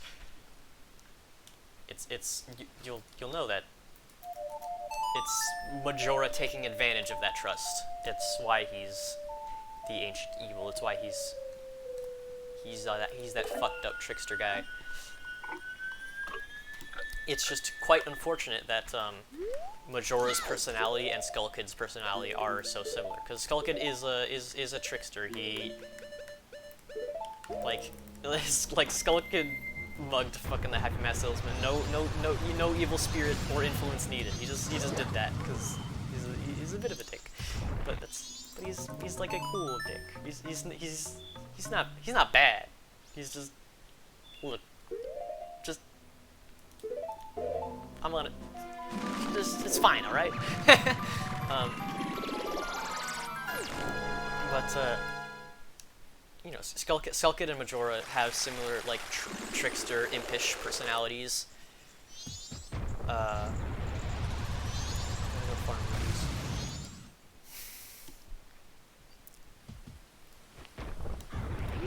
And you know, Skull Kid gets unlucky with the mask that by an ancient evil, like, sharing that personality. But, like, you know, even if that didn't happen, it's less of It's not like Majora would have been stopped, it's more like Tattle and Tail would not have stuck with it.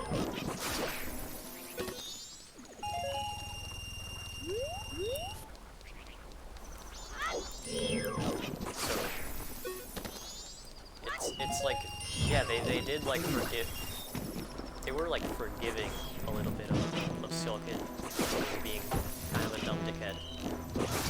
And you know, we're long past the point where it's in his control. Like he's gone crazy. He's like he's literally not himself. You know, gone crazy is obviously not like what's happening, but it like you can very easily apply the events of this game to a situation where you could say someone has gone crazy, someone is not themselves, they're overtaken by emotion, or they're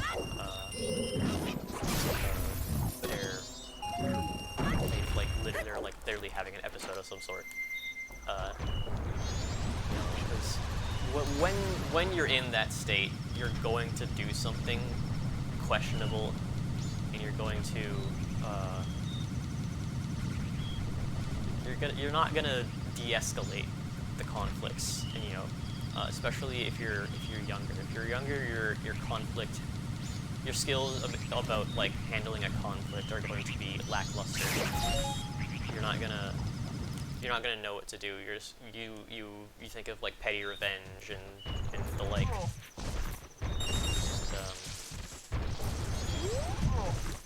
And you want to like you want to do what feels good, not what is good. And by feels good, I mean like it fucking feels good to kick a guy's ass, beat up a guy. But you know, that's not gonna make anything better.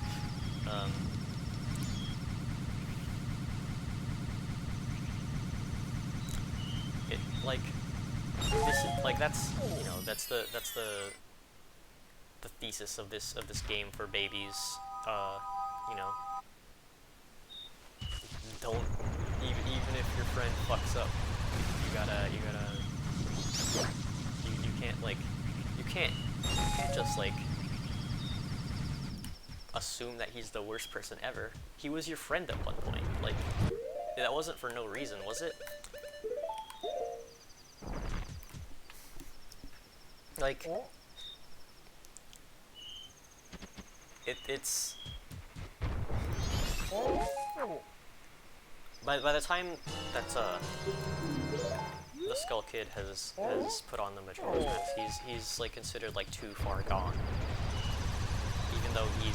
Even though he's not like he's not really hiding his power. He's not like hiding his power level or like dickhead level. Can I release a Poe like this? Or do I have to sell it? You can drink it? Oh shit, I guess it's not a sword with magic or something. I don't remember.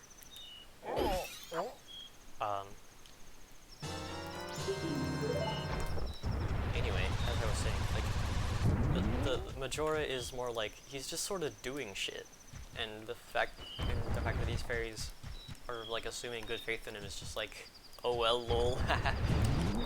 Like, he doesn't, you know, I don't know. I guess we see Skull Kid at the end, and he does talk to Tattletale, but, like, Majora's calling him, like, stupid fairy shit. Like, it's not nice. He doesn't care. He literally, he's, like, this is, like, the one example of a deity in this game being, like, above earthly concerns, like, who you are, or how you feel. Because even, like, the Great Fairies, and, you know, especially the Giants, are very, like, they concern themselves a lot with that. The Great Fairies less so, but they're more like, can you do this? Okay, yay. but the Giants are very like, are you okay? How are you feeling? I kid you not, I have this torture device.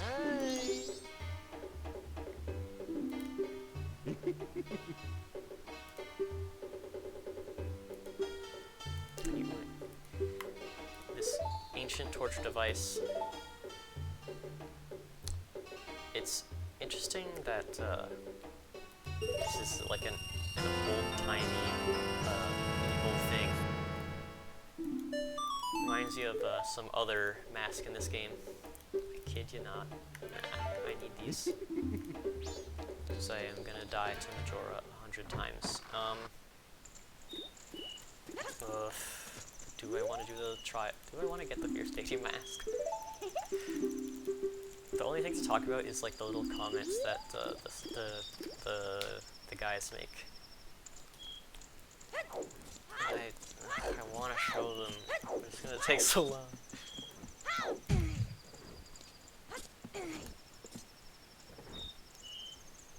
Maybe I just looked them up. What's 20 more minutes? We're 9 hours deep.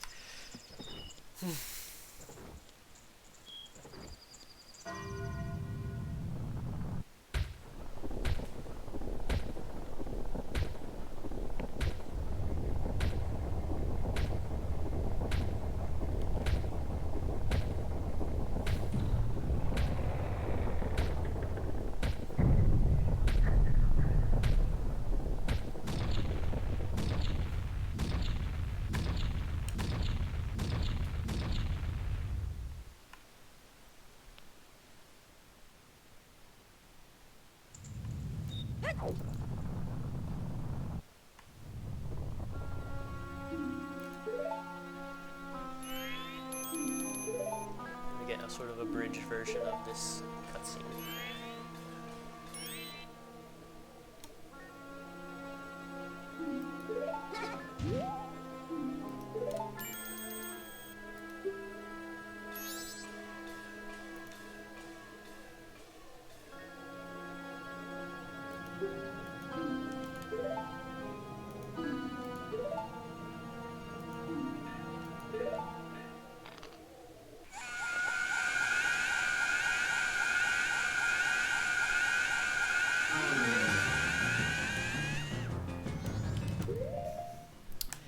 Not to power scale deities, but I think it's interesting. I think it's interesting of Majora's reaction to the giants here, because he did seem capable of dealing with them, I guess individually. But I guess giants together are strong.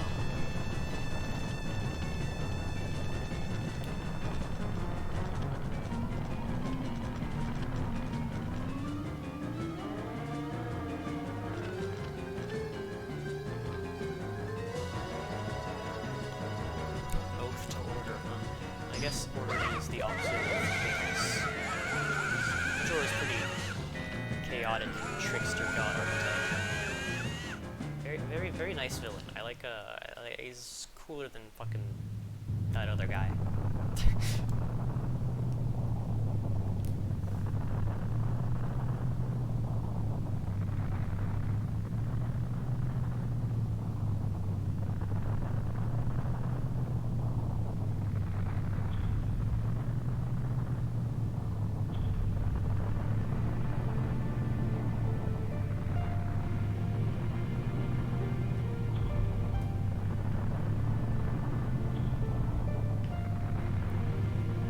So, if you're playing this, you might think this is a little bit. Does this cutscene have to show every single giant coming from every single place? But if you have ever tried to play out to order with less than 4 remains, you'll see that the cutscene will be different, and it'll show like the entrance to Great Bay, for example, and not but no giant will come out of it saying like, hey, we gotta go here, remember? I think that makes it fine.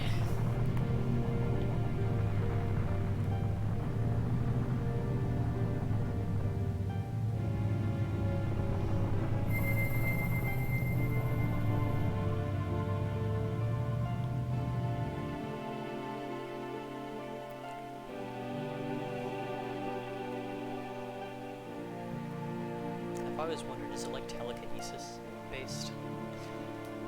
Or did they just not want to make a touch. And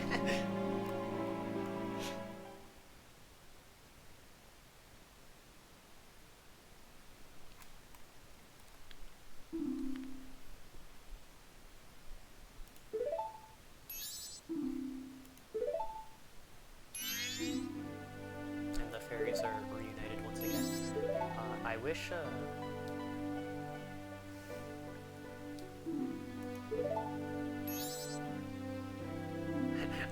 I like this. I like this map with the giant sin. I wish you could like walk around in it.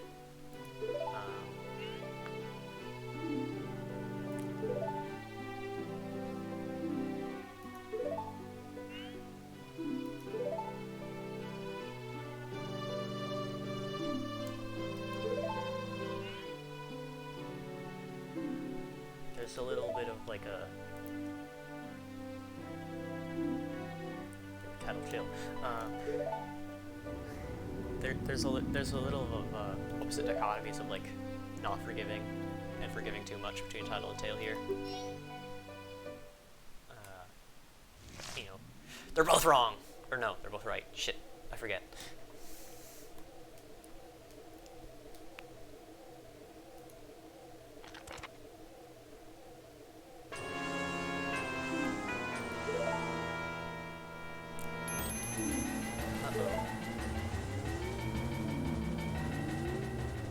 That's been doing all this shit is apparently can't be defeated by the power of a song, unlike that alien from the other game. Moon talks. Why'd they do that? I remember the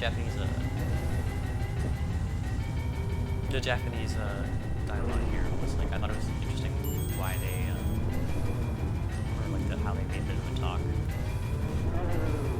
It was very like it was less like ancient god and more like giant evil ogre type shit. I like that title for once. It's like, it's like no.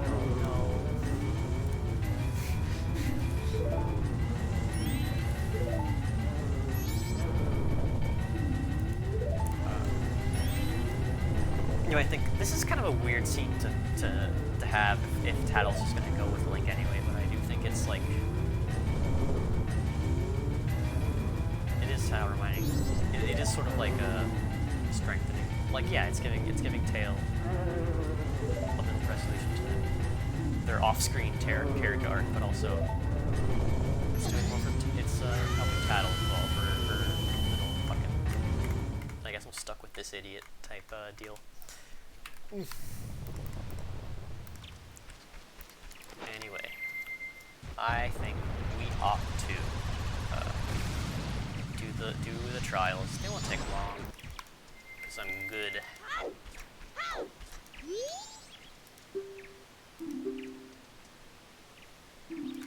I didn't talk about it earlier when I was talking about the salesman himself. But you know, these guys are child versions of the mask salesman, and I think it's, you know, this I don't think this gives insight to the mask salesman himself, but more of just like the nature of how this shit for once, this shit is the hardest thing in the world until you realize that you just let go of the control stick and you angle your bounces perfectly. So if you didn't know how to do this part of the game, now you know. But I think if you have completed this, you kind of like have to learn that fact, unless you are very persistent and a little bit stupid.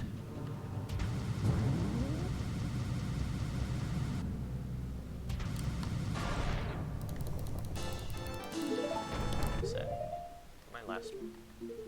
Yeah, okay, I'll go with this.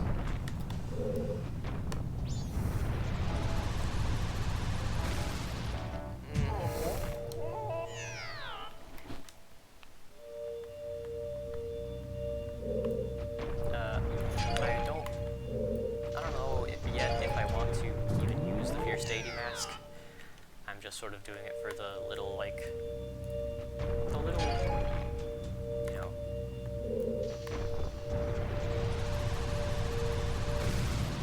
what the moon trial be saying. And it says that I fucking don't know how to do Goron, apparently.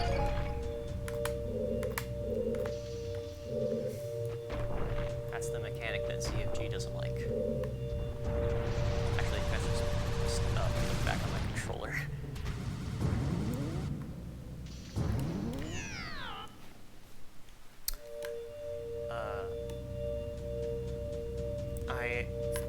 I'll talk about the moon. I really like that area at the end, like inside of the moon, where it's that surreal, like, fucking, everyone says Windows XP, but even though it's like not okay.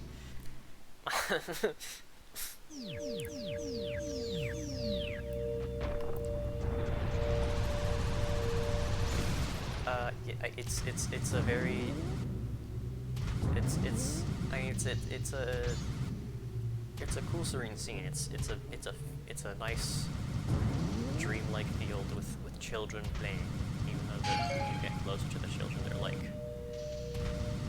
wait, these kids are actually creepy. Oh god, a creepy child. Has anyone ever seen this in anything before?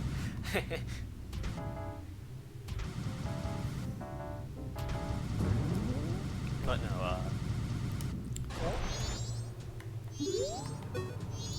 I also like how there's a lot of gossip stones in these. Let's talk to him. I didn't discard the Mask of Truth yet, I don't think.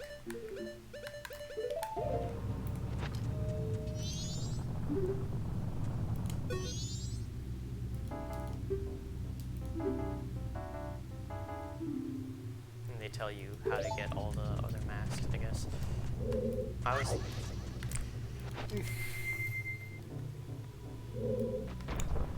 Which is, you know, it's it's kind of interesting, because you need masks to read these hints. But also, like... Wait, where the fuck do I go? I know that... I'm throwing.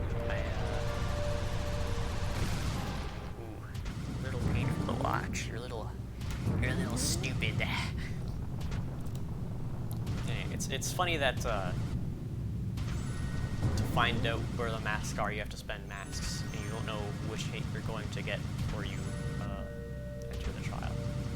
So, like, theoretically, you only need, like, 3 or 4. I should not have stopped. You need 4 to get the ones in the Link trial, or the Tower trial, whatever you want to call it. The Twin Molds trial. But that would also require you to do the Oath to Order thing a bunch of times. Is he not just here? Dude, I feel crazy. How do I do it?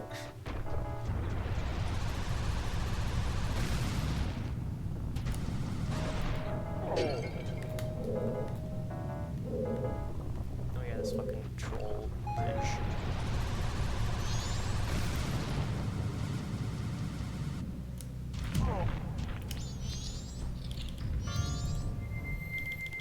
So let's give him my masks.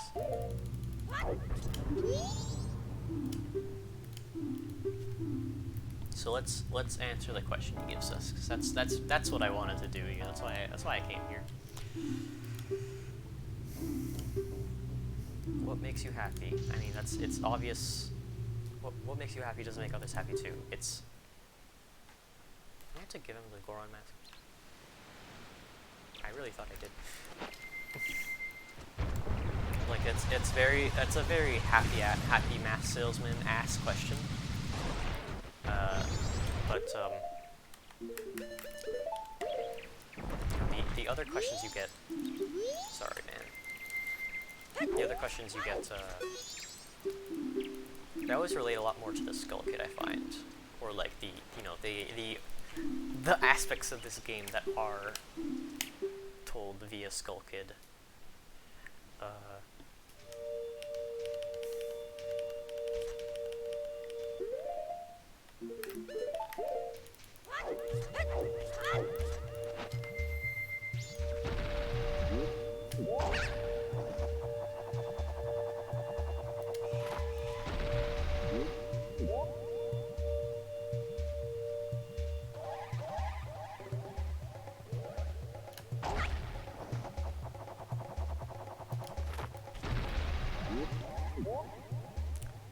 So the trials, huh? I think they're they're a little, they're just a cute little thing. They're not crazy hard, but I mean this one's, I mean okay, well I think I think the best one's the fucking go on one, just because it's, you know,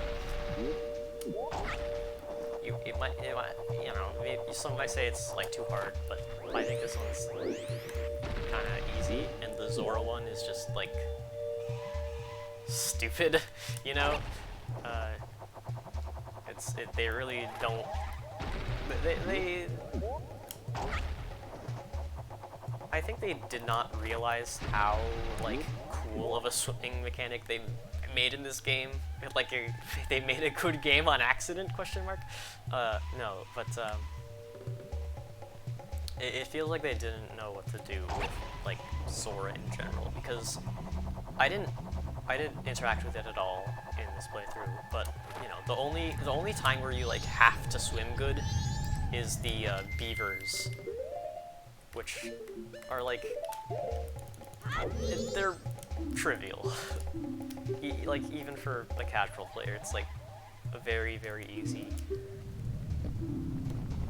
mini game. Your friends, what kind of people are they? You know, you gotta ask yourself a question about friendship in order to solve this guy's riddle.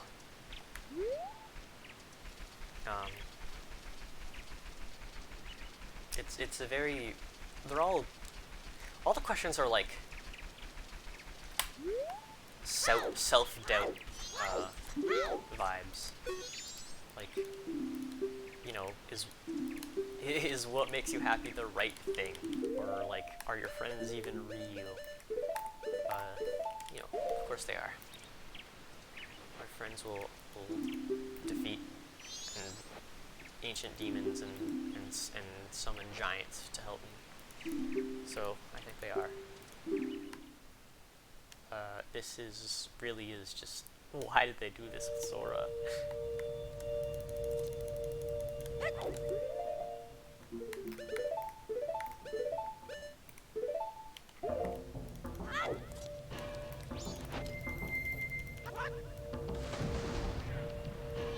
I think it's left.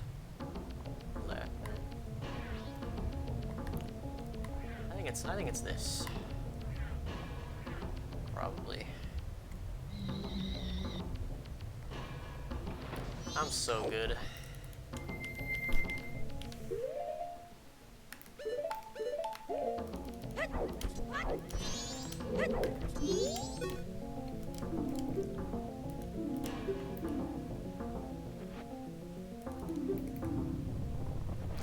I think it's interesting that the moon shakes like still happen in here even though time is stopped.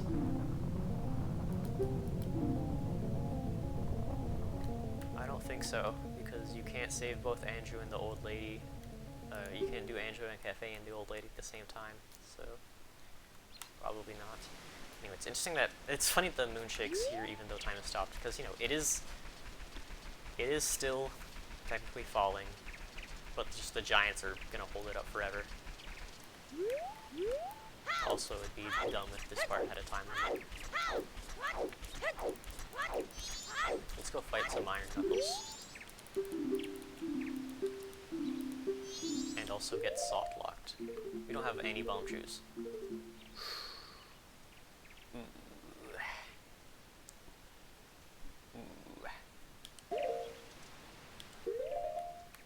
mean, you can just.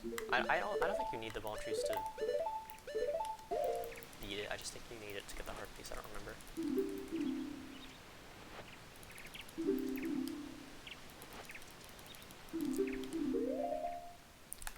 Hey, mass salesman, what are are you trying to teach me? You're even more cryptic than Kaporigabora.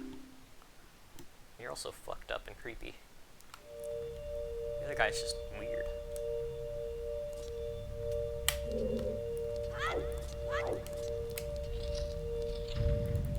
And you have to fight all the mini bosses in order. Nope, that's the other place.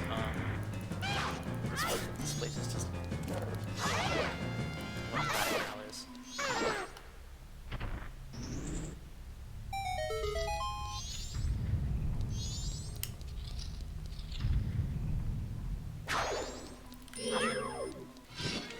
I think it's this one.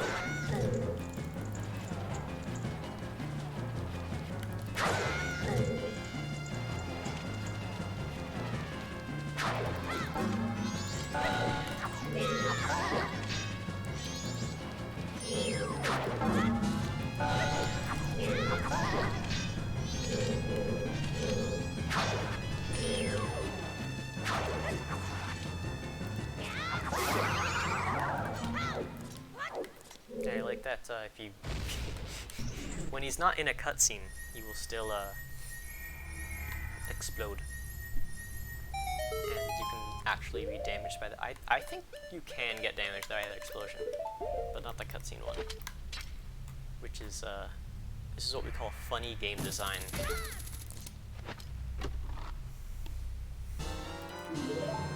Really? Are you sure I don't want Bomb Chew's game?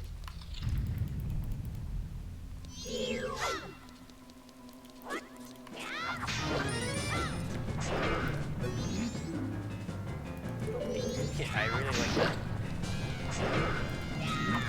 Like, not only is it like just like funny and you know says stuff about Title's personality, but also it's like literally true. Like, you should know about this. You've been mentioned before, even though like, you know, you know, it is kind of unfair to like assume all this shit about you.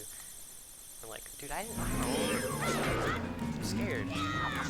But no, you really do like should know. You really should know about all that shit already, because you know there's another game, and now you have to. I think this is Bomb Chews, right? Surely.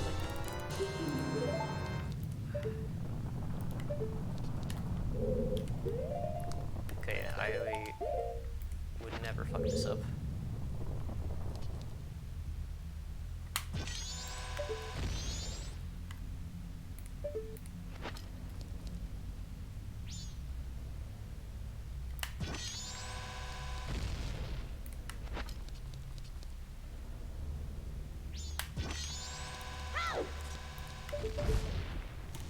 See.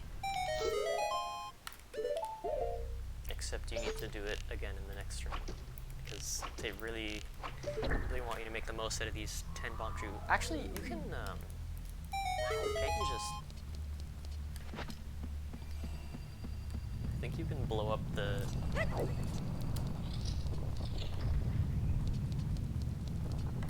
you can't, because it's in the center of the room. But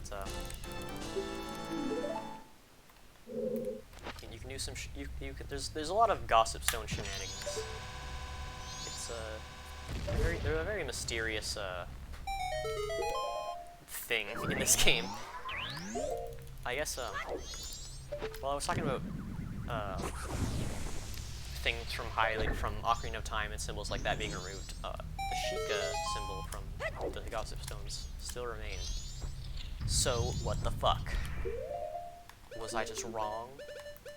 Or are the Sheikah fucking Illuminati?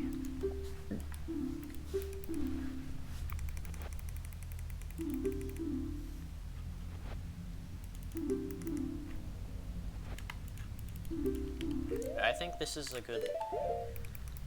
Let's talk about the fierce deity.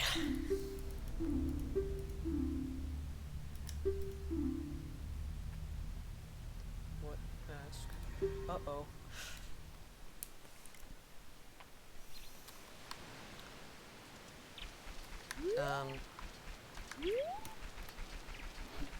I think it's interesting that when you get the Fierce Deity, I mean, we're about to see it with our own eyes. That it'll say an interesting line. Of course, you'll be the bad guy.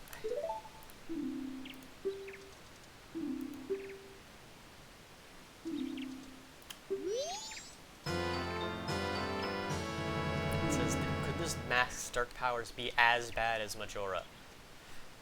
Which I think that's a cool thing to describe it as. You're bad. And when you're bad, you just run. I like that because, you know, when you're fighting with your friend, you're never the bad guy. You're always the good guy.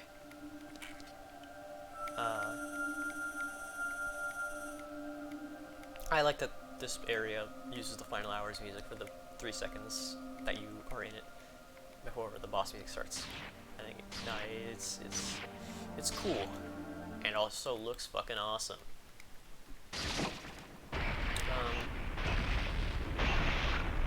I'll use the Fierce Deity for the first phase.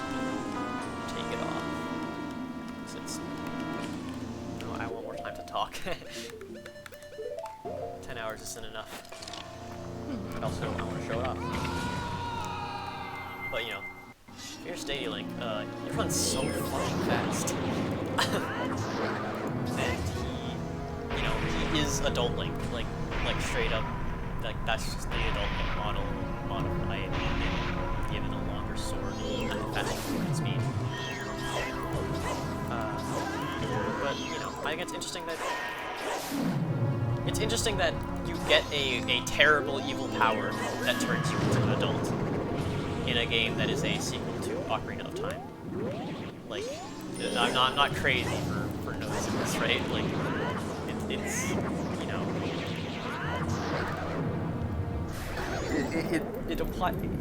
it reads to me like that whole ordeal and like losing all, like being forced into adulthood, and you know, not even like a proper adulthood. It's very stunted because you know you've still got the mind of a child.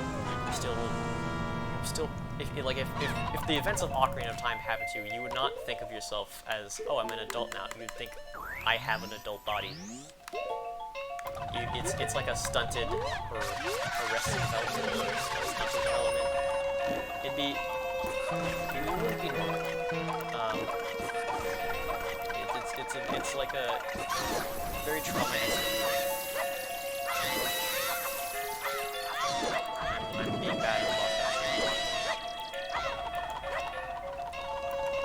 I like this phase a lot because they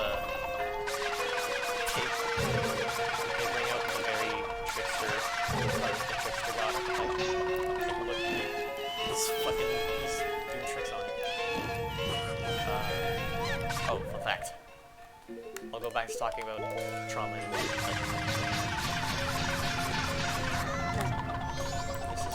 This is can't even use it.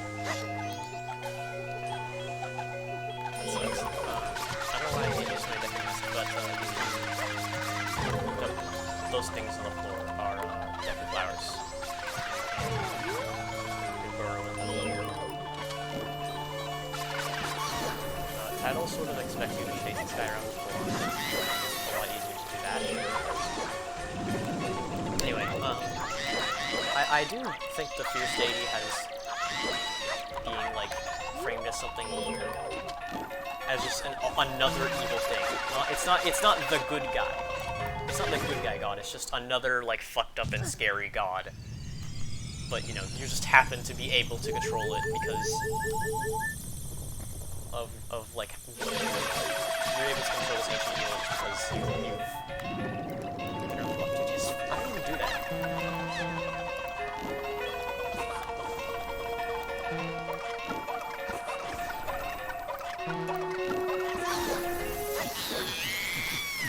And cool subtext, man. I think, you know, if you subscribe to the theory of, you know, Termina is influenced partially or entirely by Link's mind, then there is a lot of trauma, subtext, and other such things. Not necessarily trauma, just like Man, that sucked. That time when it was worse than that time I got sent to the past and the future.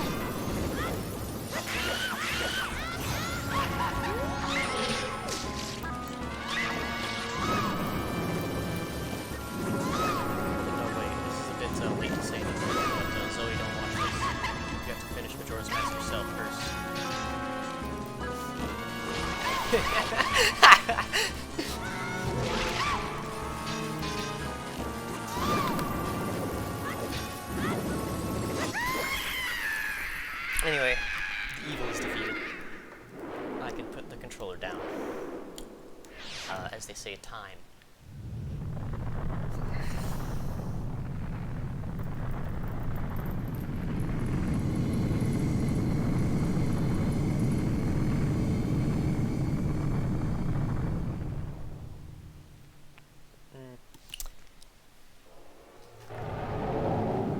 I'll talk a little bit about this ending cutscene, and I'll probably end the video halfway through the credits when I have shit to say.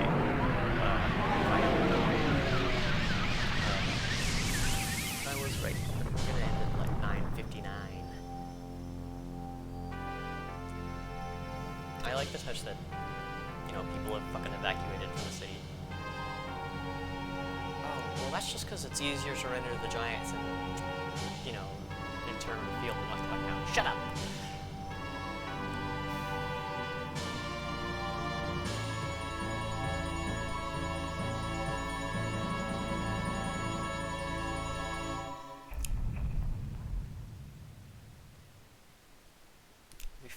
We finally end the cycle of this evil cycle. He's awake. So you do care, title.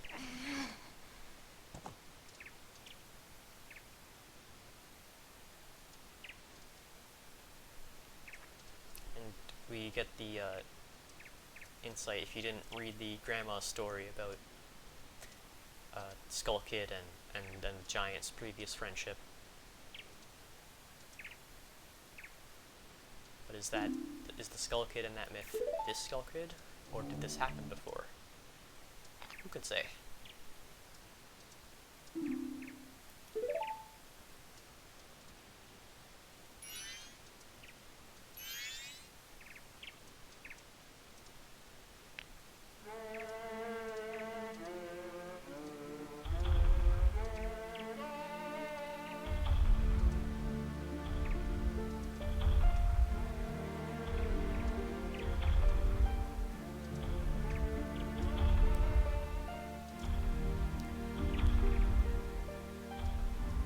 So,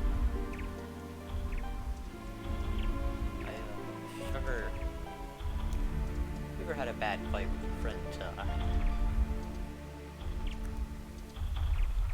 I don't know. This game makes me think about things like that.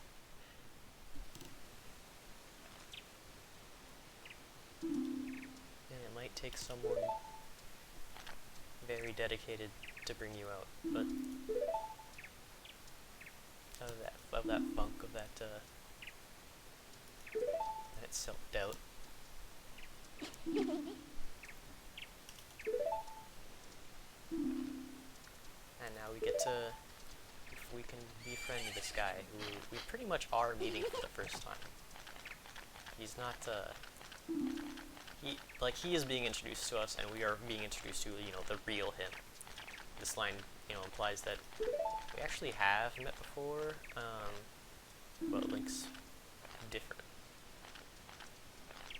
because when the twin mold guy asked you what face you had under the mask, this game is actually about a guy who has the transformation mask of Link, and he puts on another transformation mask. Wait, I'm actually cooking with this.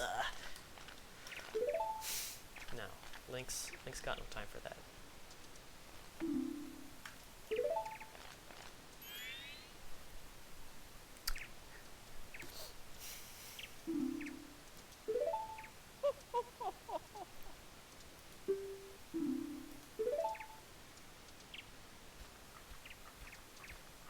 I think shouldn't you be returning home as well? Is he talking to Skull Kid or Link, you know? No, he definitely is telling Link to reunite with the people he left behind. But you know, I don't know. I kind of got bad memories of that place. All that shit happened. When you do the very cynical Link reading, it does sort of contradict how he talks about Hyrule and the shit that happened there, namely Zelda. You know, I don't think Link holds resentment to Zelda, you know. So, you know, there's a way to make it work. And this uneasy alliance turned, you know, real alliance is time for a close. But even though, like, this guy just told us that it's okay to say farewell for a little bit, so I think it's fine. I like the friendship between Tattle and Link.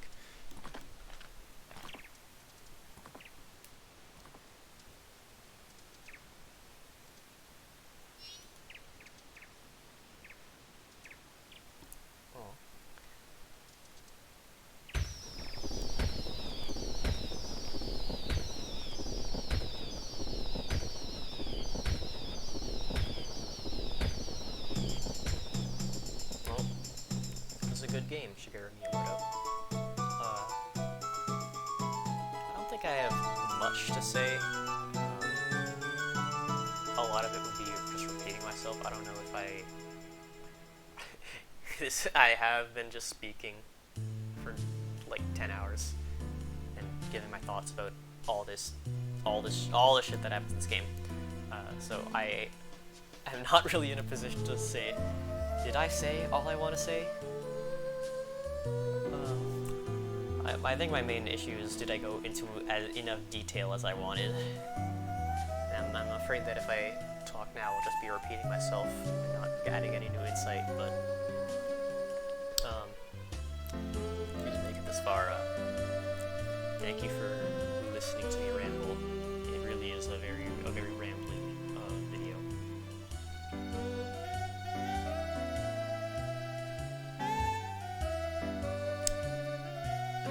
Very pretty credits. So I think I will call it here. Let it play out. Just let it play out. It's only like, what, 5 minutes? I don't know. What if I want the runtime to be just under 10 hours? Actually, if I land on 10 hours specifically, it'll be a really cool thing to agree and recommend it when it's 10:00:00, like the Bad Water video. How long are these credits? I hope it lands up. Dude. They forgive their monkeys.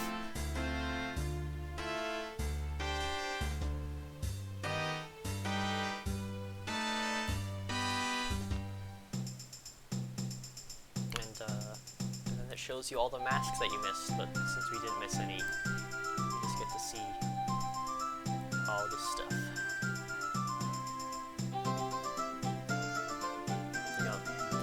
The implication here is, like, that all these people you helped are able to, because, the postman was free, the dancers are using the Kamaro's mask, and the Great Fairies are back. I thought this scares me, I thought I missed one. like mechanically it is impossible to get all those masks. But I guess there's like a magical like plot resolution. Dude, she's kind of cracked.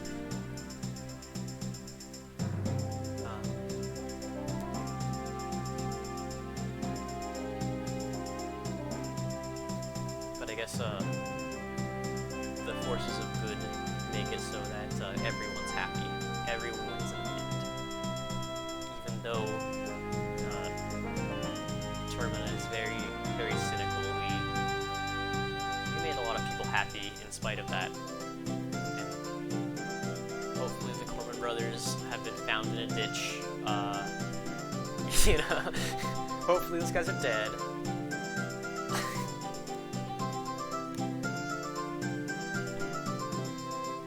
Well, not him, he's chill. Maybe the Precipice brothers are shitty chud con men.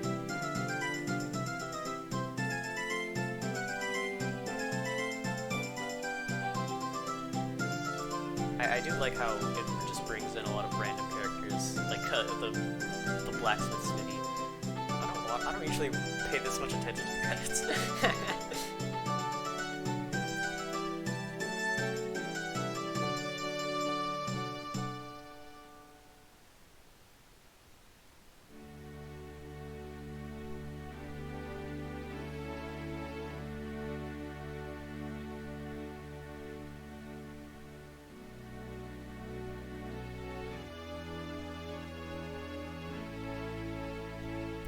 Feel like modeling adult cafe, but you know, maybe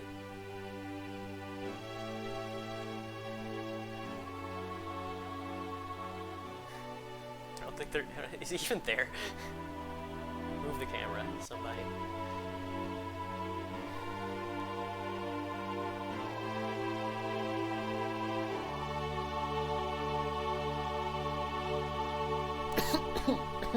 Shit. I'm having a coughing fit right at the end. Yeah. I don't know, the butler is, I always find the butler to be like, he's one of the people in this game who like suffer a lot for no reason, like Remy and Romani. He just can't catch a break, you know. His son dies and then his boss and the kingdom are thrown into all this bullshit. And can't really use reason and things to stop it. But you know, I guess we did give him a semi farewell with the butler race.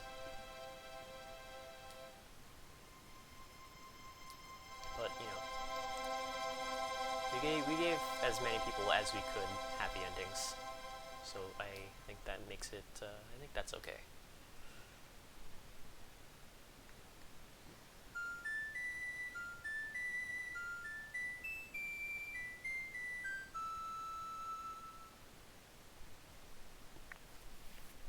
Yeah, the obvious parallel between the drawing Tattle and Tail and Skull Kid made when they first met, and the drawing and this drawing that the Skull Kid makes when you depart.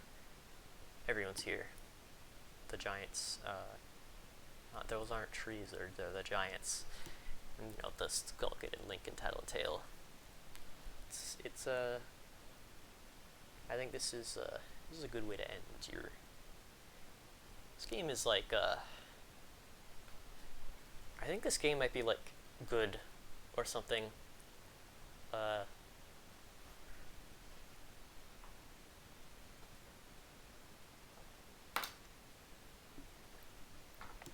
I really gonna wait 2 minutes to make this a flat 10 minutes? Nah.